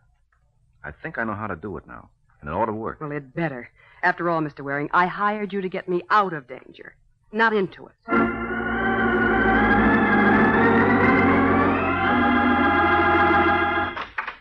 Come in, Mr. Burkett. Righto, Sue. Where's... Oh, Waring. Hello, Burkett. Oh, she didn't tell me you'd be here. I thought Murray might be here. What did you want with him? You said you'd already talked over your proposition with him. No, it wasn't about that. I want to talk to him about the murder. So? What did he think he could tell you? Well, as a matter of fact, Murray. Well, what do you know? Right on cue. Come on in, Murray. What is this? What are you doing here? Waiting for you. I didn't think the police would hold you, but maybe they will next time round. Police? So that's your game, Waring. The proposition was just a bluff. I thought as much. Yes, Burkett, I've been trying to find some way of proving what everybody knows about you fellas. It's not easy, but maybe it won't be necessary if I can pin the murder on you instead. On who? Who do you think, Murray? You tell me. Well, Burkett found out you had double-crossed him. Haven't you wondered why he didn't do something about it? The only reason you're not on the slab with Hilliard is that you make such a nice patsy. How's that? Hilliard blabbed on you. Gives you good motive. So it's safe for Burkett to have Hilliard rubbed out with you around to take the rap. What rubbish. I don't know, Burkett. I've been wondering how come you turned me loose. Well, I told you I needed you. Maybe. And maybe Waring's making sense. Now, you're going to tell me. I told you. No. Go. Come on, Burkett, talk. Stop it, you idiot. Can't you see what Waring's trying to do? You're going to talk. Sure he will, Murray, at headquarters. That's where you're going as soon as you fellas get through dancing. And just in case you have any doubts about it, this gun ought to remove them. So let me know when you're ready, will you?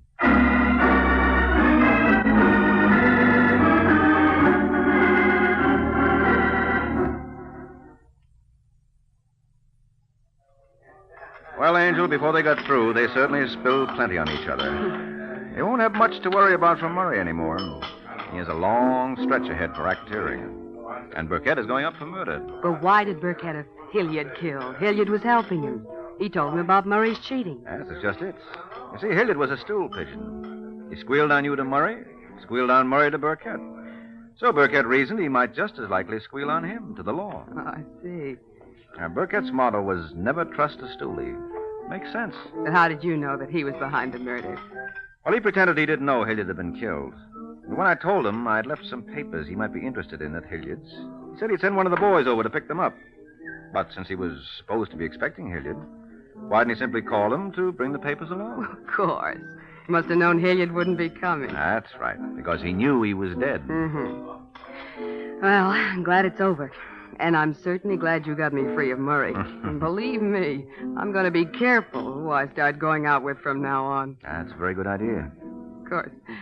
A private detective ought to be safe enough. Uh-oh. Don't look at me. What's the matter? You had your last boyfriend sent to jail. I'm going to be careful, too. Good night, Angel.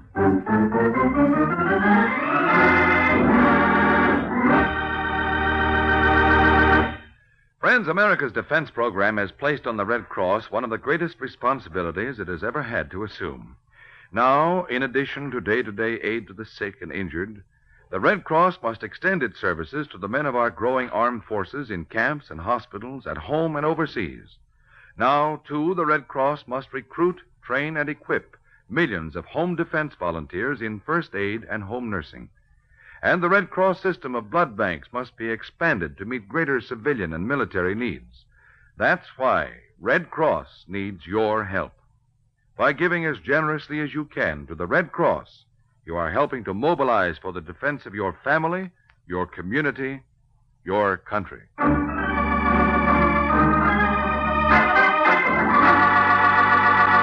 The Case of the Unsilent Butler. The Case of the Unsilent Butler. That's the title of next week's adventure of the Falcon, when Mike Waring learns that the way some people get a bang out of life is by using a gun. So be sure to listen at this same time next week to another exciting adventure of the Falcon, brought to you by the Kraft Foods Company. The Adventures of the Falcon are based on the famous character created by Drexel Drake, produced by Bernard L. Schubert, written today by Jerome Epstein, and directed by Richard Lewis. Music was by Arlo. Les Damon was starred as the Falcon, with Jan Miner as Sue. Be sure to hear The Great Gildersleeve next Wednesday evening over most of these stations. In next Wednesday's broadcast, Gildy comes face to face with an hilarious problem and solves it in a way that will keep you laughing for days. Remember the show, the time, and the place, The Great Gildersleeve, next Wednesday evening over most of these stations. Check your local newspaper for time of broadcast. This is Ed Hurley, speaking for the Kraft Foods Company. This is NBC, the national broadcasting company.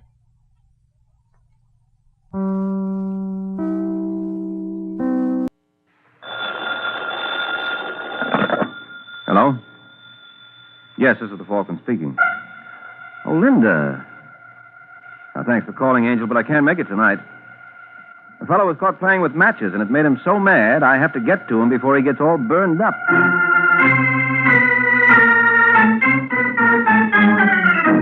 This is Ed Hurley, friends, inviting you on behalf of the Kraft Foods Company to listen to The Adventures of the Falcon, transcribed today, starring Les Damon. You met the Falcon first in his best-selling novels. Then you saw him in his thrilling motion picture series. Now join him on the air when the Falcon solves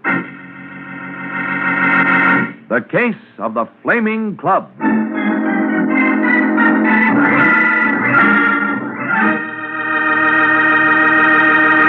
Before we join the Falcon for his latest adventure, here's exciting news from Kraft.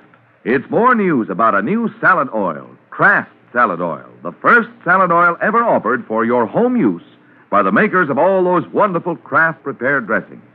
Wait till you use this new oil in one of your salad dressings or baking recipes. For Kraft Salad Oil is more than just a new oil. It's a lighter-bodied salad oil that blends perfectly with other ingredients, adds new magic to every recipe it's used in. That's because it's not just refined, it's superfined by Kraft. Tomorrow, when you shop, be sure to get a bottle of lighter-bodied, superfined Kraft Salad Oil. Look for the bottle with the beautiful label.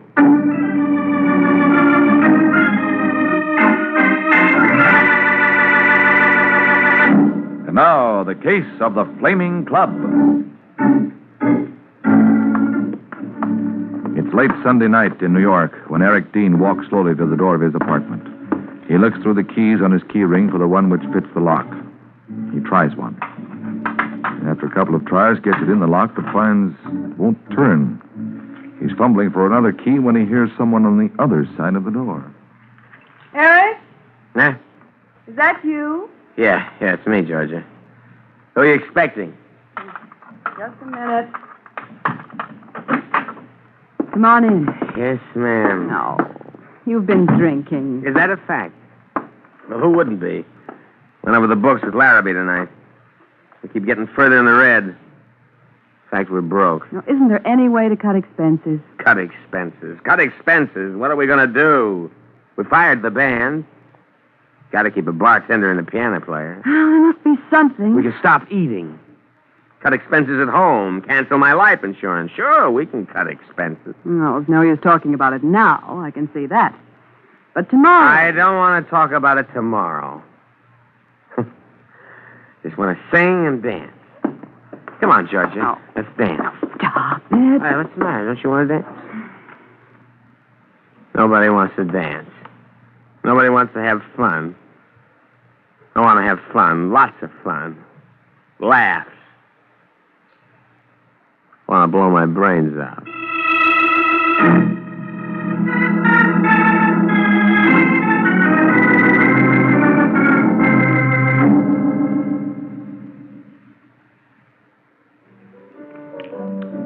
$10:30, and we got 6 couples. Well, Dean, it was your idea to chuck the band. My idea. They wanted to be paid. There's only one out. You mean there still is an out, Larrabee? One. What? Come on in the office. Okay. Don't tell me you found a sucker we can unload on. No, nothing like that. Well, Larrabee? We could have a fire. What? You heard me. A fire. We have insurance. Are you crazy? It's been done. Yeah. People have gone to jail for it, too. Their only chance to get out from under. Can't you see that, Dean? I don't like it. There's the bottle. Now, wait a minute, pal. Nothing to drink until we get this settled. It is settled. No fire. Why not? A can of gasoline, a match, and we collect. I said no, Larrabee. You talk too much. You'd be sure to shoot your mouth off. You think I'm crazy? I think if we got away with it, which we probably wouldn't, but if we did, you'd have to start bragging about how sharp we were. Dean, I give you my word. I know you, Larrabee. I know you'd start... What's the matter? Just a minute. I thought so. All right, Morgan, what's the idea? Let go, Mr. D. You were listening at the door. No, honest. Then what were you doing here? You're supposed to be at the bar. I just wanted to ask you something. There's a phone at the bar. There's a phone here. Dean's right, Morgan. What are you doing here? Mr. Larrabee, believe me, I You've been snooping. No, Mr. D. A snooper and a liar, too. Well, that's all for you, mister. You're through, as of now. Not so fast, Dean. What about my back pay? You owe me 3 weeks. Sue us. Now, you can't do this. Don't tell me what I can do. You're fired. Don't be a fool, Dean. Get back to the bar, Morgan. I'll straighten this out with Dean. I'm not sure I want that. Now be reasonable. Dean's upset, that's all. He doesn't realize what he's saying. Oh, don't I? No. Well, Morgan? All right, Mr. Larrabee. If you say so. That's it, Morgan. I'm sorry about Dean, but we've been having a lot of trouble. And... I'm not surprised with him asking for it. And believe me, if he keeps on like that, you haven't seen anything yet.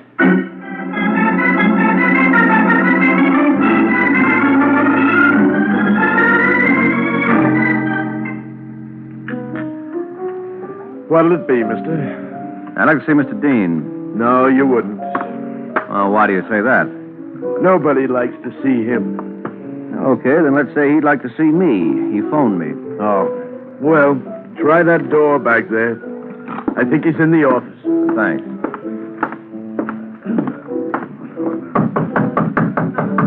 Who is it? Mike Waring. Oh, yes, Waring. Come in. Well, good of you to come, Waring. Sit down. Thanks. Oh, what do you want with the detective? Tell me, how good are you at shadowing? Good enough that I don't waste my time at it. If that's all you want, why pay my fee? This is something special. I got a partner, Mark Larrabee. I want a record of all his movements. Why? Does it matter? I want him followed. I'm willing to pay. You're willing to pay too much. I want to be sure nothing goes wrong. That's why I want the Falcon. Funny thing about me, Dean. When I'm on a case, I like to know what I'm doing. You'll be following Larrabee. Yeah, that's what I call a lot of information. I didn't know you were going to be so curious. It's my business.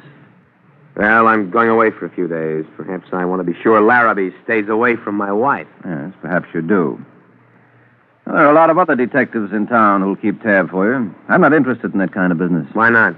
I never cared for gossip. You wouldn't have to gossip, just report. See what I mean?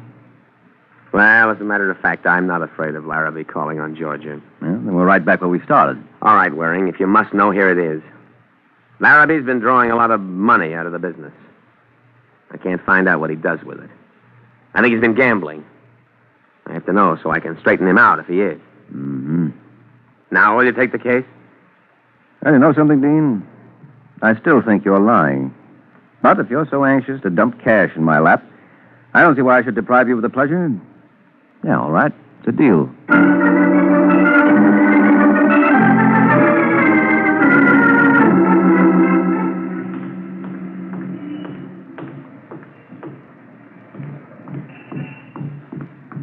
Here I am, mister, in this doorway. You looking for me? No. How come you've been following me ever since I left the club? Have I? Oh, that's brilliant conversation. Well, I'm not an old coward. I never would have known. Who are you? Does it matter? It matters that you're following me. What's the idea? Who told you I'd be following you? I got eyes. But I haven't been beating tom-toms. How come you spotted me? You just aren't as sharp as you think. Or somebody tipped you. Now, who? Look, just because you're clumsy. Not that clumsy. We won't discuss it. You've been following me, and you're going to stop. Well, what's stopping me? This, if it has to. It loaded? Hang around. You'll find out. No, I'll take your word. I don't like to set up anyway. Good night, Larrabee.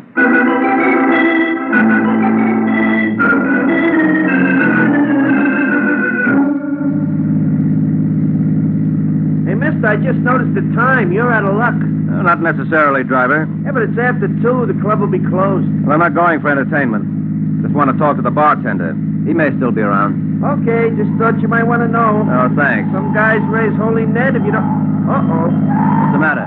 Fire engines.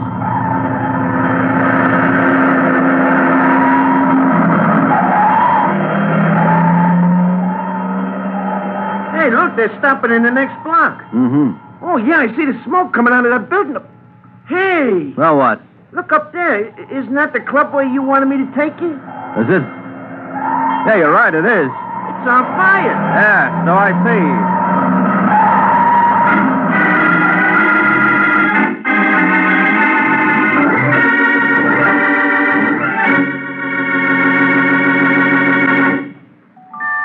It's lighter bodied. It's super fine.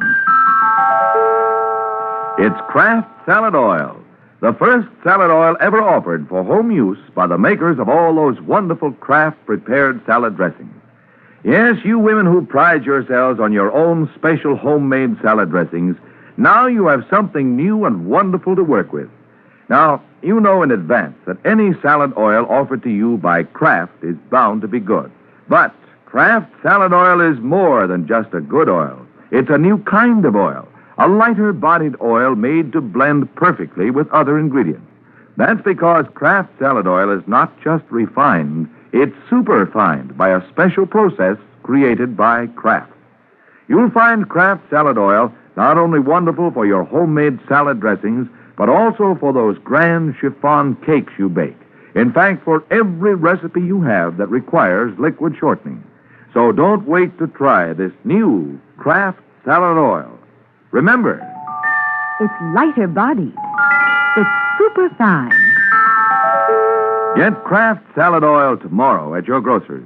Look for the bottles with the beautiful label.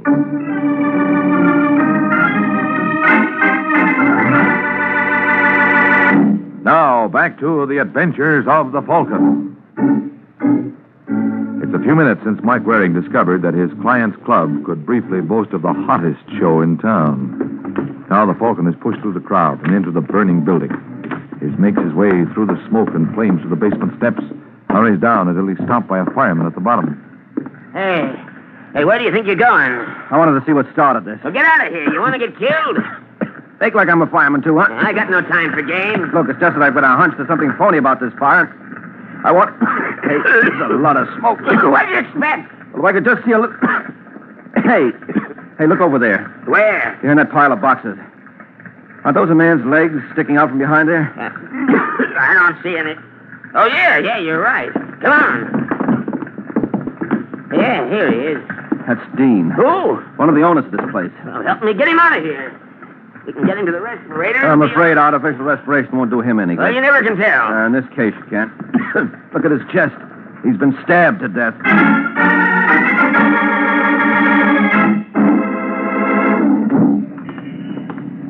Oh, Corbett, looks like we've got the fire under control. Yeah, Waring. Now come on over to the car. I want to get a few things straight. All right. But isn't it a waste of time, Corbett?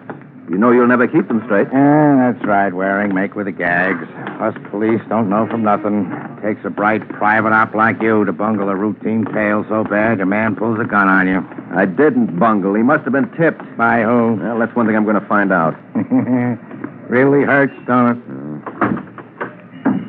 And now, Waring, tell me something about this fellow, Dean. I told you. He was going out of town. He wanted me to keep an eye on his partner, Mark Larrabee.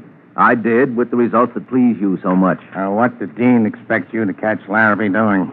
Well, he said he was afraid Larrabee was tossing his bankroll down a roulette rat hole. And he wanted me to check. Is Dean his partner's keeper? He claimed he was working at it. Did you swallow Dean's yarn? Would you? You kidding?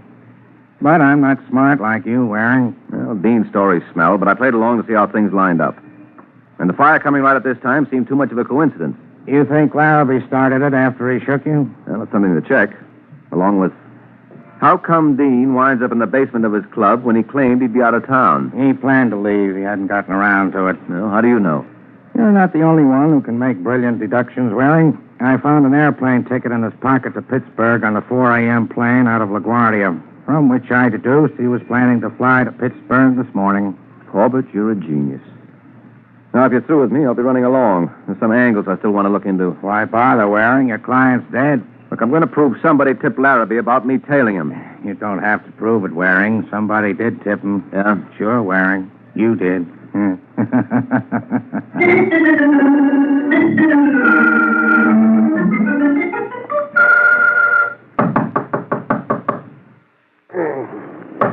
Wait a minute, will you? I'm coming. It's you, Waring. Don't you know it's the middle of the night? No, I didn't. My watch stopped. I'm laughing. Well, I wanted to get to you before anyone else did. Why? If you work for Dean and Larrabee, I thought you might be able to tell me something about them.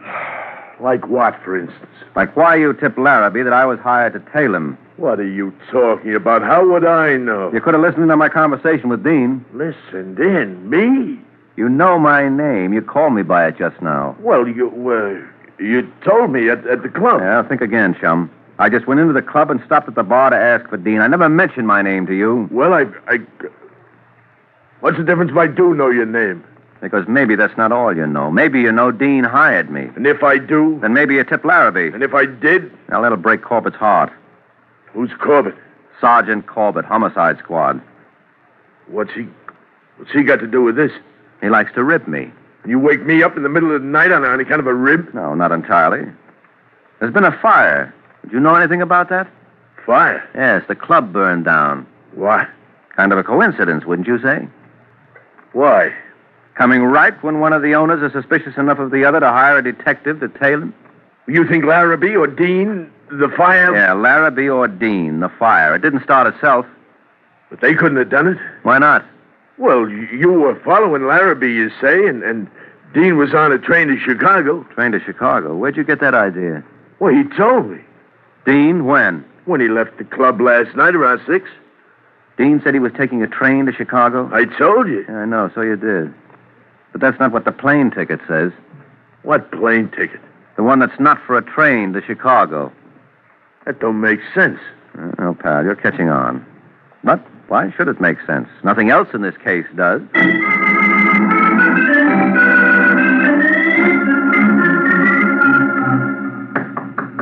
Oh, no. Now what? All right.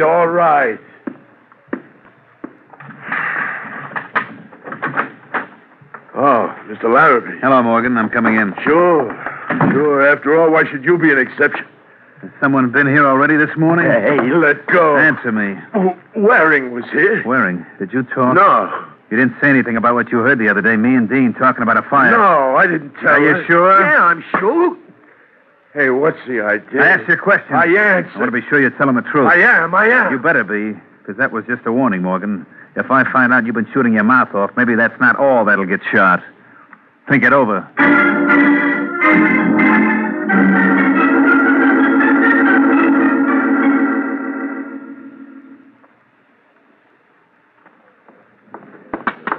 Hello, Mr. Waring.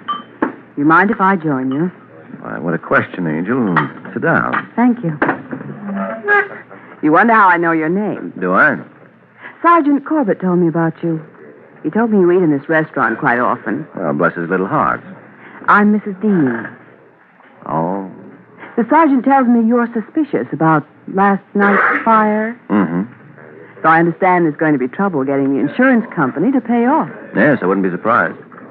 You were following Larrabee, so you know he didn't start the fire. How do you know about that? Corbett? No. I talked to Morgan, the bartender. Ah, you're a busy little chicken for someone who's just lost a husband. Oh, I'm on my own now. I have to look out for myself. Mm-hmm. But didn't your husband have life insurance? Yes, Then you looked after him. The fire won't affect that. I know. But I have a right to collect on the fire insurance, too. My husband wouldn't have started the fire. He wanted to prevent it. That's why he hired you. Yes, that's what I figured. But how do you know about it? He told me. He and Larrabee had an argument about it. Larrabee wanted to burn their place, and Eric was against it. You realize you're admitting that Larrabee had arson on his mind. Yes. But you were following him, so you know that he didn't do it. How do you know I didn't see him start the fire? Because then there wouldn't be speculation. You'd have had him arrested. All right, I didn't see him. But here's something Morgan didn't tell you. Larrabee shook me before the fire, so he could have done it after he left me. I don't believe it. Don't believe. It's the truth. Oh, dear. I didn't know that changes things. Yes, it certainly does. So I'm afraid I can't help you.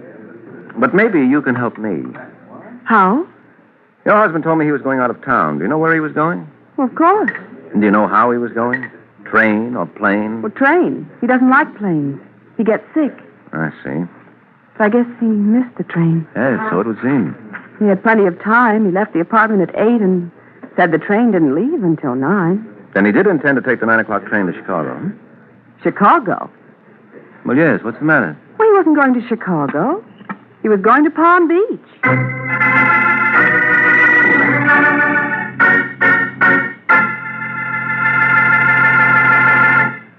When you shop tomorrow, be sure to pick up a pint or quart bottle of Kraft salad oil.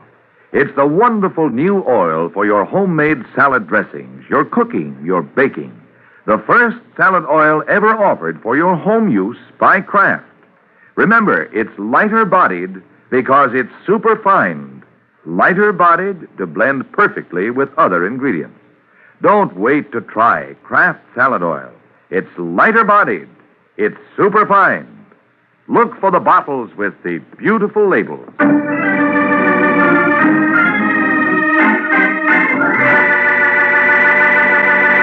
Now, back to the adventures of the Falcon. Half an hour has passed since Mike Waring learned that his client apparently had tried to dash off in all directions only to wind up where he started, with a knife in his chest.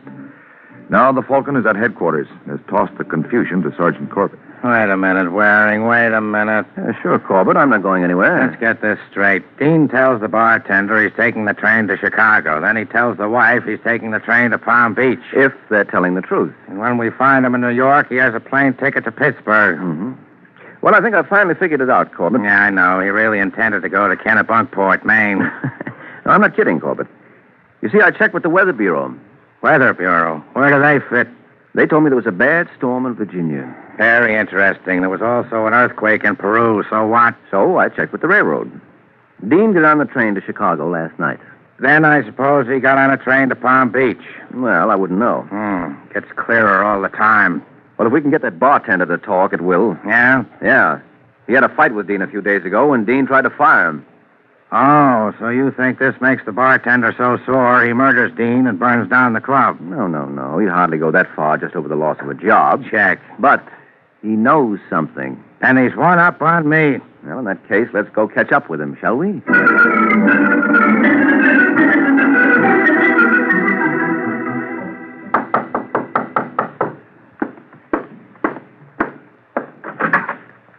Now, what do you fellas want? Have you caught up on your sleep, Morgan? Don't make me laugh. Let's go in, Waring. Yeah. Hey. You can close the door, Morgan. What do you want? You said Dean left the club at 6 last night. Yeah. Did he go back? No. He was killed in the club. Well, I didn't see him. And he wasn't hanging around the club. No. What are you trying to prove, Waring? I'm just trying to account for Dean's time. He left his home around 8. Turns up to be killed in the club at 2:30. Now, what was he doing in the meantime? You got any ideas? Yes, Corbett, I have. I think he went to Philadelphia. Oh, great. Now he goes to Philly. Why? People keep coming here. I'm going to Philly or someplace. Oh, Larrabee. Hello, Morgan. I wanted to... Oh, company. I'll come back. No, don't mind us, Larrabee. Come in. I can come back later. Why are you so anxious to get away? Is it because you're afraid we found out about you? What about me? You and Dean had a row about the fire? You wanted a fire. He was against it? Morgan, I warned you. Cut it out. Cut it out. Larrabee, stop it. You're a smart boy, Larrabee. That outburst proves Morgan knows about you. What do you mean? Morgan didn't tell us. Mrs. Dean did. But now that you've shown that Morgan knows, too, he's going to have to talk. What else do you want to know if you know about the fire? Just this, Morgan. Why did Dean object to Larrabee's idea? Now, come on, don't look at Larrabee. He can't hurt you. Well? Waring asked you a question, Morgan. Answer him. Now, look, Morgan, we know Larrabee wanted to start a fire. We know Dean objected. Now, why did he object? Would mean money in his pocket, too. He was afraid Larrabee might talk. He said Larrabee can never keep his mouth shut. I see. Well, that does it. Does what? What are we trying to prove? Dean's motive. Motive for what? For starting the fire. What? You mean Dean started the fire? Yes. You see, Dean was afraid to let Larrabee know that's what he intended to do. Yeah. So he nixed Larrabee's plan. Mm-hmm. But then he hired me to tail Larrabee so that I'd be a witness when the fire started that Larrabee had nothing to do with it. Yeah. And Dean hops a Chicago train, stays on it just long enough to establish his presence, then slips off the train, probably somewhere around Philly, and flies back to New York. Ah, I get it. He figures to start the fire, then hop a plane to Pittsburgh and slip back on the train there. That's right. That way both partners have an alibi for the fire. But Larrabee catches Dean at the fire and kills him. That's a lie. Why would I kill him if he's doing what I wanted? Well, He's got a point, Corbett. maybe he wanted all the insurance for himself. I don't know. Well, if you really want to know, don't ask Larrabee. Ask Morgan. Me? Why me? Because, Morgan, you're the one who killed Dean, aren't you?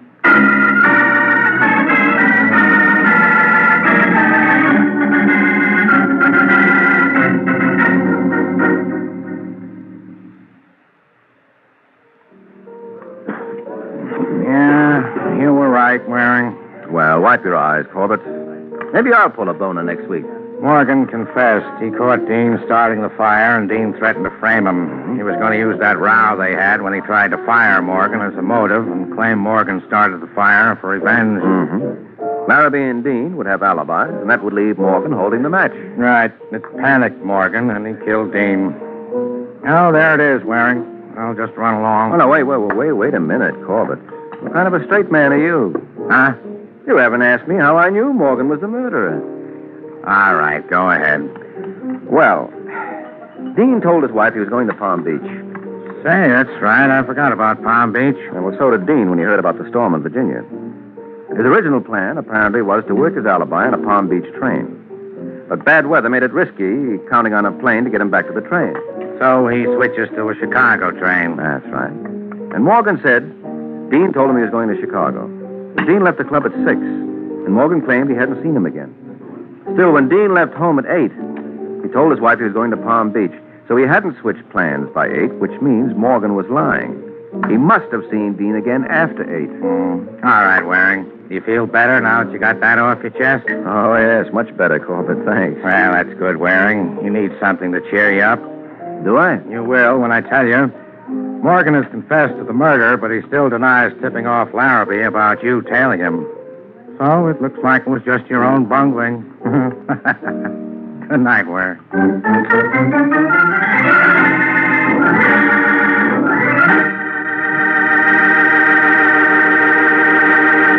Spring is in the air, folks. There's fair weather, sunny skies, trees and flowers in bloom. Everything, it seems, to make living enjoyable. One sure way to add pleasure to living these balmy days is to enjoy the wonderfully good taste of delicious Kraft Dairy Fresh caramels. They're smooth and chewy, soft candy goodness through and through with a caramel flavor developed by Kraft from a special process, the result of years of fine candy making. Yes, Kraft caramels are good, and they're good for you, too. Dairy Fresh, they're called, and that means plenty of wholesome, nourishing milk is in Kraft caramels. Get the big thrifty pound bag at the grocery store, or ask for the nickel bar of 6 delicious pieces of Kraft caramels at the candy store. When you taste them, I'm sure you'll say, these are the best caramels I've ever tasted. Kraft Dairy Fresh caramels.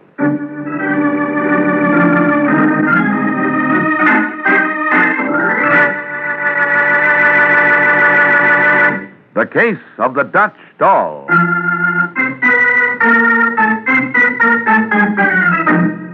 The Case of the Dutch Doll. That's the title of next week's adventure of the Falcon, when Mike Waring learns that little boys who play with the wrong kind of dolls never live to grow up. So be sure to listen at this same time next week to another exciting adventure of the Falcon, brought to you by the Kraft Foods Company.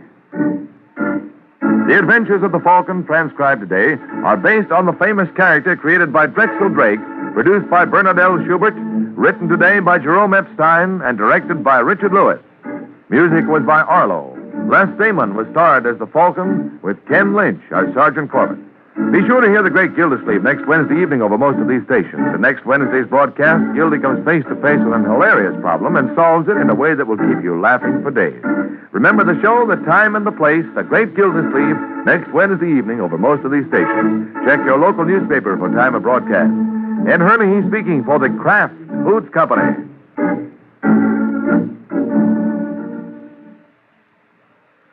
1 hour from now, Cary Grant and Betsy Drake star in another adventure as Mr. and Mrs. Blandings, the owners of the famous troublesome Dream House.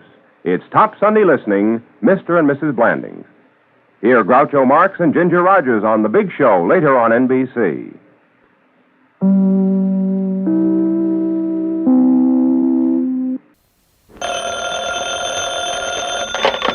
Hello?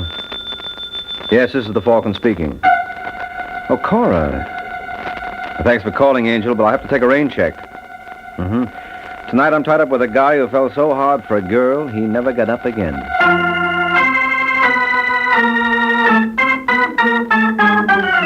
The Adventures of the Falcon, starring Les Damon.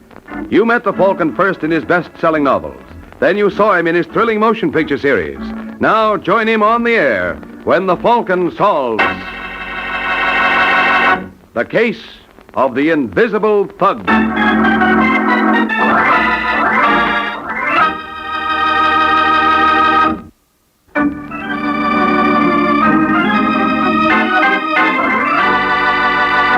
And now, the case of the Invisible Thug. It's early Sunday in New York, when terrified Vera Castro fumbles with the key to her apartment with shaking fingers. Finally, she locates the keyhole, unlocks the door, and enters. Hello, dear. Did you... Vera, what's the matter with you? It's Pete. Pete? Pete Lloyd? Yes, I just saw him. What's he doing in New York? I don't know, but he's here. Did he see you? Well, I'm not sure. Ernie, he did see me. There he is. What'll we do? Who is it? Ask Vera, she knows. It's him. Aren't you going to open the door for an old friend? Ernie, we've got to get out of here. Oh, it's 2 floors to the street. Looks like I'm going to have to invite myself in then. He's trying to break in. Ernie, do something. He'll kill us. I know he will. Pete, please leave us alone. Stop shaking, baby. I'm not going to touch you. It wouldn't dirty my hands. It's your husband I come to see. Put away the gun, Lloyd. Hey, funny boy. What do you want? Yeah, Castro, what do I want? You run off with my girl. Yes, what do I want? Well, you don't want me. You just said so. Yeah, I don't want you. Not now. All I want is payment. And I'm taking it. We don't have much. You're living. That's much. No, Pete. Shut up, Vera. Please. Shut up. All right, Castro. Lloyd, listen, give me a chance. Don't.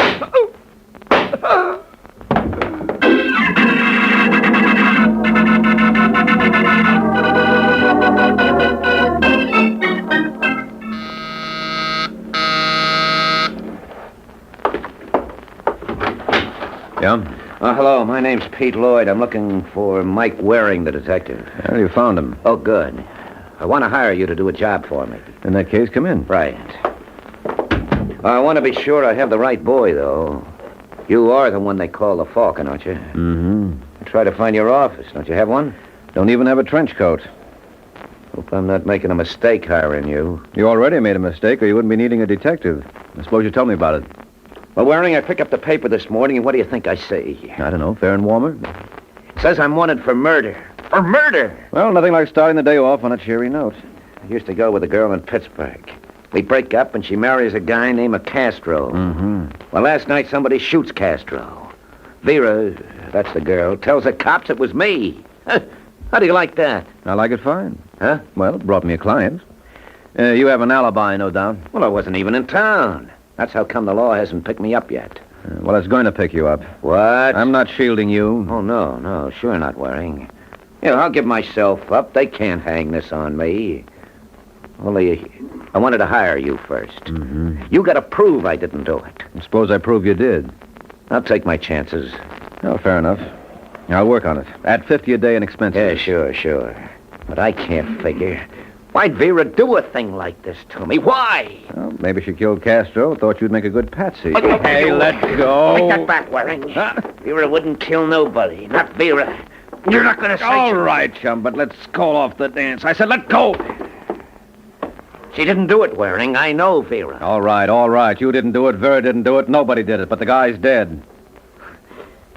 I'm sorry, Waring. It's kind of edgy. You don't say. The paper says it happened fast. Maybe Vera didn't get a good look. Maybe she really thinks it was me. I don't know. Well, there's one way to find out. Yeah? Yeah, I'll ask Vera.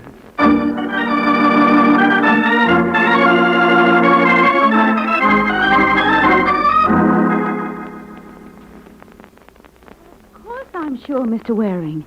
It was Pete Lloyd. I know it. There can't be any mistake about it. I saw the whole thing. Mm-hmm. I talked to Pete. I begged him to listen to reason, but he wouldn't. He tells me you used to carry a gun. Well, yes, I had a night job. A girl out late, you know. Yeah, sure, I know. You still have the gun? No, I sold it when I got married. Lloyd told me you used to hide the gun in the blue urn you had on the living room table. Is this the urn? I told you that I sold the gun, so Yeah, sure why you do did, but you kept the urn after you married, and... Oh, what's this? Wait a minute. I never saw that before. That's not the gun I used to have. How can you be so sure? You've hardly even looked at it. But I don't have the gun You anymore. have this. It was in the urn. Pete must have put it there. Right under your nose? I fainted when he shot Ernie. He must have put it there while I was unconscious. Did you tell the police about fainting? No! Well, something new has been added. Well, it didn't seem important. I told them what I saw. That's what mattered. Mm-hmm. Look, I'm being framed. Don't you know that? Pete hired you just to find that gun. He was furious when I quit him and married Ernie Castro. He never got over it. So he killed Ernie, and he's trying to put the blame on me. Well, I hate to be unflattering, Vera, but I'm not sold on Pete Lloyd's mad passion for you. But it's true. Well, it's convenient for hooking Lloyd. But I happen to know that instead of crying in his beer because he was jilted, he's been booking a chick who has what it takes to make a man forget even you, Angel. And I know that Pete killed Ernie. I saw him do it, and he said that it was on account of me. All right, Vera. You don't believe me, do you? I don't believe anybody. In my business, betting on dishonesty is the best policy. And you think I killed Ernie? Did I say that? Well, what reason would I have? How about Georgie Richards? What? Pete Lloyd says you were sort of interested in Richards. Pete says. It seems that he's been making quite a study of me. I thought he just found me. Well, people knew Pete used to go with you. They've told him things. Oh, Mr. Waring, can't you see that he's just crazy jealous? Any man I ever spoke to he's going to make something of. Yes, I know Georgie Richards, but I'm not interested in him. He was interested in me, but I didn't want to have anything to do with him. Oh? Now, look, I loved Ernie, and that is the truth. Georgie Richards is just like Pete. Anything to make a buck. Gambling, stealing, whatnot. Well, I'm through with that sort. All they mean is trouble. Well, some people like trouble. I've had my fill. And now, if that is all, Mr. Waring... Yes, for now. Goodbye, Vera. Goodbye. I'll show him.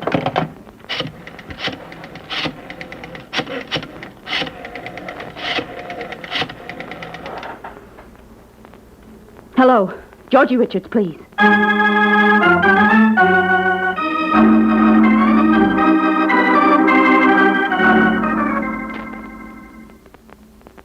Action soon in the Triangle murder case. Pete Lloyd, sweetheart of Vera Castro and accused by her of the murder of her husband, surrendered to the police early today. He was grilled for hours, but the police were unable to shake his story, and he was released. It is believed, however, that he gave some important information, which, if confirmed, may lead to an arrest. The nature of... It'll be confirmed. The Falcon will see to that. Tell me something, Pete. Yeah, sure, Kay. What do you want to know? Did you kill Ernie Castro? Well, you heard what the man said, didn't you? Police couldn't shake my story. Couldn't shake it. You didn't answer my Now question. stop worrying. They can't pin this on me. I'm not worried about that. Just want to know, is there blood on my hands? All right, Kay, look at him. Look at him. I just want to know, do you still have a case on Vera? That's all over. I told you. I wonder. Baby. Come here. I don't care what you do, Pete. I don't care how many men you kill, but not for another Will you woman. cut that out? I told you I'm through with Vera. All I want from her is for her to get what's coming to her.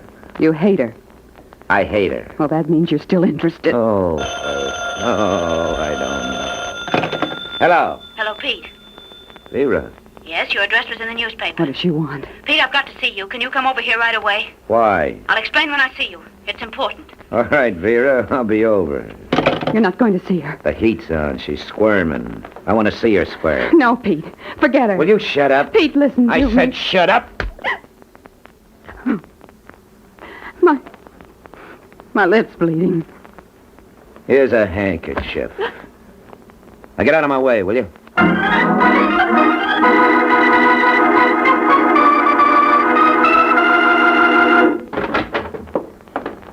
Come on in, Pete. Yeah, sure, baby, sure. And now, Vera? Why don't you come on over here? Sit down beside me. Sure, why not? That's it, Vera. Turn on the glamour. See how far it gets you. All right, Pete. Isn't it enough that you killed Ernie? Can't you leave me alone? Leave you alone? You asked me over. It was your idea. I mean the gun. And hiring Mike Waring. Telling him there's something between me and Georgie Richards. You're trying to put the blame on me for Ernie's murder. Like you tried to put it on me. Well, could we make a deal? If I change my story? Couldn't we make a deal? All right, laugh. Just laugh. But you had your chance. Remember that. I'll remember. I'll prove you killed Ernie. Is that a fact? Because you did kill him. You did. Relax, You baby. killed him. You're a murderer. How many times are you going to say that? Until you admit it. What's to admit? I killed him. You know that, I know it. But if you expect I'm going to admit it to anyone else, what are you grinning about? I'm not grinning. You were. What is it? Why did you make me... The other room. You got somebody in the other room, haven't you? Ow, you're hurting me. Answer me. The other room. Maybe the law, huh?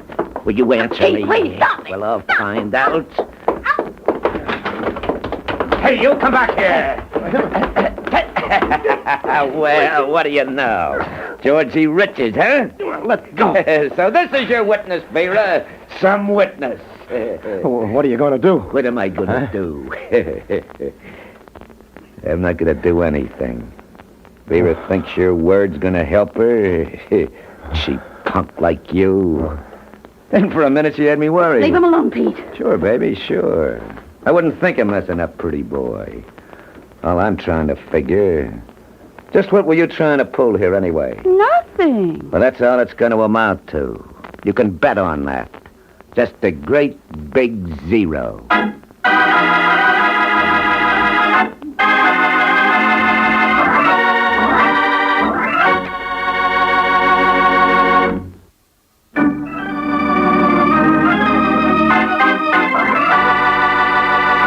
And now, back to the adventures of the Falcon. 20 minutes have passed since Pete Lloyd was tricked by Vera Castro into revealing his guilt in front of a third party. Now in Mike Waring's combination apartment office. Hello? Is this the Falcon? Yes, this is the Falcon speaking. Well, this is Vera Castro. Oh, yes, Angel. I'm glad you called. Just got a report on the gun. It's the murder weapon, all right. Oh, so now you're sure I killed Ernie? I didn't say that. Not in so many words. Well, it's not important. What do you want? An apology. When I see proof. I have proof, positive proof, that Pete Lloyd killed Ernie. That's why I phoned. Oh? If you will meet me at police headquarters in half an hour, I'll show it to you. You will see that... Ow! Vera. Hello. Hello.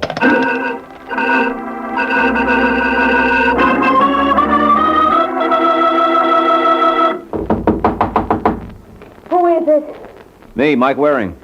All right, just a second. Hello, Mr. Waring, come on in. What happened to you, Angel? I got knocked out. That proof you were talking about? Gone. Surprise. You don't believe me, do you? You think I just faked the whole thing? Well, it does look phony. As phony as the gun in the urn. Oh, then you realize that was a plant. No, I didn't say that. I just said it looked like it. But you never can tell. Just what was the proof you were supposed to have had? A tape recording of a conversation between me and Pete Lloyd. How'd you get it? Well, I remembered that Georgie Richards had a tape recorder, so I called him. I thought Richards was nothing but trouble. You weren't going to have anything to do with him. I needed his machine. Uh-huh. You don't believe me, do you? You think there's something more to it? Look, why are you so concerned about what I believe? I don't know. All right, anyway, you made a recording. Yes, I did. Georgie hid the microphone under the pillows on the sofa. I got Pete to admit that he killed Ernie, and we got it on the tape. And then when he left, I called you. Mm-hmm. But Pete must have figured out that something was wrong, because he came back, heard me talking to you, and knocked me out. How about Richards? What about him? Was he here when you phoned me? No, he'd gone too. Oh, too bad. He might have seen. But he was here when we made the recording. He'll tell you. Yes, I'm sure he will. But I'd rather hear what Pete Lloyd has to say about it, so let's go, shall we?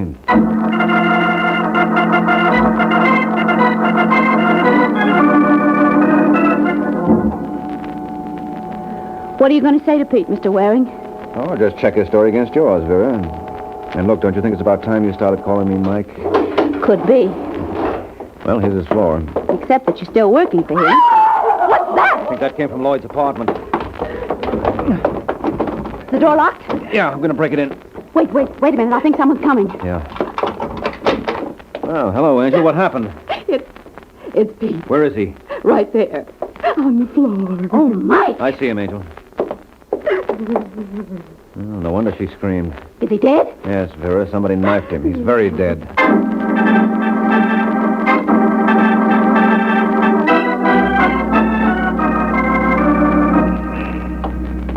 Mike, don't you think we should have stayed back there with Kay until the police came? No, I didn't want to waste time. I'll check back. All right, get in. What's the hurry? Where are we going? To see Georgie Richards. Said you wouldn't take his word. I won't. Well, then why? Now, you'll see. Mike, Yeah? I didn't kill Pete. Mm-hmm. You don't believe me. I wish you'd believe me. Where does Richards live? Clyburn Apartments. But I still don't understand. Look, you borrowed his recording machine. Now it's my turn, that's all. Well, what do you want it for? You didn't notice me pick this up at Lloyd's, did you? What's that? The tape! A tape. Whether it's the tape remains to be seen. It was lying on the floor. Well, that must be it. Well, we'll see. And if it is, will you help me? If it is, will you need help? Well, it'll prove that I didn't kill Ernie, but I may be accused of Pete's murder. So will you prove that I didn't kill him? You want to hire me, Angel? Yes. Well, I just lost one client, so I'm available. But considering what happened to that client, maybe you'd better think it over.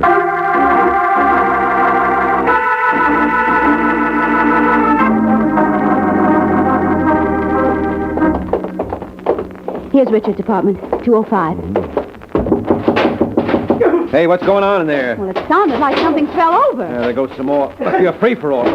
Come on, open up. What do we do? Well, I just guess I'll have to... Wait a minute, stopped. I was just about to break it in. Yeah. Anybody coming? No, I don't think so. Maybe they couldn't hear me during the fight. I'll try again. Wonder what that was all about. I wouldn't know. Seems we're always butting into something. Hello, Mike, catch him! I got him. Wait till I get him into this chair. Close the door for her. All right. Well, I don't see anybody else in the apartment, Mike. But look, everything's all upside down. He's gone, the window. Who was it, Richard? I don't know. Big guy. I never saw him before. What was he doing here? When he was searching the apartment, he had all the drawers out. I came in, caught him, and right away he started swinging. Uh-huh. Say, Vera, go in the kitchen, see if there's some ice in the refrigerator. Hey, what's that for? You should see your face, chum. It's all out of shape. Huh? And that shiner's a honey. Well, we patch you up, and then I want to try your recording machine, okay?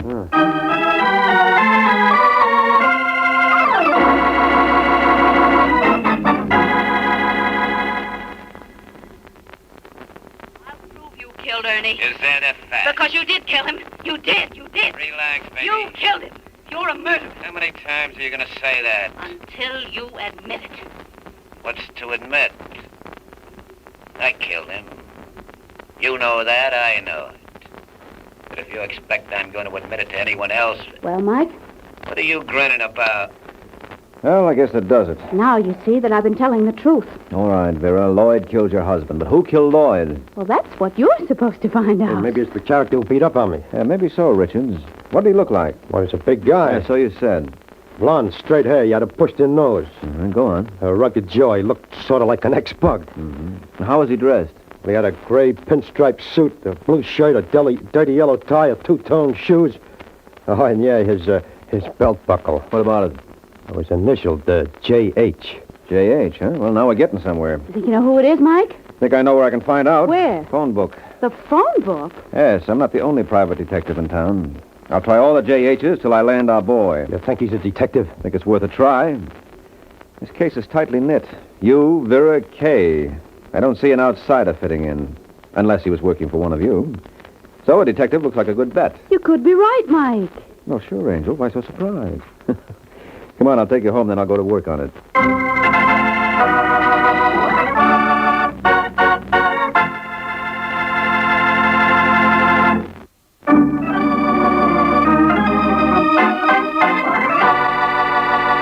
Now, back to the adventures of the Falcon.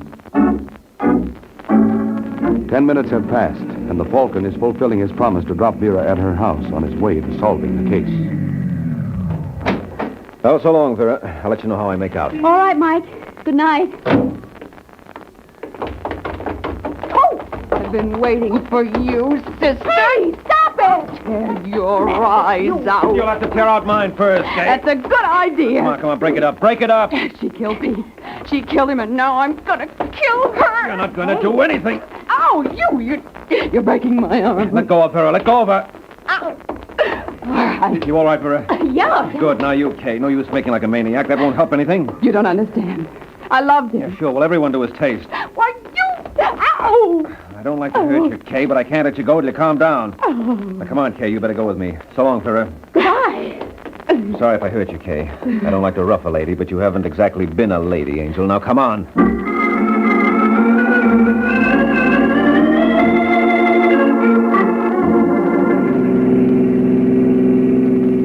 How do you feel now, Angel? Rotten, thanks. And belligerent? No. Tired. Well, that's an improvement. Where do we go from here? You go home, I go to work. Let's see. Yes, and you stay home. If I don't? You'd just be wasting your time. I'm phoning Vera to keep her door locked until I get back. Oh, you're going back? Uh-huh, as soon as I nail J.H. Who's J.H.? He's the key to this case. And you know where to find him? I know where not to find him, and under the circumstances, that'll be just as good.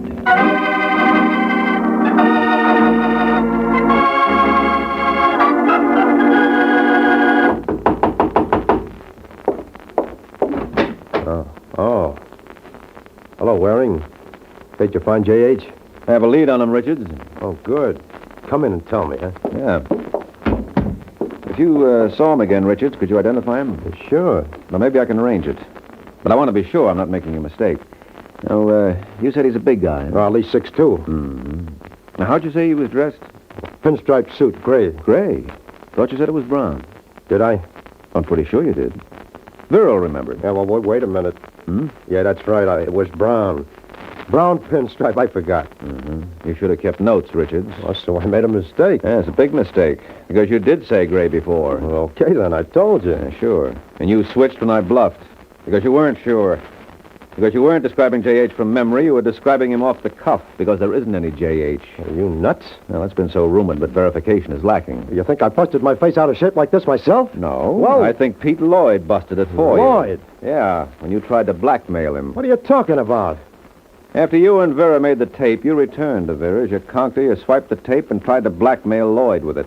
He offered to pay, but when you produced the tape, he made a grab for it. There was a fight, and you knifed him. I suppose you can prove that. Well, come on down to police headquarters, and I'll show you. Well, I have a better idea. I'm glad you decided to put up a fight. It gives me a chance to black your other eye. Oh, no, you don't. No, I thought so. The knife. Come on, let's go. Let's go. Sure, when you drop that knife, go ahead, drop it. All right.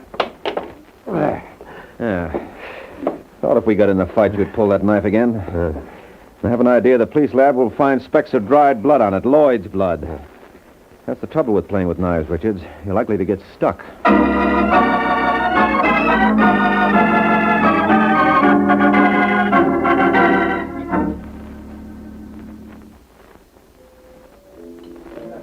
For a detective who operates out of his hat, you do all right, Mike. Oh, What's the matter? Well, it's bad enough my setup isn't according to Hoyle, but on top of that, do you realize the awful faux pas I pulled on this particular case? No, what? I went all through this case without once getting knocked out. That's right. I took the lumps for you. Uh-huh. Well, don't you worry. I won't breathe it to a soul. That's my girl. Hey, but I know one way we can keep from being too unorthodox. What's that, Angel? Well, right now I can ask you, how did you know that Georgie Richards was the murderer? Oh, well, that business with J.H. The only time Richard saw that stranger was when they were struggling. Yet he gave me a perfect description. Yeah, but what was the purpose of creating the mythical J.H. anyway? To explain Richard's shiner. Richards killed Lloyd in a fight. The fight left marks on him. He had to explain them away, so when we arrived at his place, he staged the sound effects of battle and invented J.H. to account for the condition of his face. I see. And I pretended to go along with the gag to give him time to forget some details. Well, he did, and that's it. And now you see that I didn't have anything to do with either of the murders. You didn't want to believe that at first. Oh, what gave you that idea? I could tell by the look in your eyes. You mean you can tell what I'm thinking by just looking in my eyes? That's right. Well, can you tell what I'm thinking now, Angel? I certainly can. Good night, Mike.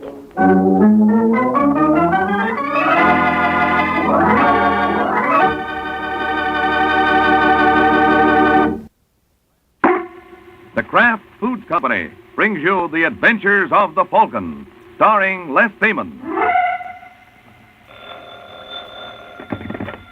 Hello? Yes, this is the Falcon speaking. Oh, Vivian. I'm glad you called. No, you'll have to count me out tonight, Angel. I'm all jammed up. There's a boy around who thinks he can play with guns, and I gotta prove that when he tries murder, he's in for the shock of his life.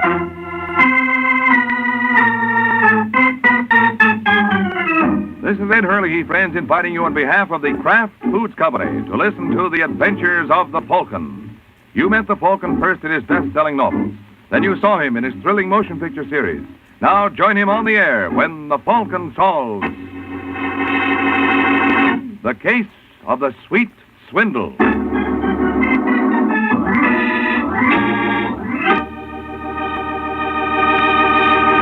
Before the Falcon solves tonight's case, let's listen to this. Miracle Whip. Has a flavor so pleasing. Miracle Whip. Tastes so lively, so teasing. Miracle Whip. Only one of its kind. Miracle Whip. Best salad dressing you'll find. Miracle Whip tastes really good. Not too sharp, not too mild, but just exactly right. And Miracle Whip tastes different, too. Different from any other salad dressing. Try it yourself. See why it's America's favorite salad dressing.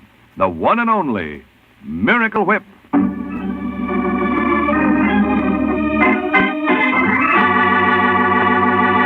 And now, the case of the Sweet Swindle.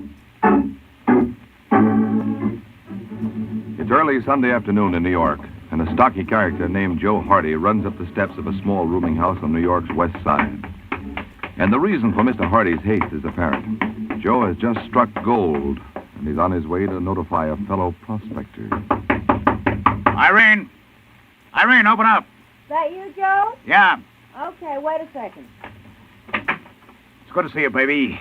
How are you? A lot you care. Oh, you're not sore about my standing up last night? Oh, of course not. Oh, come on, Irene. I got great news. Don't tell me you got a job, Joe. I couldn't stand that. Yeah? Well, take a look at this. Where'd you get that money? Never you mind. This is just the down payment. There's plenty more where this came from. Joe, what have you done? Nothing they can grab me for. You sure? I'm positive. You ever hear of a guy named Walter Blake? No. How about Larry Nichols? Nichols, the bookie? That's the boy. This guy Blake is bankroller. Well, wait a minute. Seems to me I remember reading something about him. Isn't Blake the guy whose wife ran off and took his daughter with her about 15 years ago? It's longer than that, Irene. Almost 20. The cops never did find them, did they? No, the cops didn't, but someone else was luckier. What are you getting at? I know where Blake's daughter is, Irene. What? Uh-huh. And there's a 50 grand reward still out for her. Well, where is she? Not very far from here. In fact, I'm looking at her right now. Are you out of your mind? What's the matter? Doesn't being Walter Blake's daughter appeal to you? No. Blake would know in a minute I'm not the right girl. I doubt it. The kid was only 7 years old when her mother dragged her off, and kids change a lot in 20 years. Incidentally, I forgot to mention, her name was Irene, too. How's that for a coincidence for you, huh? It stinks. Joe, you can't be serious about this. Can't I? No, you'll never get away with it. What if I told you that someone very close to Blake is furnishing me with all the necessary information about the kid? Who? That's none of your business. But this party is in a position to get everything we need. By the time you and Daddy Blake meet, you'll know all the answers. I'm not going to do it. Oh, yes, you will. Oh, no, I won't. Every time I've listened to you, I've wound up beyond the 8 ball. This is different. You've said that before. Now, let's get this straight, Irene. I've got an appointment with Blake tomorrow afternoon at 3. By that time, I expect you to know everything there is about his daughter. Now, here's a list of stuff I want you to memorize. Hey, what's the idea of tearing it? I'm not going to do it, Joe. Pick up those scraps. No. I said pick 'em up. Oh! Oh! Well? All right, now sit down and put them together. By the time I get through with you, you're going to know those questions and answers so well, you'll be able to do a guess shot on the quiz kids.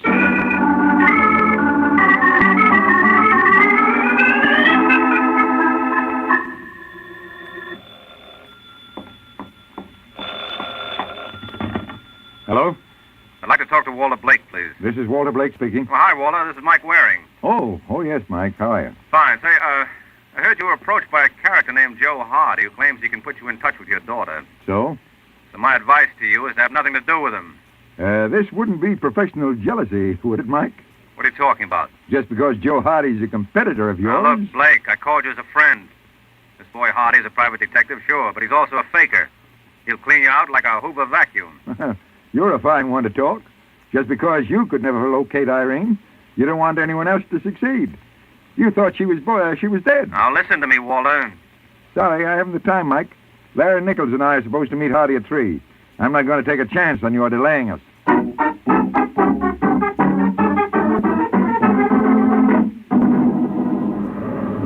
Hey, will you look at it rain, Blake? You look at it, Nichols. You sure this fellow Joe Hardy said he'd be here at 3? That's right. Well, that clock's almost a half hour slow. What do you suppose is keeping him? Maybe it's his conscience. What do you mean, Nichols? I wouldn't kid you, Blake. We've been partners too long. From the little you've told me, I wouldn't be surprised if this boy Hardy's a phony. Mike Waring claims I don't care what he claims. Hardy had a piece of the dress Irene was wearing when her mother took her away. Is that why you gave him $1,000? Yes. You're supposed to be a tough mark. Look, Blake, I know how you feel about this, but didn't it occur to you Hardy could have gotten the description of the dress from the papers? No. We never released it. Well, I still think you've heard the last of him. Why don't you just forget the... Come in. Hello, Uncle Walter. Oh, it's you, Jerry. What's the matter? Am I a disease carrier? Your uncle's a little disappointed, kid. What did I do now? No, it's not you. It's that Joe Hardy character. Hasn't he been here yet? No. What, don't worry, Uncle. It's pouring outside. He probably was detained. Well, let's hope it's permanent. Why? I think your uncle's throwing his money away. Well, I don't agree with you, Mr. Nichols. He's got no family but me. If there's the slightest possibility of this girl turning out to be Irene, why shouldn't he gamble a few dollars? It's not just a few dollars. It's $50,000. Well, I still think they're good odds. If you ask me... That must be Hardy. Come in. That's no, Mr. Blake. Sorry I'm late. I couldn't get a cab. Well, the important thing is that you're here now. I don't believe you know these gentlemen. No, I don't. This is my partner, Larry Nichols. A pleasure. Hello. This is my nephew, Jerry. Glad to know you, Mr. Hardy. It's mutual. Well, now we can get down to business. Well, if you don't mind, Mr. Blake, I'd rather be alone. You afraid of witnesses? Oh, now cut it out, Nichols. He's a crook, Jerry. You want to be careful with those accusations, mister. All right, Nichols, that's enough. I'm old enough to look after myself. Well, if that's the way you want it, Blake. That's the way I want it. You coming, Jerry? Good luck to you, Uncle. Nice knowing you, Mr. Hardy. Yeah, I'll see you around sometime. Nice boy, your nephew. Yes, Jerry's all right, but... You're interested in someone closer home, huh? That's right. Well, I promised you more evidence that this girl was your daughter, Irene. Well? Would you happen to know offhand what she was carrying the day she disappeared? Yes. There was a red school bag trimmed with black leather. Anything else you remember about it? Her initials, IB, were embossed on the top. Let me open this package. That's Irene's bag. I was sure it was. Where did you find it? In Los Angeles. Took a lot of work to dig it up. Where is she now? Aren't you forgetting something, Mr. Blake? Huh? Oh, you mean the reward money? Uh-huh. I've got it right here. Here. It's in $100 bills, just as you asked. That's fine. Well, where is she? 2126 Chalmers Avenue. 2126 Chalmers. Yeah, she's living in a furnished room under the name of Irene Kent. Does she expect me? Yeah, I told her you'd be around 5. I can't thank you enough, Hardy. Oh, don't thank me, Mr. Blake. It was a pleasure to serve you. I'm sure you and your daughter will be very happy together.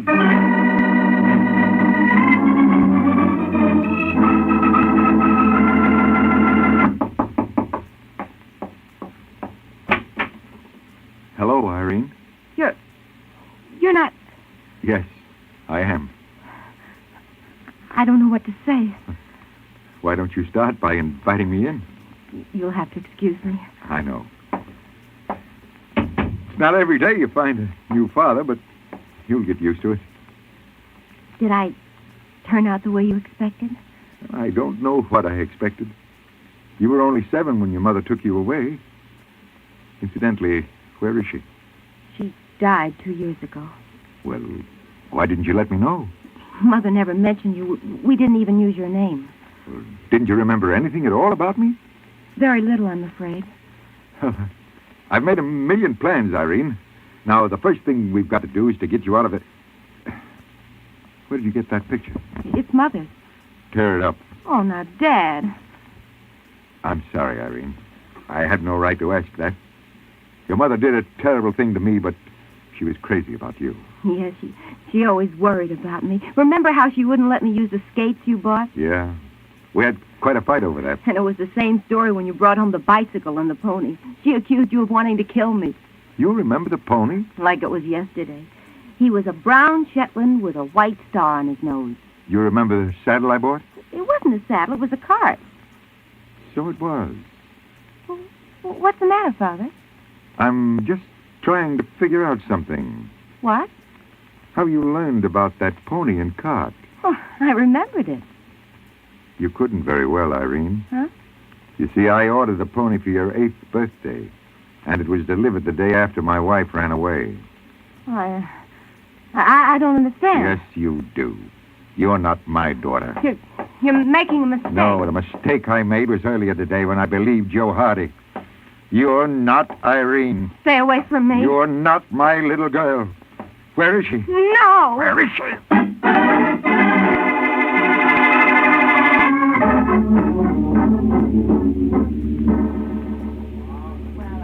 Hey, Waring, you use this place as an office or something? Oh, please, Nichols. My friend Ed is a very sensitive fellow. The name of this place is Ed's Luncheonette. See the big red sign? And as for an office, does fine for that, too. But right now I want to eat. What do you say we order? Oh, I've already eaten. You go ahead. Jerry's not here yet anyway. Okay, when he gets here, we'll talk. Say, Ed. Oh, hi, Mike. Glad you dropped by. Well, what's good today, Ed? Oh, now, that's a fine thing to ask a cook. Naturally, everything's good. Oh, most humble apology. That's better. Yeah, well, what's especially good? Well, let's see. I got some real good shrimp, Mike. Mm-hmm. I could make a shrimp salad I know you'd go for. You know I'd like it, huh? I sure do. Because I make it with Miracle Whip. And the salad dressing's a mighty important part of a salad, you know. Oh, why, sure. Why, did you ever hear of a self-respecting salad going out without dressing? No, really, Mike. Salad dressing adds flavor. Like Miracle Whip here. It adds a real peppy flavor. Sharp. But not too sharp, Mike. Most folks say Miracle Whip tastes just exactly right. Mm-hmm. Why, do you know the craft salesman told me that Miracle Whip outsells the next 20 leading brands of salad dressing combined? That's so. Sure, so it's really America's favorite salad dressing. Folks must like it a lot. My customers sure do. Hey, smooth, huh? Yes, sure is, Mike. Miracle Whip is just as smooth as satin. Why? No, Ed, Huh? I meant that cute little blonde that just went by. Oh. Well. All right, I'll have that shrimp salad, Ed. And make it with plenty of Miracle Whip, will you? Oh, it'll be a pleasure, Mike. You sure you don't want anything, Nichols? No, thanks. Okay. Oh, say, here comes our boy now. Hello, Jerry. Hiya. Sit down. Hello, Waring. Nichols. Has Nichols talked to you about what we want yet, Mike? I left it for you, Jerry. Well, now, you're my uncle's friend, Mike. You've got to do something and do it fast before there's any more trouble. Well, maybe I'm sick, but I don't see what you two want done. Now, don't look at me, Waring. This is Jerry's baby. I'm washing my hands of the whole business.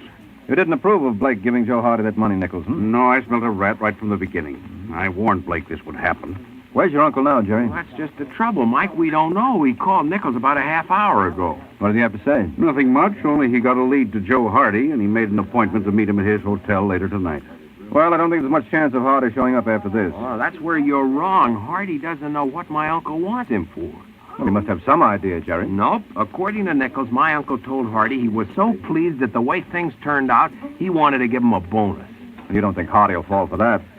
He probably learned what happened from that girl. That's what I told Blake, but he said the girl wouldn't talk. What's to prevent her? I can think of several things, all of them unpleasant. What do you suggest, Mike?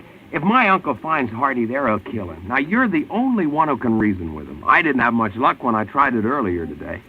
What's the name of Hardy's hotel? It's the Parkside. It's off Madison. What time was the appointment for? 1 o'clock, I think. Well, it's almost that now. By the time I find a cab... Well, you can take my car. Oh, I thought yours was in the shop, Jerry. No, I got a new one this morning. Wait a minute. Wait. Here are the keys, Mike. It's parked right in front of the place. You can't miss it. It's a convertible. Okay. Well, how do you like that? After the big build-up Ed gave us about the salad, I have to rush off without touching it. Well, stick around, fellas. I'll be back as soon as I can.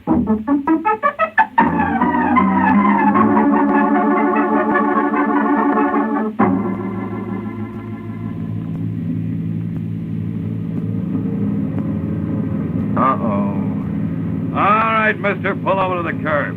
Listen, officer, I'm in a hurry. You can't stop me now. Who can? Well, I guess you can.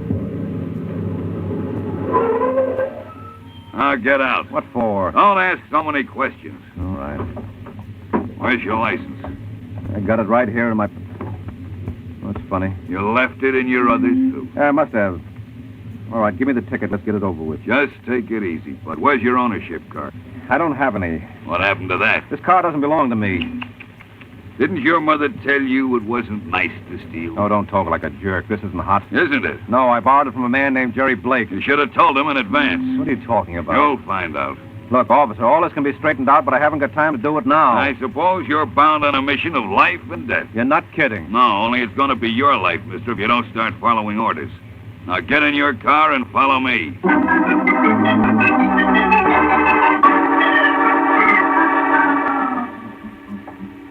All right, Baker, open them up. You got a visitor, Waring. Jerry. Hello, Mike. Look, will you tell this big I skipper... already have. Don't blame me, mister. I'm just a cop. I got a signal to pick up a hot car, and I did. What hot car? Well, I showed you the records, didn't I? We got a call at 9:45. Jerry, did you report that car stolen? No. Well, then who else could it...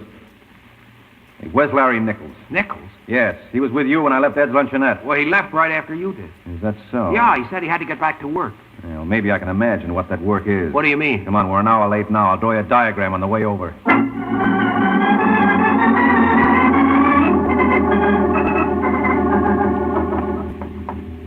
What floor did the superintendent say Joe Hardy was on? 8C. What's the matter with you, Jerry? You look baffled. I am, Mike. I can't believe there's any connection between Hardy and Larry Nichols. Well, there's got to be. Nichols was the only one who knew I borrowed your car, so he must have been the one who reported it stolen after he left Ed's place. But what was the point? To delay me in getting here in time to keep your uncle from laying hands on Hardy. Here's the elevator. Come on, get in. Okay. It just doesn't make sense. If Hardy and Nichols were working together, all Nichols would have to do was phone him and warn him that my uncle was... Well, maybe he didn't want to warn him. I don't get it. Maybe Nichols wanted Joe Hardy to get himself killed. How do you figure that? Well, who would take the rap? Why, my uncle, I guess. And your uncle and Nichols were business partners. And if Nichols has been playing fast and loose with partnership funds, he might want your uncle tucked away where he couldn't ask any embarrassing questions. You're crazy, Mike. Well, we'll soon see. Must be down this way. Then you think we're going to find Joe Hardy's body? Don't you? I don't know what to think anymore. 8A, B. Ah, here we are. I borrowed the keys from the superintendent. Good boy. Hope Hardy won't object. I don't think he'll be in a position to. The light switch ought to be somewhere around. Oh, I got it. Mike. Yeah, shut the door. You were right. No, I wasn't. I was wrong. What? Look again, Jerry. This isn't Joe Hardy. This is your uncle, Walter Blake.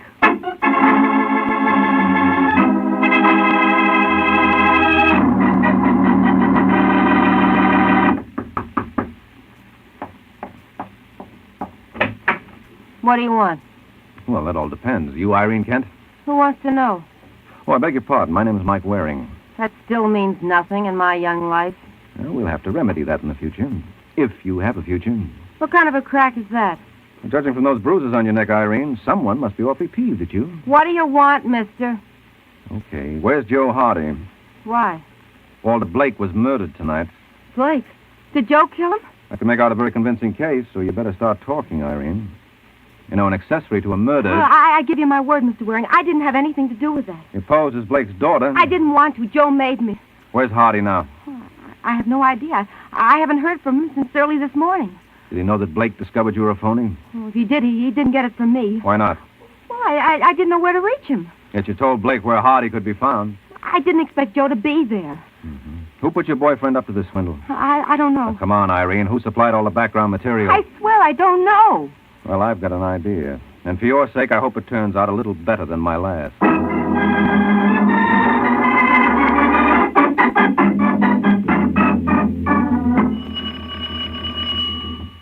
Just a second. Sorry to disturb you at this hour, Nichols. Oh, Mike. Can I come in? Sure. Thanks. Hear about Blake?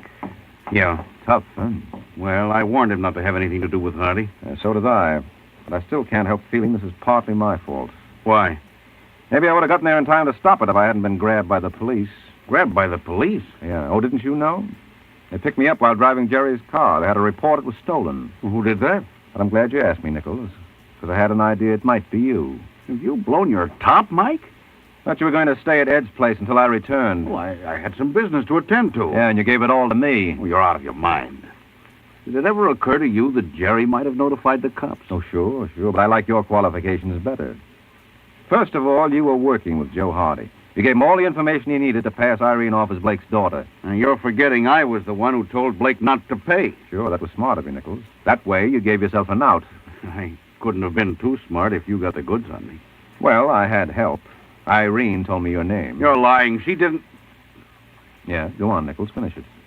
She didn't know that you were in the operation. No, you told me that yourself. Jerry might have dug up that picture of Mrs. Blake and a few other bits of information, but he never would have known about the dress and the pony. He was only a kid himself at the time. Got it all figured out, haven't you? I like to think so. Well, tell me something. Did you figure on this? Put away the gun, Nichols. That isn't going to get you anything. That's where you're wrong. For one thing, it's going to get me a head start. And yours is just the head to supply it. Oh.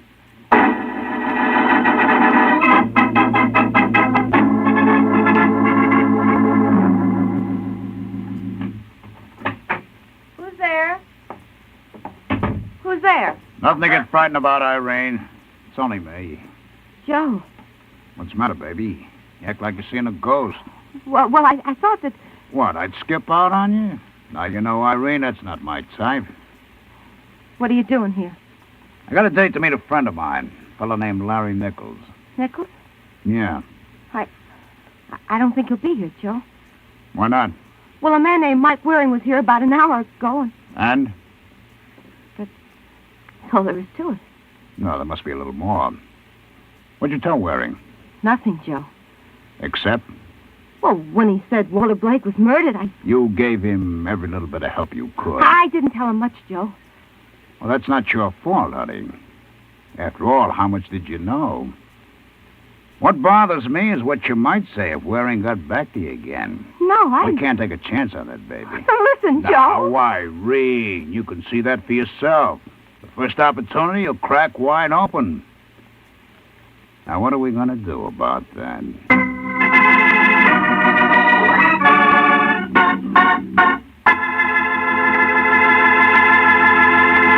Well, I guess Joe doesn't know what to do either. I say either because I think there are lots of folks who don't know what to do at times. Now, maybe you don't know what to do to get your family to eat salads. You don't? Well, make those salads with Miracle Whip. Miracle Whip. Has a flavor so pleasing. Miracle Whip. Tastes so lively, so teasing. Miracle Whip. Only one of its kind. Miracle Whip. Best salad dressing you'll find. Miracle Whip is the only one of its kind because it's a different type of salad dressing made from a secret craft recipe. Miracle Whip combines the best qualities of boiled dressing and old-fashioned mayonnaise, so it's truly distinctive and delicious, with a flavor millions of folks call just exactly right. Try it, won't you? One taste will tell you why it's America's favorite salad dressing. the one and only Miracle Whip.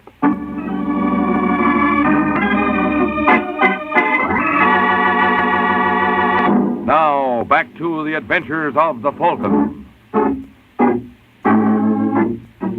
Several hours have passed since Mike tangled with Larry Nichols and came off second best.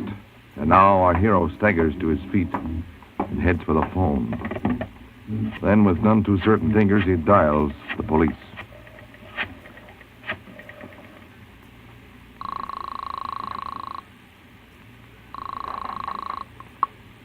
Second Precinct, Sergeant Lewis. Hello, Sergeant. This is Mike Waring. Where the devil have you been, Mike? We've been looking for you for the past hour. Well, I was out. Where? Just plain out. Look, have you picked up Joe Hardy yet for the Blake murder? No. Well, while you're at it, you might as well get out an alarm for Larry Nichols. And you're probably too late for a girl named Irene Kent. How'd you know that? Well, it figured. Hardy must have taken her away with him. Well, that's where you're wrong, Mike. She was left behind. I can't imagine why. You would if you saw her now. She's got two big bullet holes right where her heart used to be.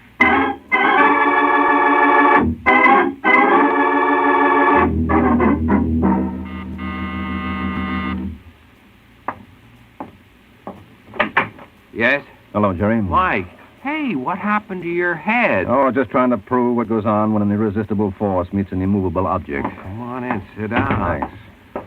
Anything new? Yeah. Irene Kent was murdered. What? Shot, to be exact.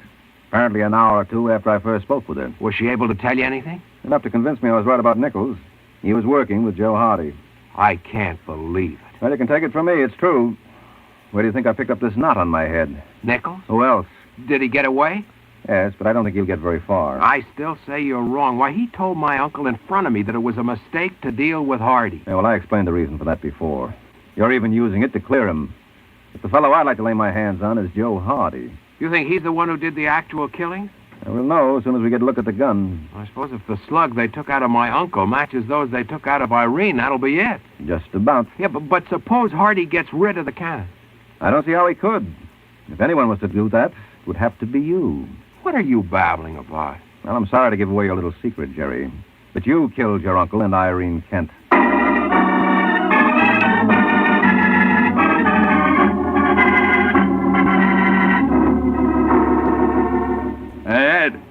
Ed. Yeah. More coffee, please. Yeah, me too, Ed. Right with you, fellas. Go on, Mike. I'm sorry I interrupted. Well, that's all right, Sergeant. You practically got it all anyway. Am I to understand that Jerry was the one who notified us to pick you up in that car? Yeah, sure. That gave him enough time to go over and kill his uncle. Well, I can see his reason for that. With his uncle dead and with no other family around, Jerry would come into all of Blake's dough. Uh-huh. But what was his motive in killing that dame, Irene Kent? The fact that he had no motive. Wait a minute. Here you are, man. No, thanks, Ed. Now, you see, Sergeant, when you found Irene dead, that made you believe her killer was either Nichols or Hardy, since she was tied up with him. Go on. All right, now consider what would have happened if Walter Blake was the only victim.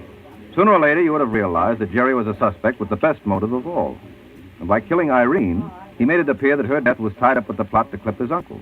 And we knew definitely he had nothing to do with that. Well, what put you on the right track? Well, you'll grant me that the one who tipped off the police to nab me on that stolen car wrap was the murderer? Yeah, but how can you prove it was Jerry? Easy. It's too bad I didn't think of it in time. See, Jerry's car was a brand new convertible. He'd only gotten it yesterday. Nichols never saw it. He was surprised when Jerry volunteered the keys to the car.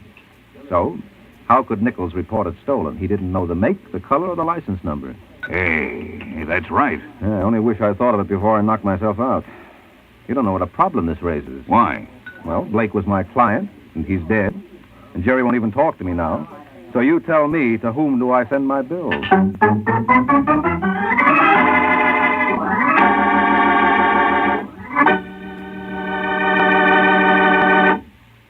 This is Mike Waring, friends. You've probably heard people say, defense is everybody's job. But maybe you haven't known just what you could do to help. Well, here's a way you can help Uncle Sam and yourself at the same time. Buy defense bonds. Help build your country's security and your own. Remember, defense bonds are rate of interest. Ask about the payroll savings plan where you work. Or, if you're self-employed, ask about the bond-a-month plan where you bank. Save your money the smart way. Buy defense bonds.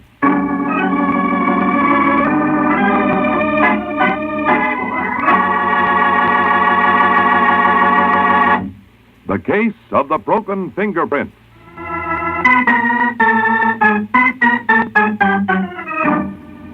The Case of the Broken Fingerprint. That's the title of next week's adventure of the Falcon, when Mike Waring learns that if a fella tries to keep a girl from wasting her life, he may help her lose it. So be sure to listen at this same time next week to another exciting adventure of the Falcon, brought to you by the Kraft Foods Company. The Adventures of the Falcon are based on the famous character created by Drexel Drake, produced by Bernard L. Schubert, written tonight by Eugene Wang, and directed by Richard Lewis. Music was by Arlo. Let's stay.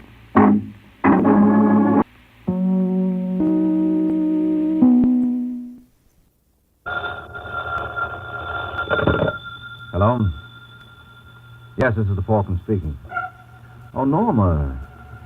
I'm glad you called. Oh, you'll have to include me out tonight, Angel. I'm all jammed up. There's a party around who's been shown how to parlay a 2-bit pocket knife into a killing. So naturally, he's going to make a stab at it.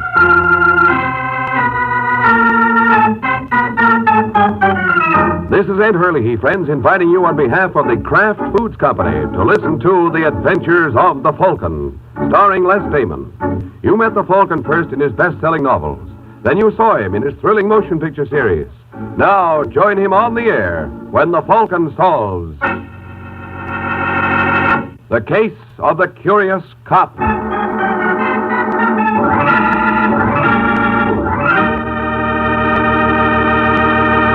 In just a moment, another thrilling adventure of the Falcon. But first, a word about an adventure you can have any day in the week, right in your own kitchen. For several weeks now, we've been telling you on this program about Kraft Salad Oil, the wonderful new salad oil created by Kraft that's lighter-bodied because it's super fine. Now, here's a suggestion. Tomorrow, go to your grocer's and get a pint or quart bottle of Kraft Salad Oil. Look up your favorite recipe for homemade salad dressing, chiffon cake, or anything else that requires liquid shortening. Then, that night, tomorrow night at dinner, surprise your family with an old favorite made this lighter-bodied, superfine salad oil way. You'll know the difference, and so will the family. Get Kraft Salad Oil.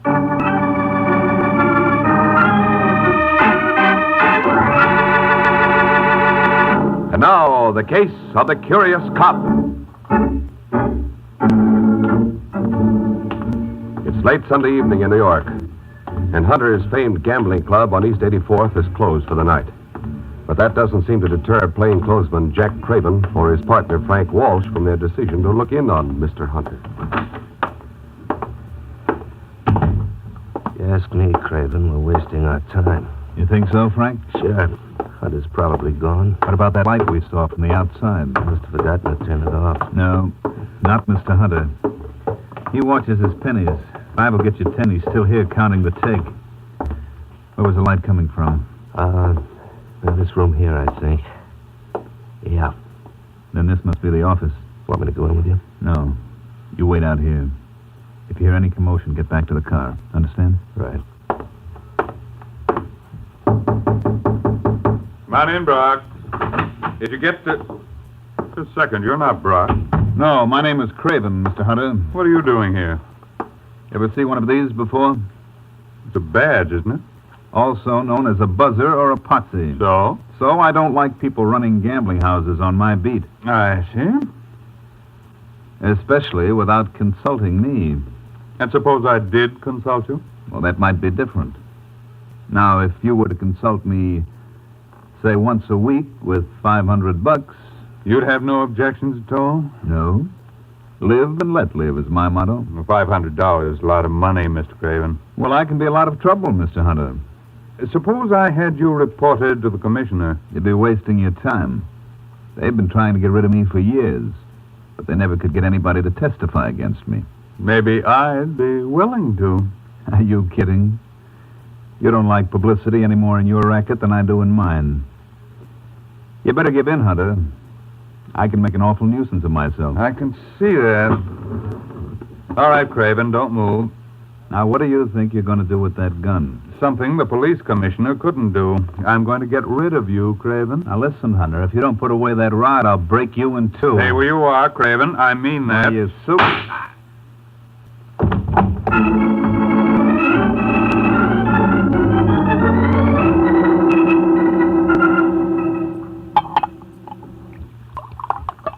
Give me another bottle, Hazel. This one's gone. But, Frank, oh, you've for Pete's sake. Can't a man get anything in his own home without a million arguments? Now get it. All right. Oh, wait. Wait a minute. Answer that first. If it's Sergeant Corbett, tell him I'm still sick and the doctor says I can't see anybody. Hello? Mrs. Walsh, That's right. this is Sergeant Corbett again. Oh, how are you, Sergeant? Can't complain. How's Frank? Just the same. Can I talk to him? I'm afraid not. He's asleep. Okay. Tell him I called, will you? I certainly will, Sergeant. Well? I think he's suspicious. So what? He can't prove anything. What's all this about, Frank? What's what all about? Why are you avoiding Corbett? Ever since the night Craven disappeared... I told you I didn't want to talk about that. But you were with him. I was not.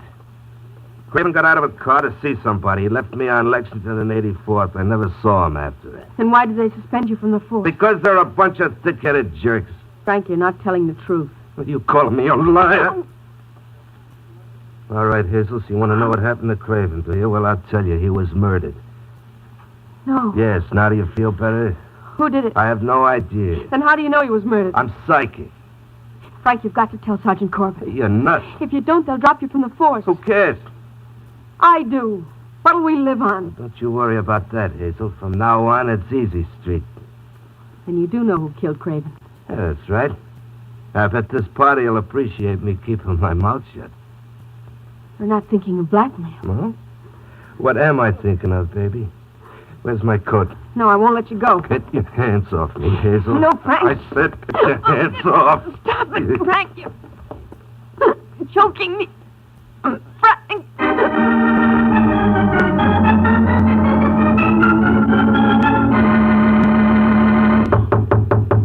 Yes. I hate to break in on you like this, Mr. Hunter, but there's a party outside waiting to see you. I'm busy, Brock. Yes, I know, but I suggest you clear a little time for this boy. I would if I were in your position. But then you're not in my position, Brock. Oh, it's true. Just the same, you ought to see him. His name is Frank Walsh. He's a cop. So? So he was Jack Craven's sidekick. Craven? The dick who disappeared so mysteriously. Oh, of course. Will you see him? What have I got to lose? Hey, Walsh. Yeah. Come in here. Sit down, Mr. Walsh. My name is Hunter. Never mind the introduction, Hunter.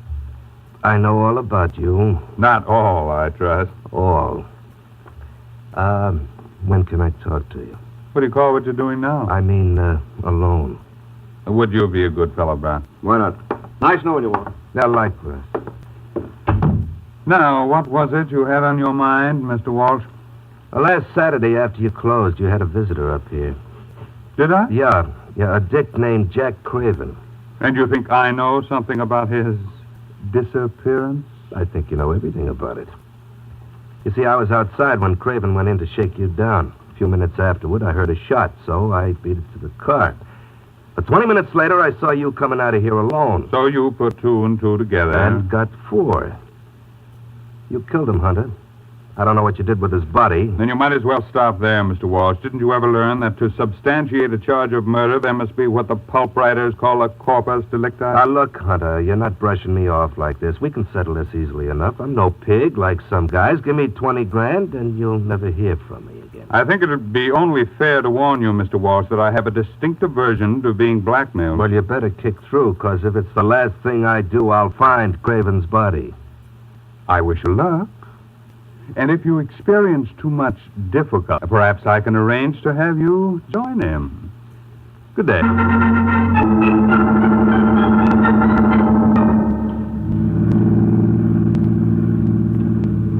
the matter, Sergeant? You look worried. I am, Mike.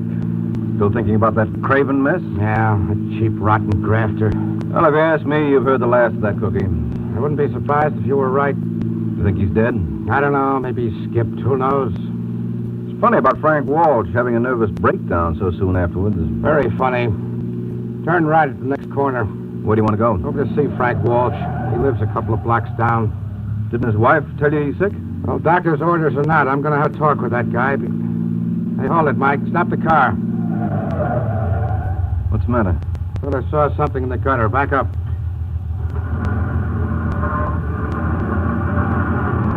No, I guess I was... Hey, Sergeant. Yeah, turn on your spotlight. Oh, it's a drunk. Wouldn't you know it? Okay, let's get him. Can't leave him laying there. All right, mister, what do you think you're doing? Come on your feet, Buster. Give me a hand with him, Mike. Yeah, right. Let me go. Drunk, look at your hand. Holy... Yeah, he's been shot.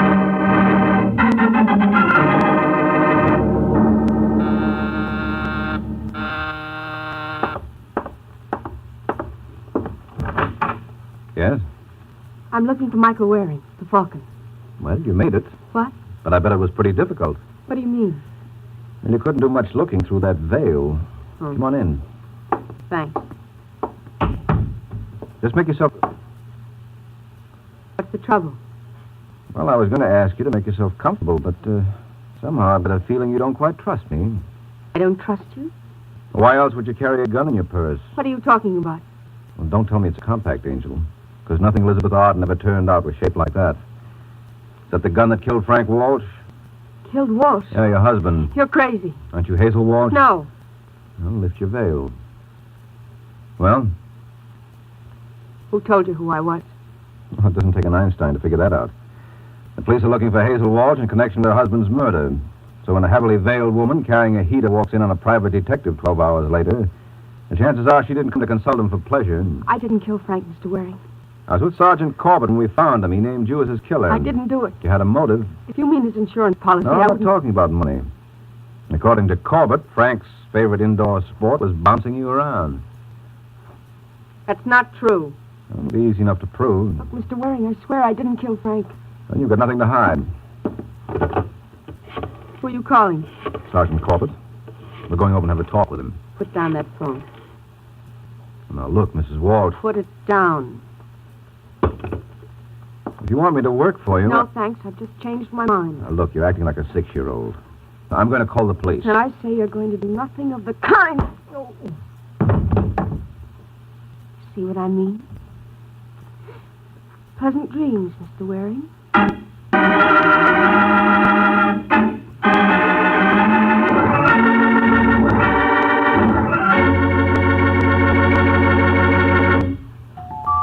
It's lighter body. It's super fine. It's Kraft Salad Oil, the first salad oil ever offered for your home use by the makers of all those wonderful Kraft salad dressing products. When the Kraft Foods Company puts a new product on the market, you can be sure that it's not just another product of its kind, but that there's something really new and different about it. And that's exactly what you'll discover in Kraft Salad Oil. Not just a new salad oil, but a new kind of salad oil. Kraft Salad Oil is a lighter-bodied oil. Lighter-bodied to blend smoothly and perfectly with the other ingredients. And the reason Kraft Salad Oil is lighter-bodied is that it's superfined. Yes, superfined by a special process created by Kraft. Don't wait to try this wonderful new salad oil in those distinctive homemade salad dressings you make. Those wonderful chiffon cakes you bake. In every recipe you have that requires liquid shortening. Remember, It's lighter body. It's super fine. and it's at your grocer's now. Get Kraft Salad Oil in either the pint or quart size tomorrow. Look for the bottles with the beautiful labels.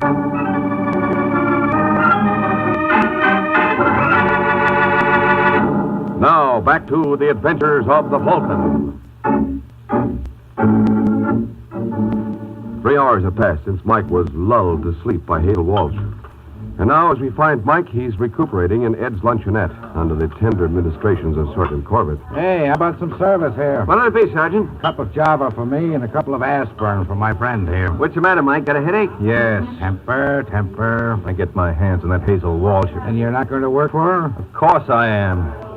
Just want to teach her you don't go around slugging people who are trying to help. You're making a mistake. Oh, now, look, Sergeant, I tell you, she didn't kill her husband. And why did she bop you when you were going to call me? No, because she was panicky. That still doesn't explain why Frank named her as his killer. Well, he didn't, really. He said something about 20 grand. Maybe he wanted to leave a message for her. About 20 grand? Well, why not? Suppose he was trying to tell her something. You're crazy. Now, look, Sergeant, Walsh was a grafter. I don't like that kind of talk. I don't blame you, but you've got to face the facts. There are always a couple of rotten apples in every barrel. How many times have you had Frank Walsh and Jack Craven on the carpet? You just couldn't make a stick, that's all. Go on. Well, my guess is that Walsh tried to shake down Hunter and pay off from Hunter just to let him keep running his joint. He wouldn't, Quiet. What are you talking about? Walsh must have known who murdered Jack Craven. Well, he went there last night for a payoff. Got it. Well, assuming you're right, now all we have to do is find the one party in New York he tried it on. Well, that shouldn't be so hard, Corbett. Where was Walsh's and Craven's beat? The east side, from 76th to 85th. 9 blocks. All right, who's operating a new joint in that district? What makes you think this is a new operator? Human nature. Once a man allows himself to be shaken down, the odds are he'll go on that way without squawking. So my guess would be that Craven got his when he tried his graft on a new customer. Yeah, you know, Mike, sometimes I think you've got the makings of a pretty good detective. No, thank you. And when did Craven disappear? 4 days ago. Okay, then we can narrow it down even finer. Craven would probably give this boy a chance to operate a week or two, so he'd have some idea what to charge. Now, who do you know that opened a joint around the middle of March? Well, I heard rumors the guy named Hunter opened a club around the 14th. But every time a raiding party gets near the place, they fold up their tables and run. Okay, let's see. Come on, Mike. Get away from that wheel. Ever tell you about my system, Sergeant? Some other time. See any sign of... Where is it? I think your store. That room down the hall. Want me to flash my badge? No, let's keep this unofficial for the moment. You can close up the joint tomorrow. You've got a murder to worry about. Come in. Hello, Brock. Well, the Falcon, isn't it? Are we interrupting anything? Nothing that can't wait. Oh, who's your friend, Mike? Oh, sorry, Mr. Brock, Mr. Corbett. Hi. Glad to know you. Well, what can I do for you, gentlemen? We'd like to see Hunter. What for? Well, I just want to congratulate him on the establishment he's got here. Well, I'll tell him when I see him. Could you arrange for us to do that? I'm afraid not. Hunter's out of town. Any idea where? No, I think he said he might take a little run down to Mexico. When was this? About a week ago. Funny, I would have sworn I saw him on the street Friday night. Oh, you're imagining things. It must be. Of course, if he's been gone a week, he wouldn't know anything about Walsh and Craven, huh? Walsh and Craven? Those 2 cops who ran into bad luck. Oh, seems to me I read something about that. Of course, that's all you'd know about it, huh? Of course. Yeah. Well, thanks a lot, Brock. I'll be seeing you. Yes, do that. Coming, Corbett? Huh? Oh, sure. So long, Brock. Boy, you really handle that brilliantly. Shut up. Listen, Mike. Shut up and cover me in case anyone comes.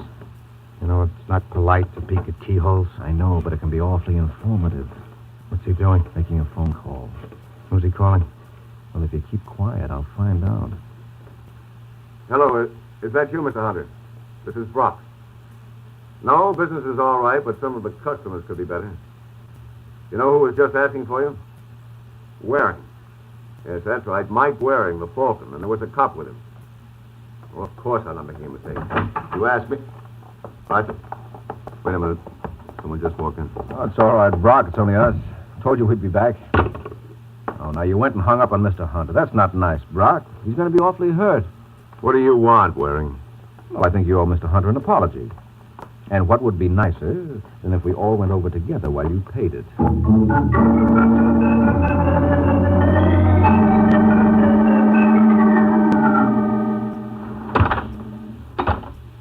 All right, Brock. What floor does Hunter live on? 4. But you won't find him there. That's right, Mike. We forgot. Hunter's down in Mexico. Okay, be smart. But I tell you, I wasn't speaking to him. Cut it out, Brock. We heard you as plain as could be. You're wrong. I was talking to a girlfriend of mine. Yes, whose name, by an odd coincidence, was Mr. Hunter.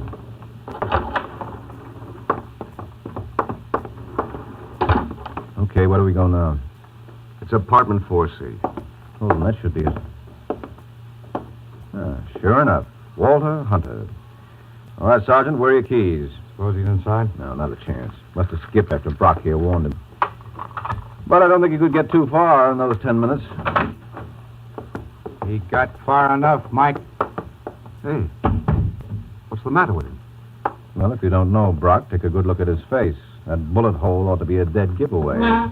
Holy smoke. All right, Mike, out of the way. What's the matter? I want to see where Hunter was standing when he got it. Judging by the course of the bullet, he must... Well, what do you know? Hey, there's a gun under the chair. Where? The one you're sitting on, Brock. What? Leave it alone and maybe prints. Okay.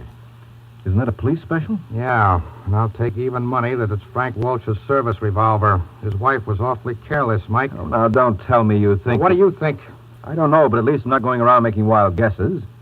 How do you know it wasn't suicide? Are you kidding? Well, it could be. Don't talk like a chump. We had nothing on Hunter. Why should he blow his brains out? Well, why should Hazel Walsh do it for him? Maybe she figured that he knocked off her husband. Oh, then you admit she wasn't guilty of that. I admit nothing of the... Excuse me, gentlemen, but can I get a word in? What do you want, Brock? There's a hunk of paper under Hunter's leg. Oh, never mind, Mike. I'll take care of that. Well, what is it? Give me a chance, will you? To whom it may concern, I killed Jack Craven and Frank Walsh. Huh? I should like my remains to be cremated. Walter Hunter. What do you say now, Sergeant? I say, don't me. There's someone at the door. Turn off the lights. There we are, Brock. Okay, pal, what do you want? Let go. Behave. Let go. I said behave. Turn on the lights, Mike. Fine. Crummy-looking bum. Hey. You know him? Yeah, and I wish I didn't. This is Detective Jack Craven. Jack Craven? Yeah, my long-lost buddy.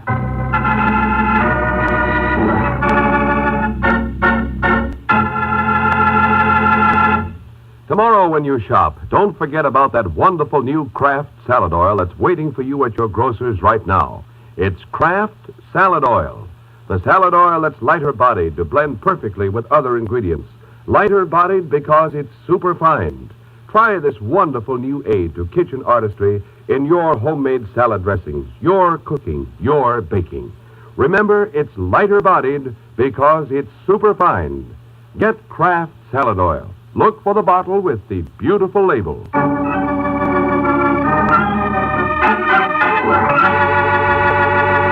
Now, back to the adventures of the Falcon. Just 5 minutes have passed since Jack Craven made his dramatic entrance, and strangely enough, Sergeant Corbett doesn't seem any too pleased by his reappearance. Come on, Craven, start spilling. I want to hear you make like Niagara. I don't know what you're talking about, Sergeant. Why, you cheap little... Watch it, Corbett. You keep out of this, Mike. This is strictly departmental. How do you think all the other boys on the force feel? We work like dogs to make the public trust us. And along comes a rotten grafter like Craven and gives every honest cop a black eye. All right, but there are strangers present. Oh, don't mind me, folks. I'm broad-minded. You keep your mouth shut, Brock, if you know what's good for you. I'll be as quiet as a mouse. All right, Craven, I asked you a question. Let go. Answer me. Why did you kill Hunter? I didn't. No? Then why did you come back to his apartment? I didn't come back. That was the first time I was there. Don't give me that. Can I put my 2 cents in, Sergeant? Go ahead. You've been gone for almost a week, Craven. Where have you been? Los Angeles. Why'd you go there? None of your business. Listen, Craven, you answer Waring's questions just as if I was asking them. Why did you go there? I wanted to see my relatives. And you certainly didn't travel in the Super Chief. From the look of it, I'd say you did most of your riding in a cattle car. What's the matter? Couldn't Hunter afford any better transportation? Hunter had nothing to do with it. Your pal Frank Walsh doesn't support your story. Walsh?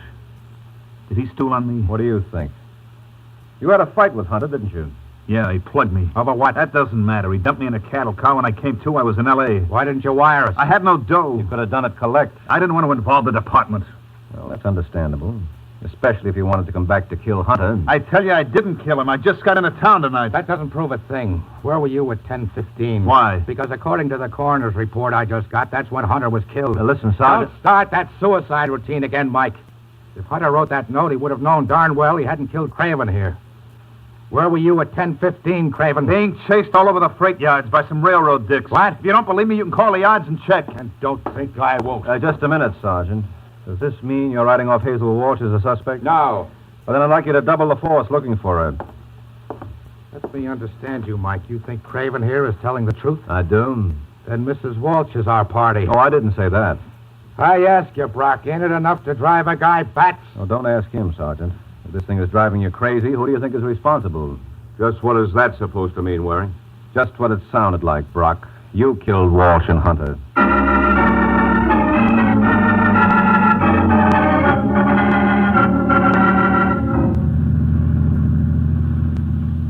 don't know how I can ever repay you, Mike. Now, forget it, Hazel. I'm only glad it ended the way it did. So it was Brock who killed my husband. Yeah, but he didn't mean to frame you. He thought it would take care of Hunter. But when Frank blurted your name to Sergeant Corbett and myself, that upset his plans. But why did Brock want to frame his boss? Well, Hunter had a very nice thing in the club. And Brock figured he was capable enough to handle it with Hunter out of the way. I still don't see why he murdered Frank. According to that note, Brock thought that Hunter had killed Craven. Yes, but that didn't do him any good because there was no trace of Craven's body. And the corpus delicti is essential in any frame. That is why it was necessary for him to supply a body that would lead directly to Hunter. But Frank never even mentioned the man's name to me. Well, Brock had no way of knowing that. Then when it looked like all his plans were going for naught, he wrote that suicide note and killed Hunter, thinking that would tie up all the loose ends. Well, where did Brock give himself away? When Sergeant Corbett and I were at the club. Before we went into the office to see Brock, I asked Corbett the time. He said it was 11:15. A few minutes after that, we eavesdropped on Brock talking to Hunter on the phone. What's wrong with that? Well, it was a conversation that never could have taken place. According to the autopsy report, Hunter was killed at 10:15, a half hour earlier. And that business on the phone was staged by Brock to give himself an alibi. He felt pretty sure that Corbett and I were listening in. So, does that answer all your questions? Mm-hmm.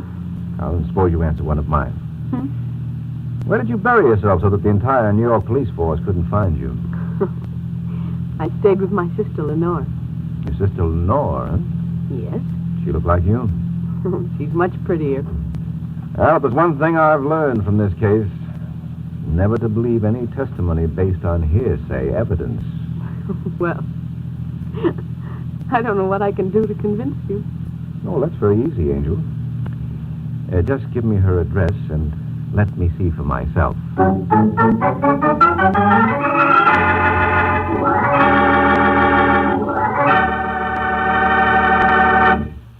Folks, let's talk about enjoyment. That's a pleasant subject, isn't it? Specifically, I'd like to say a few words about candy enjoyment. The kind you find in Kraft Dairy Fresh caramels. Kraft caramels are tops and delicious good eating. Here's the reason why. The Kraft folks spent years developing fine caramels, making them chewy soft and flavorful, making them good so you'd enjoy them. And Kraft caramels have plenty of nourishing milk and other pure ingredients in them, so they're good for you, too. Next time you're at the grocery store, pick up a big pound bag of Kraft caramels. And at your candy counter, get the 6-piece bar for a nickel. Kraft caramels come in regular caramel flavor and in chocolate flavor. Both flavors are delightful. The important thing to remember is this. Whenever you want real candy enjoyment, be sure you get Kraft Dairy Fresh caramels.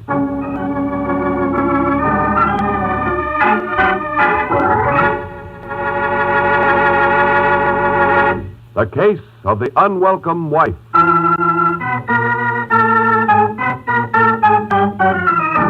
The Case of the Unwelcome Wife. That's the title of next week's adventure of the Falcon, when Mike Waring learns that when a girl pretends to be married to an already married man, the results can be murder. So be sure to listen at this same time next week to another exciting adventure of the Falcon, brought to you by the Kraft Foods Company. The Adventures of the Falcon are based on the famous character created by Drexel Drake, produced by Bernard L. Schubert, written today by Eugene Wang, and directed by Richard Lewis. Music was by Arlo. Les Damon was starred as the Falcon with Ken Lynch as Sergeant Corbett. Be sure to hear the great Gildersleeve next Wednesday evening over most of these stations. In next Wednesday's broadcast, Gildy comes face to face with an hilarious problem and solves it in a way that will keep you laughing for days. Remember the show, the time, and the place. The Great Gildersleeve, next Wednesday evening over most of these stations. Check your local newspaper for time of broadcast. This is Ed Hurley speaking for the Kraft Foods Company.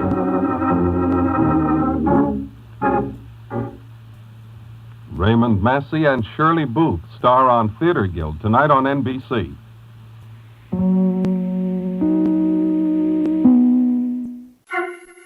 The Kraft Foods Company brings you The Adventures of the Falcon, starring Les Damon. Hello? Yes, this is the Falcon speaking. Oh, Alicia. I'm glad you phoned. No, I'll have to pass, Angel. I'm all tied up on business. Some boy I know has a sure thing going, and he feels that together we ought to make a killing.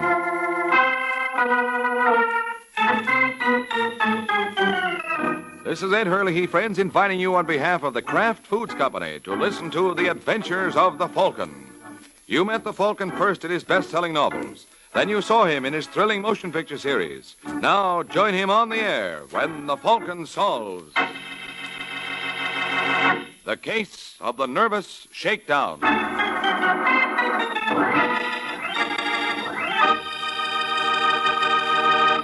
Before the Falcon solves tonight's case, let's listen to this. Miracle Whip. Has a flavor so pleasing. Miracle Whip. Tastes so lively, so teasing. Miracle Whip. Only one of its kind. Miracle Whip. Best salad dressing you'll find. Miracle Whip tastes really good. Not too sharp, not too mild, but just exactly right. And Miracle Whip tastes different, too. Different from any other salad dressing. Try it yourself. See why it's America's favorite salad dressing. The one and only Miracle Whip.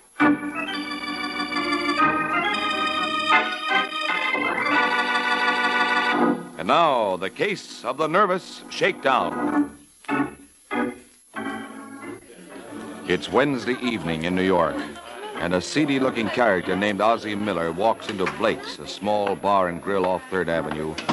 Then, spying a familiar face at the bar, he strolls over with an assurance he hardly feels. Hiya, Mr. Quinn. Huh? Cold out tonight, ain't it? But it must be... What do you want, Miller? What's the matter? Can I buy you a drink? You buy me a drink? Yeah. That's a switch. What do you intend to use for money? Don't worry about that, Steve. Steve? Hey, huh? Blake, how about a little service down here? What you drinking, Steve? Look, you crumb, who do you think you're kidding? But you think I ain't got no money. Take a look at this. That's quite a roll. There's a lot more where that came from. Where'd you get it, Miller? That happens to be little Ozzie's business. Hey, Blake, we're gonna get some service here, but me and my friend have to go elsewhere. For my part, you can go Lay off him, Blake. Yeah, sure, Steve. Hurry it up, hurry it up. You know what I was thinking, Steve? Nope. You ain't seen that blonde anymore, are you? Oh, you mean Francine Walker? Yeah. I was wondering if you'd be sore if I, Tried to date her? If you mind, Steve, just say the word. Of course not, Ozzie. You think she'd go out with me? Well, I should be crazy not to. How'd you like me to fix it up for you? Would you? For a pal? Anytime. I tell you what. Let's go in the back, and I'll phone her right now. Blake. Yeah. Mr. Miller and I are going in the back, and we don't want to be disturbed for anything. Yeah, well, what if... I said for anything. Sit down, Ozzie. You want a dime? What? For the phone.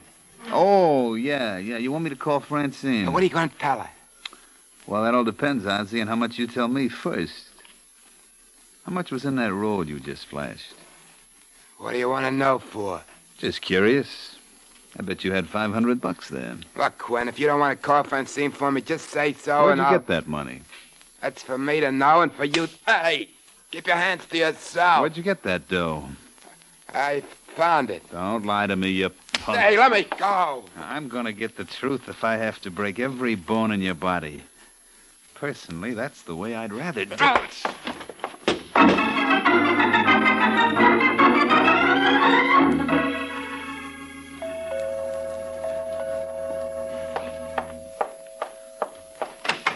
Yes? Say, this is going to be more fun than I thought. I beg your pardon. Are you Laura Sherman? That's right. Well, I'm very glad to know you, Miss Sherman. My name is Steve Quinn. Steve Quinn? Oh, don't look so puzzled, honey. There's no reason why you should know me. I don't move in your circle like Ozzie Miller. What? Well, you know Ozzie, of course. He's a swell guy. Hey, why don't I come in? I can think of 100 reasons, Mr. Quinn. Oh, you don't really mean that. Now, look, if you're not out of here in 2 seconds... What'll you do, call the police? Oh, I take it then you don't mind if I stay. What do you want? Just a chance to get acquainted. Hey, that's an original Picasso up over the fireplace, isn't it? How would you know? Oh, you'd be surprised at the things I know, Laura. Now, I'd say you were strictly the 20-carat type. That's what I just finished telling Ozzie. Now, look, if you think you're going to get any money out of me... That's what I had in mind. Did you ever consider working for it? Well, that's too obvious. Anybody can do that. Well, you're wasting your time, Quinn. You know, I had a feeling you were going to say that. Did you? Mm-hmm. So it's lucky that I'm prepared with an answer. Now, Ozzy said if you got difficult, to mention Brooklyn and the date December 31st. What's that supposed to mean? You're in the best position to know. How much do you want?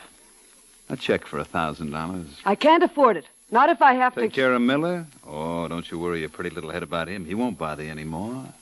Hey, you want a pen? Now, be honest. Isn't it nicer to deal with me than Ozzy? I think I'd rather be blackmailed by him. You'll get used to me, Laura. If you don't, it'll be my own fault, because I'll certainly give you every opportunity. Oh, make that payable to cash, if you don't mind.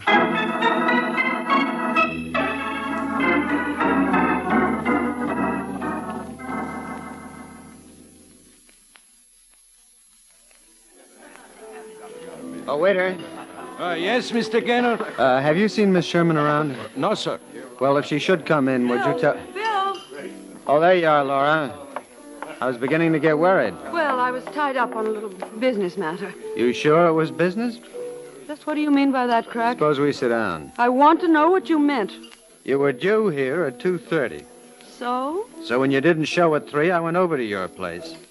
And just as I got out of the elevator, I saw a stocky boy going in. You don't mean Steve Quinn. Who? Oh, never mind. You thought he was my new romantic interest? What else was I to think? You know how I feel about you, Laura. No, I don't. I'm crazy about you. But you don't trust me. No, it isn't that, dear. Then what is it? I was just curious. Of course, it's none of my business. You're and so right. But you couldn't resist trying to make it yours, and I happen to object. If I were you, Bill, I'd get myself a girl who won't mind.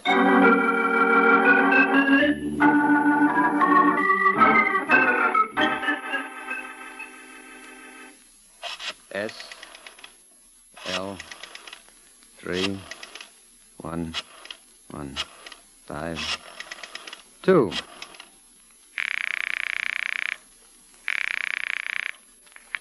Hello? I'd like to speak to Mike Waring, please. This is Waring. Oh, well, my name is Bill Gaynor. Who? Bill Gaynor. I've heard a lot about you, Mr. Waring. They tell me the Falcon is the finest private detective in these parts. Who told you that? Well, what difference does it make? None, except that I've been running into that line so often, I'd like to reward the boy who's spreading the propaganda. I wonder if you could handle an assignment for me. I don't know your fee. I can tell you. $50 a day plus expenses. Well, fair enough. I'm interested in a man named Steve Quinn. I'd like to find out everything I can about him. Why? But what do you mean, why? Well, I assume your interest in Mr. Quinn is more than academic. Well, it is. He's been bothering my fiancée. Well, then she should complain to the police. Quinn's got a record as long as your arm. He's tried everything in his day, from arson to robbery. Has he ever attempted blackmail? Wouldn't be surprised. Well, thanks a lot, Waring. You confirmed a hunch. If you'll send me a bill at the Kempton, I'll be more than glad to take care of it.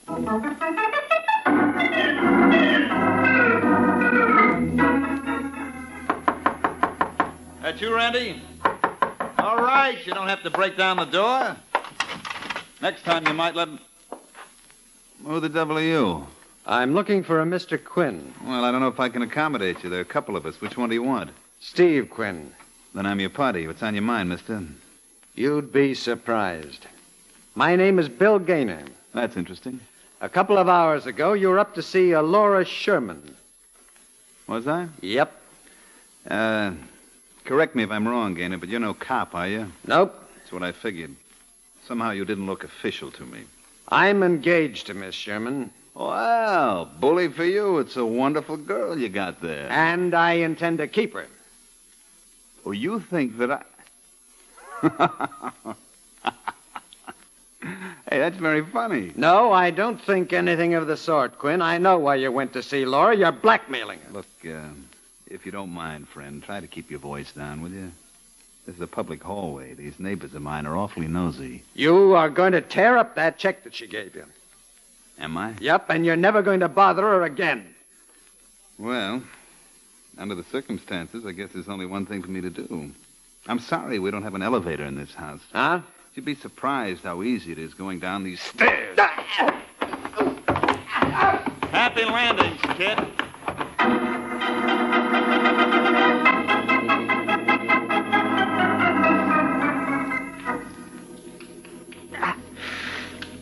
Can I get your towel, Mr. Gaynor? What? I asked if I could get your towel. Hey, what happened to you? Hey, you ought to have a doctor. How'd you get in here? The door was open. Well, you got your nerve. Yeah, that's a civil service for you. Civil service? Oh, didn't I mention it? I'm a cop. A cop? Uh-huh, Sergeant Corbin.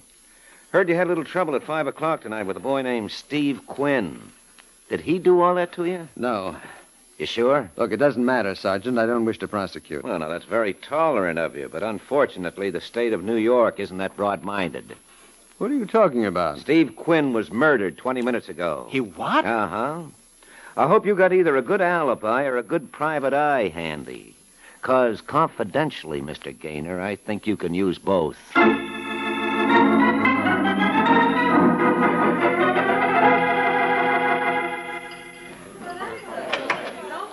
Hi, Eddie. How goes it? Oh, couldn't be better, Sergeant. Say, you seen Mike Waring around? No, but he should be here any minute. I'm working up something special for him. Well, how about something special for me? Cops eat too, you know. Okay. Ed's Luncheonette. Never let an officer go hungry. And for you, I have something very special. Fine. What is it? Lettuce and tomato salad. Oh, are you kidding? Nope. Well, what's so wonderful about lettuce and tomato salad? Well, lettuce and tomatoes are full of vitamins and minerals. Yeah, but... But besides, there's a dressing that I use that gives this everyday salad a very distinctive flavor. Miracle Whip. Well, this Miracle Whip really tastes different, does it? Oh, sure does, Sergeant. You see, there's no other salad dressing like Miracle Whip. It's the one and only. Got a flavor that's not too sharp or too mild, but just exactly right. Well, it's got to be doggone good to pep up lettuce and tomato. Miracle Whip does just that. Adds a nice peppy flavor to the salad. Hey, has anyone else eaten this marvelous salad of yours, or are you experimenting on me? For your information, Sergeant, more Miracle Whip is sold than the next 20 leading brands of salad dressing combined. Is that a fact? Yes, sir. That's why Miracle Whip is America's favorite salad dressing. You know, Eddie, you just about convinced me. One last question, though. Shoot. Whatever it is. Miracle Whip. Yeah, Miracle Whip. Who makes it? Kraft. Kraft? Mm-hmm. What exactly is it called again? Miracle Whip. Well, why didn't you say so in the first place? Oh. Why, sure, bring it on. Good gosh, I've been using that wonderful Miracle Whip on my salads for years and years. Oh, how do you like a guy like that? Hey, Sergeant, that sounds good enough to eat. Suppose you dish one up for me, too, Eddie. Okay, Mike, it'll go nice with that sandwich I fixed up for you. Good Well, boy. as I live and breathe, if it isn't the one and only Falcon. I've been looking for you. On business? Yeah. Ever hear of a boy named Bill Gaynor? Why? I'm asking the questions now.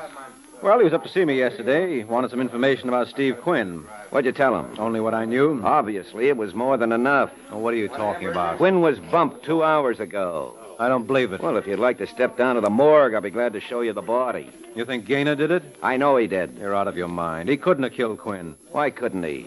Well, he's not the type. If you knew human nature... But you do. Yes. Now, listen, Sergeant, how's chances of me talking to Gaynor? You think you can get him out? I know I can. Well, that's the kind of a challenge I can't resist. Okay, Mike, but you might as well finish your sandwich first. You'll be eating crow later.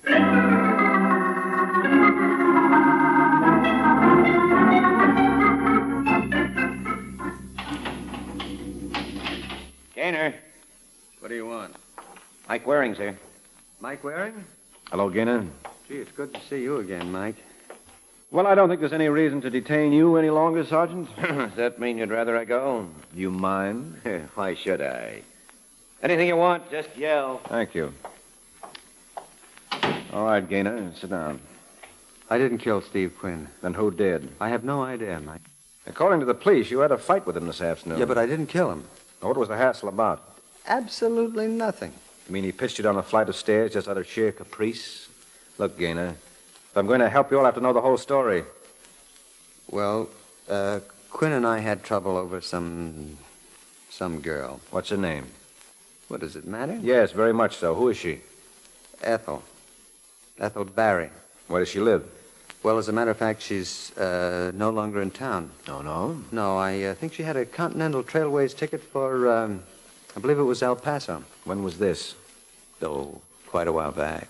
Uh-huh. Tell me something, Gaynor. Do I really look that stupid? What do you mean? That story's got more holes in it than my head. Listen, Waring... Only if you're going to make sense. Now, how long have you been engaged to Laura Sherman? What do you know about Laura? Just what I read in the papers. Is she the woman in the case? No. Now, look, friend, you're in no position to be noble. I'm not trying to be, but she had absolutely nothing to do with this. If you knew Laura... Yeah, well, I don't, Gaynor. And with you in here, this looks like the best time to get acquainted. All right, Sergeant, open them up.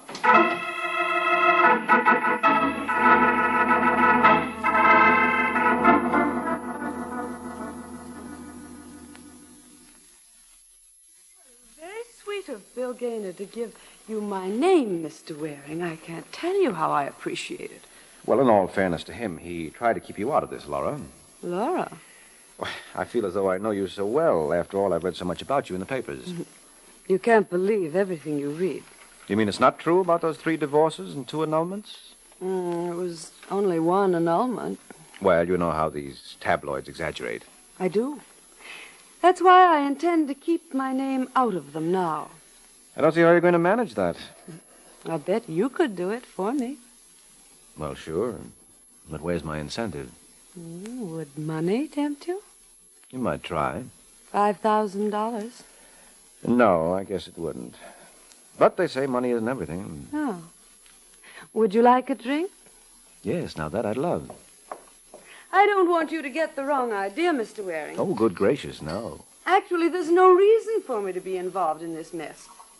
I never even knew this man, Finn. Quinn. Steve Quinn. Well, whatever his name was. And if I didn't know him... It follows you certainly wouldn't have killed him. Naturally. Mm-hmm. Soda? Just a squirt. Whoop, that's fine.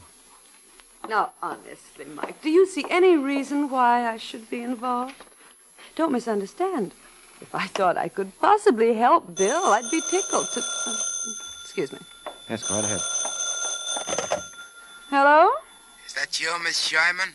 Who is this? Don't tell me you've forgotten so soon. This is Ozzie Miller. I think you have the wrong number. I said this is Ozzie Miller. Well, there's no one here named Parker. What's the matter? Can't you talk? That's right. Oh. Okay, call me back later. I'm at the New Bedford.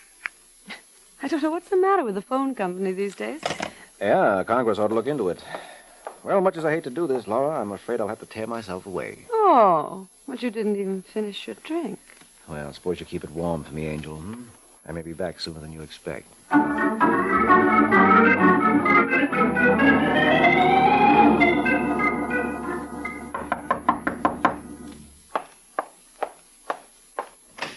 Hello, Ozzie. Who are you? Cut it out, Ozzie. You mean to tell me Laura Sherman didn't call you back? I don't know what you're talking about. She must have known I was on my way over. Next time you use a phone... Look, mister. Waring is the name. You better get out of here. Well, that's a pretty fancy girl you got yourself mixed up with, Miller. And if you don't watch out, you'll be toasting your pants on the Sing Sing Grill. You're crazy. Are you and Steve Quinn working together? Who's Steve Quinn? How much did you take Laura for? How much did we take her for? Well, obviously you must have been blackmailing her. Why? Because they called her? Maybe we're in love. Well, I'd forget it, Ozzie. I don't think you're her type. So I can't understand where you picked up whatever it was you were holding over her. Is that where Quinn came in? Told you to get out of here. I assume you have a permit for that gun. No, but it can blow just as big a hole in you. You want to say? No, that won't be necessary, Ozzie. I know when I'm not wanted.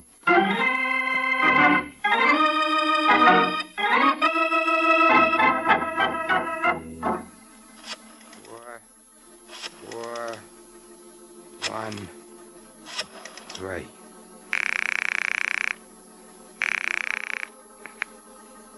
Hello. That you, Randy?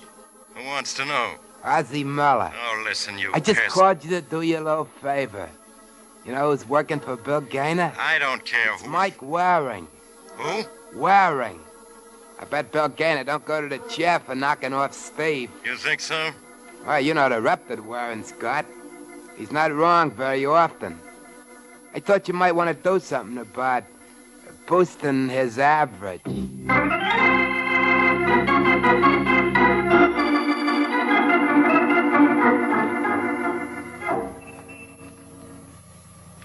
Say, Jack. Who, me? Yeah, I wonder if you could give us some help. Where's the Hayden Planetarium? Go down 3 blocks, then turn right. Then right again at the next light. Look, Jack, I hate to put you to any trouble, but do you suppose you could take us over there?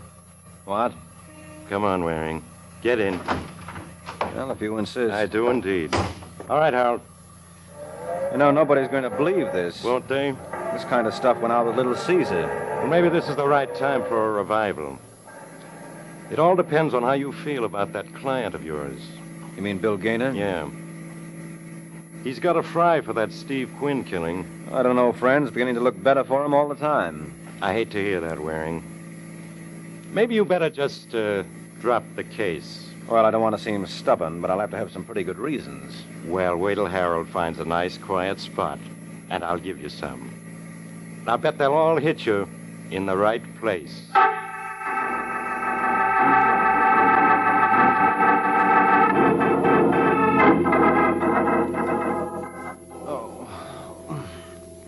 Mike, come on, Mike, wake up. Huh? Quit faking. You're in the hospital now. What happened, Sergeant? What happened? You're the luckiest guy in the world, that's all. You were hit over the head at least a dozen times. Oh. Sure, if they picked any other spot, you would have been a dead pigeon. Why, you no good. Now, do you want to tell me about it? Now, why should I? Now, where's my client? He's still sitting. You mean you didn't let Gaynor go after this? What's one thing got to do with the other? Oh, you idiot. Why do you think I was beaten up? They were afraid I'd get Gaynor off. I see. You don't see a thing. Well, then maybe you better explain it to me. Gaynor was engaged to Laura Sherman. That I told you. Well, Steve Quinn was shaking her down. Oh, really? Yes, and there were several others in the deal. Who, for instance? For instance, a punk named Ozzie Miller. The party you want is the man behind Miller, and I know who he is. Now, if you want a description... No, let me do it this time, huh? He's 5'11", black hair, weighs about 190. How did you know that? My mother was frightened by Mr. D.A. Oh. Shall I go on impressing you? You can try. Your assailant's first name's Randy. When last seen, he was driving a green Nash. License number 438712. Then you got him, huh? No, but we will have in about 20 minutes. Well, I tell you, this Randy is the boy who killed Quinn. I don't see how you get that. He practically admitted it to me. He was afraid I'd get Gaynor off. Well, you can hardly blame him. You see, Randy's last name is Quinn. What? Yeah, he's Steve's brother. He's afraid you'd help his brother's killer get off. Well, I figured... Yeah, you figured. You know, that's some head you got on your shoulders, Mike. I can't blame Randy for trying to knock it off.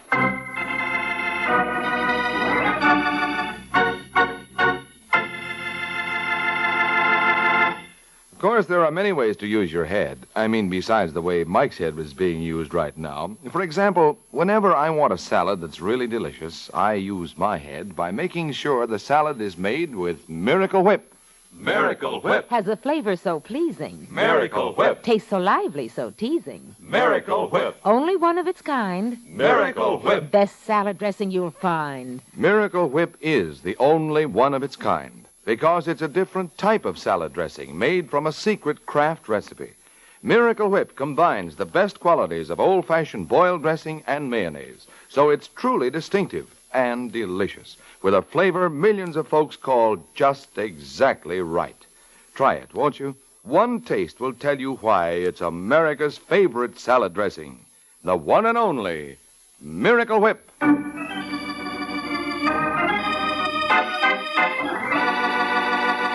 Now, back to the adventures of the Falcon. An hour has passed since Mike Waring fell flat on his face. As we find him now, he's huddling with his client, trying to discover where he tripped. I'm sorry, Mike, but I can't think of a thing. You've got to, Gaynor. You only had an alibi. I haven't. I was home all alone when Quinn was killed. Well, that's not good enough. Well, can the police prove I wasn't? No, they can't. That's the big item in your favor. But we can get you out of here if you'll just admit one thing. What? Your fight with Quinn concerned Laura Sherman. Now, come on, Gaynor. You might as well tell me the truth. I know most of it already. Quinn was blackmailing her. That's right. Well, what did he have on her? Laura wouldn't tell me. Where did Ozzie Miller fit in? Who? Ozzie Miller. Laura didn't mention him. Well, is it possible that Miller was working on his own? I wouldn't know. Well, suppose he was. Yeah. And suppose Quinn muscled in. Well, then you think that... I think it's high time we assembled our complete cast. We've got enough now to make it curtains for someone.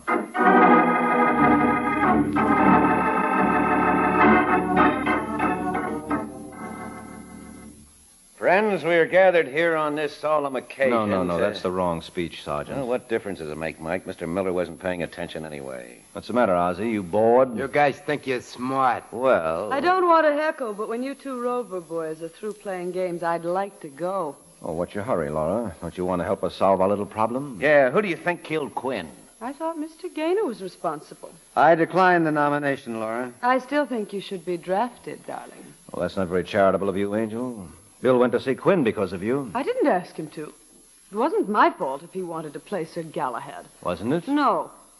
We had a dinner date, and when I phoned him at 6 o'clock to call it off, he asked me to forgive him. We'd had a quarrel earlier that day. About Quinn? Yes. Somehow he guessed that Quinn was blackmailing me. Well, I guess that does it, Sergeant. You mean she... I mean she'll make a first-class witness against Gaynor. What are you babbling about? Well, don't breathe it to a soul, Gaynor. But I was wrong about you all along. Now, ain't that enough to kill you?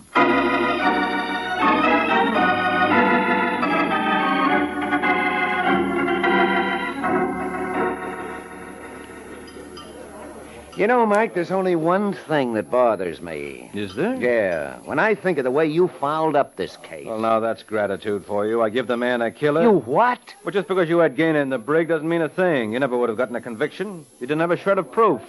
You've got your nerve. I said all along that Gaynor killed Quinn because he was crazy about that girl. Yeah, well, that just proves how flimsy your case was. That wasn't his motive at all. No? No, he killed Quinn because Steve muscled in on his personal gravy train. Come again? Look, if anybody was going to blackmail Laura, it was going to be Gaynor. Who do you think was working with Ozzie Miller? Gaynor? Certainly. And who else was in a position to know what Laura would pay off on? Oh, incidentally, what was that business anyway? Well, according to Miller, New Year's Eve, while Laura was under the influence, she killed a pedestrian in Brooklyn. Oh, very nice. Yeah, she's a grand girl. But we'll get her for it. And I still insist Gaynor could have gone over to see Quinn because she sent him. No, never. What time did Gaynor have that tussle with Quinn? 5 o'clock in the afternoon. And it wasn't until 6 o'clock that night that Laura told him of her troubles. Obviously, then, the information had to come from his partner, Ozzie Miller. Well, it could have come from you. No, never. All I told him was that Quinn had a record.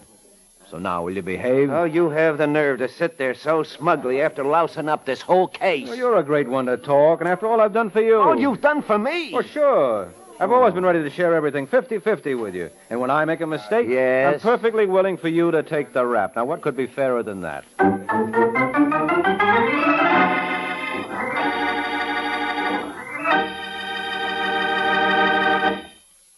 This is Mike Waring, friends. July 1st, this Sunday, the people of Canada are celebrating the 84th birthday of the founding of Canada as a nation. All of us in the United States cherish our fine and friendly relation with our Canadian neighbors. This spirit of friendliness that has existed without even the necessity of an armed patrol on the border is a shining example to the entire world of how two free and independent nations can live together in peace and goodwill. Congratulations, and all good wishes to our fine neighbor and good friend on her 84th anniversary.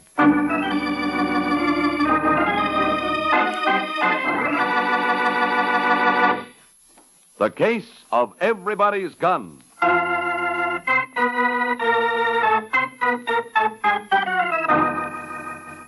The Case of Everybody's Gun.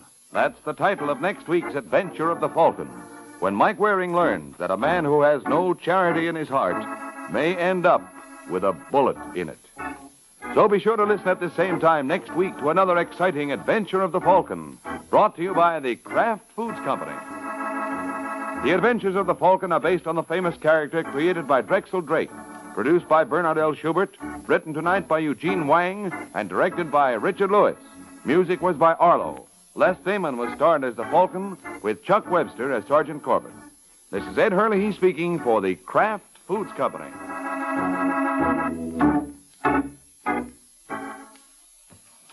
Laugh with Groucho. He's next on NBC.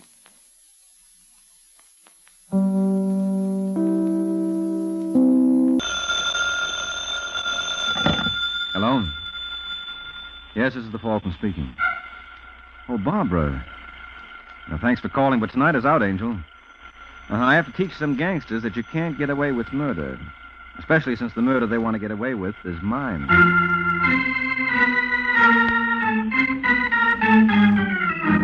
This is Ed Hurley, friends, inviting you on behalf of the Kraft Foods Company to listen to The Adventures of the Falcon, starring Les Damon. You met the Falcon first in his best-selling novels. Then you saw him in his thrilling motion picture series. Now join him on the air when the Falcon solves the case of the substitute target.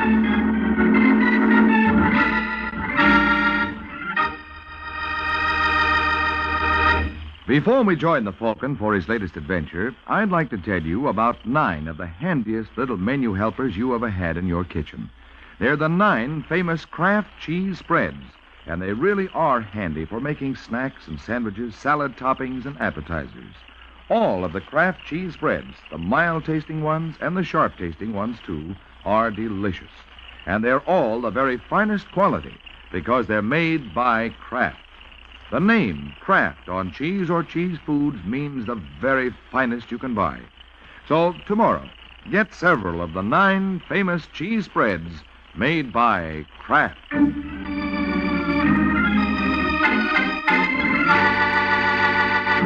now, the case of the substitute target. It's Sunday night in the expensive New York apartment of Ed Rizzo. Rizzo is the fat, bald mobster who is at the moment taking a bad pushing around from a tall young man who seems definitely to mean business. All right, Rizzo, who is it? Leo!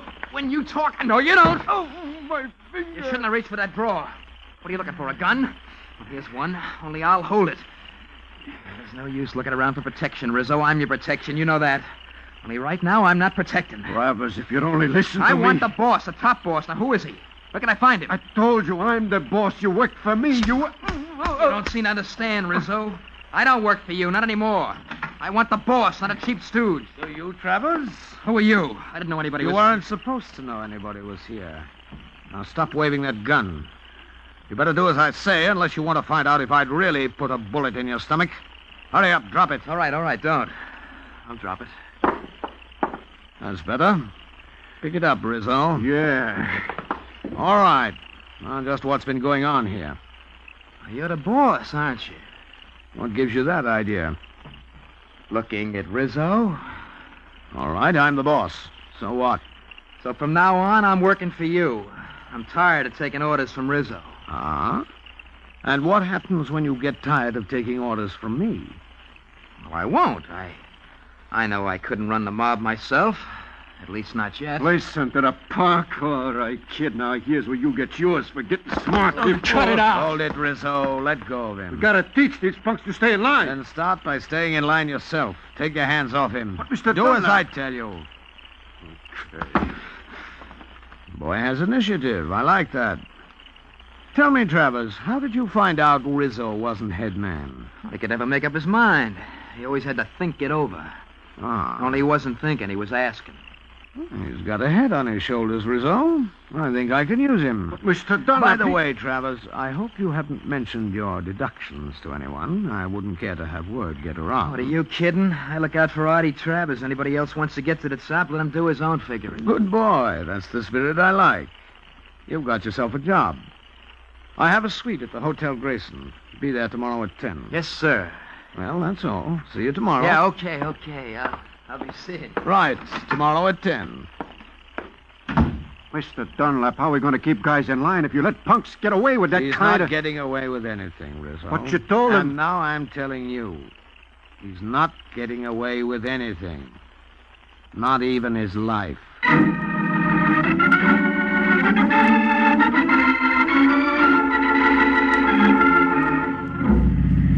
Baby, did I pull a deal tonight. Little Artie is going places. I'm glad to hear it. You bet you're glad. It's Sable's for you, baby. And for...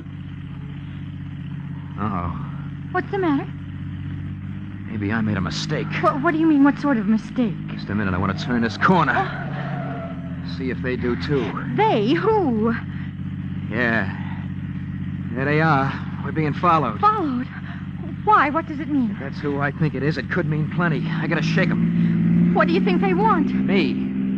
They're speeding up, too. Yeah, hang on, baby. We're gonna take another turn. What's it all about? Never mind. Just watching back. See if they make it. All right. Yes, here they come. Oh, they're gaining. Can't you go any faster? No, I'll give it a road she'll take. They're still gaining. We'll never make it. Get down on the floor, baby. Well, what are you going to... Do like I tell you, quick. All right.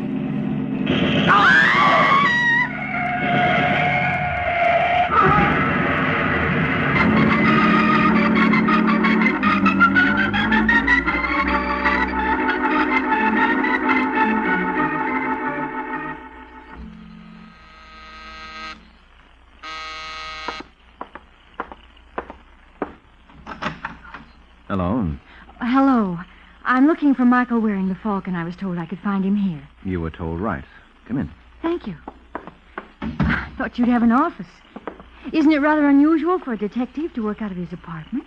I'm a rather unusual detective. So I've heard. That's why I'm here. Mm-hmm. Well, Lorna, what can I do for you? You know my name? Sure. Lorna March. You are unusual. Don't give me too much credit, Angel. You were all over the front pages. Oh, that's when I was in the hospital. I didn't see. Yes, but I did. You're not the type to ignore. I'm not that unusual. Thank you.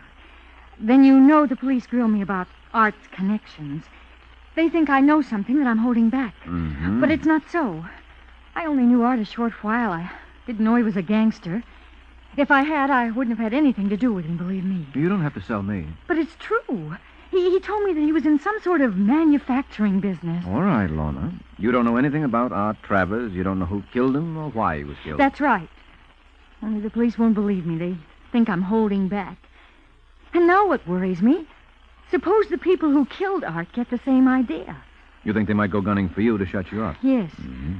I don't know what to do. That's why I came to you. I'll pay your fee gladly. Well, first of all, let's put you where they can't get at you. I'll take you to a hotel, make sure we're not followed. You stay in your room and don't open the door to anyone. But I can't stay locked in a hotel room indefinitely. No, just till we get things rolling. What things? Well, maybe the killers will lose interest in you if we give them something else to shoot at. What, for instance? Me.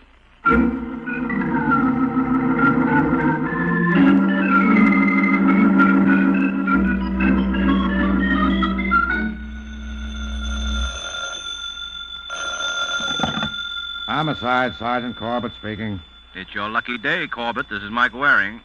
Goodbye, Waring. Now, hold it. I want to talk to you. I don't want to talk to you. I've already got a headache. The Art Travers killing by any chance? You've been listening at keyholes. Naturally, in my profession. All right, Waring, what do you want? I got no time for idle chit-chat. I want you to do me a favor. I told you I got no time. Oh, for this you have. You'll love it. What makes you think so? It might get me killed. All of a sudden, I find myself strangely interested. Tell me more. In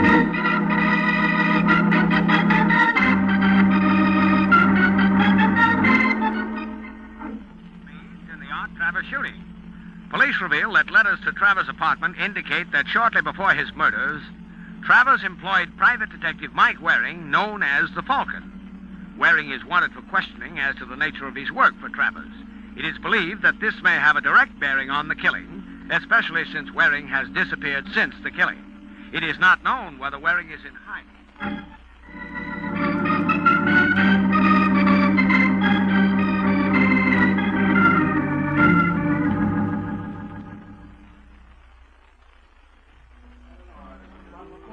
Hello, Joey. Mike Waring. Hey, didn't you hear? Well, don't you know the law's looking for you? That's why I'm looking for you. Huh? Have one on me, Joey. What are you drinking? You name it, I'll drink it. Okay. Bartender, double scotch for my pal. Gee, that's pretty swell, Mike. What's cooking? What can I do you for? I just thought you might let me hole up in your place until things cool off. Oh, yeah. Yeah, sure, Mike. Sure, anytime. Thanks, Joey. Well, I'd better get right up there. The sooner I'm out of circulation, the better. Here, this will take care of your drink. Thanks. Hey, just a second. Here's the keys. Oh, right. I'll be up a little later. All right, Joey. So long. So long, Mike. Hey, hold the rest of the drink, Red. I'll be right back.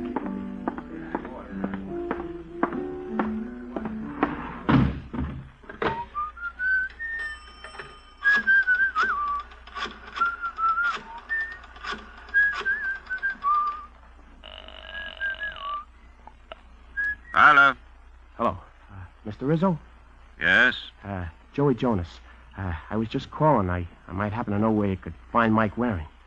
Oh? What's it worth? Come on up. We'll talk about it. Okay.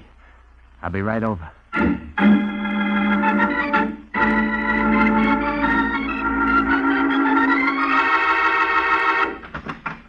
Come in, Joey. Yeah, Mr. Rizzo. Now, what's this about you knowing where to find Waring? Well, you see, he comes to me, asked me to help hide him out. Oh, he comes to you. Yeah, he says, well, Hey, come on, let me What go. does Waring come to you for? I'm trying to tell you. Hey, don't hit me. You a pal of Waring's?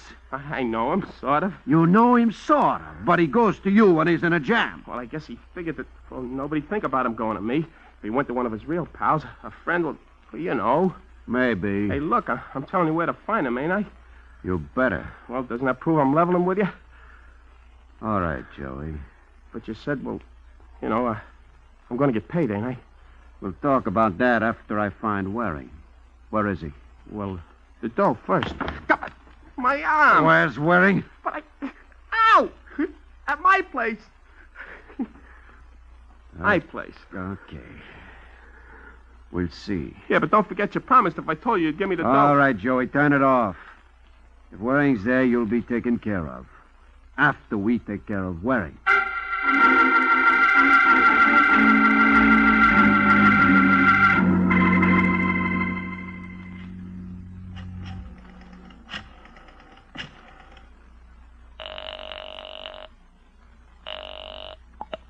Hello. Hello, Larkin. This is Rizzo. Yeah, Mr. Rizzo. Just thought you'd like to know it pays to keep your customers happy. What do you mean? Just that I've got another job for you. Oh? It wouldn't be Waring, would it? How did you know? According to the papers, he was tied in with Travis. Yeah. Well, will you take care of it? I know where you can find him. You want him to get what Travis got? Yeah. But first I want to talk to him, find out how much he knows. I want you to bring him here. That's not going to be so easy. A guy like the Falcon. You don't think you can handle it? I didn't say that. Then cut the alibis. Okay, Mr. Rizzo. I'll bring you Waring.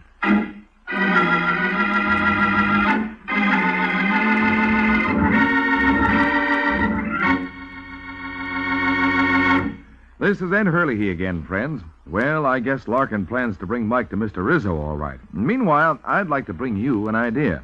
An idea for keeping the whole family pleased whenever they want a delicious snack. Just keep your refrigerator stocked with a glass or two of Kraft cheese and bacon spread. One of the 9 delicious cheese spreads made by Kraft. Kraft cheese and bacon spread is perfect for snacks because it tastes so wonderful and because it's velvety smooth for easy spreading on crackers or bread. Just wait till you taste this fine blend of mellow, sharp American cheddar cheese and hickory smoked bacon with that tantalizing sweet smoked flavor all through it. Mm-hmm. You'll keep coming back for more. And snacks you make with Kraft cheese and bacon spread are snacks you can enjoy often. Because like all 9 Kraft cheese spreads, Kraft cheese and bacon spread is wholesome dairy food, made from only the finest ingredients. And for variety, try some of the 9 other tempting Kraft cheese spreads. There's sharp Old English brand, Roca brand, and full-flavored Smoke Hill, too. Look for them in the tulip-designed drinking glasses in your choice of 4 gay colors. And remember, these are America's favorite cheese spreads. America's favorites because they're so delicious. So be sure you get the cheese spreads made by Kraft.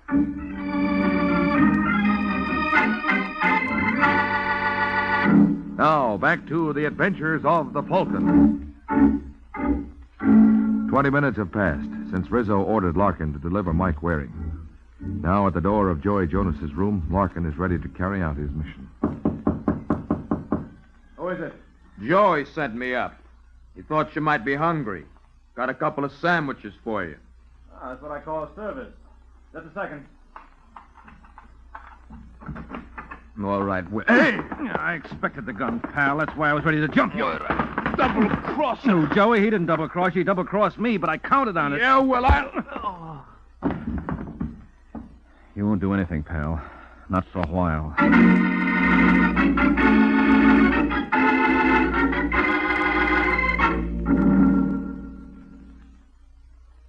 right, Larkin. Who gave you your orders? I want a lawyer. He wants a lawyer. Well, get him a lawyer, Corbett. Waring, he's just a professional trigger. I want the higher-ups. He's got to talk. With your charm, I don't see how he can resist you, but I have a hunch he will. You're wasting your time. Well, you got any suggestions, Waring? Yes, I told you. Get him a lawyer like he asked you. Believe me, he doesn't want a lawyer. He says he does. Yeah, what'll a lawyer do? Spring him? Yeah, then the mob will rub him out to shut him up in case we want to pick him up again. We're doing him a favor keeping him here, believe me.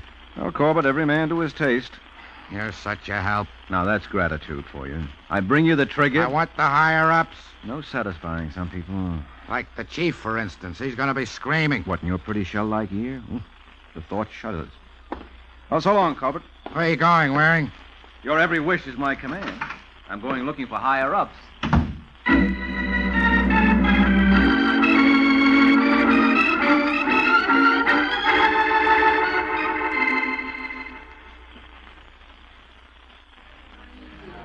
Hello, Joey. Huh?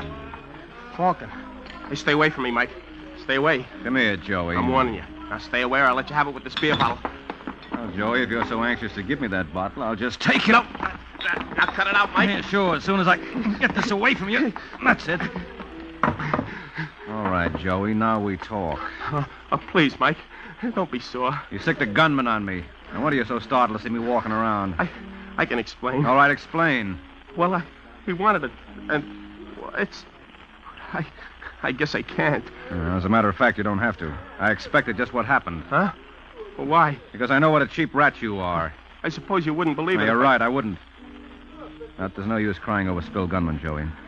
So I'm willing to make a deal. Hey, what kind of a deal? I'm willing to forget the gunman, provided you tell me who hired him. Well, what if I don't know? You do know. You know plenty about what's cooking in mob circles. That's why I latched onto you in the first place. I can't say anything else, Mike. It's... Hey, don't hit me. I'm not going to hit you. I'm just going to explain something to you. Explain? Yeah. You can deny it if you want to, but this is the way I see it. You tipped off a mob that I was at your place. They sent around Larkin to get rid of me. Oh, Mike, but that's look, just what I counted on. I was waiting for him. Now he's in the jug. Oh, it's not and the what way do you think the mob thinks about that? They think you double-crossed them. Huh? Sure, can't you see it? Larkin walked into a trap. You laid the trap. No, I didn't do... That's the way it looks to them. And they won't sit still for that kind of an act. Now, Joey, I'm not going to hit you. I'll just leave you for the mob. Oh, what am I going to do? Well, you could help me round up the mob, put the finger on the boss. If they're behind bars, they can't touch you. Yeah, but if something goes wrong... So what? You couldn't be any worse off than you are. Think it over, Joey. All right, Mike. Mike, I'll tell you all I know.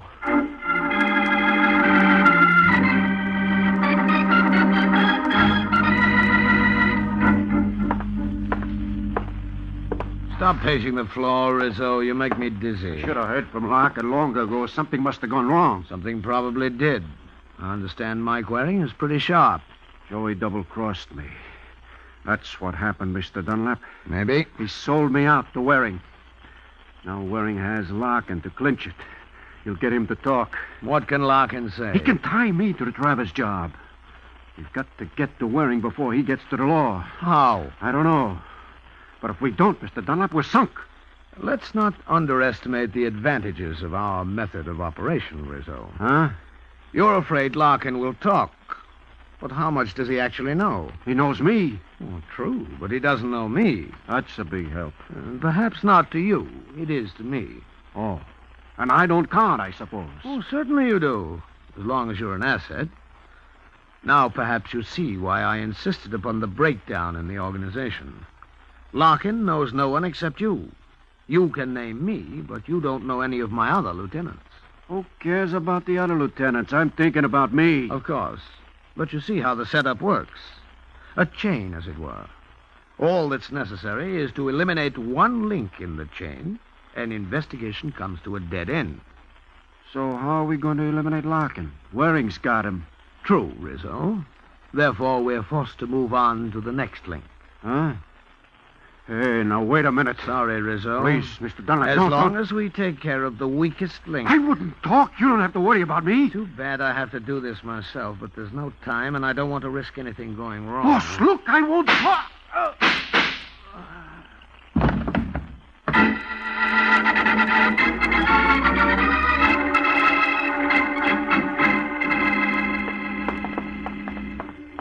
Hey, Mike, tell me, what good'll I do here? I told you, Joey, it's not what good you'll do being with me. It's what harm you might do if I let you out of my sight again. Yeah, but Rizzo's going to be sore. Let me handle Rizzo. Let me get down. I'll wait downstairs. You'll wait right here. Let's go. There's nobody here. You hope. I hear somebody in there. Well, it was just maybe somebody upstairs. I don't think so. I heard somebody moving around inside. Well, it's funny they don't come then. Yeah, very funny. Well, Joey, I guess he's not here. Let's go. What's the... Shh, come on. Hey, you gone nuts? Yeah, sure. All right, Joey. This is far enough. Oh, what are we doing? Obviously, visitors aren't welcome. But maybe if we pretend to go... Or maybe if we really do go. Will you stop that? Well, what do we do? Just stand here in the hall? Yeah, for a minute. If nobody opens the door now, we'll have to try something else. Now, just be quiet. Okay. Here he comes. Oh, fine. You scared him. Back.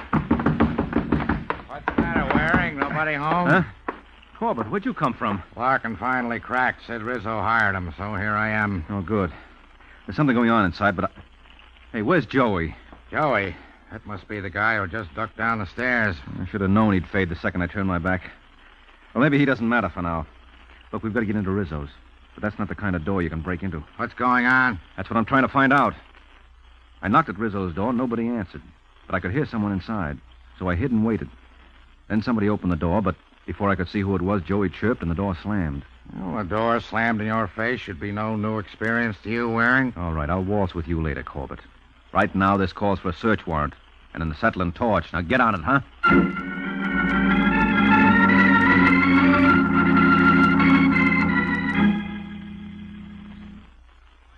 Well, Waring, from the look of them, we're not going to get much out of Rizzo. Oh, except a collection of lead. Yeah. I wonder whoever was here didn't want to let me in. He probably just finished this job. Then while I was talking to you, he cleared out through the window. So we're right back where we started. Well, not exactly. You've got Rizzo. What's left of him. Now we've got to get the boy who plugged him. That's right, Corbett. Well, let's go see Ludovici Caffarello. Eh? Who is Ludovici Caffarello? A taxi driver. Yeah, what's he got to do with this case? Nothing, maybe. This is the kind of help he gives me. Okay, so I'll go see Ludovici Caffarello. Hold it, Waring. I don't know what gives, but I'm in no mood to take you patting yourself on the back in front of my face if this pays off and I'm out of it. Where does this Caffarello live? I don't know. Gets better and better. But I know where he works. So if you're coming, let's get moving. We've got work to do.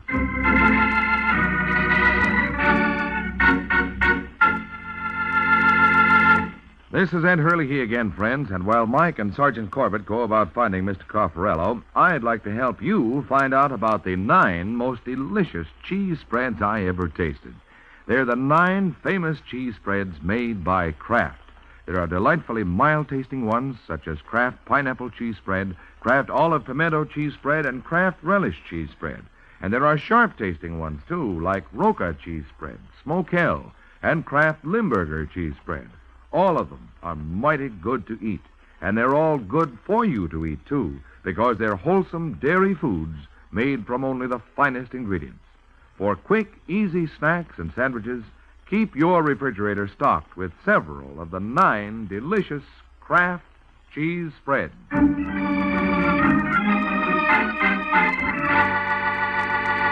Now, back to the adventures of the Falcon. It's an hour and a half since Mike threw the name Ludovici Caffarello into the case. Corbett is still wondering if it was a straight, fast one or a curve. Now the Falcon and Sergeant Corbett are waiting in an elaborately furnished living room for the answer, while the butler goes to announce them to the master of the house. A moment later, their host appears. Good evening, gentlemen. Which of you is Sergeant Corbett? I am, Dunlap. That's the guy, Corbett. What guy am I? The guy who slammed the door in my face at Rizzo's. Well, when was this? A couple of hours ago. Tonight? I haven't been out tonight. We can prove you have. Your word against mine? Mine and Caffarello's. Who's Caffarello? The taxi driver who drove you here from Rizzo's. Oh.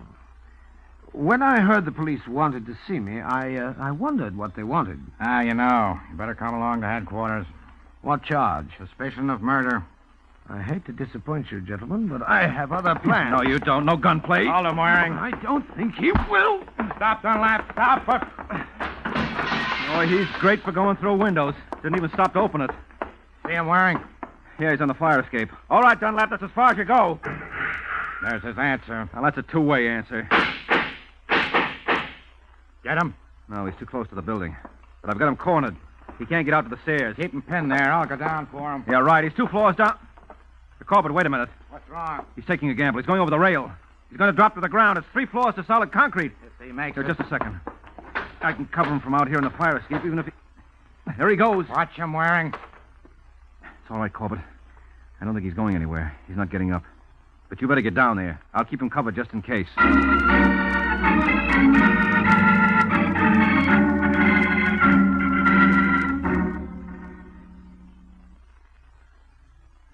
All right, Mike, so you and the sergeant found Rizzo's body, but then what?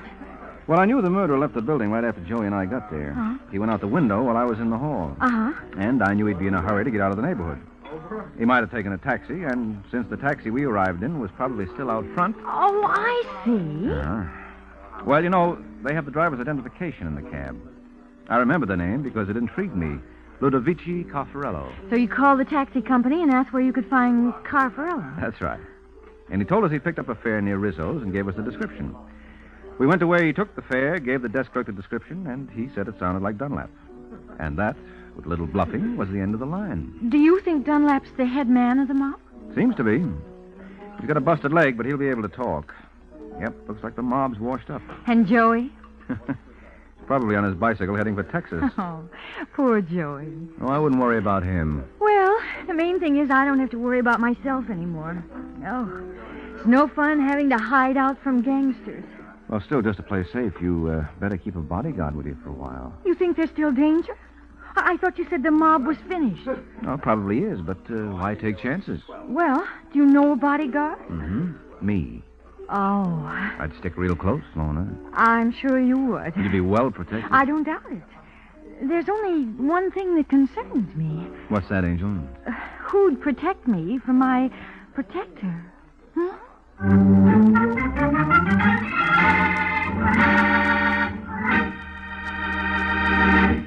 In many parts of the country, winter means ice and snow, dangerous road conditions, and dangerous road conditions may mean a bad accident to you, so drive extra carefully.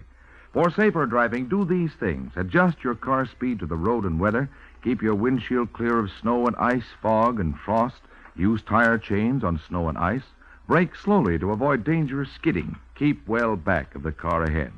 Whether you walk or drive, be careful. Remember, an accident doesn't always happen to someone else.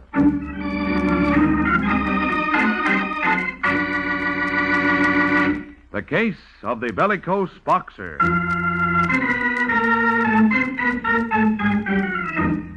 The case of the bellicose boxer. That's the title of next week's adventure of the Falcon. And Mike Waring learns that when some fighters are knocked out, they may also be knocked off.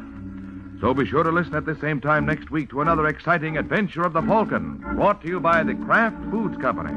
The Adventures of the Falcon are based on the famous character created by Drexel Drake, produced by Bernard L. Schubert, written today by Jerome Epstein, and directed by Richard Lewis. Music was by Arlo. Les Thaman was starred as the Falcon with Ken Lynch as Sergeant Corbett. Be sure to hear the great Gildersleeve next Wednesday evening over most of these stations. In next Wednesday's broadcast, Gildy comes face to face with an hilarious problem and solves it in a way that will keep you laughing for days. Remember the show, the time, and the place. The Great Gildersleeve, next Wednesday evening over most of these stations. Check your newspaper for time of broadcast. This is Ed Hurley, he's speaking for the Kraft Foods Company. Hear Mr. and Mrs. Blandings later today, then the big show on NBC.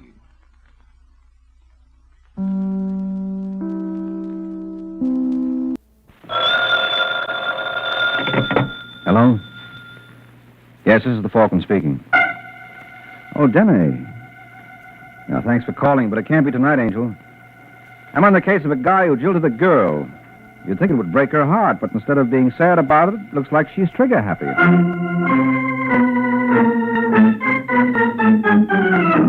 This is Ed Hurley, friends, inviting you on behalf of the Kraft Foods Company to listen to the Adventures of the Falcon, starring Les Damon. You met the Falcon first in his best-selling novels. Then you saw him in his thrilling motion picture series. Now join him on the air when the Falcon solves The Case of the Worried Wife.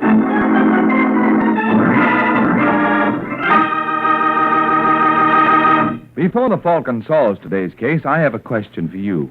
Have you tried Velveeta lately? Isn't that the finest cheese food you ever put in your mouth? That rich yet mild cheddar cheese flavor is good, really good eating. You see, Velveeta is made by Kraft, and that's something pretty important to remember, because you and I know the Kraft name on cheese and cheese foods means the very finest you can buy. So remember this. There's no other cheese food like Kraft's pasteurized processed cheese food, Velveeta, because Kraft and only Kraft makes Velveeta.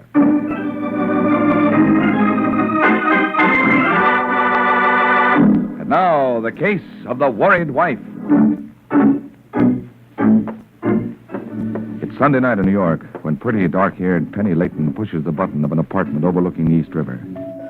While she's waiting for someone to answer, Penny opens her handbag and takes out a small pistol.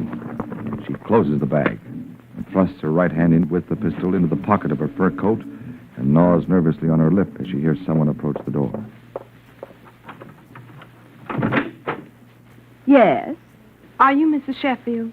Yes. I want to see your husband. Well, what's it about? Just tell him Penny wants to see him. He'll know what it's about. All right. Wait here. I'll see what he says. I'll wait inside. But I don't know. I said I'll wait inside. All right, now you can close the door. I'll wait right here. Well, what are you waiting for? Who are you, anyway? I told you. Penny. Penny who? Ask Arnold. He'll tell you. And you can tell him I'm not leaving until I see him. Alone. All right. I'll tell him. Maybe he can explain what this is all about.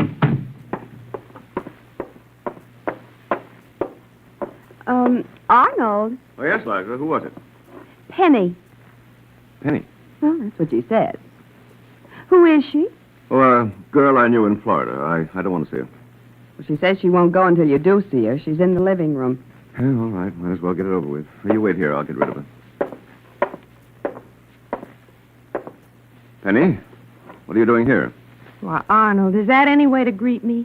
After I followed you all the way from Miami? I wrote you. It's all over. I figured as much when I saw in the paper you got married. That's why I came up. What do you hope to gain? The one thing, I wanted to see her. She's pretty. Oh, thank you. I'd never have forgiven you if you turned me down for a horse face. Yes, she's pretty, and I'm in love with her. There's nothing more for you and me, so why don't you be a good girl and just run along? Be sensible. You call it sensible to give up the man I love to somebody else? You don't love me. That's right, Arnold, I don't. But I did, so I'm not giving you up so easy. There's nothing you can do. Isn't there? You little fool, be careful. She's not going to have you, Arnold. I'm going to kill you, and then I'm going to kill myself. Don't be ridiculous. Now give me that gun. Stay back, Arnold. Don't try to get it. I said give it to me. Let go. When you drop the gun, Arnold! Arnold! What happened? I'm just trying to teach Penny not to play with guns. The bullet went into that chair. No great damage done. Now, Penny, you'd better get out of here. You'll be sorry about this. I am sorry. I thought you had better sense. Now, good night.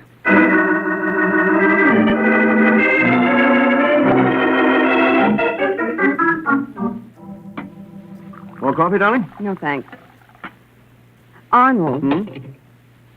I couldn't get that girl out of my mind all night. No, stop worrying about it.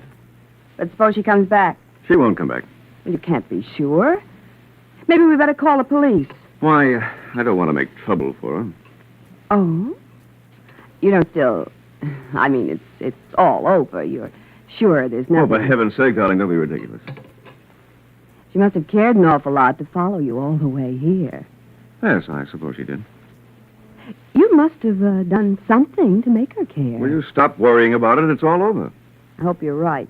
Now, look, if there was any question about it, last night certainly settled it. You don't think I could be interested in her after that, do you? I hope not. You sure she won't come back? Yes, I'm sure. She worked herself up to a pitch. When nothing came of it, she was bound to cool off. Maybe. But I'd feel happier if you'd tell the police. Darling, will you answer one question? What? Are you afraid that if she comes back, she'll try to kill me again? Or are you afraid that this time she won't?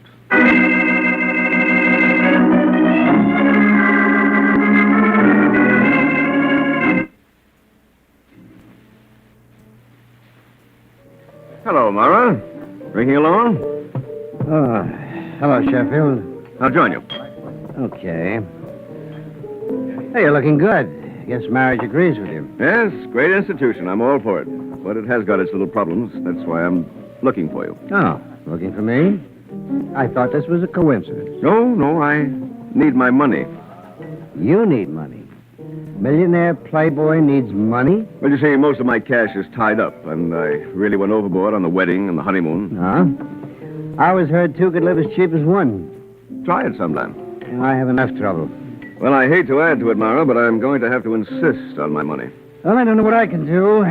Things haven't been going so hot. I don't like to put the heat on you, but, well, your note's been overdue for a long time. I don't think it's too much to ask. That's right. You gotta have your champagne, your private stateroom. What kind of an attitude is that? Well, it's my attitude, You've been drinking too much. That's right. I'm just a no-good drunk. Now, look, I lent you that money in good faith. You had big ideas. It's not my fault they didn't pan out. That's right, Papa. Give me a lecture. Don't worry, pal. I will. When you're sober enough to know what I'm talking about. It'll be a long wait. It better not be. We're going to get this settled. Of course, Sheffield. We'll get it settled. For keeps.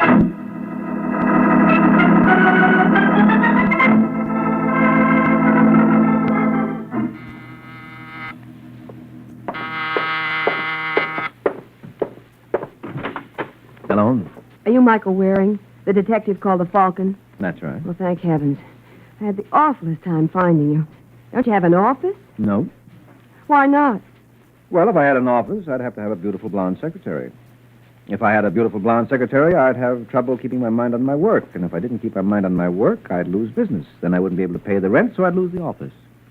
So I just saved myself the trouble. Come in. Thank you. Your name? Liza Sheffield. What can I do for you? My husband Arnold spent December in Florida. You didn't go with him? But we weren't married then. In fact, we didn't even know we were going to be. Mm-hmm. But while he was there, he started going with a girl, and I guess it was pretty serious. Last night she showed up in New York, and she tried to kill Arnold. Tried to? Well, Arnold got the gun away from her, and then he threw her out of the apartment. Well? I'm afraid she may come back. I asked my husband to notify the police, but he refused. He says he doesn't want to make any trouble for the girl. That's why I came to you. What do you want me to do? Well, I thought if you could find the girl and talk to her. What do you want me to say to her? I don't know. Find out what she's planning to do. Where's she staying? I don't know. What's her name? Penny. Something. I don't know her last name. You don't know her name. You don't know where she's staying. You don't know exactly what you want me to say to her. This is the sort of case I love. Well, if it was easy, I wouldn't need the Falcon. Mm-hmm. I think I'd better have a talk with your husband. No. He can fill in some of the details for me. But he may be angry about my hiring you. I don't want him to know. Well, if you can't give me anything more to go on... I thought you were supposed to be such a good detective. Well, I won't argue that point. But even Sherlock Holmes wouldn't guarantee quick results with what you've given me. Well, do the best you can. What happens if Penny catches up with your husband while I'm still looking for him? She'd kill him, wouldn't she? That's right. Mm-hmm. Well, then, Angel, do I go see your husband or don't I? You win, Mr. Waring. Come on.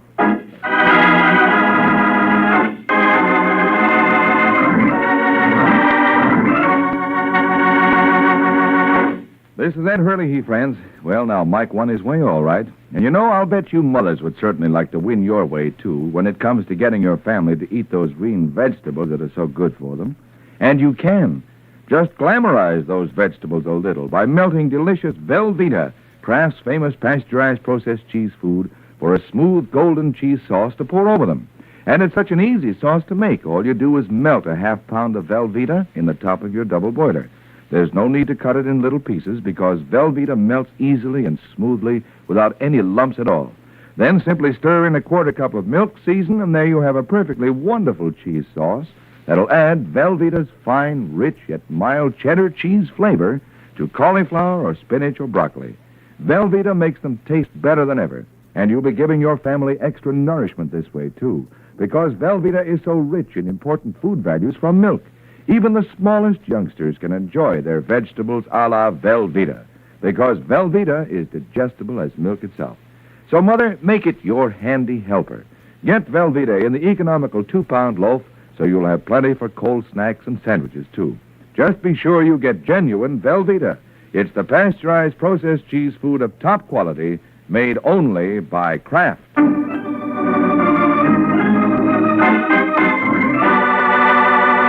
Now, back to the adventures of the Falcon. 20 minutes have passed since Mike and Liza Sheffield started for the Sheffield apartment to see whether Liza's husband, Arnold, would object to his wife's efforts to keep him alive. Now, as they approach the apartment, they see a sharp-faced little man standing at the door. Oh, dear. It's Mr. Ballard. Unwelcome guest? Very. Hello, Liza. No wonder you didn't answer the door. Have you been ringing? Yeah. Funny. I thought Arnold was home. Well, he ought to be here pretty soon. You can come in and wait, Mr. Waring. Right. As for you, Mr. Ballard, I can't see you now. I'm going to be busy. Oh, I'll wait. Call me tomorrow if you want to talk to me. Now, is that any way to treat an old friend? Please. I haven't time. It'll only take a minute. But I don't have anything for you now. Call me in the morning. Now, look, I want to get things settled. All right. Tomorrow. Now. You heard what the lady said. Tomorrow, scram. Now, listen, mister. I said scram. Okay. You don't have to get tough. I'm going. What's with him? Oh, he's just somebody I used to know. Not important. Now, come on, let's go in.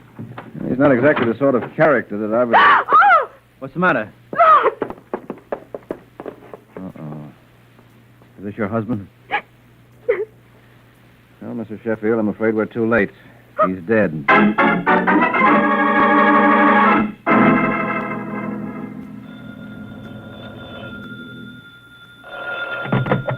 Homicide, Sergeant Corbett speaking. Hello, Bright Eyes. Uh-oh, it sounds like Mike Waring. What do you know? He's a detective. What do you want, Waring? Got a corpse for you.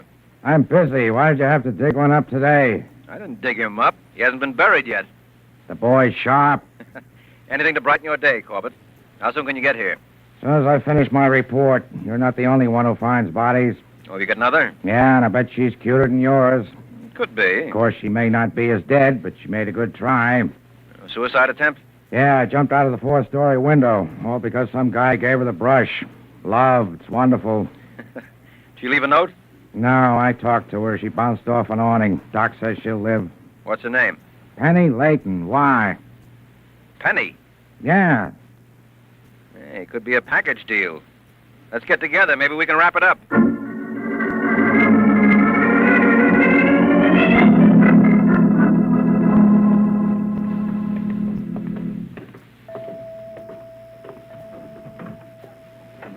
Right in here. Okay. Well, there she is, Mrs. Sheffield. Yes. No question about it. That's the girl. Hello, Mrs. Sheffield. What's this all about, Sergeant?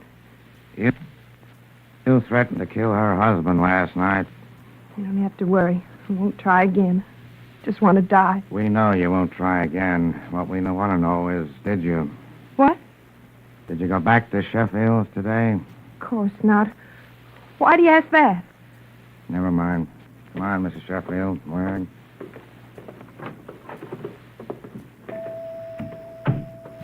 She killed him. I know she did. Well, that meant she got another gun. Why didn't she shoot herself instead of jumping? Maybe she counted on the awning saving her. A 4-story jump? I don't think so. But she must have killed him. Who else would have done it? How about your slimy little pal? Who? Ballard. Why, he had nothing to do with Arnold. What did he want? I tell you, it had nothing to do with this. Who is this we're talking about, Waring? Oh, a character who was very determined to see Mrs. Sheffield today. Oh. Want to tell us what he wanted, Mrs. Sheffield? It has nothing to do with the murder. Suppose you let us decide that. Was it blackmail? What makes you think that? No, it certainly wasn't a friendly visit. And you said you didn't have anything for him. What would he be expecting from you? Well, it doesn't matter. I wish you'd believe that. Okay, if you won't tell me, I know somebody else who may. Who? Ballard.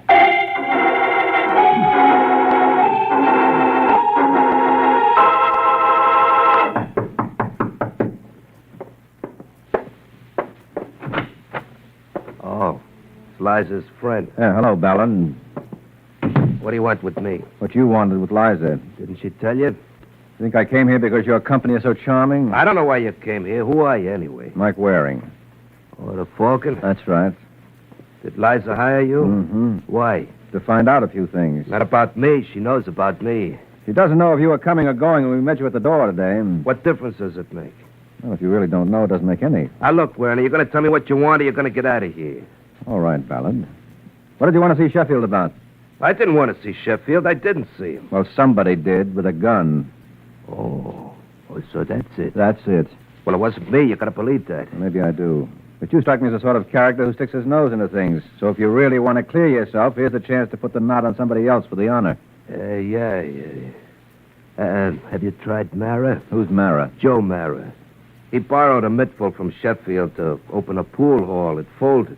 I was thinking, what if Sheffield wanted his money and Mara couldn't pay? It's a thought. Where do I find Mara? Well, you might find him at Freddy's Bar on 43rd Street. Only please don't tell him I tipped you. No, I won't breathe a word. I hope not, because if you do, I could stop breathing for keeps.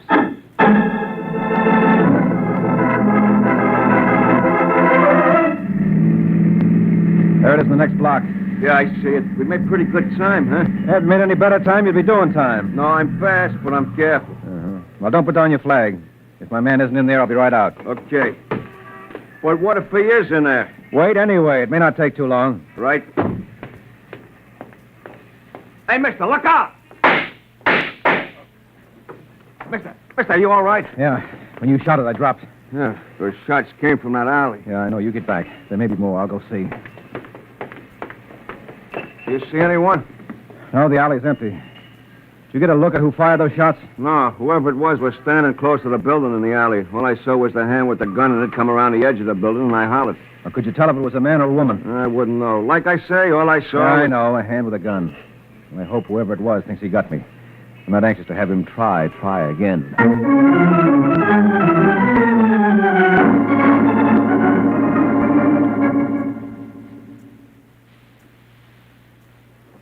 Hello, are you Joe Mara? Huh?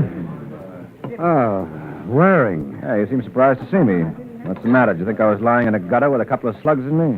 I don't know what you're talking about. Well, I have your description. Maybe you get mine. I don't. I hope not, for your sake. How come you know my name? Everybody knows the Falcon. Well, I'm naturally a very modest guy, but even I can't help thinking there are a couple of people who don't know me. Well, I'm not one of them. All right. But how did you know I was looking for you? I didn't. I asked for you at Freddy's Bar. They told me you left there 10 minutes before I got there. So I wanted to get cleaned up, so I wanted to have dinner. That's a crime? Did someone tip you I was coming? What makes you think you'd start me rolling? I know about you in Sheffield. No? What about me in Sheffield? You're in hock to him. You got your tenses wrong, Waring. I was in hock to him. Oh, you paid him off? That's right. When? Today. Would it have been this afternoon around 3:30? It would have been this morning, around 10. And you can prove you paid him? Yeah, here. Here's the receipted note.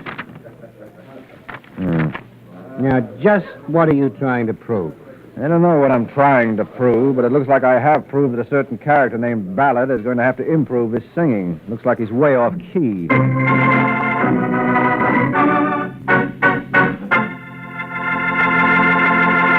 This is Ed Hurley again, friends. Well, now, maybe Mike isn't quite sure what he's trying to prove. But I'm sure of what I'm trying to prove, and what's more, I can do it with your help. All you have to do is this. Make yourself a big, hearty sandwich of your favorite kind of bread, spread with a little Kraft mayonnaise, and filled with a good, thick slice of Velveeta, Kraft's delicious pasteurized processed cheese food. Now, take a bite and see for yourself if what I'm trying to prove isn't true, that Velveeta is especially good tasting, with a fine, rich, yet mild cheddar cheese flavor. Mm-hmm. And Velveeta is good for you, too, because it's so rich in important food values from milk. These good Velveeta sandwiches are perfect for everyone, even the youngest children, any time of day, because Velveeta is digestible as milk itself. So make Velveeta your handy helper. For delicious snacks and sandwiches and for fine hot dishes, too, get genuine Velveeta, made by Kraft.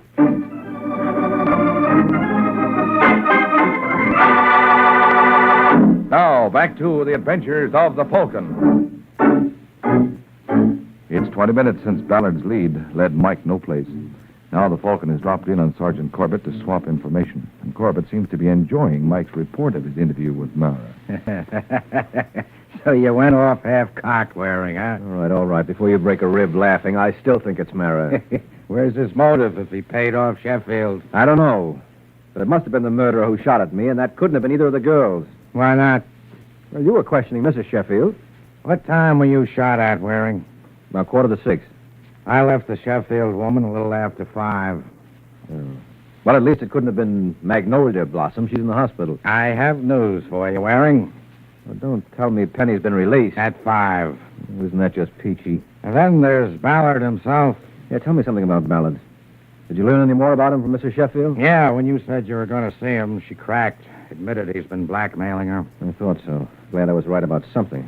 What did he have on her? Scandal in her past. She didn't want Sheffield to know about it. Oh, the little guy likes sweat money, huh? Hey. What's the matter? The tip-off could have been to protect his pickings. What? No, we better go see Ballard. I have an idea he can give us the answers we're looking for. Yeah? Yeah. But we better hurry because we want Ballard to talk, and they say dead men don't.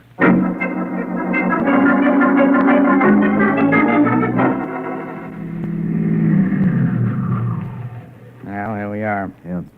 Oh, wait a minute. Don't get out of the car. Why not? Look, Ballard's just coming out. Oh, yeah. If he doesn't notice us, maybe we can follow him. He didn't see us. I'll let him get a little lead, and then I'll follow. Right. You better start your motor. He's hailing a taxi. Yeah. Wonder where he's going. Well, there's one way to find out. Don't want to follow too close. Hey! Of all the dumb drivers, did you see that guy cut out right in front of me? Yeah, to a police car yet. Well, never mind him. The taxi just turned the next corner. We better get going. Yeah. Hey, the guy who cut in front of you is turning at the corner, too. Is he following Ballard, too? Could be. Makes a nice parade, huh? Look behind us, Waring. Well, what for? I just wonder if anybody's following us.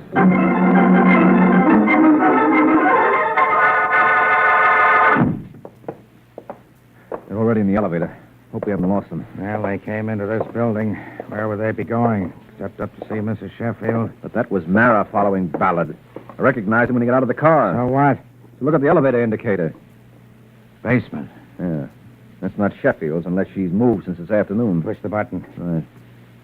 Wonder what they're doing down there. Well, it's not a maypole dance. You can bet on that. All right, they're slugging it out. Why? Mara wants to find out what Ballard knows. Here we are. Get in. Okay. But I still don't see how you figure it, Waring. Ballard knows about Mrs. Sheffield's past, but what's that got to do with Mara? Nothing. Gets clearer all the time. But we haven't time to discuss it now. Here we are. There they are. Yeah, come on. All right, Mara, that's enough. Let him go. Huh? Where did you... Drop that gun, then we'll talk. Go on, drop it. Do you want to see if I'm only kidding with this one? Okay. There you are. Pick it up, Waring. Now, what's going on here? He was trying to kill me. Guy's lying. I was trying to make him talk. About what? The papers say Sheffield was murdered. Waring was asking me about it. Ballard must have figured me, and I wanted to know why. He put a gun on my back. He made me come down here in the basement. We know that, Ballard. And there are a couple of other things we know. That you were blackmailing Mrs. Sheffield, for instance. You can't prove that. And you forget that now that Sheffield's dead, she's willing to talk. And we can certainly prove you were at the apartment today around the time of the murder, because I saw you. I was there after the murder. Maybe. Anyway, you better go along with Sergeant Corbett. Now, wait a minute. I didn't kill Sheffield. I didn't say you did. But you know who did, and when you talk... come on, Mara, come back here. I said come back here. You're not going anywhere except with Corbett, too. Because, Mara, you're the murderer.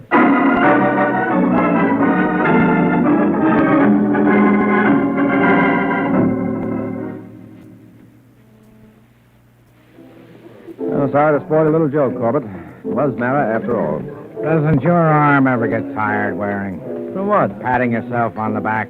Well, I'd just like to give credit where credit is due. You weren't so sure it was Mara yourself when you saw that receipt? Well, I admit it threw me for a while, but I bounced back. It's cute of Mara.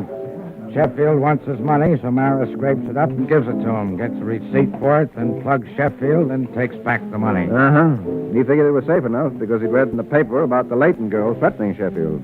And he counted on her taking the rap.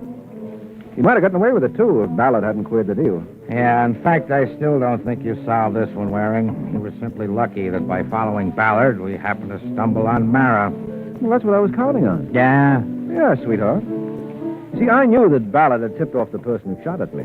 How did you know that? Because the person was waiting for me at Freddy's bar. That meant he had to know where I'd be going. And Ballard was the only one who knew. Couldn't it have been Ballard himself who was waiting? No, because I went straight to Freddy's from Ballard's. And my driver drove fast. Ballard could never have beaten me there. All right, it wasn't Ballard. No, but it was somebody who had been tipped off by Ballard.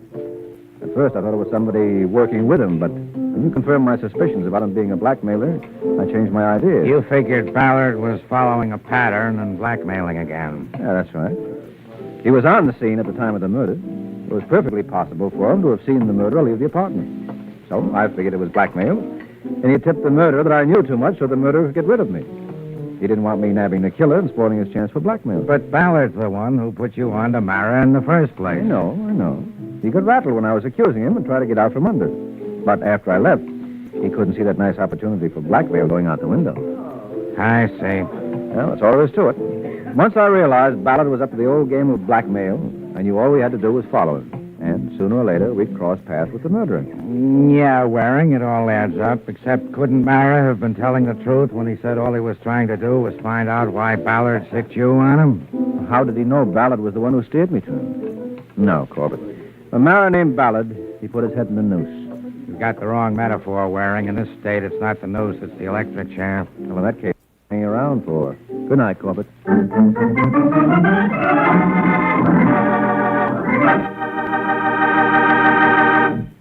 This is Mike Waring, friends.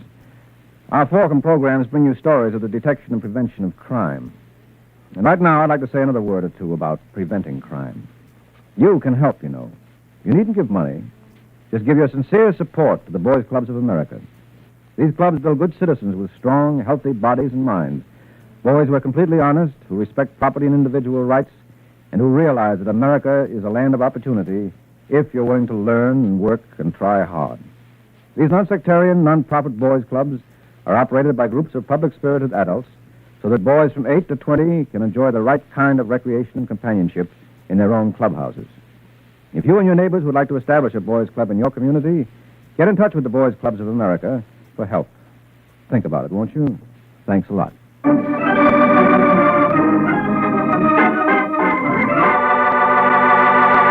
The Case of the Carved Ham.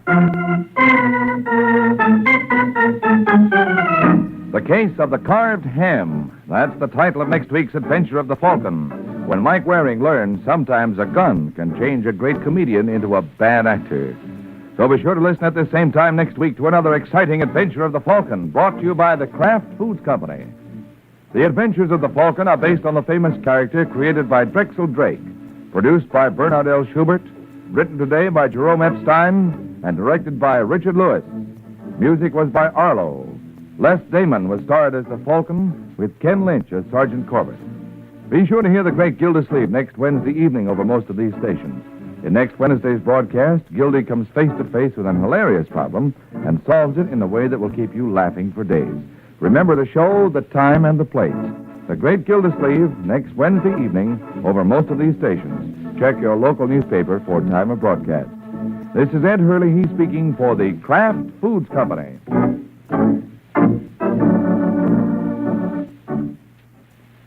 Tonight, Theater Guild presents the exciting Fallen Idol on NBC.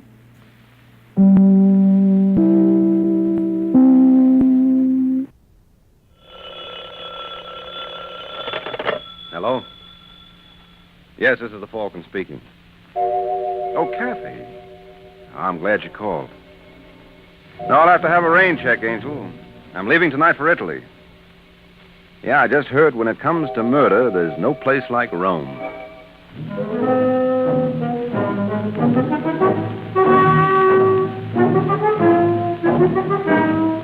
Once again, the National Broadcasting Company brings you the transcribed Adventures of the Falcon, starring Les Damon. The Adventures of the Falcon, dedicated to private investigators everywhere. Those hard-hitting detectives who, like Mike Waring, risk their lives to aid law enforcement agencies. So join him now when the Falcon solves the case of the running waters.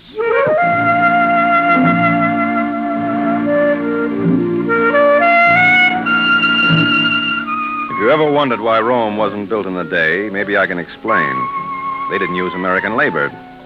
Take a craftsman like Steve Waters. Mr. Waters is the rugged-looking citizen sauntering down the 8th floor corridor of the Hotel Nationale. He just arrived in Rome an hour ago without baggage and without friends, and already he's got a gun and a girl. Now, that's what I call a fast worker. Yes, You Marie Antonescu? that is right. Well, I must say, this is a pleasure. I'm Steve Waters. I beg your pardon. You never heard of me? No? Well, that's funny. I'm an old friend of your family. Matter of fact, I just saw your father yesterday. You saw my father. Yeah, and he sends his love. Oh, but that is impossible. My father is in Bucharest. I do not understand. Romania is behind the Iron Curtain. Yeah, yet apparently I can get in or out any time I want. I guess I must be a magician, huh? You are a Comintern agent.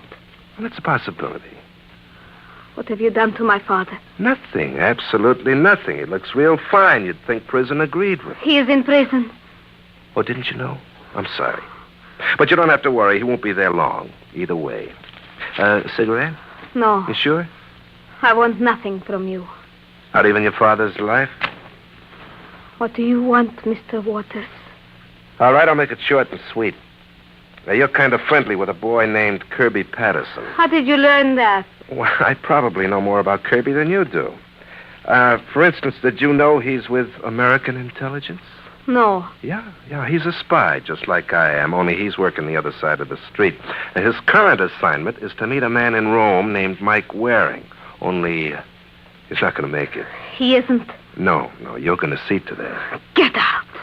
Okay. Oh, anything you wanted to tell your father? Wait. Ma? What is it you wish? When do you expect to see Kirby again? Tonight at 7. Uh-huh. Well, now, suppose the two of you have a drink up here before you go out. Only, when you pour Kirby's, add the contents of this bottle. You expect me to poison him? Oh, now, let's not jump to conclusions. Now, this won't kill him. It'll only put him out long enough for me to keep his appointment You with mean Mike Waring. You are going to pretend to be Kirby? Uh-huh. I will not do it. Look, Marie, let's not argue. We both know you will. Just take care of that bottle. Where are you going? Isn't this your bedroom? Oh, you cannot sleep in there. Oh, I don't intend to. Now, you see, I figure you and Kirby need a chaperone, what with this drinking and such. So, I'll just keep an eye open to see that you don't get into trouble.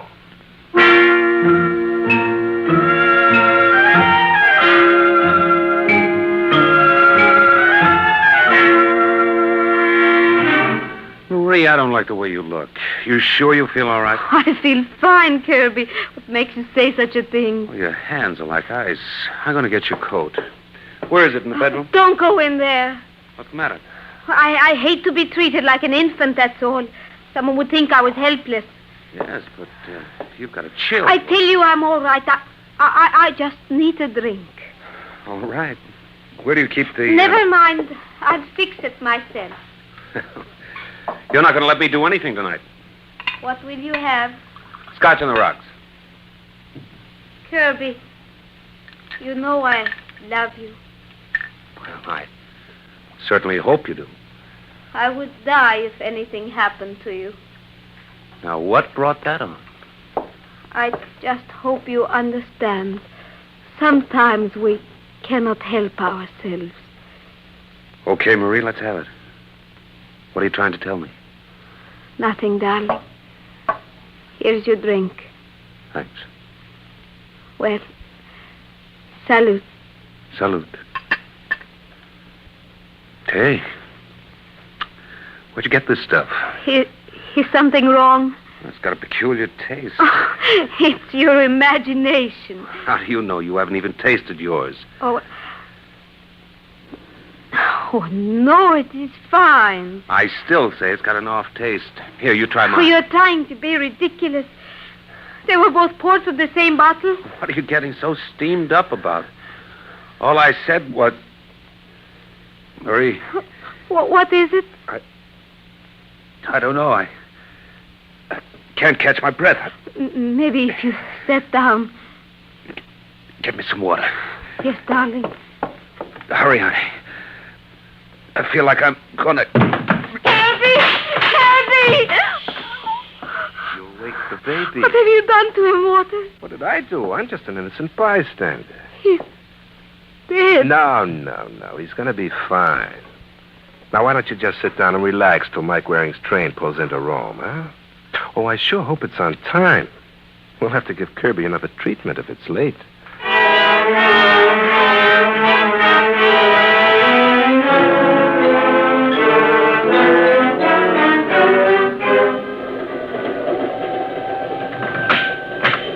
All right, pal. What do you think you're doing? Scusa, signor.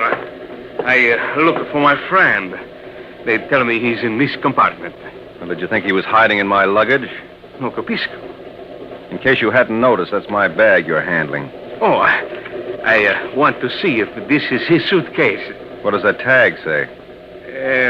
Michael Waring. Well, now that we've got me identified, who are you? Roberto Stefani. Roberto Stefani? Si. What were you doing with my grip? Oh, you make a mistake. No, you did. You should have closed the straps. All right. I tell you the truth. I have to make sure you really are Michael Waring. Why? You work for American intelligence, no? How did you find that out? Did they not tell you in London a man would meet you on the Rome Express to give you your next assignment? No. Maybe they, how you say, double check.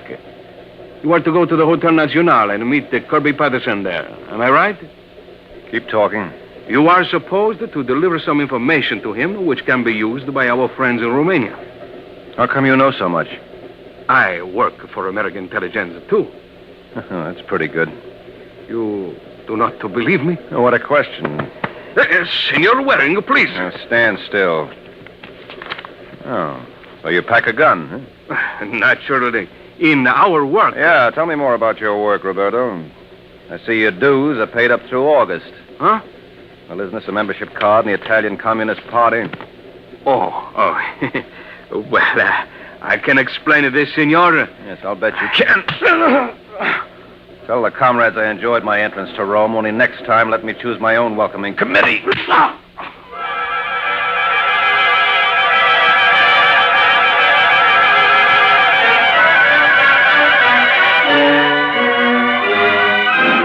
Let me get this straight, Waring. You mean this Roberto Stefani actually had the nerve to pose as one of our boys? Yeah, he even knew I was supposed to meet a Kirby Patterson in Rome. Sure gotta hand it to the bums. They don't miss a trick. No. Lucky I'm suspicious by nature. They used to say I wouldn't trust my own mother, so naturally... You want to see my credentials? Uh-huh. I was wondering when you'd get around to that. Come here.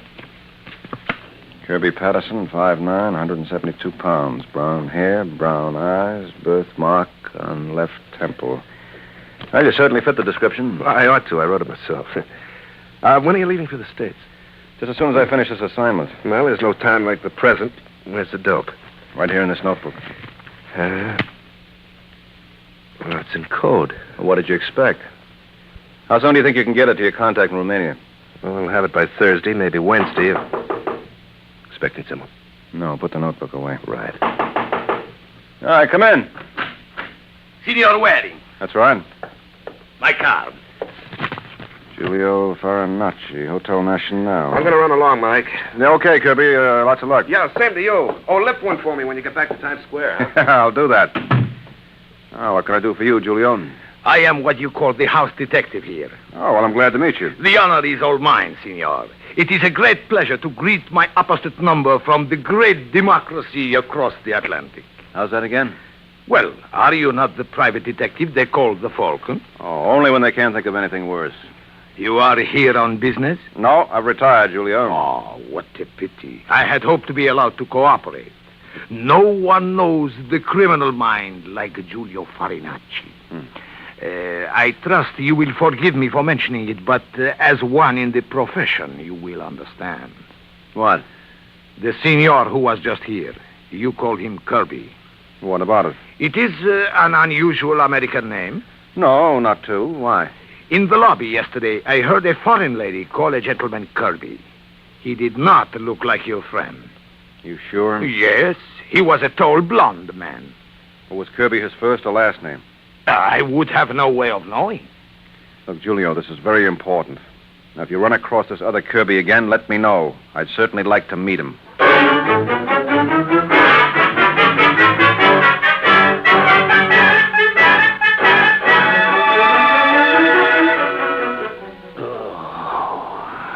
Senor Waters. Oh, what's the matter with you, Roberto? Can't you see I'm busy? But the Senor Patterson here. He is opening his eyes. Oh, it's about time, too. Give him some water. Here, senor. Huh? Drink. Hiya, Kirby. Who are you? Well, generally, I go under the name of Steve Waters. Steve Waters? Yeah, although lately I've been using yours. I don't understand. Oh, your headache? Yeah. Where's Marie? Marie? Marie Antonescu. Isn't this her room? Yeah, now that you mention it, I believe it is. Where is she? Well, one of my associates took her for a ride. I didn't think this was any place for a woman, especially if we wanted to have a little man talk. You recognize this? No. It's a notebook I got from Mike Waring. Mike Waring? Yeah, only it's in code. Would you happen to have the key? Let's see now. Mustn't touch. I got a Mickey. Hey, did you hear that, Roberto? He thinks he was drugged. But who would do such a thing? Well, I wonder. Well, if I'm not the world's prized chump. Senor Waters. Well, I put down that phone, Kirby. Operator. Look, boy, don't make me do something you'll be sorry for. Operator. Senor Waters. Hang up the phone.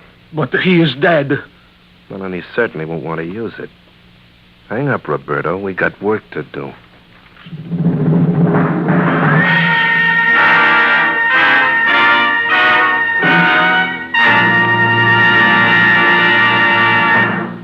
You and your children can expect to live long thanks largely to better medicine and surgery.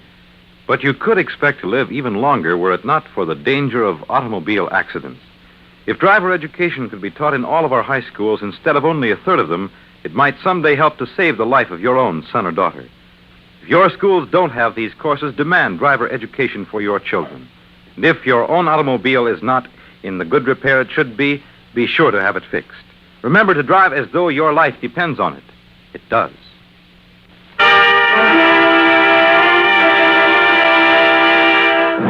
Now back to the adventures of the Falcon.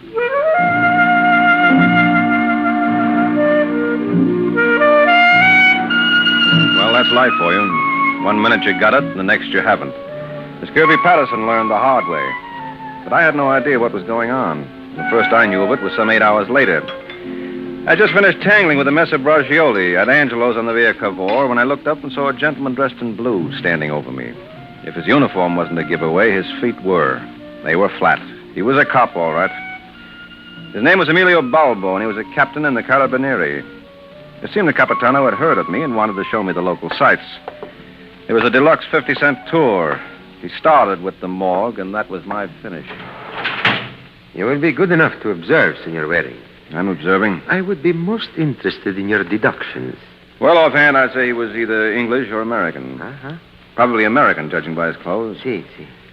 And he must have been pretty handy with his fists. And what do you base this?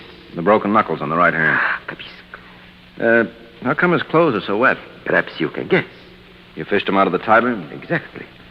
Well, he wasn't in there long. Maybe 4 or 5 hours. Formidabile. Would you care to venture a guess as to his identity? No, I'm afraid not. The desk clerk at the Hotel Nazionale said he visited you this afternoon. He's out of his mind. Perhaps I can refresh your recollection. His name is Kirby Patterson. What? That's impossible. Or is it? If he's Kirby Patterson, who's the other one? What other one? The boy who called on me yesterday. And I gave him the... Listen, Capitano. You're positive this is the right Kirby Patterson? Absolutely. He was identified by a member of the American Embassy. Poor devil. You have no idea who killed him? Yes, I've got a big idea. Who? The fellow who called himself Kirby Patterson. What? Yeah, if you're confused, think of me. But maybe I know the man who can clear up this mess. Who? The house stick at the Hotel Nacional. I'll let you know how I make out.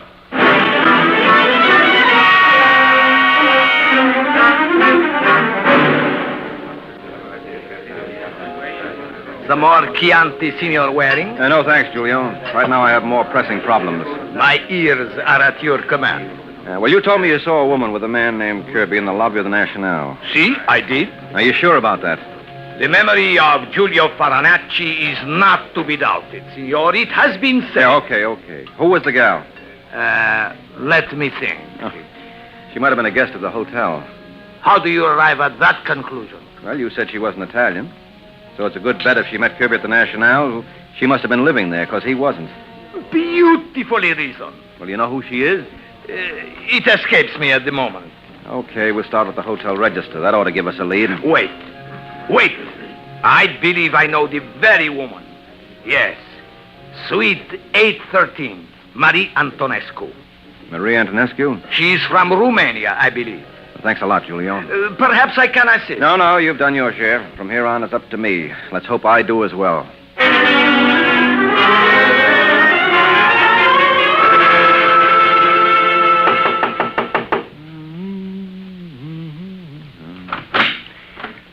Hello, Marie. I beg your pardon. Well, aren't you Marie Antonescu? Yes? Kirby Patterson sent me around, Kirby sent you here.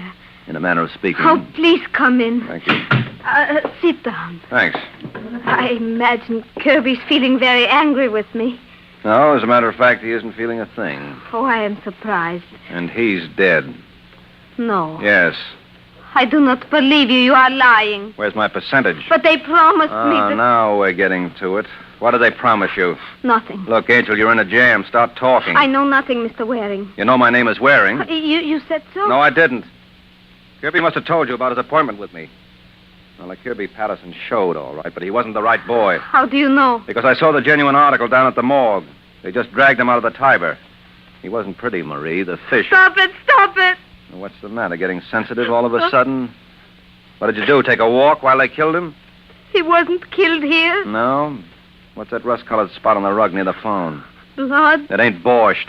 But he told me it would only put him to sleep. Who told you? That's Steve Waters. Stocky lad? Brown hair, a little birthmark over his left temple? Yes. How much did he pay you? Oh, you do not understand. This Mr. Waters came here yesterday. He told me they had arrested my father in Bucharest, and if You didn't cooperate, you'd never see him again. Yes. Oh, come on, Angel. You can dream up a better story than that. I swear it is the truth. You must believe me. That was the first time you saw this Steve Waters? Yes. He had just flown in from Romania. Then he might be out of Italy, but... No, he wouldn't. That material is worthless unless it's decoded. What? Nothing, I was just talking out loud.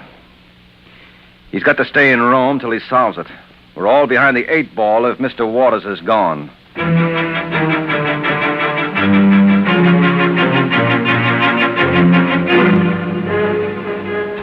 2 equals A. 17 is I, and 23 would have to be O. No, that doesn't work. There ought to be some... That you, Roberto? Si, Senor Waters. Wait a second. I bring you something to eat. Well, put it down on the table. What do you got there? Pasta, lasagna, vino. Ah, looks good. My wife make. Well, my compliments to the little woman. Senor Steve. Go. You know they are looking for you. Do tell. They ask questions everywhere. My wife, she's very nervous. We have a little one on the way. Well, what's your excuse? Huh? You're nervous, too. Yeah, maybe you should be. Because when the chief hears about Mike Waring nabbing you on the Rome Express with a party card in your pocket... You would not tell him. It would kill me. Senor, I beg of you for the sake of my wife and my children. Yeah, we've got to consider them. Yes. Well, my youngest is only 2 years old. Yeah, and you've got another bambino on the way. Si. Well, that does raise a problem. I got it, Roberto. Why don't you quit the party? You think the chief would let me? Well, of course. What, didn't you know the party's like a social club? You can resign whenever you please. Sure. Yeah, just let me talk to the chief. I can guarantee your troubles are over.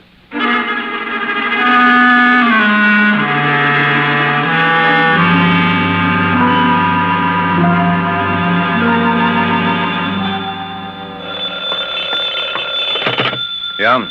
Signor Waring. That's right. Giulio Farinacci at your service. What did you find out, Julio? Your friend, Stephen Waters, came to Rome by way of Berlin. Berlin. There is no airplane service direct to Bucharest. He had a return ticket. What's the next flight out? Tomorrow morning at 11. Well, then there's a good chance that Waters might still be in Rome. Yes, he is. According to my information, he is living with a despicable type named Roberto Stefani. Roberto Stefani. That's the comrade I ran into on the Rome Express. What's the address? Corso Vittorio, number 23. Got it. Thanks a lot, Julio. You're the greatest house dick this side of 42nd Street. Anytime you want a job at the Waldorf, let me know.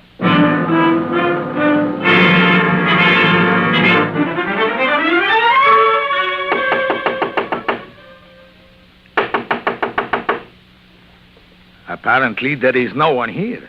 Apparently, Julio. Could it be my informant misled me? Let's find out. Wait. Signor Waring, what do you call that? Well, in English, they call skeleton keys.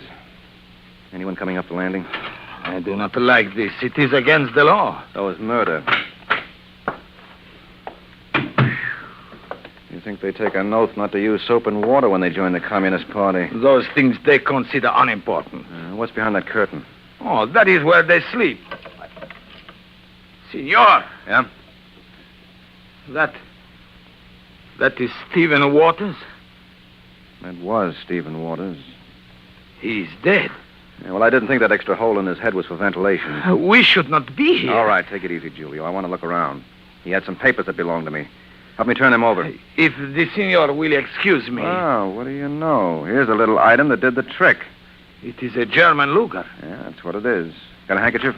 I do not think the Carabinieri will approve of this. No, I do not think they will. Signor Waring, we meet again, eh? Yeah, I know this sounds antisocial, Capitano, but you're the last man I wanted to see. My entrance was a trifle premature. A trifle? What a pity. I could have timed it to give you an opportunity to wipe your fingerprints off the weapon. Hey, now, wait a minute. You don't think I'd do that? Oh, I know appearances can be deceiving. Would you like to convince me here? Or wait till we get to my office?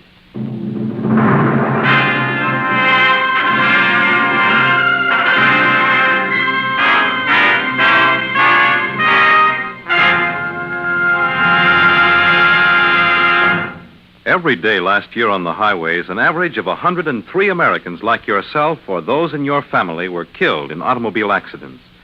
But a lot of highway deaths don't seem to bother us much unless someone in our own family is killed.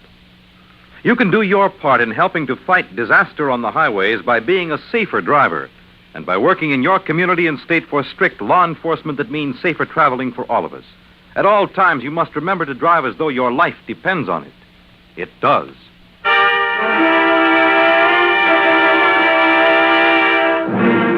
Now back to the adventures of the Falcon.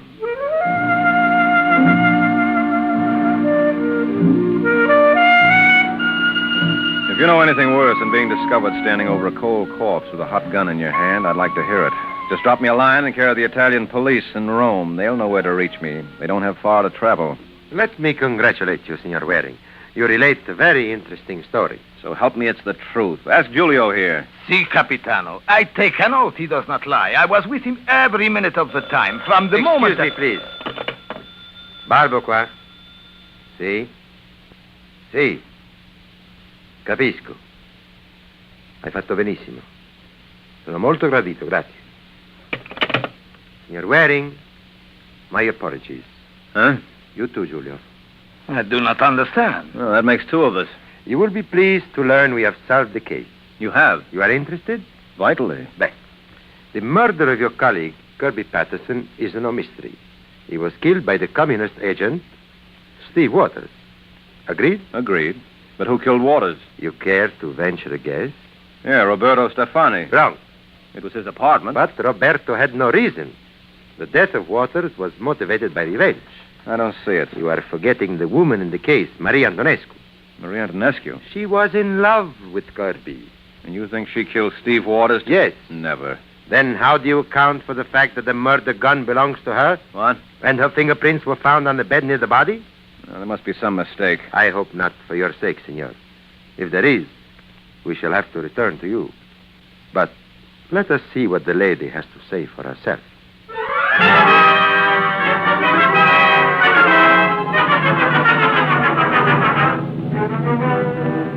You are wrong, Capitan. I did not kill Steve Waters. I was in my hotel all evening. And the gun you say was stolen from your room? Yes.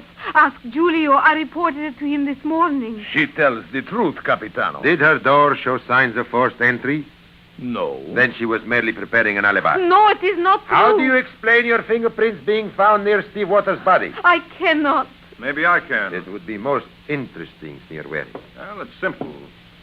She was there. No. Look, Marie, you've got to stop lying. You're panicky and you're not thinking clearly. We can buy that stolen gun routine, but not the fingerprints. You had to be in that room. I tell you... Well, don't bother unless it's the truth.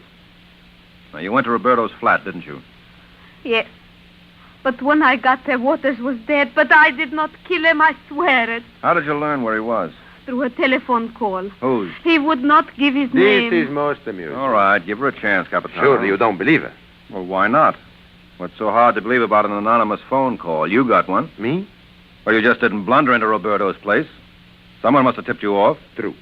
Well, there you are. But if she did not kill Waters, who did? Aren't you forgetting someone? Roberto Stefani. Well, he's a possibility, Giulio. Let's see if he meets the acid test. Now, this whole case is tied up with politics. Steve Waters was brought to Rome to do a job, but in accomplishing it, he killed Kirby. That made him a liability to the comrades. They had to get rid of him. Then the order to liquidate him must have come from a higher functionary here in Rome. That's right. But who could his superior be? Well, that's a good question, Capitano. Just ask yourself, who knew I was looking for Steve Waters? Who was in a position to remove Kirby's body from Marie's room? Who alone had the opportunity to steal her gun? Obviously, someone employed by the Hotel Nacional. Well, obviously. You are referring to me. Who else? Yeah, she did a nice piece of work, Giulio. I'm sure the party appreciates your efforts. Maybe when you join Steve Waters, you can start a new communist cell. You'll find a lot of hot prospects down there.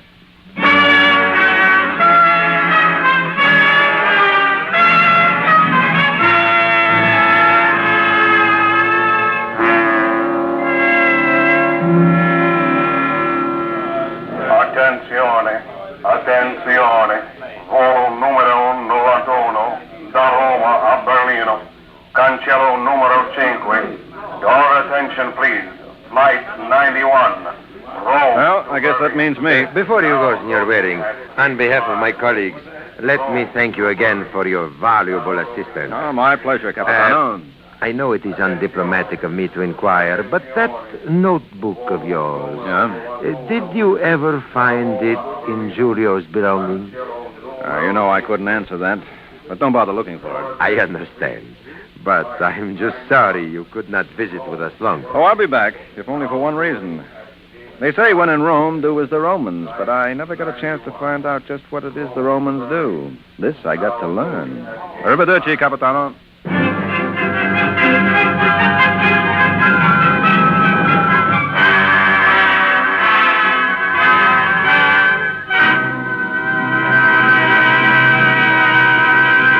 The Case of the King of Clubs. The Case of the King of Clubs. That's the title of next week's adventure of the Falcon, when Mike Waring learns that when trumps are led, the game can be murder. The adventures of the Falcon are based on the famous character created by Drexel Drake, produced and transcribed by Bernard L. Schubert, written by Eugene Wang, and directed by Richard Lewis. Les Damon was starred as the Falcon with Susan Douglas as Marie. This program came from New York. Fred Collins speaking.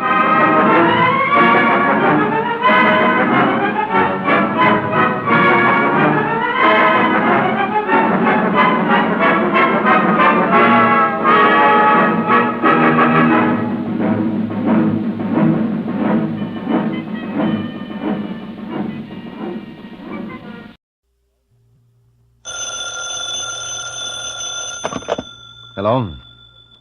Yes, this is the Falcon speaking. Oh, Nina. I'm glad you called. Oh, you'll have to cancel me out tonight, Angel. I just landed a new client. Mm-hmm. Of course, I wanted to turn down his business, but no matter how I talked, this boy insisted on giving it to me.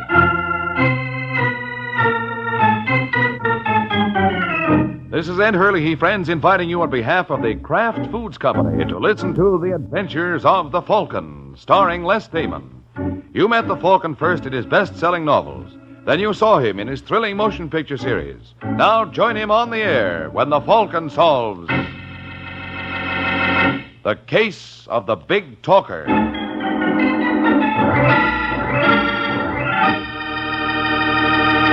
Sunday afternoon and time for another thrilling adventure of the Falcon. But first, a word about another kind of adventure, an adventure in flavor. For right now at your grocer's, there's a wonderful new salad oil for use in your homemade salad dressings, your cooking, your baking. It's Kraft Salad Oil, the first salad oil ever offered for your home use by the makers of all those wonderful Kraft prepared dressings. Now, Kraft Salad Oil is more than just a new oil. It's a new kind of oil, a lighter-bodied oil to mix quickly and perfectly with all other ingredients. That's because it's not just refined. It's superfined by a special process created by Kraft. Yes, superfined to put new magic into the salad dressings you make yourself, into those wonderful chiffon cakes you pride yourself on, into every home recipe that calls for liquid shortening. Don't wait to get acquainted with Kraft Salad Oil. Look for the bottle with the beautiful label tomorrow at your grocer's. Get Kraft Salad Oil.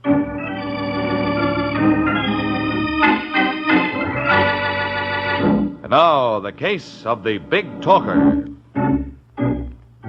It's Sunday evening in New York, and a trio huddles in the rear booth of the Pelican Club. Reading from left to right, they are Joe Greco, Danny Bell, and William Palmer.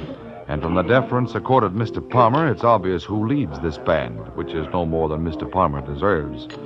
All you have to do is listen, and you'll hear some of the slickest arrangements. Well, of course, the big thing in our favor is the element of surprise.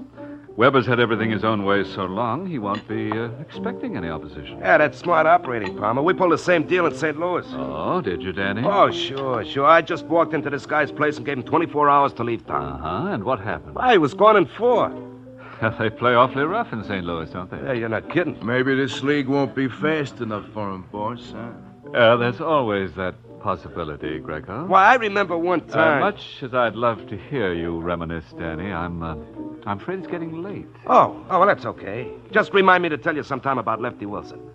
I'll make a note of it. But getting back to Weber... You don't have to draw me a diagram, Palmer. I got the picture already. This Weber gets the big gambling play from the society crowd, and you want it. Very much so. Okay, I'll have a little talk with the man. Oh, I don't doubt that you're a brilliant conversationalist, Danny, but Mr. Weber is also gifted. And let's assume that nothing you say moves him. What's your next step? Well, we take over. You see, Greco, nothing baffles him. We take over. Sure. It's as simple as... As falling off a log? Yeah. Wonderful. When can we expect this eviction to take place? Hey, now, wait a minute, Palmer. Don't tell me that you haven't an answer for that. Well, don't forget, I'm a newcomer in town. Oh, I've got news for you, Danny. The people in New York are exactly like those in St. Louis. They eat, they sleep, they breathe. And a little .38 caliber slug can stop all those vital functions. You mean you expect me? Uh-huh. Well, you're crazy. You hear that, Greco? I'm crazy. Here I voiced a simple suggestion. Look, if you want someone to kill Weber, you better get yourself another boy.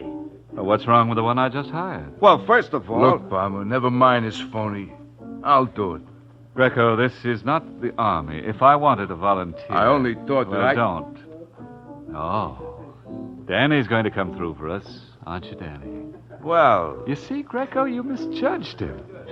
Why, the minute I spied Danny, I bet he was a man of action. And you know me. I only put my money on sure things.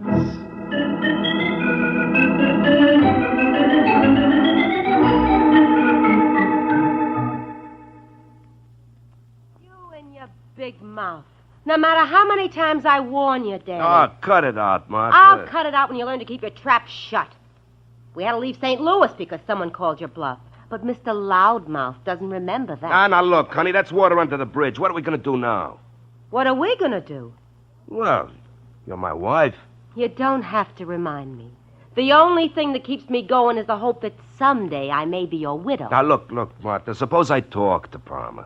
Did you say talk? That's how you got into this mess. Oh, Martha. Now, about this man Weber. Yeah, well, he's nobody to mess with. Maybe we just better pack and go, huh? Oh, no. I'm not doing any more running. You can go if you want to, but I'm sticking right here. I like New York fine. Oh, but baby... Will you stop wagging your tongue and let me think? Yeah, sure. Wait a minute. I got an idea. Oh, I knew I could count on you, baby. Yeah. This Weber guy is loaded, huh? Oh, yeah. Yeah. Well, suppose he was informed what Mr. Palmer was planning for him. Don't you think he'd be grateful? Yeah. Yeah, it'd be worth all kinds of money to him to get the drop on Palmer. I bet he'd go 10,000, easy. Well, what are you waiting for? You mean? Yeah. But what'll I tell him?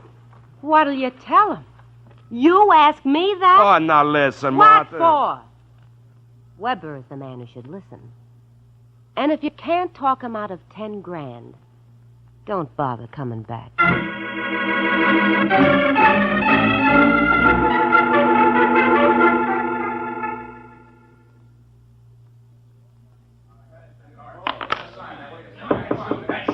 Yes?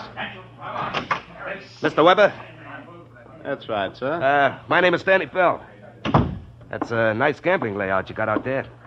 Oh, you're very kind. Well, of course, it's not as big as a couple of places I've got back home. Home? Yeah, St. Louis. Greatest little town in the world.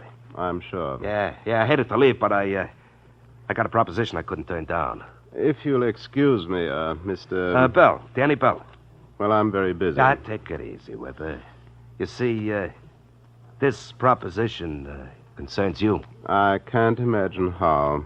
Oh, you think I'm running off at the mouth, huh? That's rather an inelegant but accurate way to describe it. Well, suppose I was to tell you that someone was planning to knock you off. Now you have aroused my curiosity. Well, is it worth 10 grand for the complete details? Definitely. Well, the name of your party is William Palmer. Oh, Mr. Palmer, eh? Yeah, he figures on taking over this place. It just occurred to me, Mr... Bell. How do I know this isn't a hoax? You don't know who you're talking to. No. Well, Palmer and me are just like this, see? He wanted me to knock you off. It's a lucky thing for you got friends. Oh, have I? Oh, sure. They told me you were a swell guy. They were exaggerating. Yeah, that's the only reason I came here. Well, I appreciate it, Mr... Bell. Forgive me, I have a horrible memory for details. What about that 10 grand? I'm running a big risk, you know. Then you'd better start running. Look, Weber. But perhaps you need something to send you on your way. Well? All right, I'm going. Thank you. But don't you worry, Weber. I'll be seeing you. I doubt that, sir. I don't ever expect to hear from you again. Is that understood?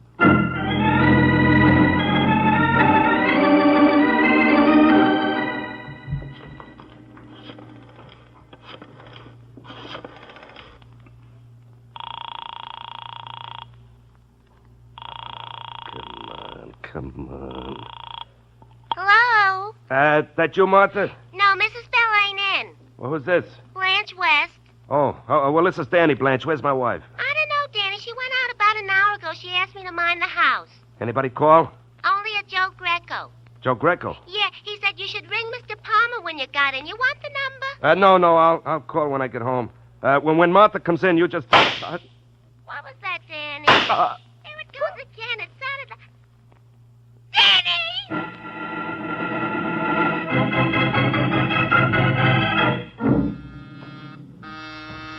Second, Louise. Right with you. Hiya, Ain't. Why, Mr. Waring. I'm sorry. I was expecting someone else. Little girl named Louise Mason? How do you know? Oh, I'm a guy who knows everything. Greco's the name. Joe Greco. What do you know about Louise? I know she had a date with you and she ain't gonna make it. Why not? Let's just say she was indisposed. If you're gonna call her, Waring, you'll be wasting your time. I don't think she'll answer. Believe me, friend, I know wherever I speak.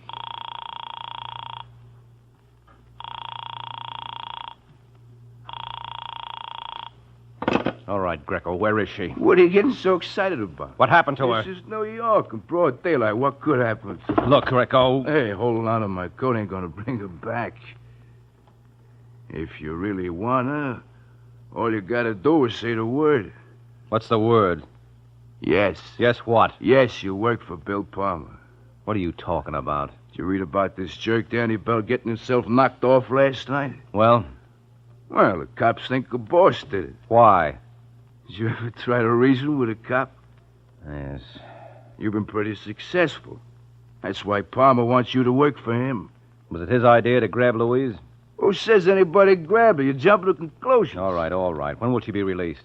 The minute I get your word, you go to work. How do you know I won't break it? That's where guys like us got the advantage over guys like you. We trust you. I suppose I turn up evidence to prove that your boss did kill Danny Bell. And he deserves to fry. Okay, let's go see Palmer. That's just what I was going to suggest. Lucky I got a cab waiting.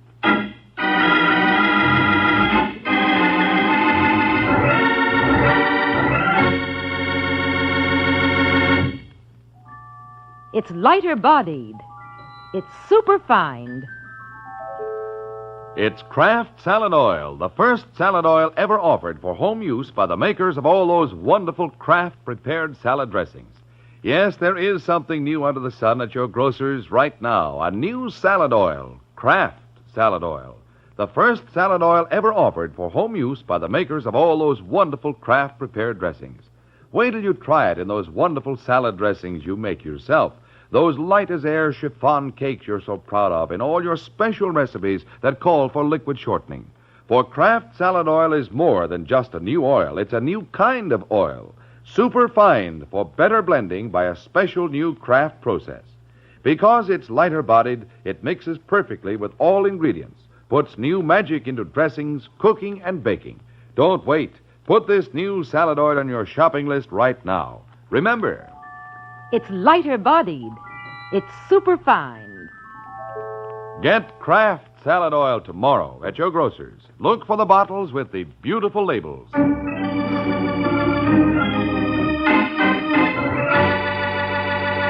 Now, back to the adventures of the Falcon. 20 minutes have passed since Joe Greco dropped Mike Waring off at police headquarters. And surprisingly enough, Sergeant Corbett doesn't seem too pleased to see our hero. Well, if it isn't that high-flying bird, the Falcon. What brings you to this nest? Where's Bill Palmer? You know, for a second there, I thought you said Bill Palmer. I did. Isn't he boarding here? What do you want with him? I'm working for him. You're kidding. Now, look, Sergeant. You wouldn't actually take that bum for a client. Oh, wouldn't I? Why, I've known you for almost 10 years. Well, I guess it only proves you don't know the real me. Maybe I don't.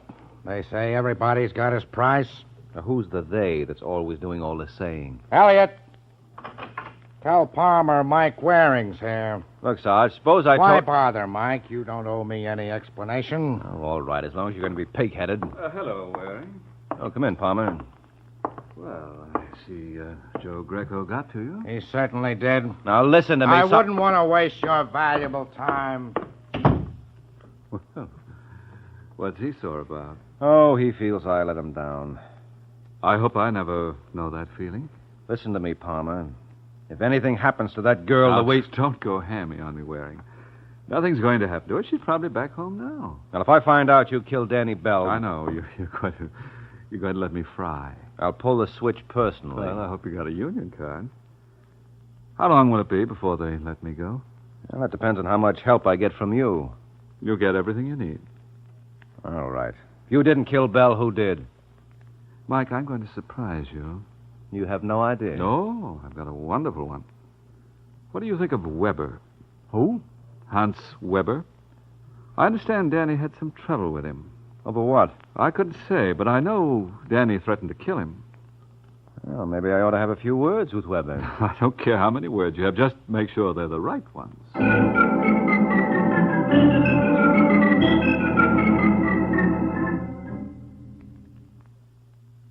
You know what makes me feel badly, Waring? No, what, Weber? It's only on occasions like this you come up to the club. Well, I can't afford it. Even with Bill Palmer for your client? Now we're right back where we started. He thinks you should be in his place. Mm-hmm. Such ugly suspicions, Mike. Believe me, I hardly even knew this, Danny Bell. Thank you. Mm-hmm. Well, by any chance, would you happen to recall if you killed him? Well, I might remember that if I had a motive. You did. Danny threatened you. Then I could plead self-defense. You could. Well, thanks for the advice, Mike. If I decide to take it, I'll mail you a check.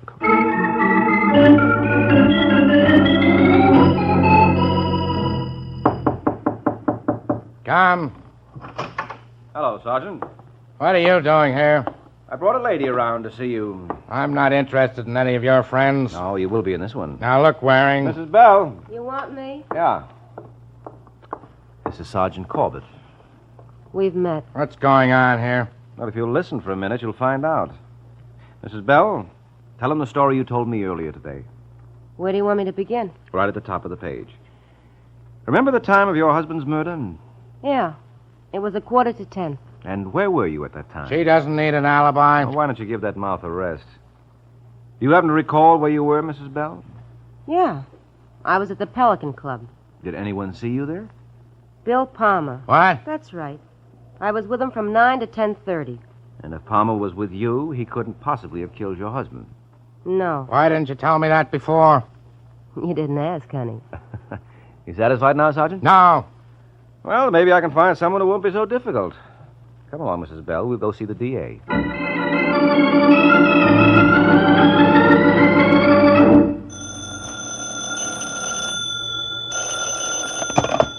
Homicide, Sergeant Corbett. Corbett, this is Wilson of the DA's office. A friend of yours was just around to see my boss. Oh, Mike Waring. he's no friend of mine. Well, he must be a good friend of the chief's. The DA wants Bill Palmer released. Sergeant! Hey, Corbett! Huh? It's me. Can I give you a lift? No, thanks. I'm discriminating about the kind of people I'm seen with. Meaning I'm not. Uh-huh. Oh, listen, you You idiot. ought to feel pretty proud of yourself. Well, all right, as long as you ask, I do. Sure. I don't know many private detectives who could do what you did for Palmer. You're darn right. But then the detectives I know don't go in for perjury. Hey, listen, who are you On your way, Waring, you're blocking traffic.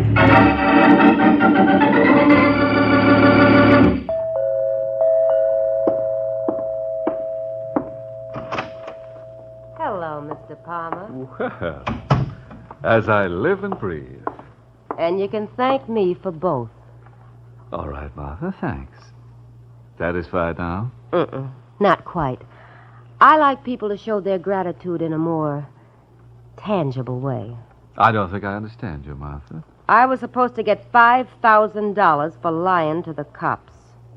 Oh, well, I've come to the conclusion I made a mistake. I could have had Joe Greco do it for nothing. Then you know where you would have wound up. I saved your life, Palmer, and don't ever forget it. If I do, I'm sure you'll remind me. Yes, indeed. Suppose I told you I didn't kill your husband. Don't make me laugh. Oh, they let me go. And we both know why. So you better dig up that money, otherwise... You'll... What?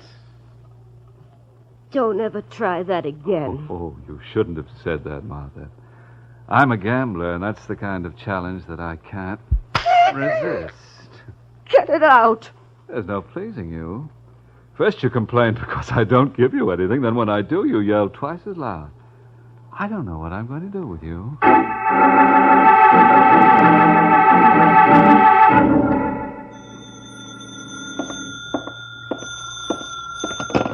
Yes? Is Mr. Palmer in? Oh, who wants to know? Hans Weber. Oh. What's on your mind, Weber? Oh, Palmer. I just thought I'd offer my congratulations on your release. Thank you. Frankly, I never thought you'd make it. Well, I had a good man working for me, Mike Waring. But he needed help. Oh, you mean Danny Bell's widow? Yes. And then to repay her kindness the way you did. What do you mean? Well, she told me the whole sordid story. She probably thought I would be a little more appreciative. Hmm? And were you? Well, I'm ashamed to say this, Palmer. You weren't. Well, offhand, I couldn't see how that information was going to help me. So now I'm afraid Martha thinks as badly of me as she does of you. And I didn't believe we had anything in common. Oh, we have, Palmer. A great deal. Let's get together real soon and compare notes.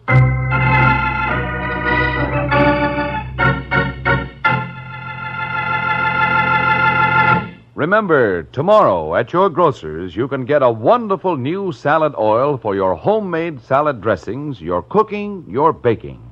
It's Kraft Salad Oil, the first salad oil for home use ever offered by the makers of all those wonderful Kraft dressings. Kraft Salad Oil is a lighter-bodied oil, superfined to blend perfectly with other ingredients. Get a pint or quart bottle tomorrow at your grocer's. Ask for Kraft Salad Oil.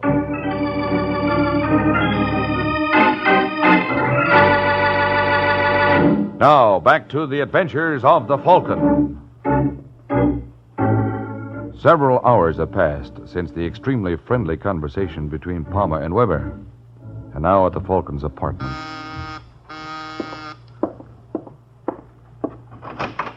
Hello, Mike. What are you doing here, Sergeant? I just dropped by to apologize.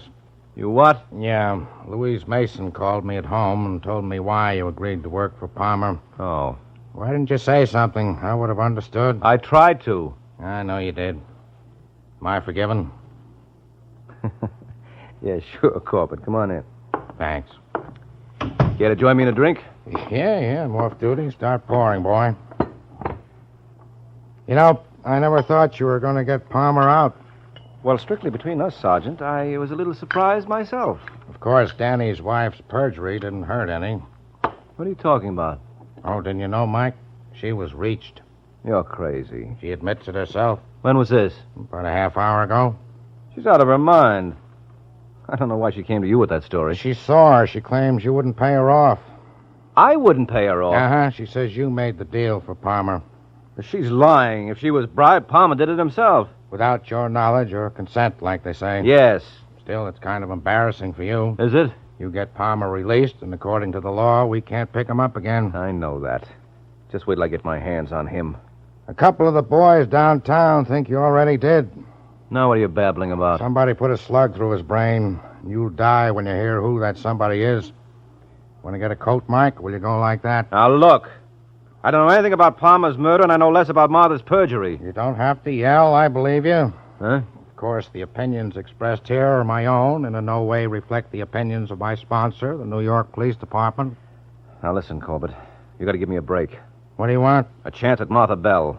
That can be arranged. And I want to see Joe Greco. You don't think... Why not? He worked for Palmer. Yeah, so did Danny Bell, remember? And while you're at it, pick up Hans Weber. Hey, you don't want much, do you? I don't think so. Well, maybe you're right. There are 7 million people in New York, and you could have involved them all. All right, I'll get a call out to pick them up.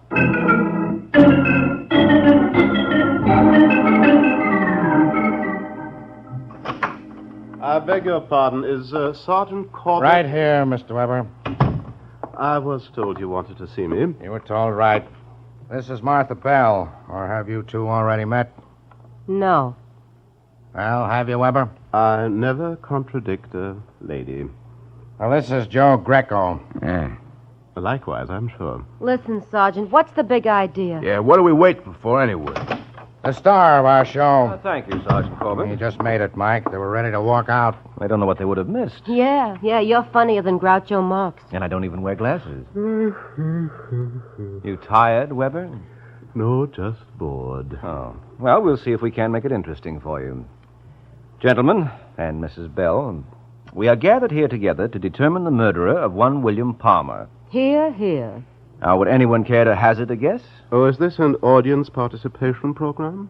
Yes. So suppose I pass among our contestants. First, I have a question for you, Martha. How nice. Why did you tell Sergeant Corbett I was the one who got you to lie for Palmer? You did. And where did all this take place?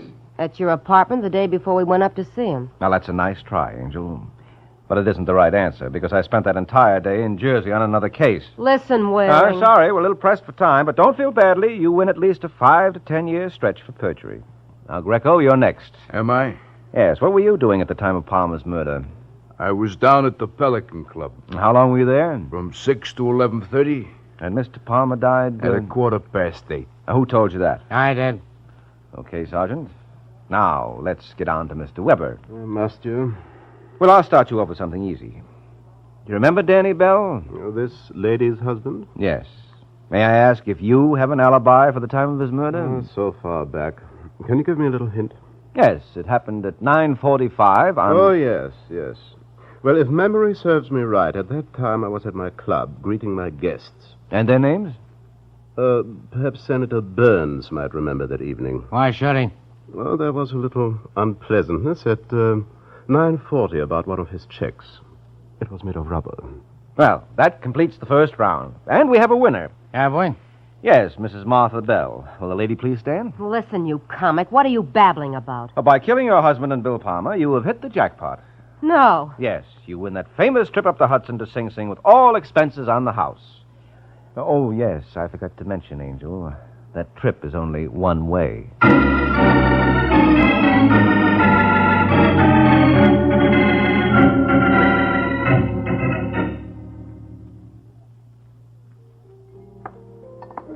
Say, Mike. Oh, look, Sergeant, I'm tired. I need a rest. Don't be ridiculous. We couldn't get along without you.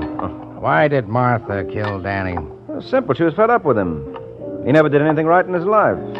And when he tried to shake down Weber and didn't get a dime, that was the final straw. What kind of a motive is that? Well, the newspapers are full of stories about wives who have murdered their husbands for less. And what about Palmer? Well, she killed him because he wouldn't pay off after she bailed him out with her alibi. Did she dream up that alibi deal? Well, sure. That was a smart piece of work. Smarter than you think.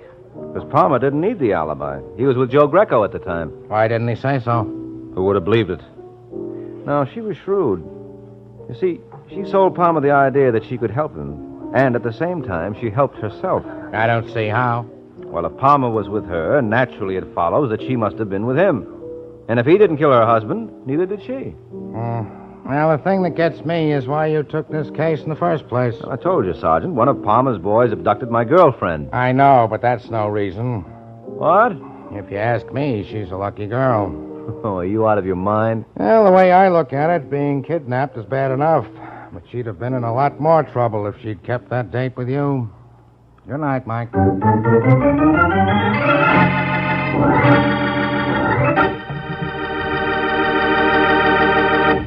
There comes a time in the life of every homemaker when she has to fix a dinner fast, and that's when Kraft Dinner is such a help. You see, in just 7 minutes cooking time, Kraft Dinner makes delicious macaroni and cheese. Wonderful, tender macaroni with fine cheese flavor all through, just like I said, in only 7 minutes cooking time.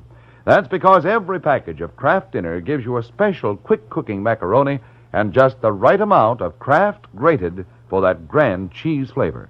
So tomorrow, get a couple of packages of Kraft Dinner.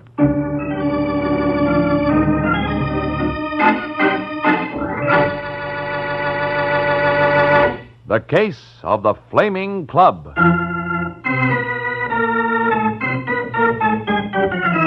The Case of the Flaming Club. That's the title of next week's adventure of the Falcon. When Mike Waring learns that if a man tries to make things hot for someone who has a knife, he's likely to get stuck. So be sure to listen at this same time next week to another exciting adventure of the Falcon, brought to you by the Kraft Foods Company. The Adventures of the Falcon are based on the famous character created by Drexel Drake, produced by Bernard L. Schubert, written today by Eugene Wang, and directed by Richard Lewis. Music was by Arlo. Les Damon was starred as the Falcon, with Ken Lynch as Sergeant Corbett. Be sure to hear the great Gildersleeve next Wednesday evening over most of these stations. In next Wednesday's broadcast, Gildy comes face to face with a hilarious problem and solves it in a way that will keep you laughing for days. Remember the show, the time, and the place. The great Gildersleeve, next Wednesday evening over most of these stations. Check your local newspaper for time of broadcast. Ed Hurley speaking for the Kraft Foods Company.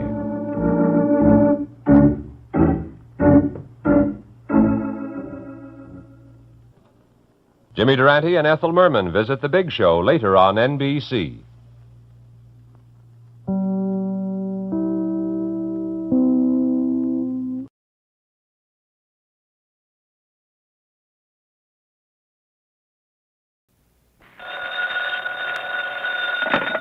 Hello? Yes, this is the Falcon speaking. Oh, Linda. I'm glad you called.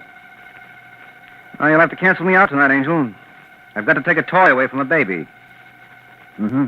Someone just bought this baby a gun, and unless I stop her, she figures to get quite a bang out of it. This is Ed Hurley, friends, inviting you on behalf of the Kraft Foods Company to listen to The Adventures of the Falcon, starring Les Damon. You met the Falcon first in his best-selling novels, then you saw him in his thrilling motion picture series. Now join him on the air when the Falcon solves the case of the missing miss.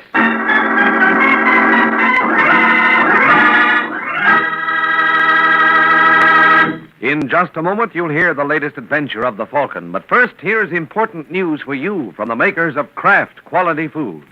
Today on this program, we're making the first nationwide radio announcement of a wonderful new product brought to you by Kraft. Yes, a brand new member of the Kraft family of fine foods. At this point, we're not even going to tell you what the new product is. We're saving that for our next announcement, but be sure to keep tuned to this program. Listen for the big news from Kraft in just a few minutes.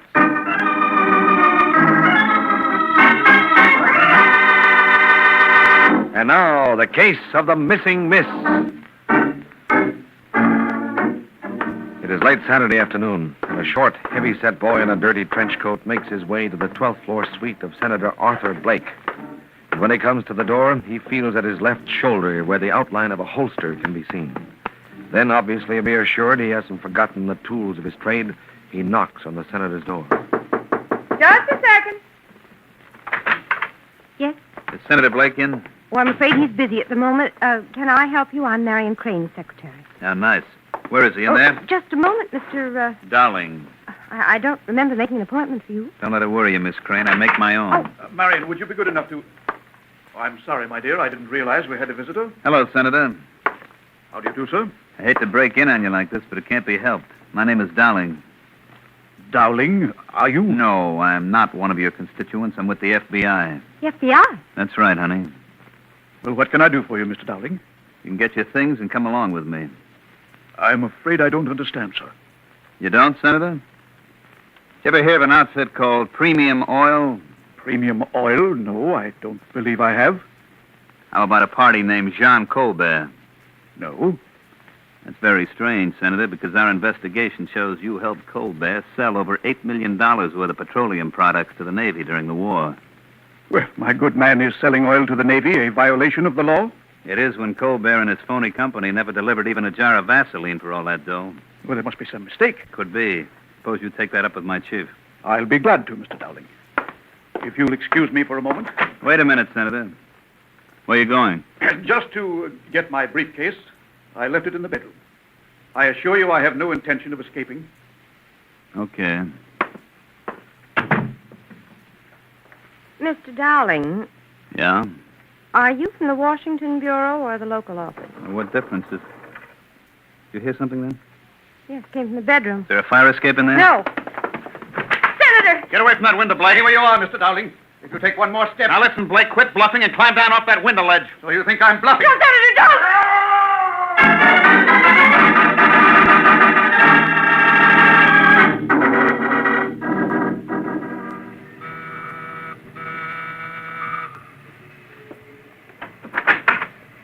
Well, hello, Lindsay.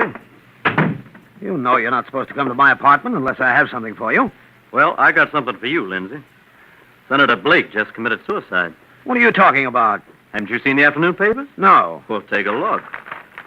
Senator Arthur Blake commits suicide. Head of Contract Negotiation Committee dies in 12-story leap. So what? Well, don't you get it, Lindsay? This is all tied up with premium oil. Is that what it says? Oh, no, but that's the way it figures. Senator Blake was my contact. Senator Blake? Yeah.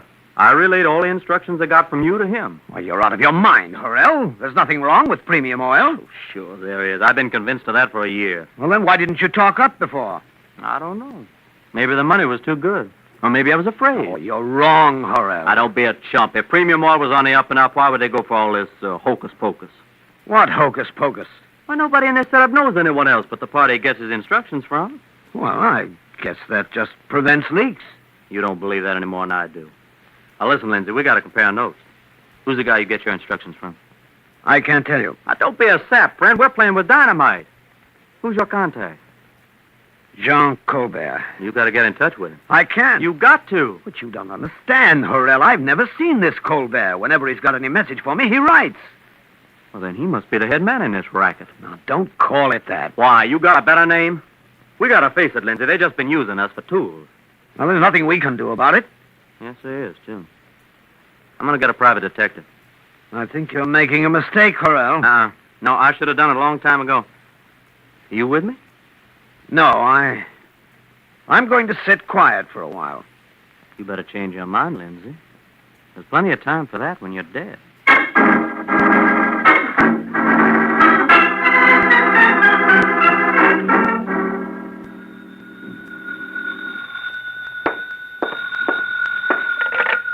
Yeah? I'd like to talk. Mr. Warren, my name is Edward Horrell. Saw you on Sunday, but I need... Someone else. Someone else? Sure, in a city as big as New York, there must be at least 2 private detectives. Well, you don't understand, Warren. Did you read about Senator Blake's suicide? What about it? I'm the boy who paid him off. What are you yapping about? Another fellow named Kenneth Lindsay and myself were employed by Premium Oil, you see. But we didn't know what kind of a racket it was. As a matter of fact, Lindsay still isn't convinced. And how come you are? Well, I've been doing a little checking on my own. Well, if you've got any information, Horrell, you should turn it over to the proper authorities. Where do you live? I'm at Kimberly, apartment 4A. You there now? Yeah. Well, don't do any more talking on the phone. Your wire may be tapped. I'll be there in half an hour.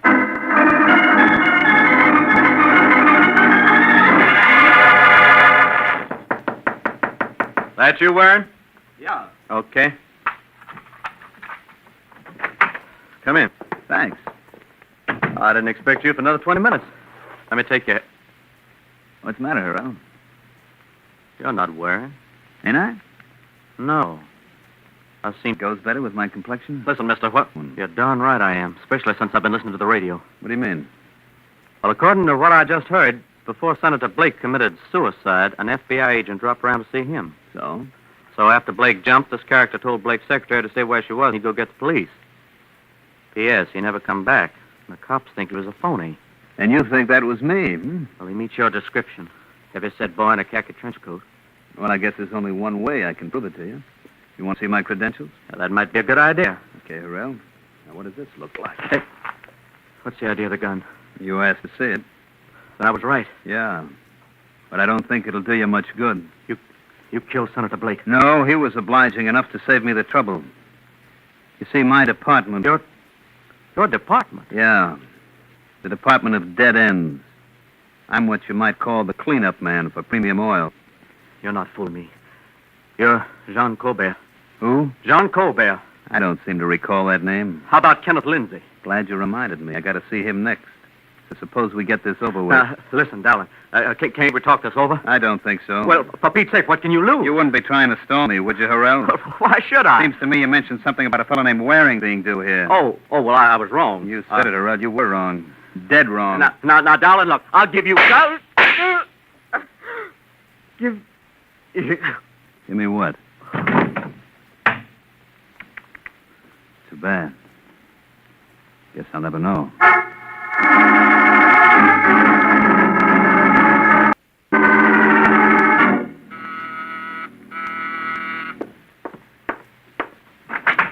Yes? Mr. Kenneth Lindsay? That's right. Edward Horrell gave me your name. Oh, well, come in. I guess there is such a thing as luck. I beg your pardon? There are 8 Kenneth Lindsays in the phone book, and the first time out I get the right one. Now, look, Mr... Oh, yes. I'm sorry. My name is Mike Waring. I'm working for Horrell. Then he did hire a detective. Yep. Oh. Sit down. Thanks. Drink? Yes, I could stand one after seeing Horrell. Why didn't you, bring him along? Cops thought he'd be much more comfortable at the morgue. I think you dropped something, Lindsay. Is this your idea of a joke, Waring? About Horrell? Hardly. He was murdered an hour ago. Who did it? Don't you know? If Horrell told you I knew anything about Jean Colbert... Jean Colbert? Who's he? Well, didn't Horrell mention him? No, he only gave me your name. That's why I said I was lucky to find you. Suppose I've said now you've got the wrong one. Well, it'd be a little late now. I spotted you for the right one the second I looked into this room. How? Well, you've got 5 afternoon papers here, and they're all turned to the account of Senator Blake's death. You're pretty smart, aren't you? No, not nearly enough. That's why I need your help. Well, I can't tell you a thing, and even if I could, I wouldn't pick you for a confidant. No, don't be a fool, Lindsay. I told Horrell to keep his mouth shut. That didn't make any difference. Use your head. Blake is dead, and so is Horrell. How long do you think you've got? Well, there may be something in what you say. Of course there is. Now, Horrell got his orders from you, didn't he? Yes. And you got them from this Jean Colbert? That's right. Who is he? I don't know. I never saw them. Heard from him through the mail. Have you got any of his letters here? Well, yes, but I don't think they'll do you any good. They're all typewritten. May I have them? Yeah, sure. All right, now I want to get one thing straight. After you gave Horrell his instructions, he forwarded them to Senator Blake, right? That's what Horrell told me. None of us knew any link in the chain except the one next to him. Well, the senator must have kept some sort of records. Well, no. Well, didn't the paper say something about his having a secretary? Yes, her name is Marion Crane, but You don't think she can shed any light on the subject? You never can tell, Lindsay. For all we know, she may be the original lady with the lamp. Let's hope she can show us the way.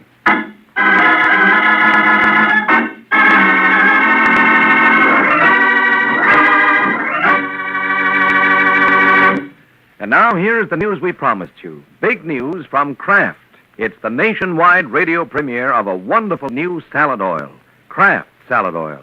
The first salad oil ever offered for your home use by the makers of all those wonderful Kraft-prepared salad dressings. Now, you know that there are some salad dressings that no one else makes quite like you. You know, too, that many of your prized cooking and baking recipes call for liquid shortening. You also know that for best results, you must use only the best ingredients. And that's why the introduction of Kraft Salad Oil is the most exciting kitchen news in years. For Kraft Salad Oil is more than just a new oil. It's a new kind of oil. It's fresh and pure as summer sunshine. Lighter bodied, too, because Kraft Salad Oil is not just refined, it's super refined. It's produced by a special new superfining process created by Kraft. Because it's lighter bodied, it blends quickly and perfectly with other ingredients in your salad dressings. Adds crusty tenderness to things you fry, heavenly fluffiness and moistness to things you bake. Yes, you'll put new magic into your finest recipes with new. Look for the bottle with the beautiful your grocers.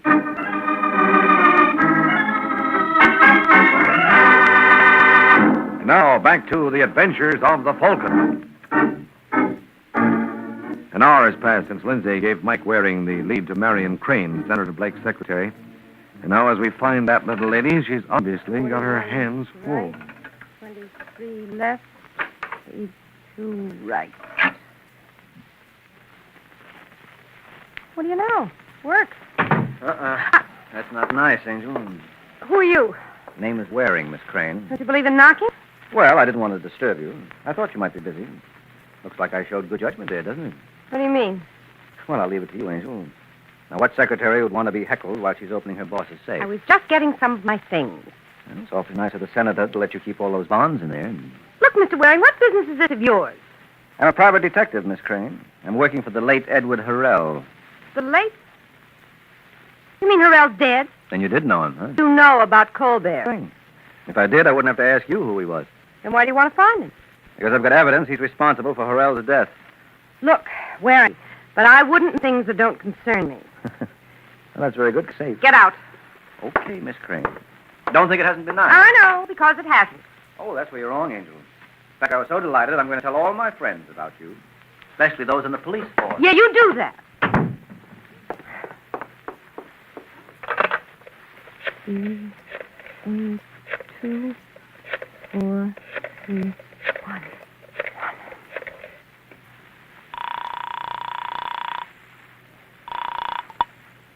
Yeah? Hello, is that you, Woolsey? Who's this? Marion Crane. What's up, Marion? You better get a wire out to number 1. Private detective named Mike Waring just looked in on me. The Falcon? That sounds He interesting. said he had evidence against Jean Colbert. I think he's asking for trouble. Okay, Marion, if that's what Mr. Waring wants, it should be easy enough to oblige him. I'll be glad to do my part.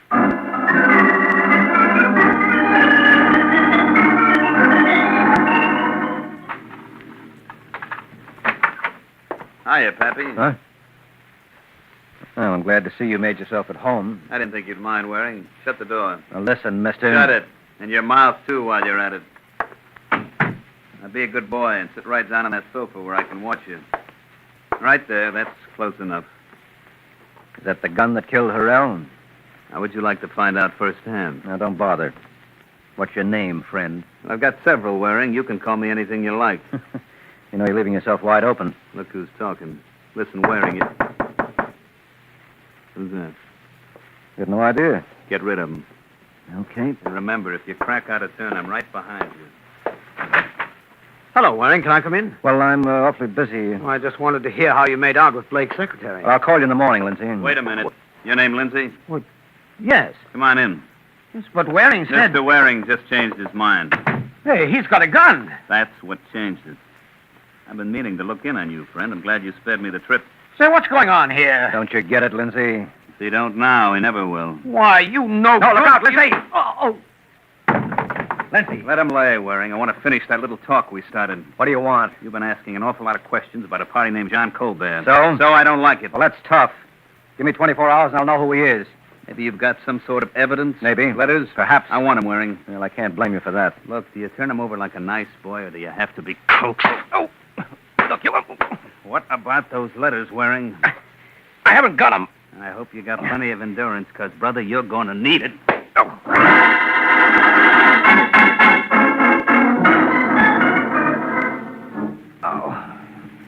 You gonna lay there all night, Mike, or you gonna tell me what happened? Oh, look, I told you all I could, Sergeant.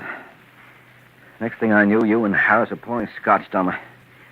Hey, where is Harris? I sent him on an errand. Is Lindsay all right? Yeah, the doc had to take a couple of stitches in his scalp, but after that he was able to leave. Any idea who Tough Boy was? No, I don't think he's local. You might be surprised. Was he short, stocky, about 5'7", blonde hair, and very white skin? Yeah, that's the boy. I thought so. You know him, Corbett? Fairly well. His name is Joe Dowling. Dowling? Alias Joe Denton, alias Jerry Davis. Shall I continue? No, never mind. I get the idea. What gets me is why Dowling didn't stick around to finish the job. What job? Well, I got the impression he was going to kill Lindsay. Oh, then Mr. Lindsay can thank